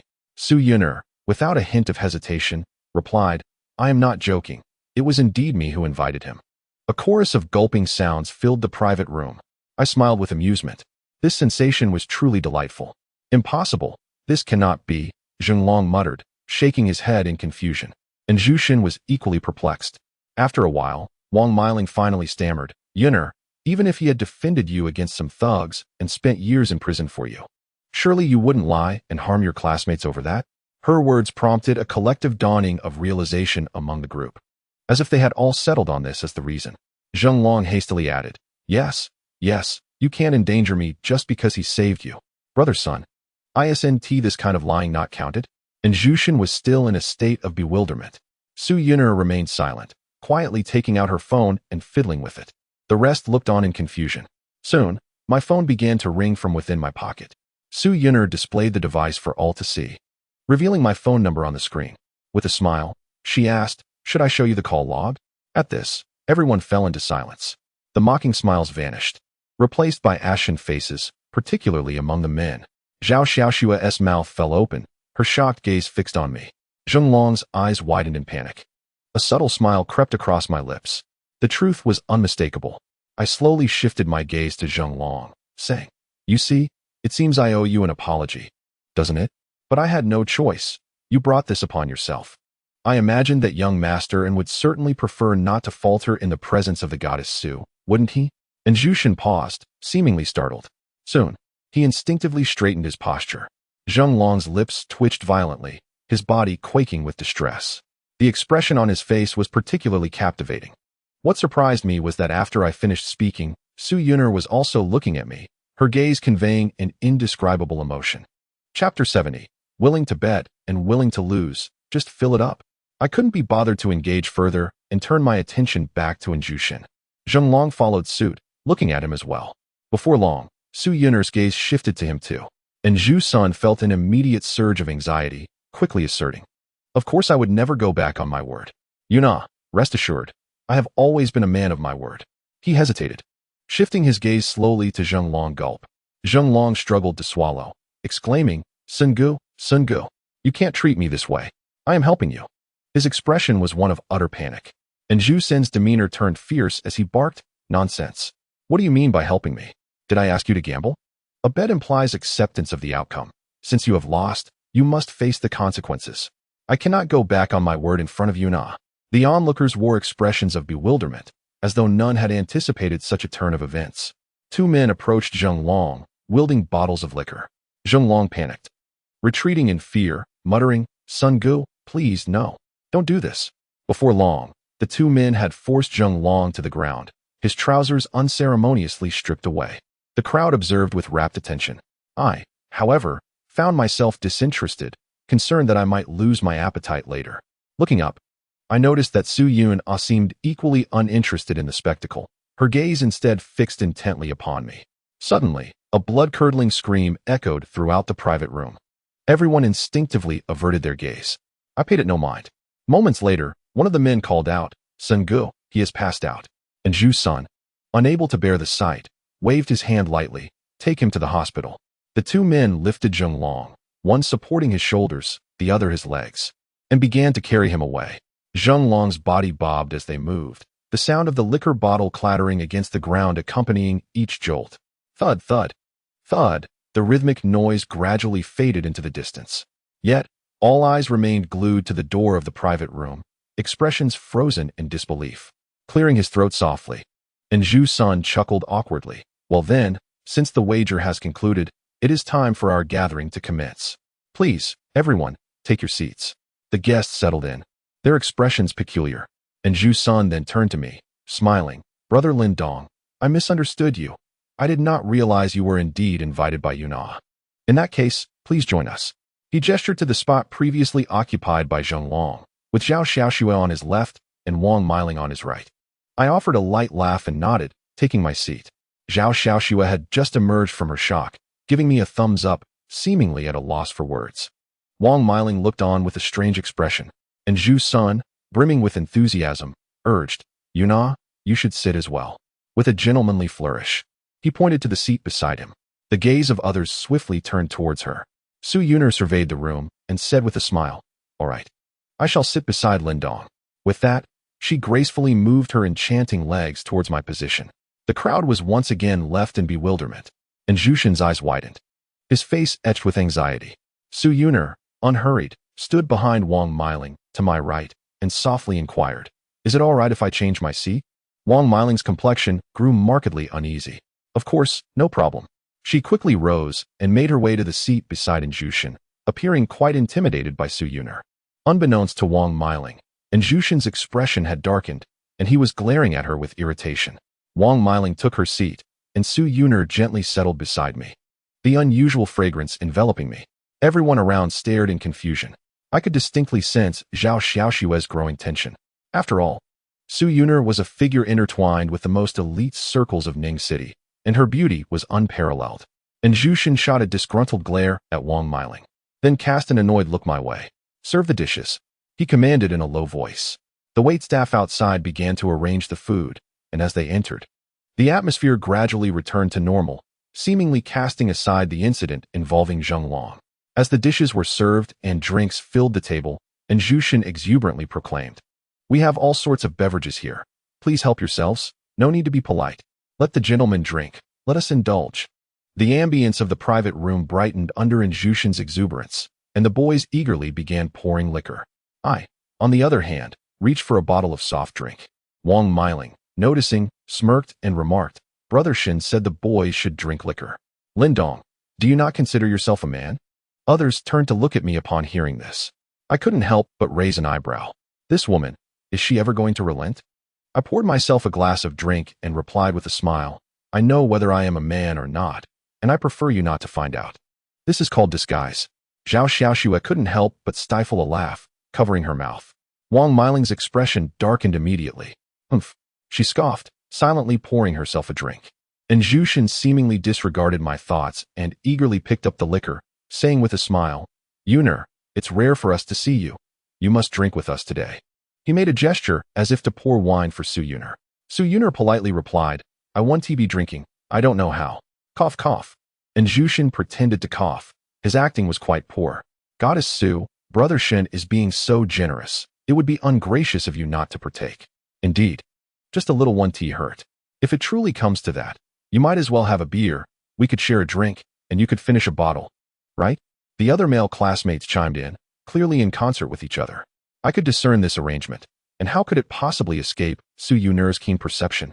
She displayed the key in her hand, smiling as she said, "Unfortunately, I drove here, so I cannot indulge in alcohol." The group of boys fell silent, and Zhuasen glared at them with intensity and remarked, "Well, Yuner, if that's the case, why not call for a designated driver?"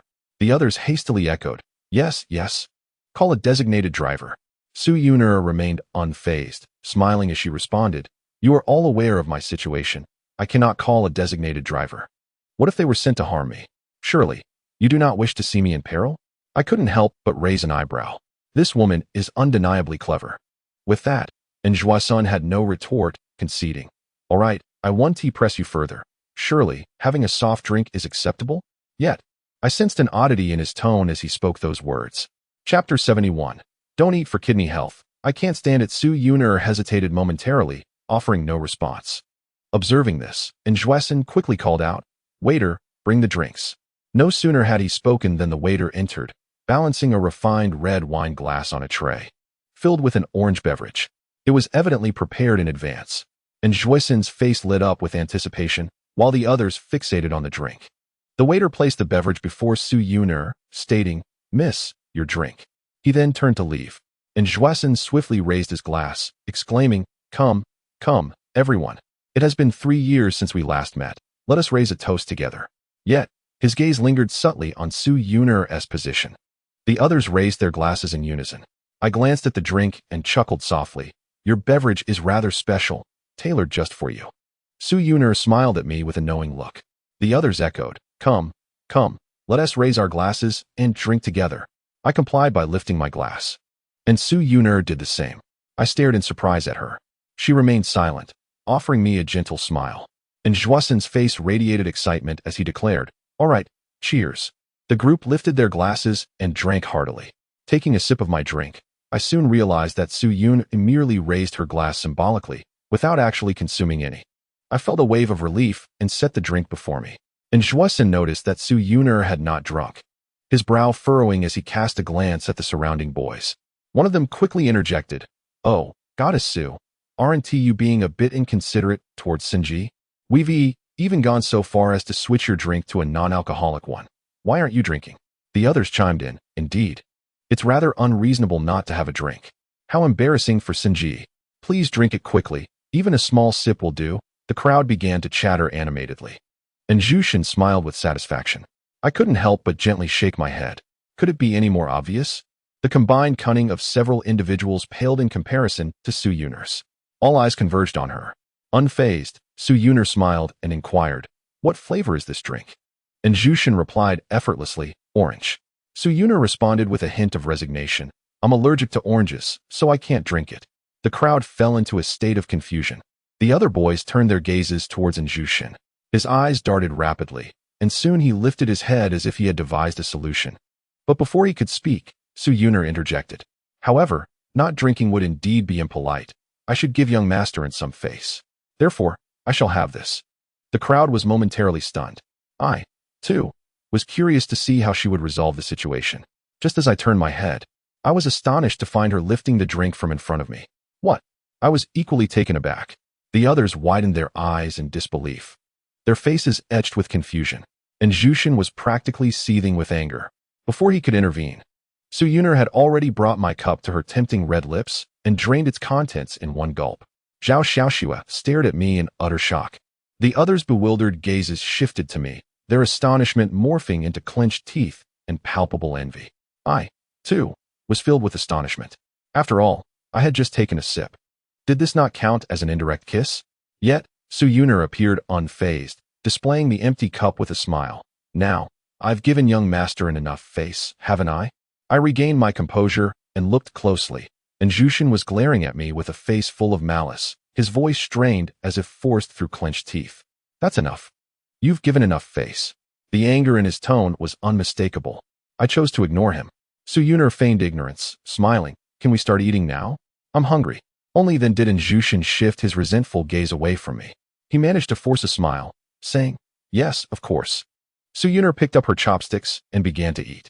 The expressions of those around us grew increasingly strange as they exchanged glances. Only after seeing Jushin's lack of reaction did they begin to eat.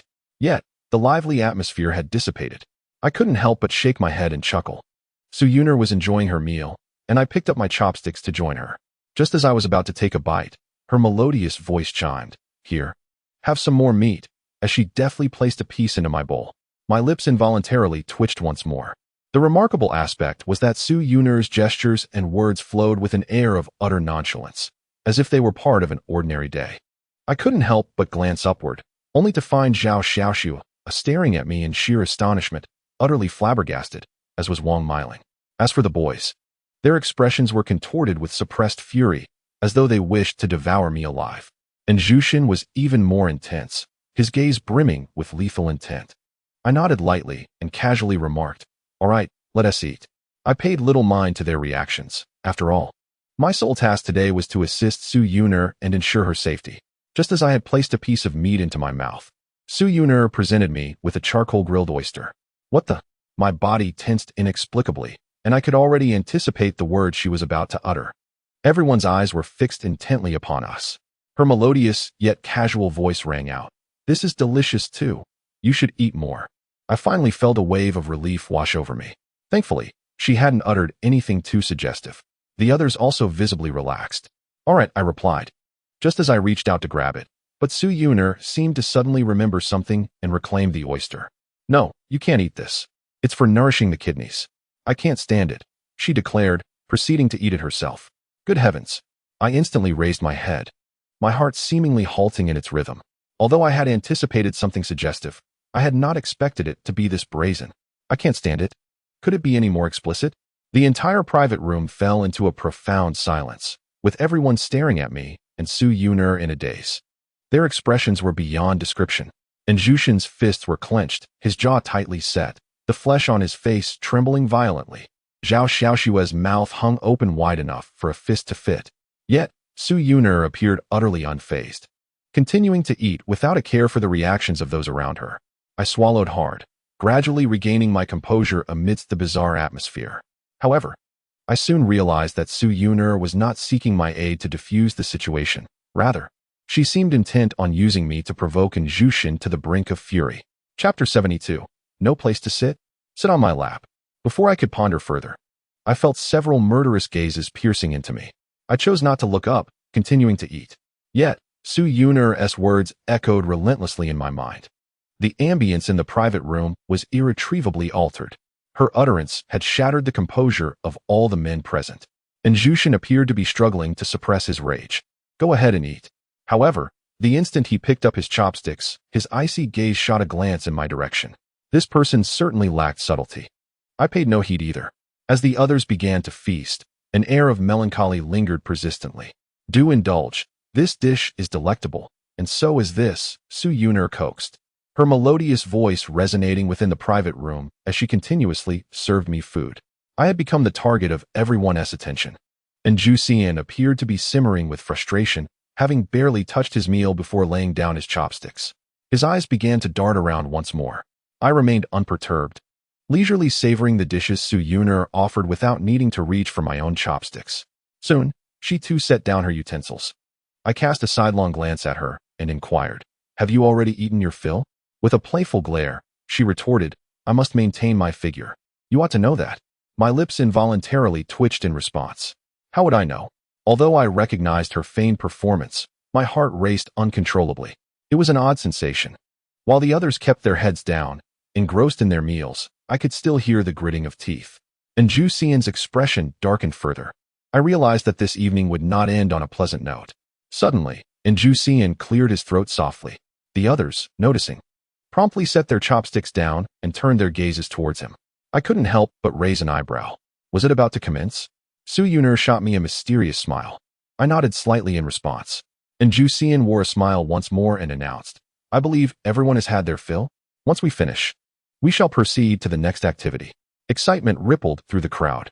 Brother Cian has more planned? How splendid. Brother Cian is generous. Let us go, let us go. I can hardly wait.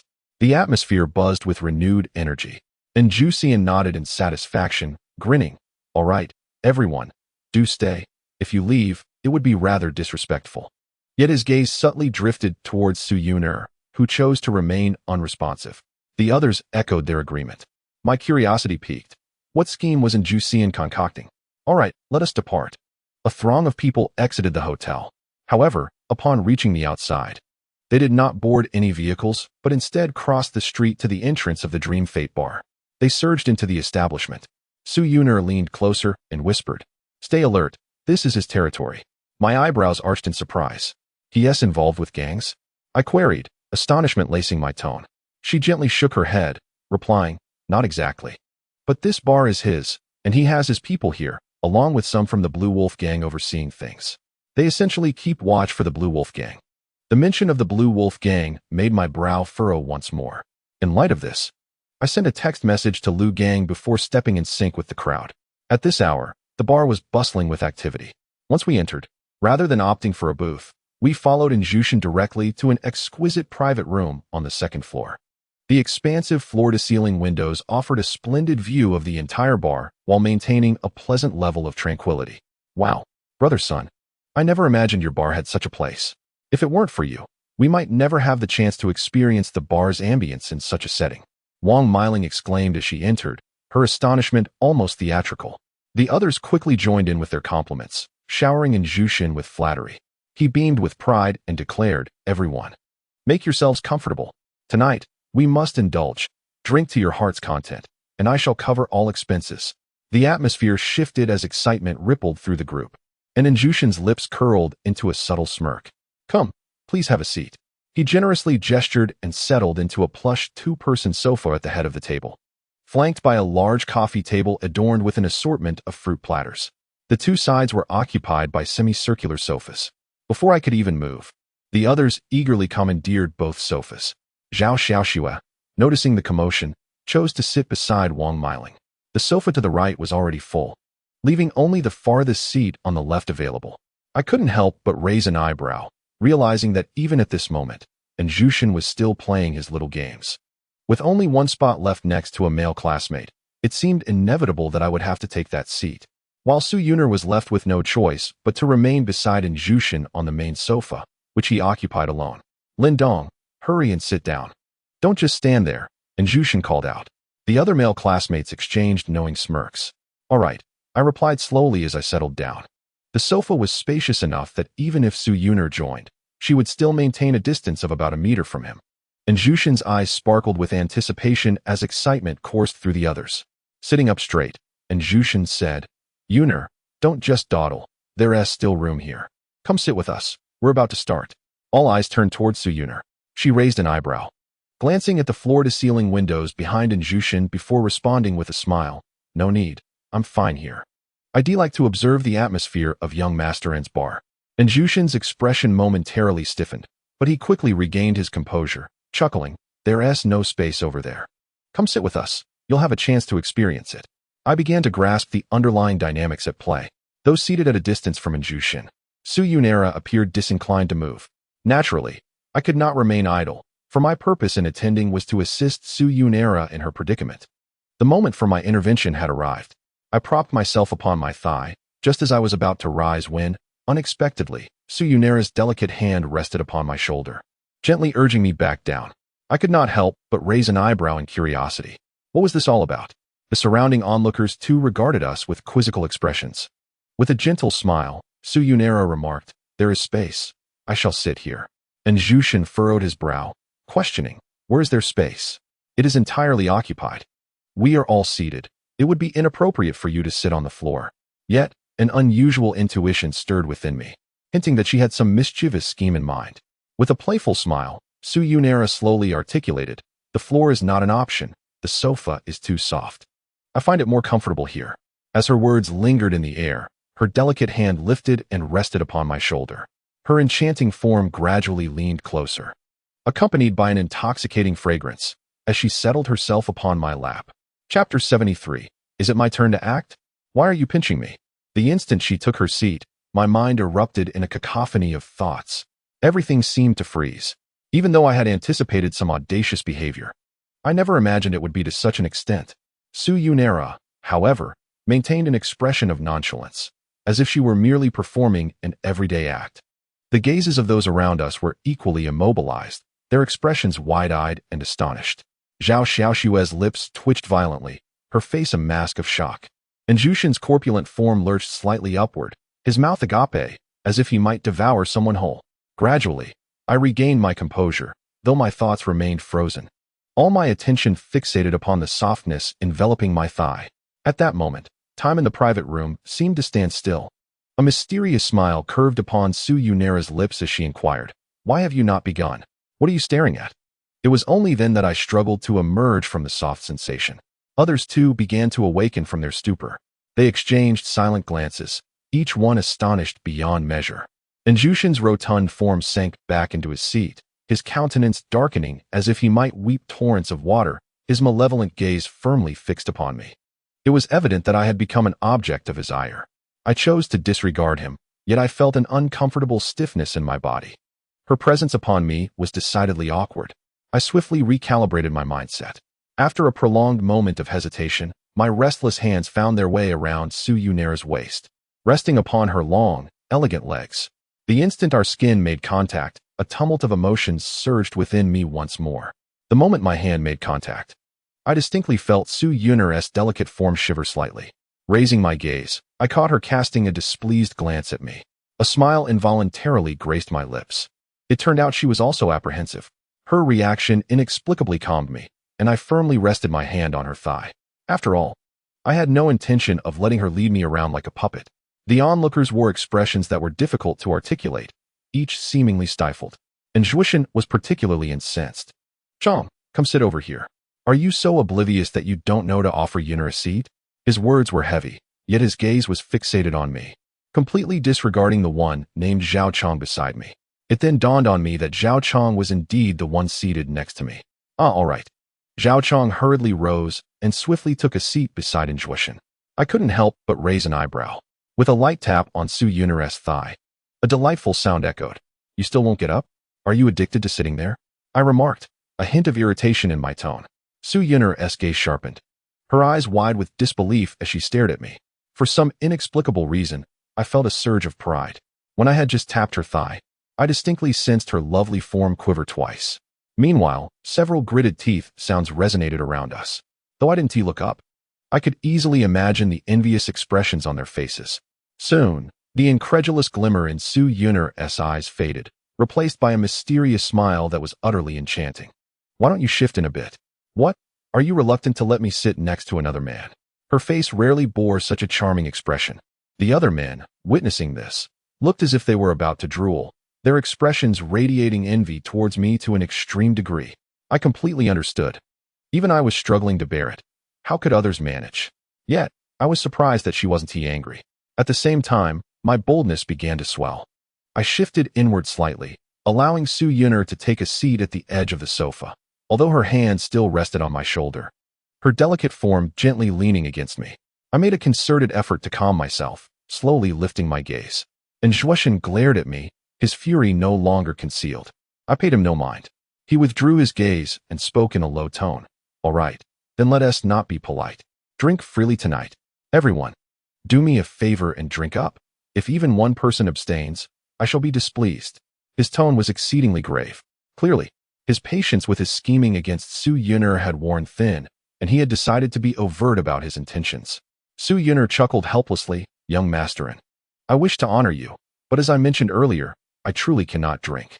And Zhuoshan inhaled deeply, his voice low as he said, It's all right. If you drink too much, I shall personally escort you home. You can rest assured about that. Su Yun'er raised an eyebrow, continuing to smile. If Masterin is accompanying me, I naturally feel at ease. However, I truly cannot hold my liquor. A playful smile slowly curved my lips. It seemed the moment for my intervention had arrived. And Zhuoshan forced a smile, remarking, What is there to worry about drinking? Just pour it into the glass. And I'm sure there are many here who cannot drink. Meiling, can you drink?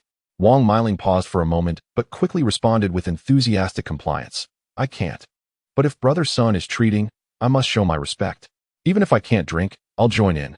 Let us indulge tonight. And Zhuoshan nodded in satisfaction. Then turned to Zhao Xiaoxue with a smile. What about you? Can you drink? Zhao Xiaoxue hesitated, instinctively glancing at me as if seeking confirmation. I chuckled softly, prompting Zhao Xiaoxue to reply, I can. And Zhuoshan nodded approvingly once more, surveying the crowd with a faint smirk. What of the others? Can anyone drink? The group hastily responded, I can't either, but we must give Brother Sun face. He has spent so much, if we don't drink a few sips. Wouldn't that be a slap in the face to him? Exactly. What is there to worry about? Just drink. Both men and women chimed in. And Zhuoshan's smirk deepened, and his gaze slowly settled on Su Yun'er. Yun'er, look, so many who can't drink are willing to give me face and partake. Not a single person is abstaining. Are you not inclined to grant me this courtesy? With those words, a hint of menace crept into his expression. Su Yun'er remained unflustered, her confidence unwavering. Yet, a sudden sharp pain shot through my waist. Ouch! Is she pinching me? Chapter 74. If you pinch, then pinch. Why not rub it too? I stifled the pain, striving to keep my expression unchanged, discreetly swatting away the mischievous hand at my waist. I shot her a glare, but Su Yun'er didn't even glance my way. Still smiling confidently, everyone else's attention was riveted on her, including Zhuoshan, all waiting for her response. I realized it was my turn to step in. Ahem. I cleared my throat softly and said with a smile, Masterin, you cannot disregard my presence. I do not drink either. So how can you claim there isn't a single abstainer? As soon as I finished speaking, all eyes turned to me, and Zhuoshan's gaze turned icy, fixated on me with a murderous glint. The melodious voice of Su Yun'er resonated. Young Masterin, this is not a matter of losing face for you. I'm not the only one refusing to drink. Yet, as she spoke, her small hand, which had previously pinched me, stealthily returned to my waist. My body involuntarily tensed. What was she up to? Before I could ponder further, I felt her gentle fingers kneading the spot she had just pinched. I couldn't help but shake my head inwardly. This sensation was both infuriating and amusing. And Zhuoshan offered no response, his piercing gaze never leaving me. The others were also fixated on me. Clearly a number of them were in cahoots with Zhuoshan, and I had been thwarting their schemes. Soon, Zhuoshan's voice, laced with menace, broke the silence. Lin Dong, I recall you drank during high school. Are you certain you won't indulge now? His icy stare was chilling. I had to concede, there was a certain gravitas about him. befitting his lineage. Yet, I was not easily intimidated. Maintaining a smile, I replied, I genuinely can't drink. I just took cephalosporin today. Alcohol would be detrimental. Su Yun'er's smile brightened a touch as she awaited the unfolding of events. And Jushin's expression darkened, as if he could squeeze water from it. He smiled coldly, saying, This is a bar. If you're not going to drink, what are you doing here? You came uninvited. I've given you face, but if you refuse, you may as well leave. The crowd erupted in derisive laughter. I raised an eyebrow, thinking that Jushin would surely resort to violence, yet he merely suggested I depart. Upon reflection, I felt a sense of relief. If he truly acted out, the evening would descend into chaos, thwarting his plans. However, if I left, wouldn't Su Yun'er have even less reason to stay? Slowly, I lifted my hand and gently patted her alluring leg once more. Su Yun'er shot me a significant glare. Ignoring it, I smiled and said, I was invited by you. If they are asking me to leave, wouldn't that mean you have no face left to remain? I stood up slowly. Su Yun'er, complying, replied with a smile. All right then, since the eviction order has been issued, let us leave. She too rose to accompany me. The crowd was taken aback, and Jushin's dark expression suddenly shifted to one of urgency. He hurriedly stood to intervene. Yun'er, I let him go, but I didn't dismiss you, he exclaimed, his demeanor suggesting he was suppressing a tempest of rage. Su Yun'er casually replied with a smile. Didn't he say he was invited by me? Forcing him to leave is no different from forcing me out. And Jushin clenched his teeth in frustration. I am in no rush. Glancing at the time, it seems Liu Gang and the others have also arrived. I felt no apprehensions whatsoever. After a considerable pause, he finally forced a smile and said, Oh no, I was merely joking with Lin Dong. We are old classmates, after all. No one is being driven away. It's an honor for them to come. Yet, the expression on his face starkly contradicted his words. I chuckled softly and remarked, I knew young master and was just jesting. Let us sit a while longer. I settled back down. Su Yun'er remained beside me, her delicate form gently leaning against my shoulder, her enchanting fragrance clouding my thoughts. Yet, I relished the moment. And Jushin took a seat, his eyes darting about rapidly. A wave of helplessness washed over me. This individual seemed eager to wear his thoughts on his sleeve. He lifted a bottle of wine and declared, Come, let us toast. However, his expression was lethargic, as if he were still contemplating how to deal with me. The others raised their glasses in unison, but the atmosphere was quieter than a funeral. Suddenly, Zhao Chong leaned closer to Jushin's ear, whispering something unknown. Jushin's expression immediately brightened, nodding vigorously. What scheme was afoot now? Clearing his throat. Jushin softly coughed, prompting everyone to look up. He managed to conjure another smile and said, Drinking alone is not enough fun. Does anyone possess a talent to showcase? Faces turned to one another, and heads shook in refusal. I leisurely crossed my legs, curious about his next trick. Zhao Chong quickly raised his hand, grinning, Brother's son. I have a talent. I've spent the last 2 years practicing Taekwondo. He flexed his muscles for emphasis. Indeed, he was somewhat impressive. Standing nearly at my height and slightly more robust, his scarce muscles marking him as quite the brawny figure. Feigning surprise, Jushin laughed. Oh, is that so? But Taekwondo requires a partner. Who shall it be? Who has the courage to spar with Zhao Chong? Everyone shook their heads and waved their hands in refusal. The fear evident on their faces was genuine. It was clear that Zhao Chong possessed some real skill. I knew he would inevitably choose me. Sure enough, a cold smile crept onto Zhao Chong's face as he said, Brother's son, I've heard that Lin Dong from our class has taken on 3 thugs, injuring one in the process, which led to his arrest. He seems to have some prowess. Why don't the 2 of us put on a display for everyone? The crowd's expressions brightened, quickly transforming into mocking gazes directed at me. Jushin also wore a smirk, asking, So, Lin Dong, they have come to challenge you. Do you dare to spar? Dare to spar? I would naturally not hesitate. I dare not refuse. How could I possibly be his rival? I dared not approach. I resolutely declined. The onlookers around me displayed expressions of sheer disbelief. Wang Miling sneered sarcastically, Humph, truly not a man. Well, with someone as formidable as Chong, it would be unfortunate if he were to leave some in a state of disability. I had thought a few years in prison would yield some improvement, yet here we are, still a pathetic coward.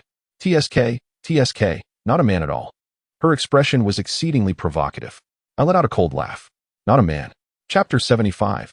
Wishing for a duel? Wagering 100,000? Upon hearing this, the surrounding crowd donned mocking smiles. Zhao Chong looked at me with provocation. Just as I was about to retort, Su Yuner expressed her dissatisfaction. Why do you keep emphasizing whether he is a man? I know whether he is, and that should suffice. Why should you need to know? If you could discern his manhood, then I would hardly regard him with any esteem. I found myself momentarily taken aback. Upon closer inspection, Su Yuner's mild discontent appeared akin to jealousy. A smile involuntarily crept upon my lips. This woman is quite the actress. Wang Miling's face flushed a deep red at her words, and though she intended to counter, a hint of fear towards Su Yuner seemed to restrain her. Ultimately, she could only huff coldly and lower her head. And Zhu laughed heartily. Lin Dong, stop relying on Yuner to shield you. It brings shame upon us men. Are you not concerned about the embarrassment, especially for Yuner? You are the one she brought along, and the gossip will not solely revolve around you. I was taken aback, as I had not anticipated such wisdom from him. Conventionally, I should have rejected any remarks, leaving him with no choice but to confront me directly, thereby eliminating any leverage over Su Yuner. Yet, his words swayed me. For some inexplicable reason, I seemed to care about Su Yuner's reputation. I replied cheerily, Master and makes a valid point, but I have grown weary of fighting. Such sparring lacks excitement. How about we introduce some stakes? I realized that this confrontation was unavoidable, and I needed to find a way to maximize the benefits. As soon as I finished speaking, Su Yuner looked at me in surprise, her expression seemingly questioning my agreement to engage in combat. I paid her no mind. The expressions of others brightened considerably. Zhao Chong was exceptionally enthusiastic, and Zhu eyes sparkled with excitement. Excellent. Let us add some stakes. It will make things even more lively. No need for excess. How about a wager of 100,000? He proposed eagerly, his gaze fixed on me as if fearing my dissent. I felt a wave of exasperation wash over me. Not too much, yet 100,000? Wealthy individuals truly are different. As I was about to respond, Wang Miling's sarcastic voice echoed once more. Sun Gu, you must think highly of him. Does he really have 100,000? It would be impressive if he even had 10 in his pocket. An involuntary wave of annoyance surged within me. This woman is so talkative. Su Yuner's melodious voice chimed in again. He doesn't, but do I? How about we both raise the stakes? 1 million, what do you say? Do you have it? Wang Miling's eyes widened in shock, and the corners of her mouth began to twitch violently. I could hardly suppress my bemusement. Indeed, some individuals are wealthy. Wang Miling lowered her head again, seemingly too embarrassed to face anyone. I chuckled and said, all right, then let's make it 100,000. The surrounding crowd gasped in astonishment at my response, their expressions reflecting disbelief that I would agree. Zhao Chong and Zhu exchanged glances, their excitement palpable. Su Yuner looked at me in confusion, her expression tinged with skepticism. I merely smiled and ignored her, and Zhu waved his hand, commanding, bring me 100,000. Before long, someone arrived with a small box containing the sum, placing it on the table. Zhao Chong rubbed his hands together in excitement, grinning. Lin Dong, where's your money? The others turned their gazes toward me. I looked at Su Yuner and said, she handles the finances. Ask her. The crowd's mouths twitched in unison, a fresh wave of envy washing over them. Su Yuner shot me a glance, seemingly confirming that I had indeed agreed, before slowly saying, I didn't bring cash. But that is all right. I can transfer it later. Upon hearing this, a glint of excitement flickered in Zhu's eyes. He brightened up and said, all right, I'll set the rules. Whoever falls first loses. The money will go to the winner. Zhao Chong's face was alight with enthusiasm as he responded, Sun Gu. I'm all in. The others cast their expectant gazes upon me, each one wearing a mocking smile. What about you? And Zhu inquired. I replied cheerfully. I have no objections. And Zhu's face broke into an uncontrollable smirk as he exchanged a knowing look with Zhao Chong. It was unclear what they communicated with their eyes, but Zhao Chong seemed particularly pleased. And Zhu slowly rose and suggested, let us do it over there. There's enough space. We're just sparring, after all. Let us not harm our camaraderie. Zhao Chong quickly moved to the open area, saying, I'll try to hold back my strength. You know how difficult it is to control my taekwondo power. It can be quite overwhelming. And Zhu replied cheerfully, that's fine, just do your best. After all, I doubt Lin Dong is that fragile. As soon as he finished speaking, Zhao Chong began to showcase his skills, executing a variety of kicks with precision. The sound of wind slicing through the air accompanying each movement. The surrounding crowd gasped in astonishment, while Zhao Chong appeared quite pleased with himself. I slowly rose to my feet, but Su Yuner grasped my arm and whispered, are you certain? I couldn't help but shoot her a glance of disdain. Ignoring her, I continued forward to the vacant space opposite Zhao Chang. Su Yun'er furrowed her delicate brows, clearly anxious, while Zhao Xiaoxue looked somewhat bewildered. A smirk crept onto the faces of the others, particularly in Zhu, whose sinister smile was barely concealed. I paid them no mind, directing my gaze toward Zhao Chang. He too wore a mocking grin, casually remarking, "Lindong, be careful. Fists can be unpredictable. If I accidentally hurt you, don't blame me." His eyes were already glinting with malice. Was he warning me? With that demeanor, he seemed eager to eliminate me on the spot. I understood their intentions. If they could get me hospitalized, Su Yun'er would be left vulnerable here. I responded with a smile. "All right, you take care as well." Immediately, laughter erupted around me, everyone regarding me with disdain. Zhao Chang shook his head mockingly, his face a portrait of derision. "Very well, I'll be cautious. Go ahead. I'll let you strike first to avoid these old classmates accusing me of bullying." He slightly raised his chin, an unmistakable challenge in his posture. I chuckled softly and nodded. "All right then, I shall make my move. Do be careful." With a grin, I approached his position, my gaze fixed firmly upon him. Zhao Chang appeared even more arrogant, completely dismissing me. Soon, I was within 3 meters of him. He maintained his haughty demeanor, pointing a finger at me and declaring, "Step forward, and I shall retaliate." My brows arched in excitement. What a splendid opportunity. Chapter 76. Instant defeat. Ripping off the facade? I halted my advance. Smiling as I said, "Very well, I'll strike first." He scoffed derisively. "Fine, I'll allow you one move. Come on." With that, he began to lower his pointing hand. That would not do. Seizing the moment, I darted forward like lightning and grasped his arm. Zhao Chang's brow furrowed at this. But he offered no resistance, instead swinging a fist toward my head. His strike was lethal. Yet, he clearly underestimated me. Carelessness was his folly. I swiftly pivoted, pressing my back against him while evading his punch, and with a forceful twist of my waist, I executed a shoulder throw. Thud! His body was lighter than I anticipated, and I effortlessly slammed him to the ground. Ugh! Zhao Chang let out a pained grunt, his eyes wide with shock, clearly astounded that I could bring him down. I squinted my eyes, a hint of malice creeping into my heart. Had I failed to evade his punch just moments ago, I would have found myself in the hospital. At the very least, a cold chuckle escaped my lips. Soon, my fist was clenched tightly as I aimed directly for his face. Ah! Zhao Chang instantly clutched his face, wailing in agony. Blood and teeth poured from his mouth, spilling onto the ground as he writhed in pain. I slowly rose to my feet, gently wiping my fist. The entire private room fell into a profound silence, broken only by Zhao Chang's cries of despair. Scanning the room, I noticed the mocking expressions on everyone's faces had solidified, replaced by blank stares, and Zhuoxin and Zhao Xiaoxue were utterly stunned. Su Yun'er's mouth slightly agape, her beautiful eyes sparkling with astonishment. A playful smile gradually appeared at the corners of my lips. This feeling was rather enjoyable. I sauntered towards the dining table, while all eyes were fixed intently upon me. Ignoring their stares, I reached out and closed the box, lifting it into my hand. "Thank you." "And Xiao," I remarked with a smile, raising the box in my grasp. It was only then that the crowd snapped back to reality, their gazes flickering between me and the fallen Zhao Chang, utterly shocked. The flesh around Zhuoxin's eyes twitched violently, his expression resembling one on the brink of explosion, his eyes ablaze with fury.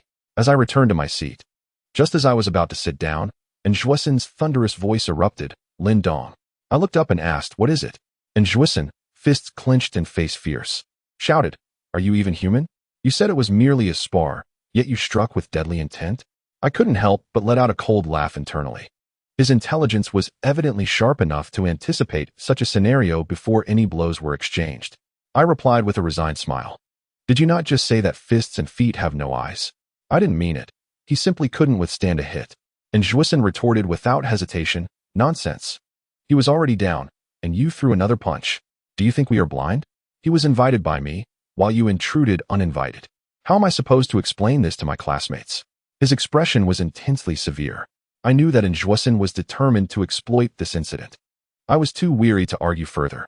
"So, what do you intend to do?" I asked with a smile. "Humph." And Zhuoxin narrowed his eyes, speaking harshly. "An outsider has struck my brother. What do you think should happen? Blood for blood." I couldn't help but shake my head and chuckle softly. "You guessed correctly."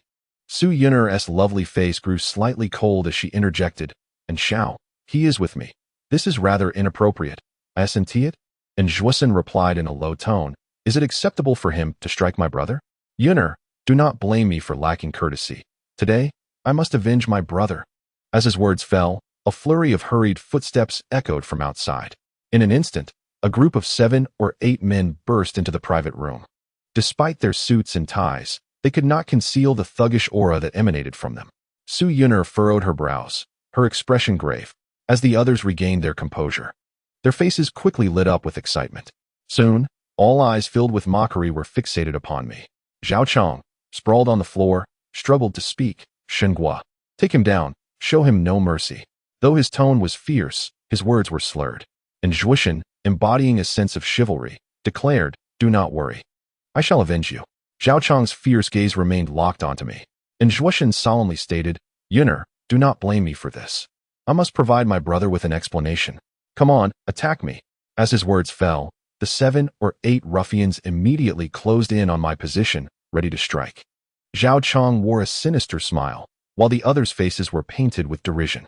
I could not help but shake my head with a soft laugh and remarked, young masterin, it is you who acted unreasonably first, so do not blame me for being impolite. A collective scoff echoed around us. And Zhuosen, with a chilling grin, intoned, rest assured. Feel free to be impolite. I truly wish to see what you are capable of. The ruffians had now reached my front.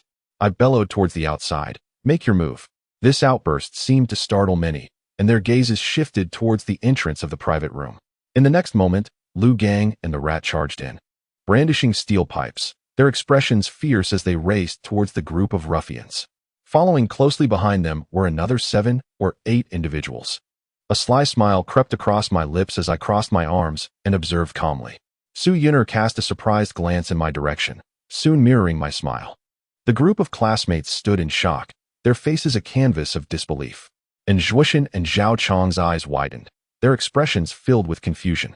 Oh no, that hurts. They're really fighting. Soon, the air was filled with the agonized cries of the ruffians. Their fighting prowess paled in comparison to Lu Gang and his companions, who dispatched them effortlessly, leaving them sprawled on the ground, utterly defeated.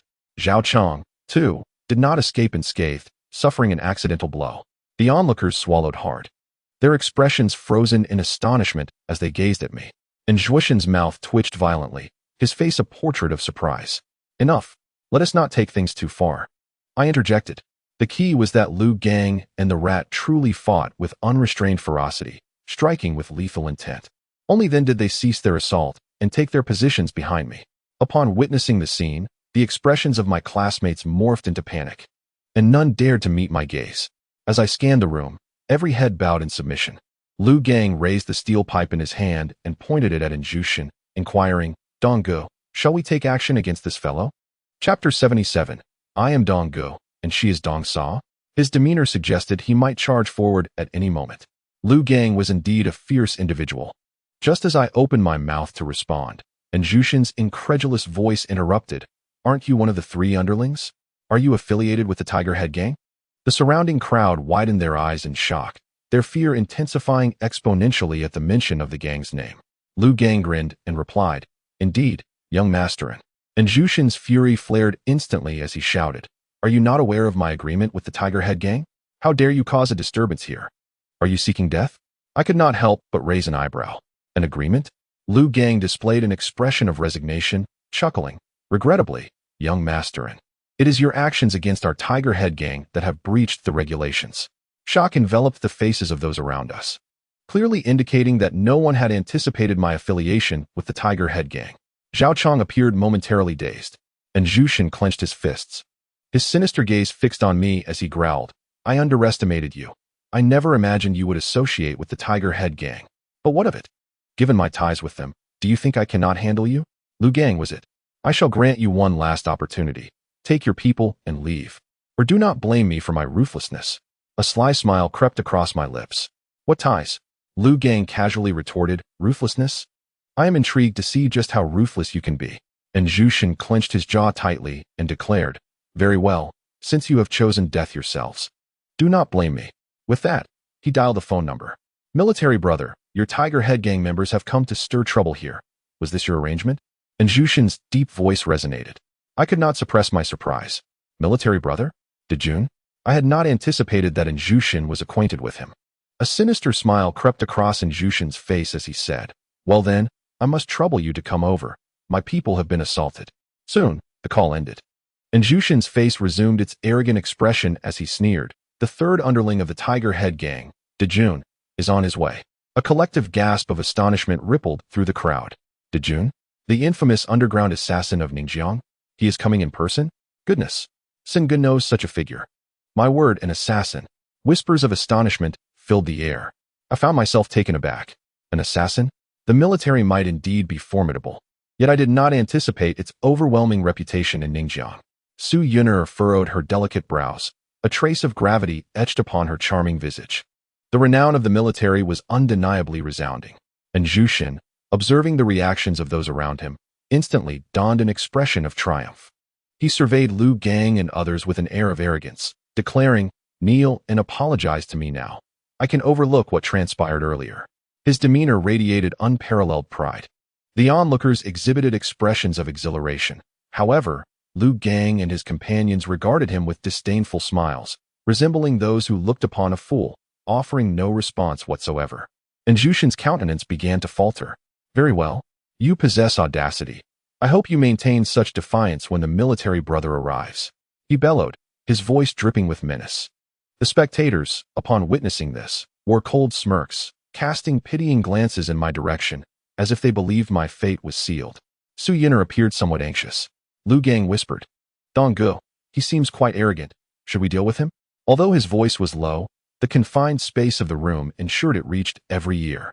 And Jushin was on the verge of exploding with rage. I chuckled and replied, "No need. He graciously invited us to dinner. How could we possibly harm him?" With gritted teeth, and Jushin responded, "Fine. I will remember the two of you. I am eager to see who will end up regretting it." Lu Gang shot him a disdainful glance, choosing not to elaborate further. A hush fell over the room, and the atmosphere grew increasingly peculiar. Lu Gang, feeling bored, began to scan the surroundings. Suddenly, his gaze landed on Su Yun'er, and his eyes lit up. "Ah, the sister-in-law is here too? Look at me. My eyesight must be failing. I didn't even notice you, sister-in-law. My apologies." He hastily clasped his hands in a gesture of respect towards Su Yun'er. The cold smiles of the onlookers froze momentarily, their faces a portrait of confusion. I was taken aback. Su Yun'er, her brows slightly knitted, inquired, "What did you call me?" Lu Gang replied, as if it were the most natural thing, "Sister-in-law. Don't you remember me? I was with Donggu in the village last time." A glimmer of recognition flashed in Su Yun'er's eyes. She smiled warmly and said, "Ah, it's you. I haven't had the chance to properly thank you for what happened last time." Lu Gang quickly shook his head and waved his hands. No, please don't. I was merely assisting Donggu. Any gratitude should be directed towards you or Donggu." His expression was endearingly simple, clearing my throat. I could not help but interject softly, "What on earth is he rambling about?" Su Yun'er cast a knowing glance in my direction, her smile enigmatic. I felt an unexpected unease wash over me. Lu Gang, that lad, seemed utterly misled or perhaps intoxicated with excitement. "Brothers, this enchanting maiden is none other than our Eastern sister," he called out to his entourage. The surrounding crowd suddenly widened their eyes, expressions of bewilderment etched upon their faces. I, too, was taken aback. Yet, before I could ponder further, the others erupted with fervent shouts. "Greetings, Eastern sister." Their resounding voices echoed within the private room, strikingly jarring. All fell silent, and Jushin's fists clenched tightly, his countenance dark as ink, and his gaze upon me was laden with murderous intent. Su Yun'er continued to gaze at me. That look, I could not decipher its meaning. I felt a tinge of embarrassment, unsure of what to say. Ultimately, I remained silent. Su Yun'er glanced at Jushin before once again gracing us with her gentle smile. "Greetings, everyone." She spoke softly, and my heart raced uncontrollably at her words. Was this a tacit acknowledgement?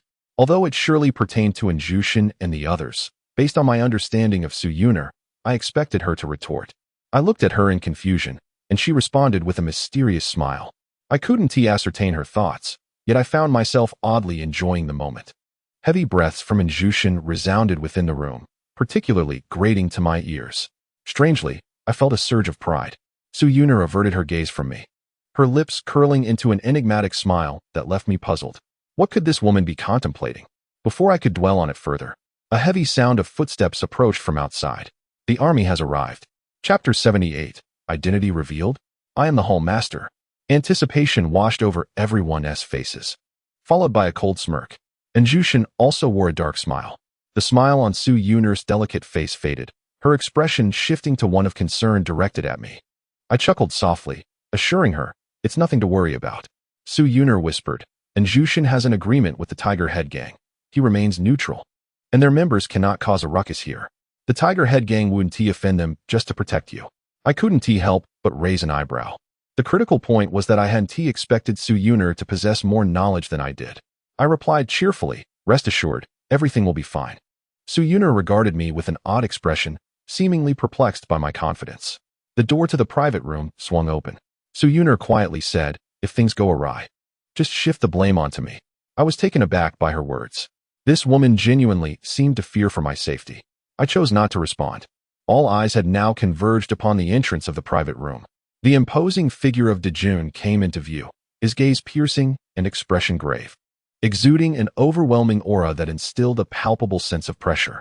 Many quickly averted their eyes, as if afraid to look upon him.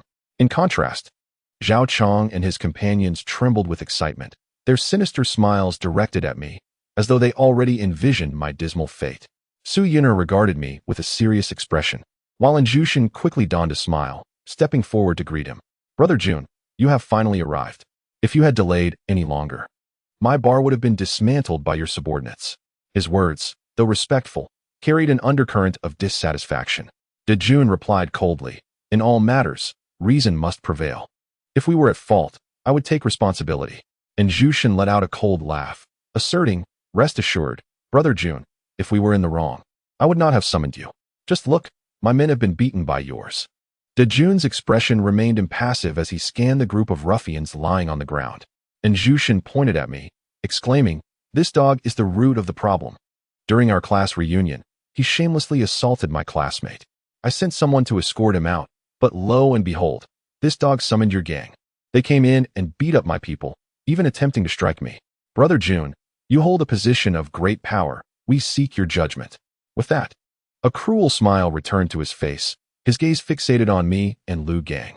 The others responded with derisive laughter, and Zhao Chong and his companion's sinister grins deepened. Their eyes locked onto me. Dejun slowly shifted his gaze to Lu Gang, his brow furrowing slightly.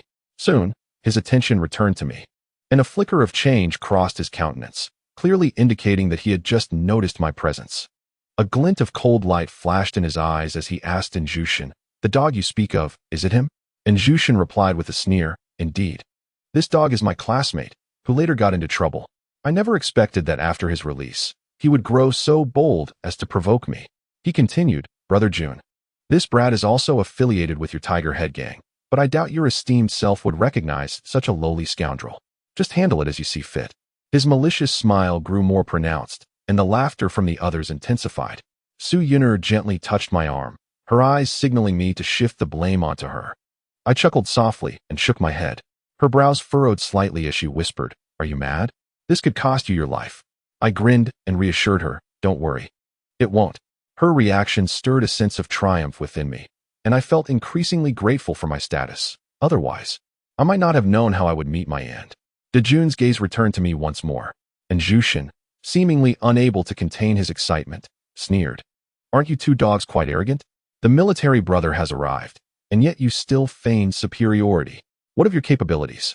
What of your courage? His expression was notably fierce. The surrounding individuals became agitated, casting scornful glances in my direction. I could not help but shake my head and chuckle softly, remarking, young Masterin, you have profoundly illustrated the meaning of leveraging power. Lu Gang and the others joined in with mocking laughter. And Jushin was incensed. How dare you wretched cur? Speak to me in such a manner? Military brother, you handle this. With those words, he displayed an air of arrogance. A glint of sharpness flashed in the military brother's eyes. Handle this? He slowly shifted his gaze towards me and inquired, Donggo, how shall we proceed? The others seemed oblivious to the unfolding tension. And Jushin furrowed his brow and said, military brother, this is an internal matter of your Tiger Head Gang. Why do you ask me how to handle it? His words abruptly ceased as he realized that the military brother was not looking at him, but at me. Donggo. and Jusin's eyes widened in shock, his expression akin to that of one who has seen a ghost. The others suddenly came to their senses. In an instant, all the astonished gazes converged upon me. Su Yun'er was no exception. Her lips parted slightly, her beautiful eyes filled with astonishment. I relished this moment. After all, in Su Yun'er's eyes, I had always been regarded as the lowest rung of the Tiger Head gang, never taken seriously. Now, I felt a surge of satisfaction. The military brother, however, remained impassive, quietly observing me. I smiled and said, "This young master and wagered with me, and upon losing, instructed others to come in and strike me. The rationale is on our side. As for how to handle it, I possess little experience. Do you have any suggestions?" He was gracious enough to give me face, so I, too, would extend him courtesy. The military brother nodded slightly. "A wager, is it? So the instigator is not us." He spoke coolly, his icy gaze now fixed on Jusin, exuding a potent aura of intimidation. An audible gulp could be heard as Jusin struggled to swallow. Panic etched across his face. He hastily exclaimed, "Military brother, are you mistaken? Is there some misunderstanding? This fellow was just released from confinement. What status could he possibly hold? Have you been deceived?" The others similarly fixed their intense gazes upon him. Clearly, Jusin had voiced the thoughts of all present. The military brother replied coolly, "Mistaken? Are you aware that our Tiger Head gang has recently opened a new branch?" Jusin nodded vigorously. "Yes, I have heard about it. What does that have to do with him?" Everyone remained fixated, including Su Yun'er, whose beautiful eyes were filled with confusion. The military brother narrowed his eyes and murmured, "Donggu is the leader of the newly established branch. Do you still claim I am mistaken?" "What?" As soon as the words were uttered, a chorus of gasps erupted from the crowd, leaving everyone utterly stunned. Their expressions were a portrait of disbelief, eyes wide as if they might pop from their sockets. And Jusin was no exception. His lips twitched violently, his face a mask of shock. Zhao Chong and Wang Meiling were equally bewildered. Su Yun'er's mouth fell slightly open, her delicate features equally etched with astonishment. The entire private room fell into a profound silence. A smile involuntarily crept across my lips. This sensation was exhilarating. After a prolonged moment, the onlookers gradually emerged from their astonishment, yet none dared to utter a single word. They exchanged blank stares, their faces frozen in confusion. The esteemed leader, Jusin, appeared dazed, muttering helplessly as if all strength had been drained from his being. Su Yun'er's beautiful eyes fixated on me, astonishment rendering her expression management ineffective for the first time. I feigned profundity, ignoring her gaze. Dejun's cold voice resonated once more. "To insult the leader of the Tiger Head gang is to insult the entire gang. Moreover, you sought to harm him." Perhaps it was the imposing stature he possessed, but his words carried an extraordinary weight. Gulp. Jusin struggled to swallow again. He seemed at a loss for words. Unable to articulate a coherent response under Dejun's chilling stare, his expression one of sheer terror. The surrounding crowd remained transfixed, as if still ensnared in their stupor. Dejun continued, "I do not concern myself with your relationship with Donggu, but as the leader of the Tiger Head gang, I cannot allow such indignities to go unchallenged. Thus, there is no other course of action." His tone was resolute, devoid of any hesitation. A smirk gradually formed on my lips. This thrill was rather intoxicating. And Jusin's pupils constricted in fear as he exclaimed, "Jungu, we are neutral. You are forcing us to side with the Qing Wolf gang." This was his final threat. Dejun responded with a mocking smile. "Do you think we are unaware that this gathering is orchestrated with the Qing Wolf gang in mind?" At this, Jusin's expression solidified. A glint of malice flashed in his eyes as he bellowed, "Bring people, quickly." Dejun coldly retorted, "Those not involved with the Tiger Head gang should leave immediately." My classmates rejoiced at this command. A playful smile spread across my face as I remarked, "By the way, that woman talks excessively." I raised my chin, gesturing towards Wang Meiling's position. The crowd paused in confusion, and soon, a wave of sympathetic gazes converged upon Wang Meiling. With no one hesitating to flee the private room, Wang Meiling was left utterly dumbfounded. Her body trembled violently, and her gaze began to waver. Dajuan said nonchalantly, "Then let her stay. Attack." As soon as he finished speaking, the group he brought surged forward like a swarm, and Jusin's massive frame appeared utterly helpless amidst the crowd, ultimately pinned to the ground and mercilessly pummeled. Ah! The agonizing wails reverberated throughout the entire private room. Outside, A commotion ensued. I chuckled and said, "I'll leave this to you. I'll handle the situation outside." Dajuan nodded slightly. I gradually shifted my gaze to Suyuner, only to realize she had regained her composure and clarity after that overwhelming emotional turmoil. Yet, her sparkling eyes remained fixated on me. I could not discern her thoughts. "Let us go," I declared, stepping towards the exit of the private room. Suyuner silently followed behind me, with Lu Gang and the rat trailing closely. As we stepped outside, a group charged up from the corner of the staircase, wielding wooden clubs, their demeanor aggressive, numbering over 10. I couldn't help but raise an eyebrow and chuckled. "Let us fight." Lu Gang and Rat brandished steel pipes and rushed forward. This group appeared to be reinforcements sent by Anjusin from the Qinglang gang, yet they lacked the ferocity of Lu Gang and his companions. The two factions collided, exchanging blows, and the hallway descended into chaos in an instant. I turned to Suyuner and said, "Wait here for a moment. I'll assist." Suyuner nodded with a light laugh. Ignoring her, I strode into the fray. Just then, a Qinglang gang lackey fell to the ground, attempting to rise. I kicked him aside, seized the wooden club from his hands, and plunged into the melee. The numbers were relatively even, but it was evident that our side was stronger. With my involvement, their resistance quickly crumbled, and in no time, they were all sprawled on the ground, groaning in pain. Dajuan and the others also emerged from the private room. I waved to Suyuner, grinning. "Let us head out first." Lu Gang and Rat swiftly departed. Suyuner followed my lead as we made our way outside the bar. The first floor remained unaffected, bustling with activity. After a moment's contemplation, I ultimately refrained from ordering the bar to be destroyed. Although connected to the Qinglang gang, this was not their territory. Once outside, the crowd dispersed. I halted, casting my gaze back at Dajuan. "Thank you for your efforts. I appreciate your running around," I said with a smile. A rare grin broke across Dajuan's face as he replied, "It's all for our Hutu gang. It's no trouble at all." His gaze shifted to Suyuner. After a long pause, he finally nodded and smiled. "Sister Dong, it's a pleasure to meet you." Upon hearing her words, I was once again taken aback. I truly did not anticipate that Dajuan would be so accommodating. Suyuner appeared somewhat surprised as she gently brushed aside her bangs and smiled hello. Dajuan, however, did not linger in his gaze and stated, "If there's nothing else, I shall take my leave. Feel free to reach out if you need anything." I nodded softly in acknowledgement. Without hesitation, Dajuan strode towards a nearby Mercedes, settled inside, and drove away with a flourish. I withdrew my gaze and scanned the surroundings. Lu Gang and the others had already dispersed, leaving no trace of the Tiger Head gang visible. "Is everything settled? Then I shall take my leave as well." I spoke slowly. Yet, Suyuner did not respond. Instead, she stood there, quietly observing me, her face still adorned with that enigmatic smile. I waved my hand in front of her, inquiring, "What are you doing?" Suyuner smiled gently and replied, "The master of the Tiger Head gang? I truly underestimated you." A sense of pride surged within me, though I concealed it, responding, "You have much more to underestimate." A glimmer of brilliance flickered in Suyuner's eyes. "Is that so? By the way, when did I become Sister Dong?" With that, her eyes sparkled with an unusual light.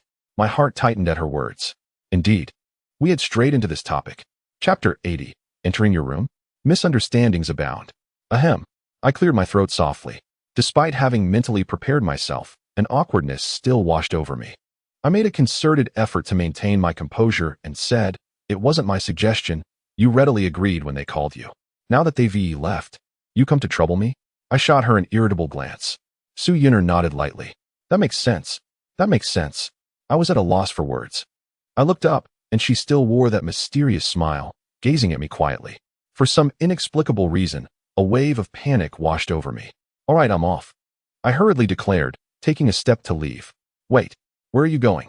Suyuner blocked my path, inquiring. I replied nonchalantly, going back to sleep. "Do you have something to discuss?" The mysterious smile on Suyuner's face grew more pronounced as she said, "I have nothing else to attend to." I couldn't help but furrow my brow. "Then why did you call me?" Suyuner lightly crossed her arms and smiled. "A reward, perhaps?" "A reward?" It suddenly struck me that when I had agreed to assist her, she had mentioned a reward upon completion. My interest piqued. "Yes, what reward?" I eagerly inquired. Suyuner playfully beckoned with her finger, saying, "Get in the car." With that, she made her way to the driver's seat. "Get in the car?" I inquired with a hint of confusion. What is the purpose of getting in the car? I ought to return. Without pausing her stride, Su Yuner replied. If you do not desire a reward, then feel free to leave. With that, she opened the car door and settled inside. A moment of contemplation crossed my mind.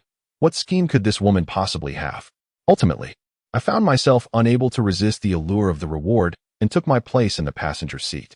Su Yuner said nothing further and drove off. I truly appreciate your help today. You have alleviated my burden in an unexpectedly effortless manner, she remarked, appearing quite pleased. I could not help but roll my eyes and respond. You flatter me. Their intellect pales in comparison to yours, and collectively they lack the cunning you possess. Su Yuner flashed a charming smile and said, I shall take that as a compliment. I retorted with feigned irritation, and what about the reward? She glanced at me sideways. A mysterious smile playing on her lips. You will find out soon enough. That smile, coupled with her expression, imbued the reward with an inexplicable hint of ambiguity, prompting my thoughts to wander astray. I jested, I am a pragmatist. Spare me the romantic notions of rewards involving personal sacrifice. Su Yuner shot me a playful glare. Oh, how naive you are. I shook my head, chuckling, and chose not to engage further. Unbeknownst to me, it seemed the distance between Su Yuner and myself had subtly diminished. Though still distant, it no longer felt as elusive. I could not discern the reason behind this change, though a likely explanation was that my insecurities had lessened. Throughout the journey, I received no updates from Zhou Jun. Their negotiations must have concluded, and the absence of news suggested all was well. Before long, the car came to a halt. I glanced around and, with a hint of exasperation, asked, What brings me back to your home yet again? It was unmistakably Su Yuner's villa. She responded matter-of-factly, as the esteemed leader of the Tiger Head Gang, your presence beside me ensures my safety. Such a valuable resource must be utilized. Her frankness left me momentarily speechless, though her credibility was questionable. Given her previous assertion that no one dared to cause trouble in this neighborhood, I refrained from being overly sentimental, as I was already there. Moreover, my curiosity about the reward she had mentioned piqued my interest. I followed Su Yuner into the villa, and upon entering, I was greeted by Wang Yi, who dashed out from the living room. Sister Yuna, you're back? Cousin, you're here too. Wang Yi seemed genuinely delighted to see me. Her cheeks flushed with a faint pink hue, perhaps still reminded of the events from the morning. I could empathize, for I too had not forgotten. I responded with a light smile and a nod. Su Yuner turned to me and explained, Yi's home is undergoing renovations, so I've temporarily invited her to stay here. It dawned on me then. She didn't mention it, and I had completely forgotten that my cousin's home had been utterly destroyed. Is there enough money? If not, I can lend you some, I asked my cousin. Wang Yi replied with a beaming smile. It's enough. I haven't spent a dime. It's Sister Yuner who arranged everything. And I don't have to worry about a thing. I couldn't help but raise an eyebrow, casting a longer glance at Su Yuner, who appeared unfazed. I settled onto the sofa as Su Yuner ascended the stairs. Wang Yi seemed rather awkward, sitting not far from me, quietly watching television, with no words exchanged between us. I too said little. Before long, footsteps echoed from the staircase. Instinctively, I looked up, and my eyes widened in surprise. There stood Su Yuner, her long hair cascading freely, now clad in a seductive camisole nightgown. I was taken aback. I had not anticipated such wildness from her. Yet, why did this seem so familiar? Suddenly, a realization struck me. This nightgown was the same one Wang Yi had worn in the morning. Yet, on Su Yuner, it exuded an entirely different charm. The straps were stretched tightly. I couldn't help but swallow hard. The most astonishing part was that Su Yuner's figure was utterly stunning. I found myself captivated by her alluring physique, not even noticing she had approached me. Abruptly, she leaned slightly forward and asked, Do you think it looks good? I felt a surge of embarrassment. The crucial part was that Wang Yi was also staring at me. How mortifying. I struggled to compose myself and managed to smile. It looks beautiful. Such a figure is rare in this world. Su Yuner seemed unperturbed. Her sensuous lips formed a playful curve. She casually remarked, To flaunt your desires so openly is quite unprecedented. My mind raced, and I could only respond with her earlier words, I'll take that as a compliment. Su Yuner shot me a flirtatious glance. To my surprise, she wasn't angry. Before I could ponder further, Su Yuner gently beckoned me with her finger. Come on, let us go upstairs. With that, she swayed her enticing form towards the staircase. Wang Yi looked at me with a peculiar expression. I felt utterly speechless. Although I knew it was likely something rewarding, did she have to say it so explicitly? Chapter 81. Such bluntness? This couldn't be right. I pretended not to notice Wang Yi's odd look and stepped forward to follow. I trailed behind her up the stairs, yet my gaze was fixated on her enchanting long legs. An exhilarating feeling surged within me. Alas, these past few days had been tormenting. It felt as if my mind could scarcely entertain such thoughts, and a mere brush against them sent me spiraling out of control. I endeavored to divert my gaze. Upon reaching the second floor, I could only strive to suppress the turmoil within me, fervently hoping that no further provocative incidents would occur. Su Yun'er paid me no heed and directly made her way to her room. I silently trailed behind her. Soon, upon entering the chamber, a familiar fragrance enveloped me, reminiscent of the scent she wore. Sit. She gestured towards the bed with a smile. My reaction was somewhat sluggish as I gently perched myself on the luxurious bed. Yet, the peculiar sensation within me intensified. What was her intention? Su Yun'er drew her makeup chair closer and settled down, her mesmerizing gaze laden with unspoken meaning fixed upon me. I raised my head, locking eyes with her increasingly enigmatic smile. Something felt amiss. Her smile evoked a sense of danger. A confident woman like her typically exudes an aura of impenetrability around men. Why was she behaving in such a manner before me? This thought splashed cold water over my fervor, swiftly bringing me to a state of composure. In this world, there are no free lunches. Is it beautiful? Su Yun'er's captivating eyes remained steadfast on me, her smile eliciting an indescribable feeling. My mind regained its calm. Yet the heat coursing through my body had yet to dissipate. Indeed, it is beautiful. I managed to anchor my gaze on her face, smiling. Though I couldn't fathom what she might do, I was certain that this smile was far from a good omen. Su Yun'er shook her head with a light laugh, inquiring, "Are all men so lecherous?" I began to regard her words with caution. A desire for beauty is inherent to all, and especially for someone as extraordinarily stunning as you. I surmised that any man in your presence would struggle to maintain composure. This is not called lewdness. It is simply human nature. If a man can remain unaffected by your striking appearance, he must be quite abnormal. I replied with a jovial demeanor. I had encountered many awkward situations and attempted various solutions, but the outcomes invariably left me more embarrassed. In such scenarios, sincerity is the ultimate weapon. Su Yun'er arched her brows lightly. Despite her lack of further actions, I inexplicably sensed a wave of pressure. I even felt as if I were in an interrogation room. With a charming smile, Su Yun'er asked, "And what about you?" Although her posture ignited a fervor within me, I grew increasingly vigilant. The rationality I was on the verge of suppressing surged to the forefront. No, this was still not right. While my knowledge of her was limited, I was certain of one thing. She was absolutely not that kind of person. What was her true intention? The tumult within me gradually receded, replaced by a sense of impending crisis. My clarity of thought was fully restored. Her alluring gaze intensified my sense of urgency. This must be wrong. Although I was unaware of her intentions, the sensation of being toyed with by her was quite unsettling. The crux of the matter was the discomfort that was building within me. Thus, I allowed a cold smile to gradually grace my lips and inquired, "What do you think?" Chapter 82. A Woman with 800 Cunning Eyes. Su Yun'er raised her elegantly arched brows, seemingly taken aback by my reaction. I adjusted my mindset, gathering the courage I needed. With a hint of confusion, Su Yun'er asked, "What do you mean?" I replied with a smile, "Come a little closer, and I shall tell you." Su Yun'er gazed at me with uncertainty, a flicker of hesitation appearing in her eyes. This hesitation only served to solidify my conviction regarding her thoughts. Soon, she stepped closer, bringing her delicate face near mine. Gulp! I swallowed hard. Despite my inner turmoil, I steeled myself and suddenly wrapped my arms around her slender waist. "Ah!" Su Yun'er exclaimed in surprise, her voice a melodious cry. In that moment, I cast aside any consideration of her potential anger and swiftly turned, laying her upon the bed. She lay there, staring up at the ceiling, her exquisite face reflecting bewilderment and complete astonishment. Breathless and disoriented, she gazed at me, her breaths quickening. What are you doing?" she stammered, her breath equally heated, her voice trembling ever so slightly. Clearly, she was flustered. Yet, I had already achieved my aim. A mischievous smile crept upon my lips as I replied, "What do you think I am doing?" Su Yun'er's pupils constricted slightly. She stared at me in disbelief, a complex expression washing over her features.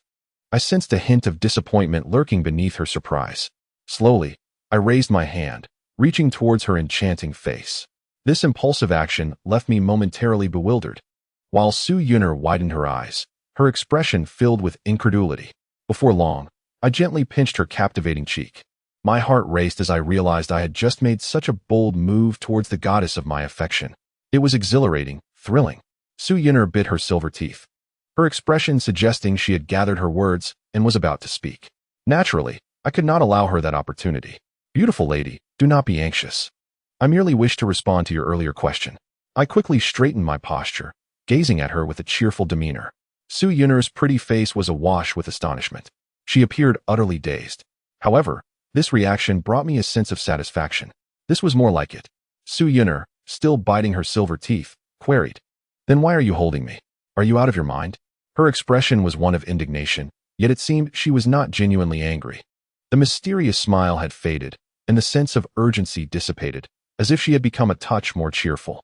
I responded candidly, expressing discomfort at being led by the nose, adding that one should seize every opportunity.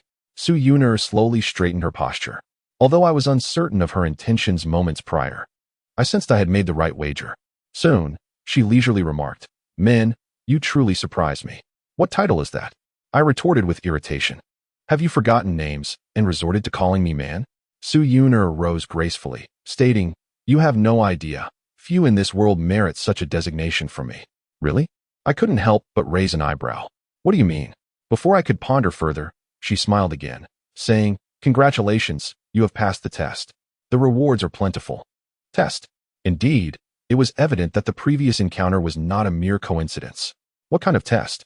I feigned ignorance. A hint of melancholy graced Su Yun'er's delicate features as she replied, "I once believed all men were the same, but you have proven to be quite exceptional." I too had not anticipated the existence of someone like her. With a gaze of astonishment, she scrutinized me as if I were an extraterrestrial being. My lips twitched involuntarily, and I remarked, "I don't perceive myself as different." With an air of authority, Su Yun'er responded, "It matters not what you think. I find it sufficient." This left me momentarily speechless. So what constitutes this test? What if I falter? This aspect eluded my understanding.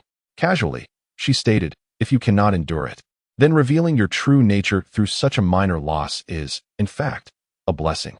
Minor loss? I asked, bewildered. "Spending an evening with me is considered trivial?" With a sly smile, she replied, "I merely mentioned accompanying you for one evening. I did not specify the nature of our engagement. Is it not permissible to partake in a game of cards?"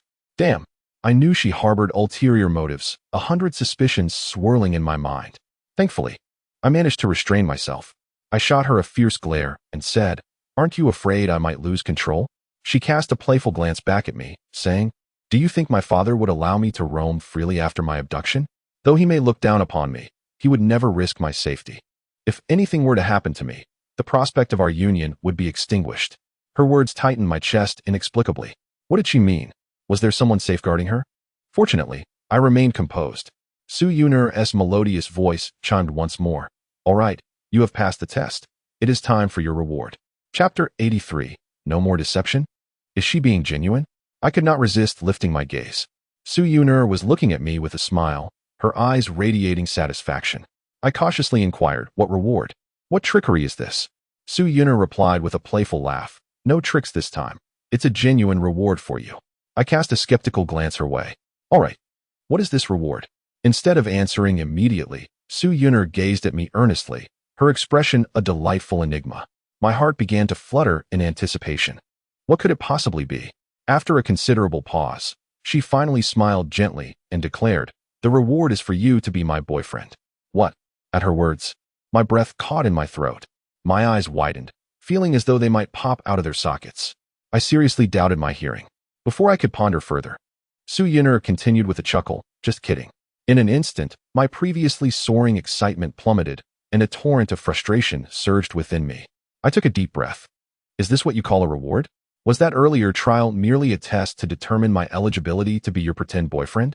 If I failed, I would have to endure a night of playing cards with you, only to vanish from your life. If I succeeded, I would become your faux boyfriend, manipulated to help you terminate your arranged marriage, only to be used as a pawn. 1,000 doubts flooded my mind. To be your pretend boyfriend offers no benefits, just the risk of facing retaliation from your father and your intended. Su Yun'er, do you take me for a fool? I opened my mouth to unleash a torrent of grievances, venting my discontent. This is truly excessive. Su Yunner's lips parted slightly, her face adorned with an expression of surprise. Soon enough, she broke into a bright smile, saying, "You're not foolish. You're quite astute to grasp my intentions so swiftly. So, will you accept this reward? If it doesn't suit you, we can consider alternatives." A hint of mystery returned to her expression. I felt a surge of anger rising inexplicably within me. I had no desire to engage in a psychological battle with her. "You can seek someone else. I have no interest in this reward." Did she think she could toy with me as she did 3 years ago? Absolutely not. With that, I turned to leave. Though my heart brimmed with rage, what could I truly do in the face of Su Yunner? After all, she was the woman I once loved to the depths of my soul. Yet, just as I turned away, I felt a firm grip on my arm. I glanced back in irritation. What now? Am I not allowed to leave? Su Yunner, her smile vanished, replied, "Don't be hasty. Even if you cannot decipher the details of my arranged marriage, I will eventually share everything with you." I couldn't help but furrow my brow. What did she mean? I spoke coolly, my gaze wary. I realized that with this woman, one could never afford to let their guard down. Otherwise, one could easily fall into her traps. Su Yunner bit her lip tightly and said, "I truly find myself at a loss. If I do not take action soon, the arranged marriage will become an undeniable reality." Upon hearing her words, I felt an inexplicable pang of sympathy. Yet, I maintained a stoic expression and inquired, "What does this finalized arrangement have to do with me?" The fire of my anger continued to blaze within me. Su Yunner moved closer and asked, "Are you truly willing to let me marry another man? Especially one I do not favor?" My brow furrowed. What relevance did this have in terms of her playing me? Striving to remain composed, I retorted, "So, you wish for me to play the role of the fool for this reason? Surely, there are many who would not wish for you to marry another man. Your options are plentiful." With that, I attempted to turn away once more. This time, Su Yunner grasped my hand firmly, her small, warm yet icy fingers enveloping mine. "Will you allow me to finish speaking? If, after I have concluded, you still wish to uphold your choice, I will absolutely respect it." She seemed genuinely anxious. I took a deep breath to stabilize my emotions and nodded gently. "Very well, go on."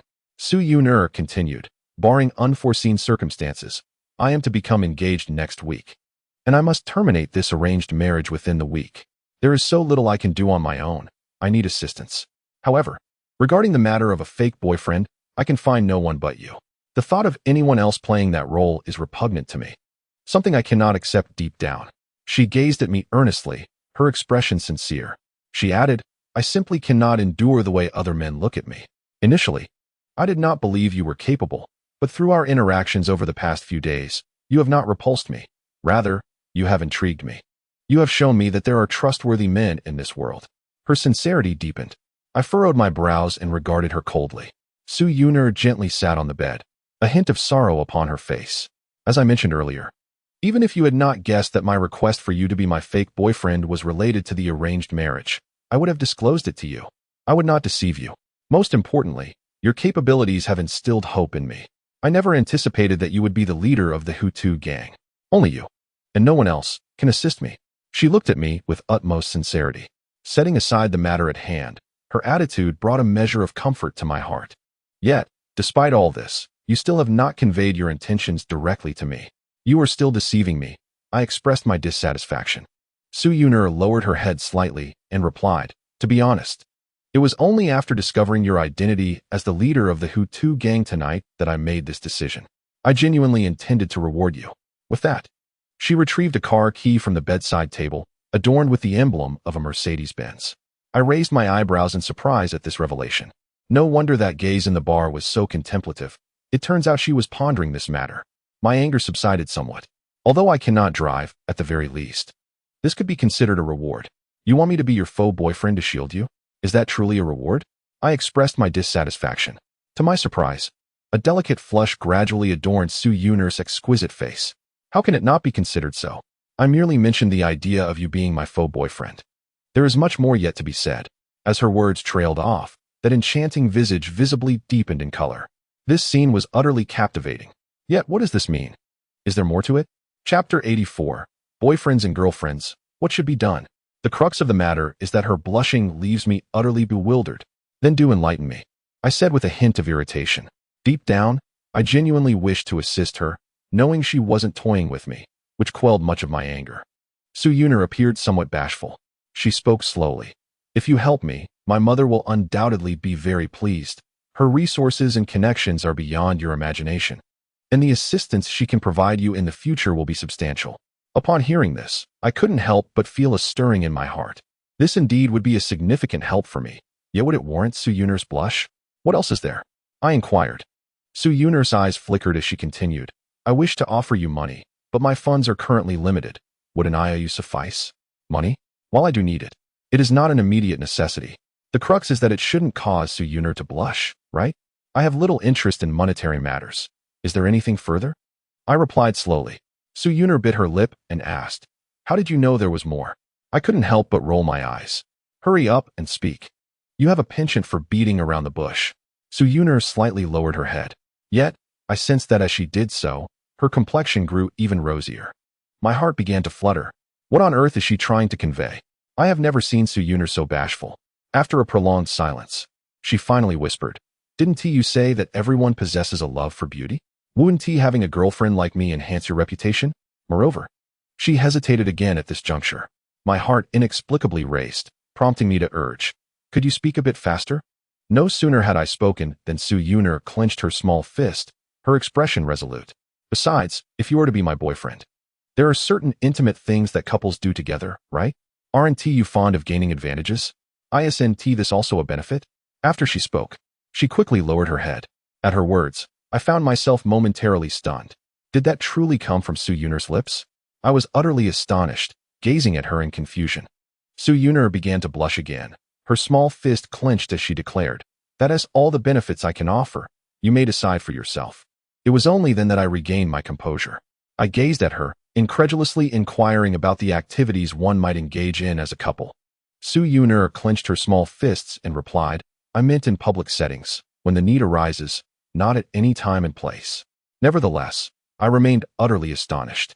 In my recollection, she had always maintained a respectful distance from men, and yet here she was, boldly uttering such words. I couldn't help but shake my head and chuckle softly. The sensation was peculiarly surreal. She seemed a bit anxious, urging, so, is that a yes? Please, just tell me. I looked at her again, and everything about her appeared transformed. She no longer seemed so unattainable. She was seeking my assistance. I smiled and replied, of course, why not? After all, it's not like I'm taking advantage of you. Upon hearing my words, Su Yuner's expression brightened considerably. Great. You've agreed. But think carefully. It will undoubtedly be fraught with challenges. I'm placing all my bets on you, so don't back out now. Her gaze held an air of anticipation, tinged with a hint of nervousness. I chuckled reassuringly. Don't worry, I'm not that kind of person. Su Yuner visibly brightened with joy. However, I decided to shift the tone of our conversation. Her expression froze as she asked, but what do you mean? I couldn't suppress my mischievous grin and replied, I merely meant that these are empty promises. There are no rewards at this moment. Su Yuner momentarily lost her train of thought, her cheeks flushing slightly once more. What can be rewarded now? She murmured, lowering her gaze. Though it was a minor gesture, it revealed her inner turmoil. I felt increasingly at ease. Since we were already considered a couple, wouldn't it be normal to reward one another with the gestures typically shared between partners?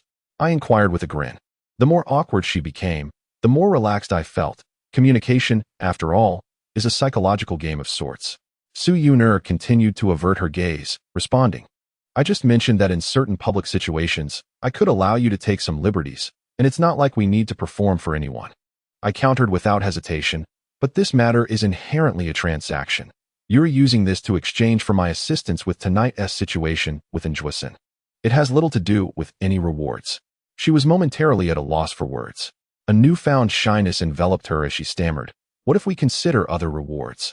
I feel embarrassed. Her candidness only intensified my curiosity. I grinned. What is there to be afraid of?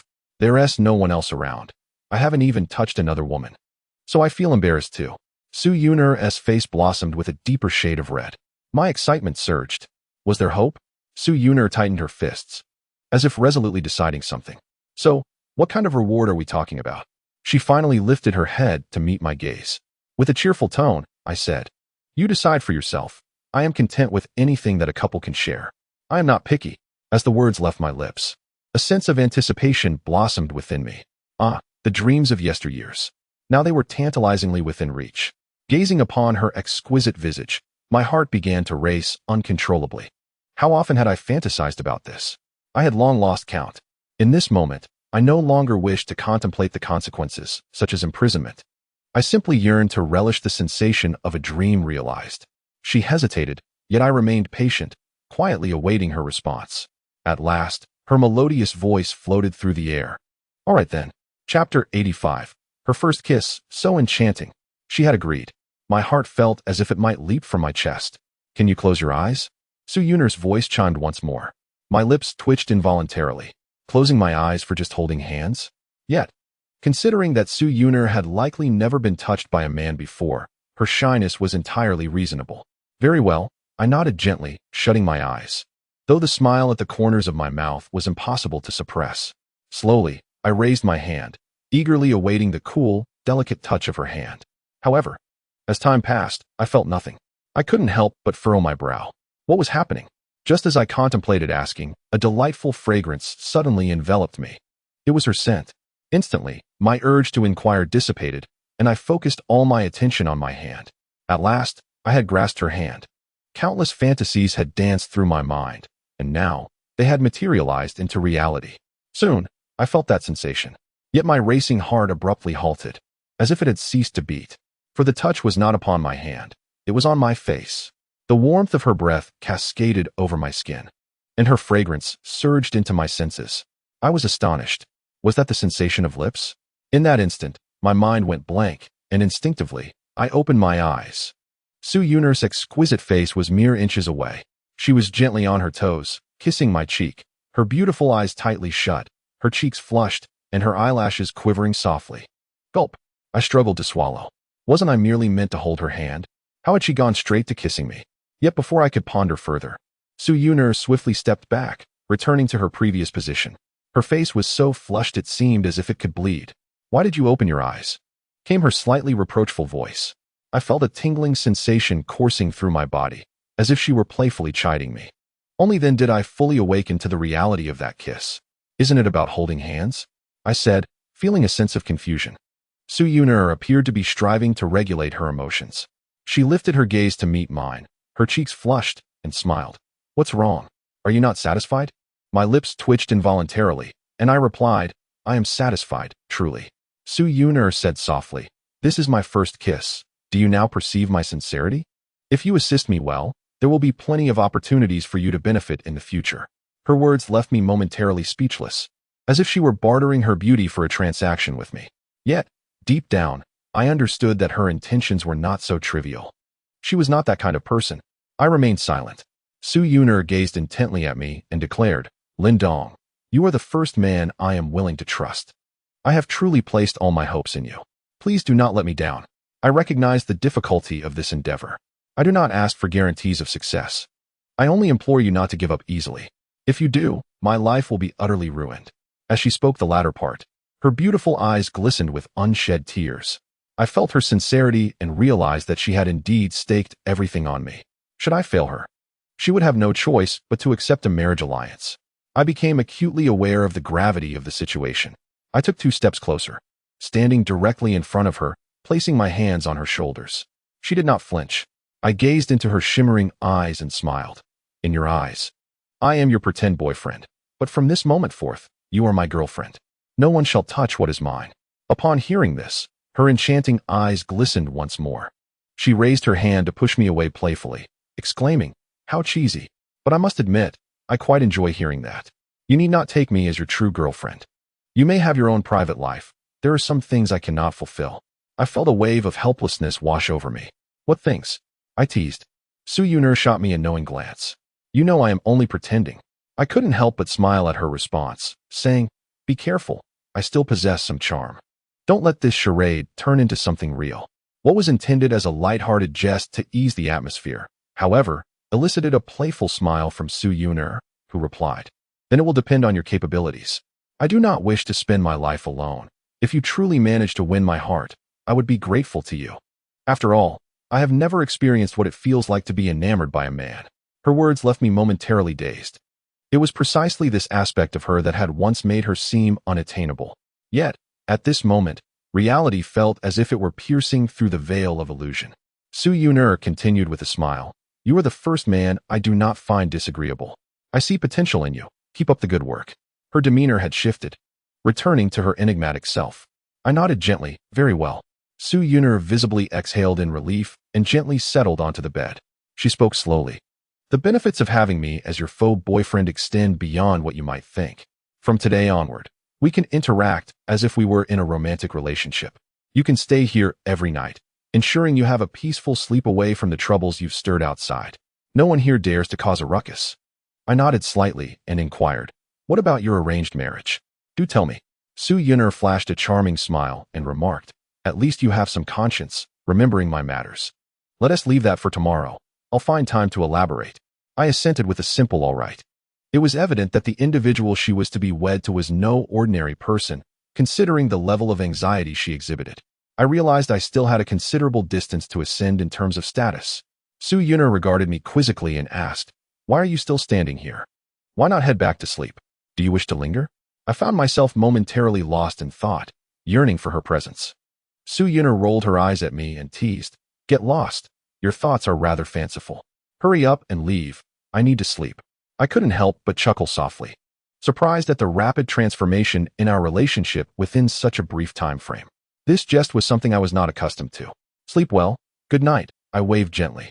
Su Yun'er responded with a smile. Good night. I turned and exited, closing the door behind me, yet images of her kiss lingered in my mind, causing an uncontrollable smile to grace my lips.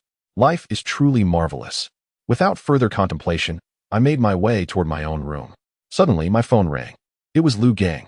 I furrowed my brows involuntarily. Upon answering, Lu Gang's heavy voice resonated. Dong Go. Our nightclub has been vandalized by those scoundrels from the Qing Wolf Gang. Chapter 86. The Qing Wolf scoundrels have attacked my establishment? My steps halted abruptly, my mind spinning with disbelief. The nightclub had been attacked. Lu Gang and his crew were now under my command. This was my responsibility. What is the situation? Where are those from the Qing Wolf Gang? I asked urgently. Lu Gang swiftly replied, they've fled, those bastards. It was after hours, with few patrons, and only our security personnel were injured. There has been some property damage. My anxious heart began to ease slightly. Come pick me up, I instructed, relaying my location to Lu Gang before ending the call. It was midnight. The Qing Wolf Gang had clearly waited until after closing to strike, exploiting the nightclub's weakest defenses. I felt a surge of anger. I had just taken on the responsibility of safeguarding the nightclub, and now I had been ambushed. Without informing Su Yun'er or Wang Yi, I departed the villa directly. Soon, the vehicle came to a halt outside the nightclub. I cast a quick glance around. The exterior remained largely unchanged, yet I felt no sense of relaxation. Upon entering the nightclub, I stood frozen at the entrance, taken aback. The vast space was in utter disarray, devoid of even a place to stand. The front desk was smashed, cabinets lay overturned, and shards of glass were scattered everywhere. Despite the passage of half an hour, dust still swirled throughout the establishment. My fists clenched tightly as an uncontrollable surge of anger began to rise within me. The Qingling Gang. Lu Gang followed me inside and remarked, Brother Dong, Sen Yi is on the 3rd floor. I nodded slightly. After another sweeping glance, I turned and made my way toward the elevator. However, my heartbeat had already begun to quicken. The turmoil within the nightclub had inevitably placed a burden of responsibility upon my shoulders. Such a hard-won position, sigh? Ultimately, I could only silently lament in my heart. I had no inkling of what awaited me. The 3rd floor housed the guest rooms, and it was relatively less chaotic, as there were not many items to be smashed. From a distance, I saw a group of people standing outside Zhou Jun's office, lined up neatly along the corridor. Faintly, I could hear the sound of objects being thrown within the office. My heart sank. After all, this was the Tiger Head Gang, a place where reason held little sway. My fate lay entirely in Zhou Jun's hands. With a sense of trepidation, I approached. Lu Gang leaned quietly against the wall, joining the others in a row, while I stepped into the office. Bang! Just then, Zhou Jun furiously hurled a thermos cup to the ground. My unease deepened. Looking closer, I saw the floor was just as chaotic, but these damages were evidently caused by Zhou Jun himself. Li Jiao Jiao stood cautiously to one side, while the Jun kept his head bowed, his expression equally dark. Zhou Jun leaned against the desk, his usually harmless face now twisted with a sinister rage. Sengu, I said in a low voice. Li Jiao and Dejun turned their gazes toward me. Zhou Jun's ominous expression softened slightly, though he did not look up, saying, Dongzi has arrived. It's nothing. The responsibility does not lie with you. It was that bastard Zheng Guang who set me up. I couldn't help but furrow my brow. Zhou Jun, indeed, was a master at manipulating emotions. Without even glancing in my direction, he seemed to know my concerns regarding responsibility.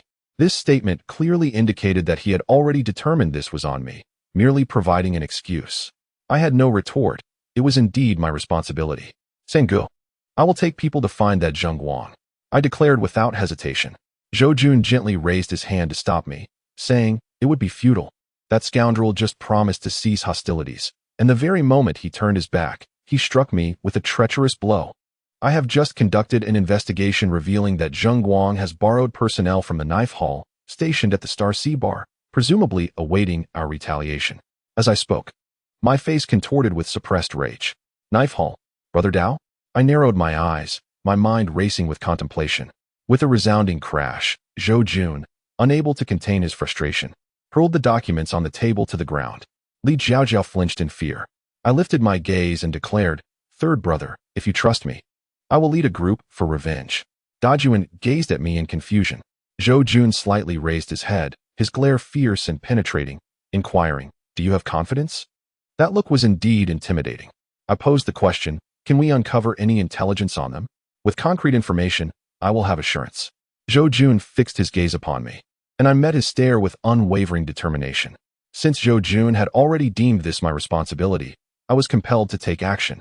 After a prolonged silence, Zhou Jun spoke in a low tone. Zheng Guang and his cohorts are prepared, waiting for us to walk into their trap. If you fall into their hands. His words trailed off, yet the implication was unmistakable. After a moment of contemplation, I replied, if I allow my brothers to fall into their trap, I shall accept any consequences. With a resounding thud, Zhou Jun slammed his palm on the table, exclaiming, excellent spirit. Dongzi, I believe in you. Tonight, I will entrust all my men to your command. You must avenge this grievance. If successful, the credit shall be yours. His fervent words ignited a fire within me. Rest assured, it shall be accomplished. I replied with confidence. Zhou Jun nodded in satisfaction, stating, I will handle the aftermath at the nightclub. You pursue your mission unencumbered. Dajuan and Jiao, from this moment onward, you two shall cooperate fully with Dongzi. At his words, an inexplicable surge of enthusiasm coursed through me. Yes. Both Dajuan and Li Jiao responded in unison. I addressed them. Time is of the essence. Let us depart at once. They both turned to exit. Zhou Jun's voice resonated. Dajuan, stay for a moment. There are matters I have yet to inquire about. Jiao, please relay the information to Dongzi. Dajuan furrowed his brow slightly, but nodded in acquiescence. All right. I too could not help but frown at his reaction. It seemed he had not grasped Zhou Jun's intent, indicating there was likely nothing of significance to discuss. Assigning tasks? However, upon reflection, I found solace in the thought. After all, this constituted the entirety of Zhou Jun's combat strength, and with the Blue Wolf Gang prepared, he naturally needed to provide thorough instructions. I chose to disregard the matter and turned to exit the room. Li Jiao silently followed me into my office, which, fortunately, remained undisturbed. I settled down, just about to inquire when Li Jiao directly took a seat opposite me, whispering, Donggu, we mustn't make any mistakes tonight. Xin Yi is quite wary of you. At her words, I was momentarily taken aback. Why was she sharing such information with me? What did it mean? Affectedly, I feigned ignorance and asked. Li Jiao shot me a glance of disdain and retorted, Donggu is so clever. Surely he can see through it? That expression is quite suggestive. I gazed at her quietly, noticing no change in her demeanor. I found it perplexing. She was clearly affiliated with Zhou Jun, yet she exuded an air of ingratiation towards me. Pretending to have just grasped the situation, I inquired, are you suggesting that Sangu is concerned about my potential failure? Hence he is advising Dejun? Li Jiao smiled alluringly, but did not respond. I shook my head with a light chuckle and commented, I can understand, after all. This is Sanji's entire fortune. He must exercise caution. Li Jiao regarded me with surprise before breaking into a playful laugh, saying, such vigilance might indeed wound Dongji's heart. I continued to observe her in silence. She remained quiet, her playful gaze fixed on me. Ultimately, I could not decipher what was truly on her mind. All right, let us discuss the matter at hand, I suggested, shifting the topic. Sangha mentioned that the people from Dao Tang have infiltrated Zheng Guang's bar? Li Jiaojiao nodded gently, replying, yes. Zheng Guang is one of the two fierce generals of Hu Tang, the other being Lu Han. However, they do not get along. Zheng Guang has a good relationship with Dao Gu and borrowed from him. I nodded slightly, contemplating. How many people does Dao Tang have left? I continued to inquire. Li Jiaojiao pondered for a moment before responding. Dao Tang has 3 casinos in total. You took one down last time, and it hasn't recovered yet. The remaining 2 casinos likely have around 30 individuals each. 30? My heartbeat quickened at this revelation. Are you certain? Absolutely, Li Jiaojiao affirmed confidently. Currently, there are probably over 100 people at Shanghai Bar. A playful smile slowly crept onto my lips. This was becoming intriguing. How do you know this so well? I asked, perplexed.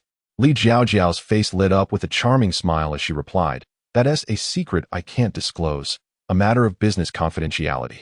Confidentiality? I could not help but roll my eyes. Li Jiaojiao continued to elaborate. Donggu, please don't overthink it. This is my foundation for survival. Even San Yi isn't privy to it. With that, she fixed a gaze upon me that seemed laden with significance. At her words, I felt a sudden jolt within me. Foundation for survival? It dawned on me that this information was gathered by Li Jiaojiao herself, entirely unrelated to Zhou Jun. This woman was becoming increasingly enigmatic. I smiled lightly and nodded, saying, rest assured, I won't overthink it. I turned my attention away from her and began to contemplate. The members of the Knife Hall have already arrived at the Star Sea Bar, leaving their casino undoubtedly vacant. I lifted my gaze and fixed it upon her, inquiring, what about Zheng Guang? Do you know where he is? Upon hearing my question, Lu Jiaojiao's beautiful eyes sparkled with intrigue. What? Does Donggu wish to take action against Zheng Guang? She remarked with keen interest. A cold smile slowly crept across my lips as I replied. He has caused such destruction to our nightclub. Mere action will not suffice. Lu Jiaojiao's eyes gleamed even brighter. With a triumphant smile, she declared, Zheng Guang is being watched as well. Currently, he is at home frolicking with his mistress, quite arrogantly. My heart was once again filled with astonishment at this revelation. This information is indeed astute. I mused with a playful grin. I had not realized that you were the true treasure. Lu Jiaojiao's expression turned enigmatic as she playfully asked, does Donggu intend to unearth this treasure? She stared intently at me, her eyes sparkling with mirth. What does this imply? However, before I could ponder further, Dajuan entered the room. Lu Jiaojiao subtly straightened her posture, smiling. These are the specific details. Does Donggu have any plans? The speed of her transformation left me momentarily stunned. Ah, plans indeed. I responded in a manner that matched her enthusiasm. Lu Jiaojiao's eyes brightened instantly, looking at me in surprise. Dajuan's gaze also began to shimmer with intensity as he listened attentively. I spoke slowly, Dajuan. Shortly you should take your men to wait near the Star Sea Bar. Dajuan's brows furrowed. After a moment's hesitation, he replied, I only have 40 men to oversee. Isn't going there tantamount to courting death? I clarified, I will lead a team to raid the casino. Their men will surely rush to the casino's aid. Once they leave, you can directly storm in. I will also ensure that Lu Gang and the others provide support. Lu Jiaojiao's expression brightened further. Yet, Dajuan remained skeptical, asking, are you certain they will indeed come to assist? A cold smile appeared on my lips. If they do not come to aid, you need not act. I will take down both of his casinos myself. Dajuan pondered for a moment before nodding lightly. I turned my gaze to Lu Jiaojiao and said, you should accompany me. I will require your assistance shortly. A mysterious smile once again graced her face. No problem, she replied eagerly and with evident joy. Without hesitation, I stated, very well. It's settled then. Let us depart. We shall remain in contact at all times. Dajuan nodded softly. Although he did not say much, I sensed a lingering doubt in his eyes. I chose to disregard it. Soon, everyone was prepared in the nightclub's rear courtyard. Our side had suffered considerable injuries. And including myself, only 13 capable individuals remained. For me, that was sufficient.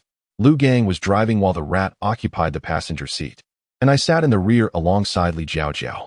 A procession of vehicles swiftly set off, splitting into 2 directions outside the nightclub. Will the Qing Wolf Gang be aware of our departure? I inquired, filled with doubt. After all, Li Jiaojiao was well versed in the affairs of the Qing Wolf Gang, and it was conceivable that they might also be privy to our movements. With a triumphant smile, Li Jiaojiao replied. Do you think the Qing Wolf gang has a woman as astute as I am? Her words left me momentarily speechless, yet I felt a wave of relief wash over me. As time drifted by, it wasn't long before the vehicle gradually came to a halt. The hour was late, and the streets lay deserted. Li Jiaojiao pointed ahead and remarked, Brother Dong, over there is their second largest casino. It should be relatively less crowded. Following her, I was taken aback to find it was an unassuming convenience store. This is a casino? I asked in astonishment. Li Jiaojiao laughed with pride, saying, See, I am indeed significant. Even your keen eyes couldn't discern it. I sighed inwardly, feeling somewhat exasperated. For some reason, it always seemed as if Li Jiaojiao was striving to win my favor, yet I found it difficult to trust without reason. Lu Gang and the others were seasoned. They parked in a spot devoid of surveillance. I pushed the door open and stepped out. They followed suit, gathering together, each brandishing steel pipes and wooden sticks, exuding an intimidating aura. This display pleased me greatly. Brothers, relax. There aren't too many people inside. They wrecked our nightclub today, and I have two demands. Once inside, strike anyone you see, smash anything you find, and make as much noise as possible. Do you understand? Everyone responded in unison, understood. My eyes narrowed, fury beginning to boil within me. Onward. Chapter 88. Annihilate the casino, then capture Zhongguang. No sooner had I spoken than Lu Gang and the rat charged ahead, heading straight for the convenience store. You wait here, I told Jiao Jiao before hastening to join the crowd and rushing into the store. Crash. The glass door shattered under their force, revealing a flickering light emanating from the right. It was a hidden door, light seeping through its crevice. Indeed, this was the place. Onward. I commanded once more. Several brothers surged forward, swiftly kicking the door open, and a throng of us poured inside. Before us lay a corridor descending steeply. Astonishingly, this casino was underground. Upon entering, two thuggish figures at the corridors and sprang to their feet in alarm. Oh no! Intruders! Intruders! They shouted, clearly unprepared for our arrival. I surged to the front of the crowd and swiftly dispatched one with a kick. Another individual was struck down by Lu Gang's steel pipe, writhing in agony. As I lifted my gaze, I beheld the enormous curtain ahead, shrouded in smoke, and faintly discerned the sound of chaotic footsteps approaching. Clearly, reinforcements were arriving. I seized the steel pipe from the fallen thug's grasp and bellowed, Charge! With that, I surged forward. Lu Gang and the rat closely followed my lead, and our brethren behind us were equally emboldened. Simultaneously, those overseeing the venue hastily removed the curtain, and over a dozen individuals charged towards us. I had no time to hesitate. Wielding the steel pipe, I met them head-on. I had pent-up fury that demanded release, especially after the nightclub had been wrecked. My fighting spirit surged. With a resounding thud, I swung the steel pipe with all my might. The thug, attempting to resist with mere defiance, was utterly incapable of withstanding my force and cried out, collapsing to the ground. What a relief! I plunged into the fray, striking anyone in my path. Perhaps due to my fervor, my brothers seemed to have gone equally wild. Matching my fervor, our momentum crushed them. Brother Dong. Suddenly, Lu Gang's urgent shout pierced through the chaos. In my fervent assault, I had neglected to notice a feigning thug rising from the ground, delivering a sudden blow. I could not evade in time and only managed to raise my left arm to absorb the impact. Bang! The steel pipe struck my arm with a solid thud, causing me to gasp in pain. Fortunately, his strength was not formidable. He appeared momentarily dazed, staring at me in disbelief, seemingly puzzled as to why I had not fallen. You wretched fool, still playing dead? I swung the steel pipe in a wide arc and struck him. A howl escaped his lips as he was sent sprawling to the ground. I shook my throbbing arm and surveyed the scene. My brothers were indeed fierce in their assault. In just a few minutes, hardly anyone remained standing. Our combat prowess was more than sufficient. Raising my gaze, I saw the entire casino in disarray, with many patrons in panic scrambling to gather their money. Pointing with my steel pipe, I roared, Smash it! At my command, Lu Gang and the others charged forth, unleashing a barrage of destructive blows. The gamblers scattered in terror, and I paid them no mind. In an instant, the once thriving casino had transformed into a scene of utter chaos. My phone rang. I retrieved it to find a call from Dajuan. A cold smile crept across my lips. They've moved. Brother Dong, you were right. A substantial number of people have emerged from Shanghai, at least 50 or 60. Dajuan's voice was charged with excitement. A surge of pride welled up within me as I replied, Good. Hold your horses for now. Await my signal. Dajuan acknowledged, and I ended the call, whispering, retreat. Though this place remains intact, nearly every destructible area has been thoroughly ravaged. Restoration will require considerable time. I naturally do not wish to be overly ambitious here, as there are far grander pursuits ahead. I swiftly led the group away. The gang of ruffians on the ground gazed at us with faces contorted in pain, a mixture of resentment and helplessness evident in their expressions. I deliberately shouted, "Let us go, let us demolish the next casino." Liu Gang enthusiastically echoed, "Absolutely." However, before I could take more than a few steps, I was startled to find Li Jiao at the forefront of the crowd, retreating alongside us. When had she arrived? I had no time to ponder this, as I hurried the group back to our parking spot. Liu Gang promptly took the driver's seat, while Haozi attempted to join him. I stopped him, saying, "Haozi, gather your men and find Dejun. Together, you shall take down the Star Sea Bar." Haozi appeared momentarily taken aback, but soon nodded in agreement, understood. He turned to another vehicle, while Li Jiao and I settled into the back seat. Let us proceed to Zheng Guang's residence. The fire within me remained unquenched. Taking down one casino was simply insufficient. Excellent. Liu Gang wasted no time, pressing the accelerator. Li Jiao, astonished, inquired, "Donggu, are you truly going? Just the two of you?" I queried in return, how many people could he possibly have? After a moment of contemplation, Li Jiao remarked, "He doesn't have many close associates, but there are two formidable enforcers who always protect him." Two. A sly smile crept across my lips as I replied, "That will suffice." Liu Gang chimed in, "Exactly. With those kinds of enforcers, Donggu, the two of us can handle five." Donggu and I. Their expressions were filled with self-satisfaction. I could not help but roll my eyes, saying, "What are you so proud of?" Liu Gang, brimming with excitement, exclaimed, "How can I not be? Taking down another casino is simply exhilarating." Donggu, you have no idea how invigorating you were today? I raised an eyebrow, questioning, "What do you mean?" Liu Gang, through the rearview mirror, grinned and replied, "You were so imposing. Never before has a leader charged ahead to lead us into battle. Our brothers have never been as thrilled as we are today." Li Jiao concurred, adding, "Exactly. I was quite startled when you rushed forward. You were astonishingly fierce." I couldn't help but shake my head with a light chuckle. Are leaders not meant to get their hands dirty? Not getting involved is simply less thrilling. I refrained from elaborating further, as my mind began to contemplate the matter concerning Zheng Guang. The casino incident would not provoke any reaction from him, for that was the territory of Xiao Dao. Yet, I could hardly believe he would remain composed should anything happen at the Star Sea Bar. Soon, the vehicle came to a halt outside an upscale residential complex. Li Jiao pointed, stating, "Donggu, if Zheng Guang were to emerge, it would surely be from this entrance." I nodded in acknowledgement. As the clock struck past 1, not a single soul could be seen around the entire neighborhood. My phone rang. It was Dejun calling. I answered and inquired, "Have the rats arrived? We can proceed." Dejun's voice trembled with excitement in response. All right. Time flowed slowly as I leaned back in my chair, my gaze fixated on the entrance of the community. Before long, the area was suddenly illuminated by headlights, and a black sedan emerged from within. Liu Jiao observed intently, exclaiming, "Han 888, Donggu, this is Zheng Guang's vehicle." My eyes narrowed, and a surge of animosity welled up within me. Gongzi Ramit. Chapter 89. A resounding success. Great achievements. Liu Gang appeared immensely elated. Got it. Yet, Li Jiao quickly interjected, "Wait, Donggu, there are too many cameras. If we crash it, there's no escaping." My previously restless heart found some steadiness. "Forget about it," I said. Li Jiao continued, "He is heading to Shanghai Bar. Chuanbei Alley is a necessary route, and there are no cameras there. We should hit him there." I was astonished once more. How did this woman know where the surveillance was absent? Let us do as Jiao suggested. Indeed, Liu Gang started the vehicle, silently trailing behind. Shortly after, Li Jiao pointed towards a dimly lit stretch of road ahead, saying, "That is Chuanbei Alley." I smirked, fastening my seatbelt. "Hit it."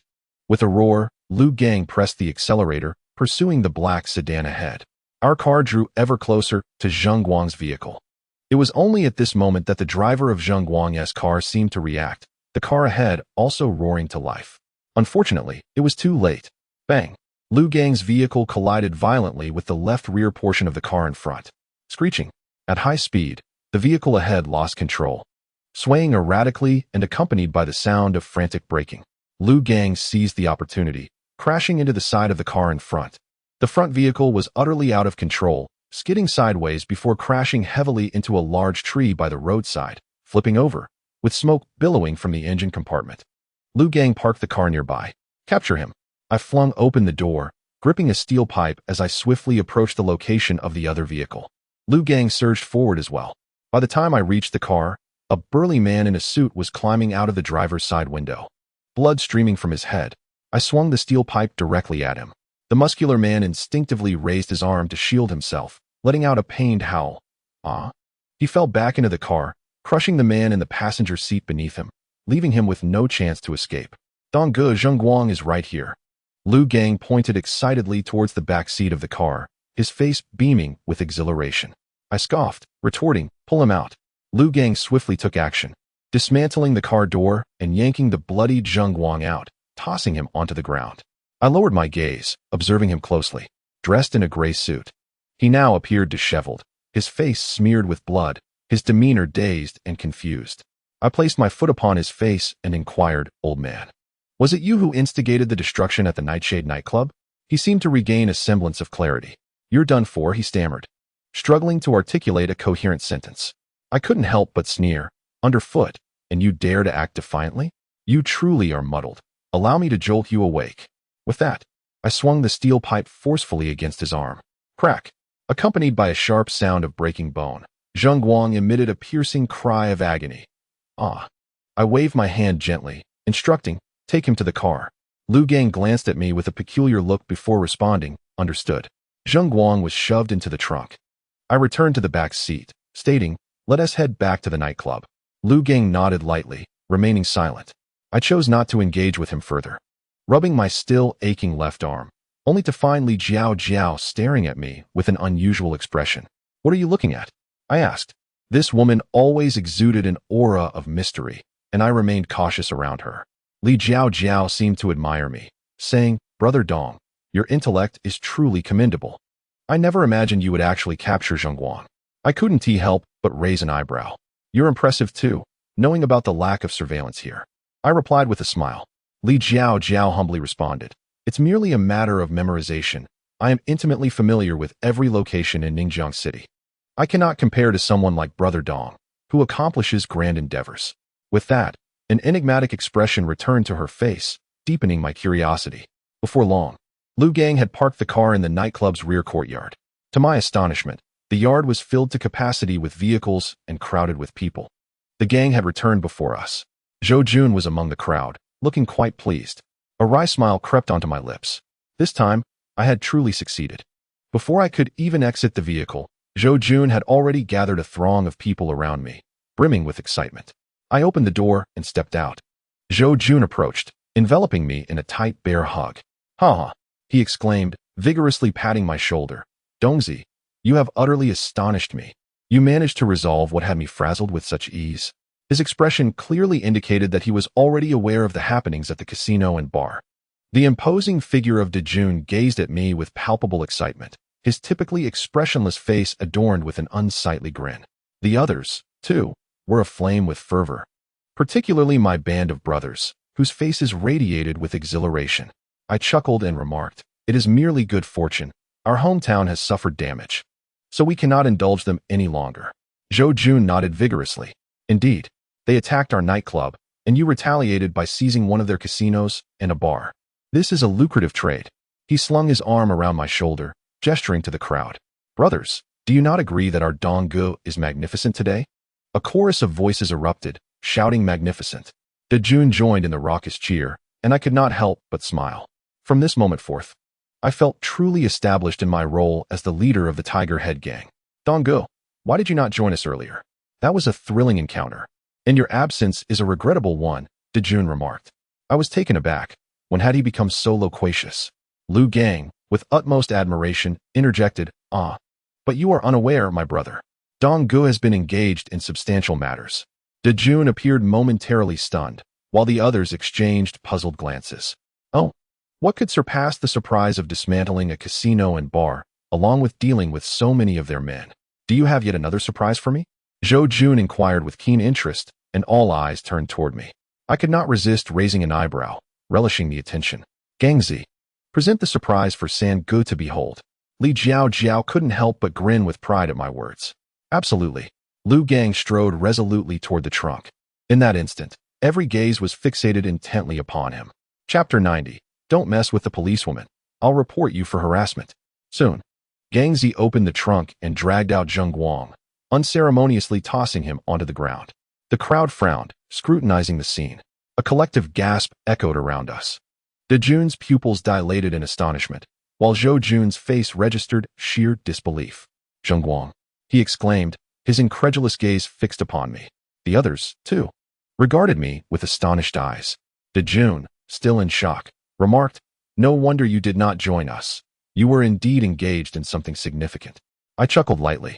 It is not a grand affair, merely an act of vengeance. The crowd exchanged glances, their expressions frozen in disbelief. I understood their astonishment. Capturing one of their leaders was an unprecedented feat. Perhaps that was why I had managed it with such ease. Well, Dongzi, you have truly astonished me," Zhou Jun exclaimed, his gaze fixed fervently on Zheng Guang, who lay on the ground. With a gentle wave of his hand, a companion swiftly retrieved a golf club from the trunk of the car. My eyebrows involuntarily arched in surprise. Zhou Jun grasped the club, a cruel smile spreading across his face, and declared, "Zheng Guang, you possess nothing but a dog's mouth. Do you not understand the code of the Underworld? Allow me to enlighten you." With that, he swung the golf club with ferocity, bringing it down mercilessly. Zheng Guang was instantly engulfed in panic. Yet he lacked the strength to resist, enduring the blow with sheer force. A heart-wrenching scream of agony erupted. Once again, I bore witness to Zhou Jun's ruthless nature. He showed no signs of stopping, simultaneously lecturing Zheng Guang while delivering brutal strikes, leaving only the echoes of Zheng Guang's anguished cries in the courtyard. Before long, Zheng Guang could no longer withstand the torment and began to plead humbly. "What were you thinking when you toyed with me? It's too late now," Zhou Jun bellowed, waving his hand commandingly. "Take him away." Four burly men clad in black emerged from the nightclub, dragging Zheng Guang away. I was unaware of their destination or their identities. My brow furrowed slightly. It was evident these four were Zhou Jun's trusted henchmen. I chose not to dwell on it, but as I returned my gaze, I caught sight of Li Jiao smiling at me enigmatically, leaving me curious about her insinuation. I disregarded her. Zhou Jun wiped his hands with a handkerchief, and, upon turning to me, his expression shifted instantly to that of excitement. "Dongzi, splendidly done. Brother who has indeed brought forth a remarkable talent." He approached, placing a hand on my shoulder while surveying the crowd. "Listen well, starting today, what Dongzi says in this nightclub is equivalent to my own words. Is that understood?" My heart raced involuntarily. This proclamation carried weight. The crowd responded with flushed faces, their voices unified in fervor. "Understood." Their eyes sparkled with admiration and excitement. My heartbeat quickened in response. Although it was merely within the confines of the nightclub, this effectively represented a significant portion of the Tiger Head Gang's power. Zhou Jun regarded me with immense satisfaction, smiling as he said, "Well done, Dongzi. This achievement is far beyond mere celebration. Rest well tonight. Tomorrow, Brother San has prepared a grand gift for you." He patted my shoulder, his face brimming with approval. I chuckled and replied, "You flatter me, Brother San. I was merely fortunate. The damage inflicted upon our nightclub was my oversight, and I am only rectifying my mistakes. Your forbearance is reward enough for me." Zhou Jun raised an eyebrow, giving my shoulder another reassuring pat. "I have stated that this matter is not your fault. Your contributions have not gone unnoticed. It is settled then. Return home and rest well. Leave the other matters to me." That tone was unmistakable. I hesitated, contemplating whether to continue with pleasantries, only to find Li Jiao gently shaking her head at me. With a nod, I smiled and replied, "All right, thank you, third brother." Soon, the crowd dispersed. Just as I was about to ask Gangzi to take me home, before I could utter a word, Li Jiao approached me with a radiant smile. Her expression still held a hint of profundity. I chuckled. "Why didn't you let me refuse earlier?" Li Jiao playfully shot me a glance and said, "Donggu, how could someone as astute as you not grasp such social niceties?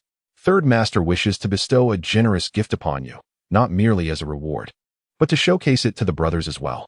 I couldn't help but raise an eyebrow. Her words were indeed enlightening. I hadn't considered it from that perspective before. I smiled and replied, I stand corrected. Li Jiaojiao seemed to want to say more, but my phone suddenly rang. Upon seeing the contact name, I furrowed my brow. Su Chiyu? A call from her. Surely wouldn't he bring good news? After a moment of contemplation, I answered, Where are you? As soon as I picked up, her cold voice slowly emerged. I sensed it might be related to Zheng Guang, so I responded tersely, It's the middle of the night. And you're calling to ask where I am? Officer Su, are you unwell? Su Chiyu snapped, Cut the nonsense. I asked where you are. My brow furrowed, irritation rising within me. Is this a wanted notice? Disturbing me in the dead of night with that tone? How audacious. With that, I hung up the phone. Li Jiaojiao, her delicate brows slightly knitted, inquired, A police officer? I nodded gently. Her tone turned serious as she remarked, It must pertain to Zheng Guang. Has he really reported this? Is he done for? I shook my head softly, saying, He can't. He has no opportunity. It's unclear what is happening. Gongzi, hurry and take me home. Lu Gang nodded earnestly. All right. I settled into the back seat of the car, but before I could get comfortable, Su Chiyu called again. Lu Gang turned to me. Wait. I gestured for him to hold on, then answered the call. Su Chiyu's frigid voice came through again. We now suspect another missing person case is related to you. Please cooperate with our investigation. A missing person case? I surmised it was likely connected to Zheng Guang. I replied coolly. What does a missing person case have to do with me? I can cooperate, but I'm not satisfied with your demeanor. It was clear I could not evade this matter and would have to indulge in the thrill of it. Su Chiyu's tone grew colder still as she asked, Do you think I'm joking? Your discussing attitude with me? A slow, cold smile crept onto my lips. Do I think? You casually call me to accuse me of a crime. Such deception must be quite common, wouldn't you agree? I apologize, but I perceive you as a deceiver. I have downloaded the National Anti-Fraud application, so direct your tricks elsewhere. With that, I hung up the phone once more. Lu Gang leaned in and inquired, Donggu, shall we leave? I gently shook my head. There's no need to go. You may return home. Clearly, Su Chiyu had no substantial evidence. Yet she would undoubtedly persist in her pursuit. As anticipated, the phone rang again. A sly smile crept across my lips. Very well, I shall indulge you in your game. Chapter 91. Call me brother, and I shall oblige. I waved my hand lightly. Lu Gang, without hesitation, exited the vehicle. I reclined softly in my seat and answered the call. Su Chiyu's previously icy tone had softened considerably as she said, I apologize for my earlier demeanor. I am Su Chiyu. Where are you now? We require your cooperation in an investigation regarding a case. I couldn't help but raise an eyebrow. Her tone had indeed mellowed, yet it was still insufficient. I replied coolly, So it truly is Officer Su. But since when can such investigations be conducted over the phone? I am rather occupied at the moment. Silence fell on the other end, accompanied by heavy breathing. She was growing anxious. All right, where are you? I will come find you, she stated coldly, her tone seemingly striving to contain her rising anger. I chuckled softly. It's too dark. I cannot discern my surroundings. Perhaps tomorrow during daylight? Recalling Su Chiyu's haughty demeanor, I felt a sense of satisfaction. The sound of her grinding teeth echoed, and I nearly laughed. I was unperturbed. After all, this was merely a phone conversation, not a confrontation with an officer at my doorstep, just a personal request. I awaited her response in silence. After a lengthy pause, Su Chiyu's voice turned icy as she said, Do you think we cannot locate you? Unfazed, I replied with a grin, That would be splendid. I cannot even find my way home. Had you not called, I might have considered reporting myself missing. I shall await your arrival. I did not hang up, instead remaining in quiet anticipation. Her breathing grew increasingly rapid, and I could vividly envision her face contorted with rage. I found it quite exhilarating. Wait, she uttered, but her words trailed off, as if she were recalibrating her emotions. After a considerable time, her tone softened once more. What would it take for you to cooperate? A playful smile graced my lips. Now we were getting somewhere. After a moment's contemplation, I responded with a smile. My mind is a bit foggy at present, but I have a cousin. Whenever she calls me, I regain clarity. She refers to me as Brother Lindong. Why not give it a try? Upon hearing this, Su Chiyu's anger flared. Do not push your luck, she retorted sharply. I remained unperturbed, chuckling as I said, Then do come find me quickly. I seem to have lost my way home, which will save me from having to report it. With that, I hung up the phone. Stretching lazily, I felt a wave of fatigue wash over me, but I knew that Su Chiyu would not let me off easily. As expected, the phone rang again in no time. Without hesitation, I pressed the answer button and cheerfully inquired, "Hello, who am I speaking to?" There was silence on the other end. I was in no rush and continued to wait patiently. After a long pause, a voice, smaller than that of a mosquito, finally broke through. "Brother Lin Dong. Where are you?" My heart began to race. In the past, I had feared encounters with the police. Who would have thought that one day I would find myself teasing one? I replied nonchalantly, "What are you saying? I can't hear you." Su Chiyu's voice suddenly rose several octaves as she asked, "Brother Lin Dong, where are you?" A smile I could no longer suppress spread across my lips. This feeling was delightful. Officer Su, how could I forget? If I hadn't heard that, it would have slipped my mind entirely. "I'm at the nightclub." "What brings you here?" I quickly added with a grin. Though I had offended her, I knew better than to push too far. I needed a way out. Su Chiyu's furious voice erupted, "You're playing with me. I've called for you, and yet you're lying? I'm right outside your nightclub." I couldn't help but raise an eyebrow. But soon, I realized that my companions must have feigned ignorance. Before I could ponder further, I spotted one of my brothers rushing over. Clearly, the report had arrived. I stepped out of the car, raised my hand to stop him, and pointed to my phone. He quickly nodded in understanding. Su Chiyu's angry voice rang out again. "Hurry up and tell me, where are you?" I couldn't help but shake my head and chuckle. "I really am at the nightclub. Just wait at the entrance. I'll come find you." With that, I ended the call. My brother hurriedly said, "Brother Dong, the police are looking for you." I gently patted his shoulder and smiled. "I know. Go on with your business." As he left, I entered the nightclub and made my way to the front door. Yet, a heaviness settled in my heart. I hadn't anticipated her coming directly to the nightclub to find me. Did she have evidence? But now, pondering was futile. Soon, I emerged from the nightclub's main entrance. Just in time to see 3 police officers standing outside, with the striking female officer at the front being none other than Su Chiyu. "Officer Su, I owe you my gratitude. Otherwise, I fear I would have been lost tonight," I grinned. Su Chiyu swiftly turned, her delicate brows furrowed as she stared at me. The other 2 officers regarded me with disapproving eyes. "Where have you been?" "We went inside to look for you." "You were not there," Su Chiyu stated coldly. I awkwardly chuckled. "I apologize, my mind is not quite right. I mistakenly went through the wrong door and exited through the back, where there were no lights to discern the direction. If you hadn't called out Brother Lin Dong, I truly might have gotten lost." The 2 male police officers glared at me with eyes that seemed to blaze with fury. Su Chiyu bit her silver teeth tightly, her proud chest heaving violently several times before gradually calming down. "Very well, consider yourself formidable. Remember what transpired today. I shall ensure you pay for this in due time," she retorted angrily. I maintained a smile upon my face. Even when angered, my enchanting visage remained irresistibly captivating. I chuckled, "If you continue to scold me, I fear my mind may falter again."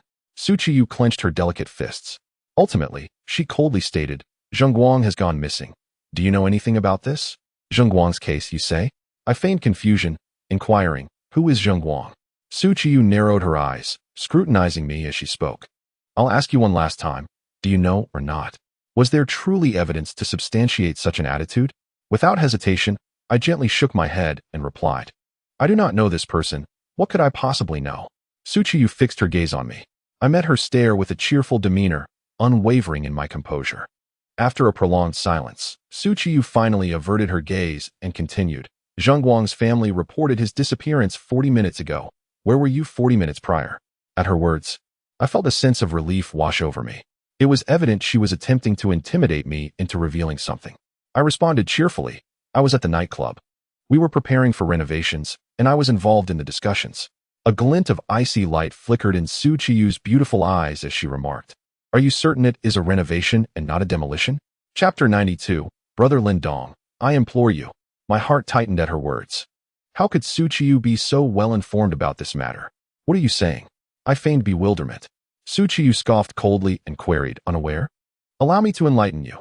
The feud between your Tiger Head gang and the Green Wolf gang has erupted, and Zheng Guang has had your nightclub vandalized. In retaliation, your nightclub retaliated by vandalizing their bar. Importantly, Zheng Guang was also apprehended by your people. Am I correct?" Her frigid gaze bore into me. I raised an eyebrow and soon, with a resigned smile, said, "Officer Su, your imagination is quite vivid. It would be a shame if you didn't pursue a career in screenwriting. I do not comprehend your words, nor do I recognize this Zheng Guang. As long as there is no evidence, I have nothing to fear." Su Chiyu narrowed her eyes slightly and murmured, Do you truly believe I am powerless against you? If you come clean now, you may still secure leniency. I couldn't help but chuckle and asked, is calling me brother your strategy for leniency? Su Chiyu's expression darkened instantly. Very well. Since I have already called you, would you kindly accompany us? She said, suppressing her anger. I responded with a cheerful smile, of course. It's only right to assist my sister. Su Chiyu clenched her teeth in frustration. The two male police officers glared at me with eyes that seemed capable of devouring me whole, but I paid them no heed. Ultimately, Su Chiyu refrained from voicing any further complaints and commanded, get in the car. She took a seat in the back, and naturally, I followed suit. Just as I was about to open the door, one of the male officers abruptly shouted at me, "What is the matter with you? Do you not understand your own situation?" I paused my actions and replied with a teasing smile, "What exactly is the matter with me?" The officer, with a stern expression, reprimanded, "Aren't you the one who apprehended Zheng Guang? Didn't you cause a ruckus at the bar? Let me tell you, I have seen many social parasites like you. Trying to put on a show in front of me? You're still quite naive." His expression unmistakably betrayed the jealousy he had previously directed at me. Slowly, I raised my hands and said with a smirk, "Why not just arrest me then?" The officer was momentarily at a loss for words. "Are you not going to arrest me? No evidence." I continued to tease. Su Chiyu shot a glare at the officer and said, "Enough, get in the car. You sit in the back." The officer, seething with rage, fixed an indignant stare upon me, yet found himself unable to articulate a response. I let out a cold laugh. "I've changed my mind. I'm too frightened now. My head hurts. I need to rest. Or you could take me to the hospital instead." I gazed at the male officer, smiling. His eyes widened in disbelief, the fury within them intensifying. Su Chiyu, looking somewhat anxious, said coldly, "Didn't you just agree to accompany me? How can you go back on your word?" I shrugged my shoulders in resignation and replied, "I did agree, but alas. Your colleague's overbearing demeanor has left me quite rattled, and my head isn't functioning properly. Out of respect for you, I want to require him to cover the cost of my treatment." The officer's face turned a shade darker, his fists clenched tightly, as if he were on the verge of losing his composure. Su Chiyu gritted her teeth in frustration. She shot another fierce glare at the officer and stated, "I apologize. My colleague is simply too aggressive." I could not help but raise an eyebrow and chuckle. He made a mistake. Are you apologizing for him? You are quite the accommodating one. Su Chiyu's gaze shifted back to the officer. He took a deep breath before finally muttering, his expression still grim, "I'm sorry. I was too impulsive." I quickly waved my hand, saying, "No need for an apology. It makes me feel nauseous." The officer gritted his teeth, clearly harboring a deep-seated resentment toward me. Su Chiyu said in a low tone, "Well then, what do you want?" I regarded her seriously and replied, "Whenever I feel angry or have a headache, my cousin usually sweet-talks me, and I feel better." With that, I flashed a cheerful smile at her. It is both a tease and a test. I find it perplexing that she reached out to me immediately after the incident occurred, insisting on taking me with her. The police officers widened their eyes in astonishment, while Su Chiyu wore a similarly incredulous expression. "Are you joking? Is this some sort of playful act?" She retorted coldly. I nodded gently, smiling as I replied, "Yes, merely jesting. Please, take your time with the investigation. I must be on my way to the hospital." With that, I attempted to turn away. "Wait." Su Chiyu's anxious voice called out. I turned back with a smile, yet a subtle heaviness lingered in my heart. "Is there something else?" "Officer Su?" I inquired. The two officers anxiously focused their attention on Su Chiyu, who bit her lip, her expression shifting between uncertainty and resolve. I remained unperturbed, patiently waiting. Su Chiyu spoke icily. "We are conducting an investigation. You are obligated to cooperate with us." I responded calmly, "Of course, I am willing to cooperate. However, if he poses a threat to me, I am at a loss. Besides, I have already shown you considerable respect. Shouldn't there be some sort of documentation required for cooperation?" Su Chiyu fell silent, her fists clenched tightly, glaring at me in frustration. In truth, I wished she would decisively refuse my cooperation. To my surprise, after a moment's contemplation, her icy demeanor dissipated. Her eyes seemed to communicate unspoken words, gazing at me with a tenderness that was disarming, her voice soft and pleading. "Brother Lindong, please help me. Don't be angry, okay? I am in urgent need of assistance with this case." That one sentence nearly compelled me to acquiesce. An enchanting beauty with an air of authority was now gazing at me with such warmth. The impact was overwhelming. I coughed awkwardly, instinctively averting my gaze. The two officers stood dumbfounded, their expressions akin to witnessing a ghost, their eyes nearly popping out of their heads. Su Chiyu's expression mirrored their incredulity. While exhilaration surged within me, a weightier concern began to settle in my mind. Su Chiyu seemed willing to forsake her dignity to drag me along. Clearly, something was amiss. Do they have evidence? Yet, if they possessed proof, why the urgency now? The sound of her gritting her teeth pulled me back to reality. I looked up to find the police officer's eyes filled with lethal intent, while Su Chiyu's gaze remained unnaturally fixed upon me. Is that acceptable? She asked again, her tone still soft and coaxing. I resolved my stance. If they had evidence, my refusal would be futile. If not, my presence would matter little. My headache had subsided. Officer Su's pleading was indeed as effective as an elixir. I will accompany you, I said cheerfully. Su Chiyu visibly relaxed, her beautiful eyes glimmering with renewed determination. What, I wondered, was her true intent? I did not ponder much and instead directed my gaze slowly towards the male police officer. May I sit next to Officer Su? I inquired. Chapter 93. To be identified? A moment of critical urgency. With a playful smile, I uttered these words. The officer, grinding his molars, replied, "You may." I nodded in satisfaction, appreciating his understanding. Without hesitation, I took my seat in the back next to Su Chiyu. The officer, with palpable anger, occupied the front passenger seat. Let us depart, Su Chiyu stated coldly. Curiosity began to blossom within me. What, I wondered, did she seek from me?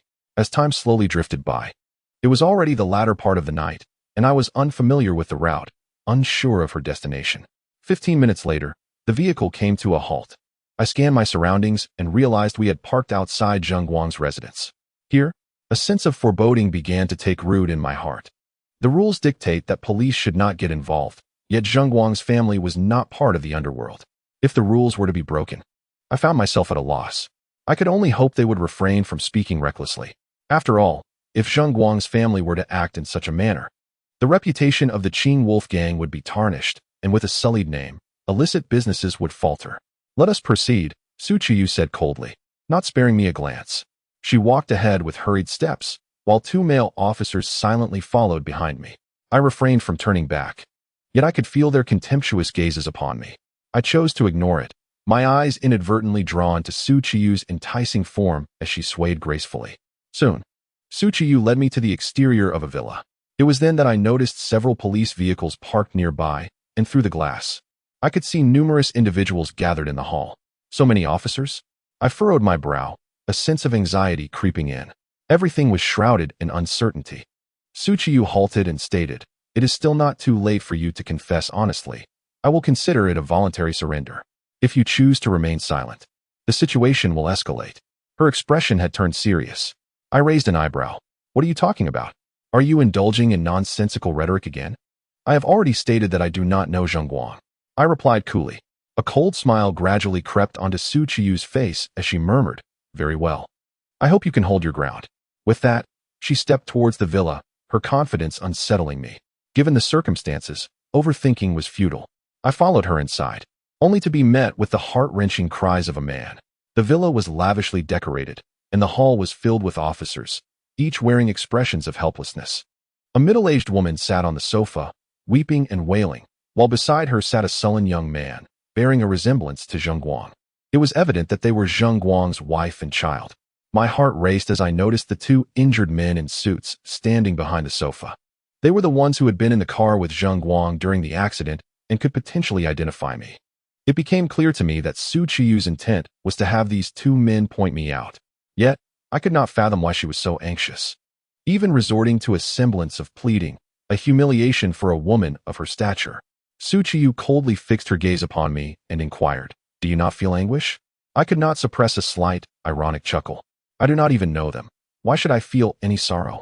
I retorted, my irritation evident. The truth was, I felt no pangs of grief whatsoever. Once one enters the tumult of the world, one becomes a fragile soul. He indulged in the pleasures that this world offered. Yet he must also bear its sorrows. His fate was not uncommon, perhaps a reflection of my own future. Su Chiyu's cold smile deepened as she replied, "Not acquainted? Very well, let us see how long you can endure." With that, she strode into the hall. The two male officers promptly pushed me into the center of the hall. All eyes instantly focused on me. "We have brought the individual," You too. Come forward and see if this is the one who crashed into Zheng Wang's car. Su Qiyu stated, her tone indifferent. She referred to the two injured men in suits. Indeed, I directed my gaze toward them, silently hoping they would act with integrity. Before they could speak, the woman erupted, you bastard. What have you done with my husband? Bring him back. She could no longer contain herself, rushing toward me with fury. I could not help but furrow my brow. Su Qiyu, her brows knitted, commanded, stop her. The two officers quickly restrained the frenzied woman. Yet she continued to struggle against them. You beast! Where's my husband? She screamed in madness. The young man, though silent, regarded me with a chilling stare. Su Qiyu addressed the woman with a cold demeanor. Madam, we empathize with your feelings, but he is merely a suspect at this point. The situation has yet to be clarified. May we ascertain the facts first? A sardonic smile gradually appeared on my lips. Though I found Su Qiyu disagreeable, I recognized her principled nature, which was commendable. The woman, suppressing her rage, shouted, what are you two dawdling for? Speak up. My smile faded. The critical moment had arrived. The two burly men stepped forward, their eyes fixed on me, their faces marked by hesitation. Su Qiyu, her brows furrowed, urged, speak truthfully. The two men exchanged glances, yet remained silent. The woman, upon witnessing the situation, erupted in fury and scolded, you two treacherous wretches. You were hired by my husband. And what do you intend to do now? Speak up. Did you not just see him? The burly man on the left pondered for a moment before responding. I was pinned beneath, so I saw nothing. I couldn't help but raise an eyebrow. Indeed, there was a person trapped below the passenger seat, yet I had not witnessed him. All eyes shifted to the burly man on the right. Su Qiyu's gaze was piercing. The man hesitated, torn between speaking and remaining silent. It was evident that he recognized me, grappling with whether to divulge the truth. My heart began to race. The woman clenched her fists and shouted, you scoundrel. Are you seeking death? My husband's life hangs in the balance, and you still ponder your next move. If you do not speak, you shall face dire consequences. Her words were laden with threat. Su Qiyu, with a slight furrow of her brow, interjected, Madam, do not coerce him. Let him confess willingly. The woman remained silent. Yet her menacing gaze remained fixed on the burly man. He seemed to cower under her scrutiny and lifted his head. My heart skipped a beat. This was not good. Soon, the man, in a fluster, exclaimed, I say, the one who crashed into my car was... Oh no.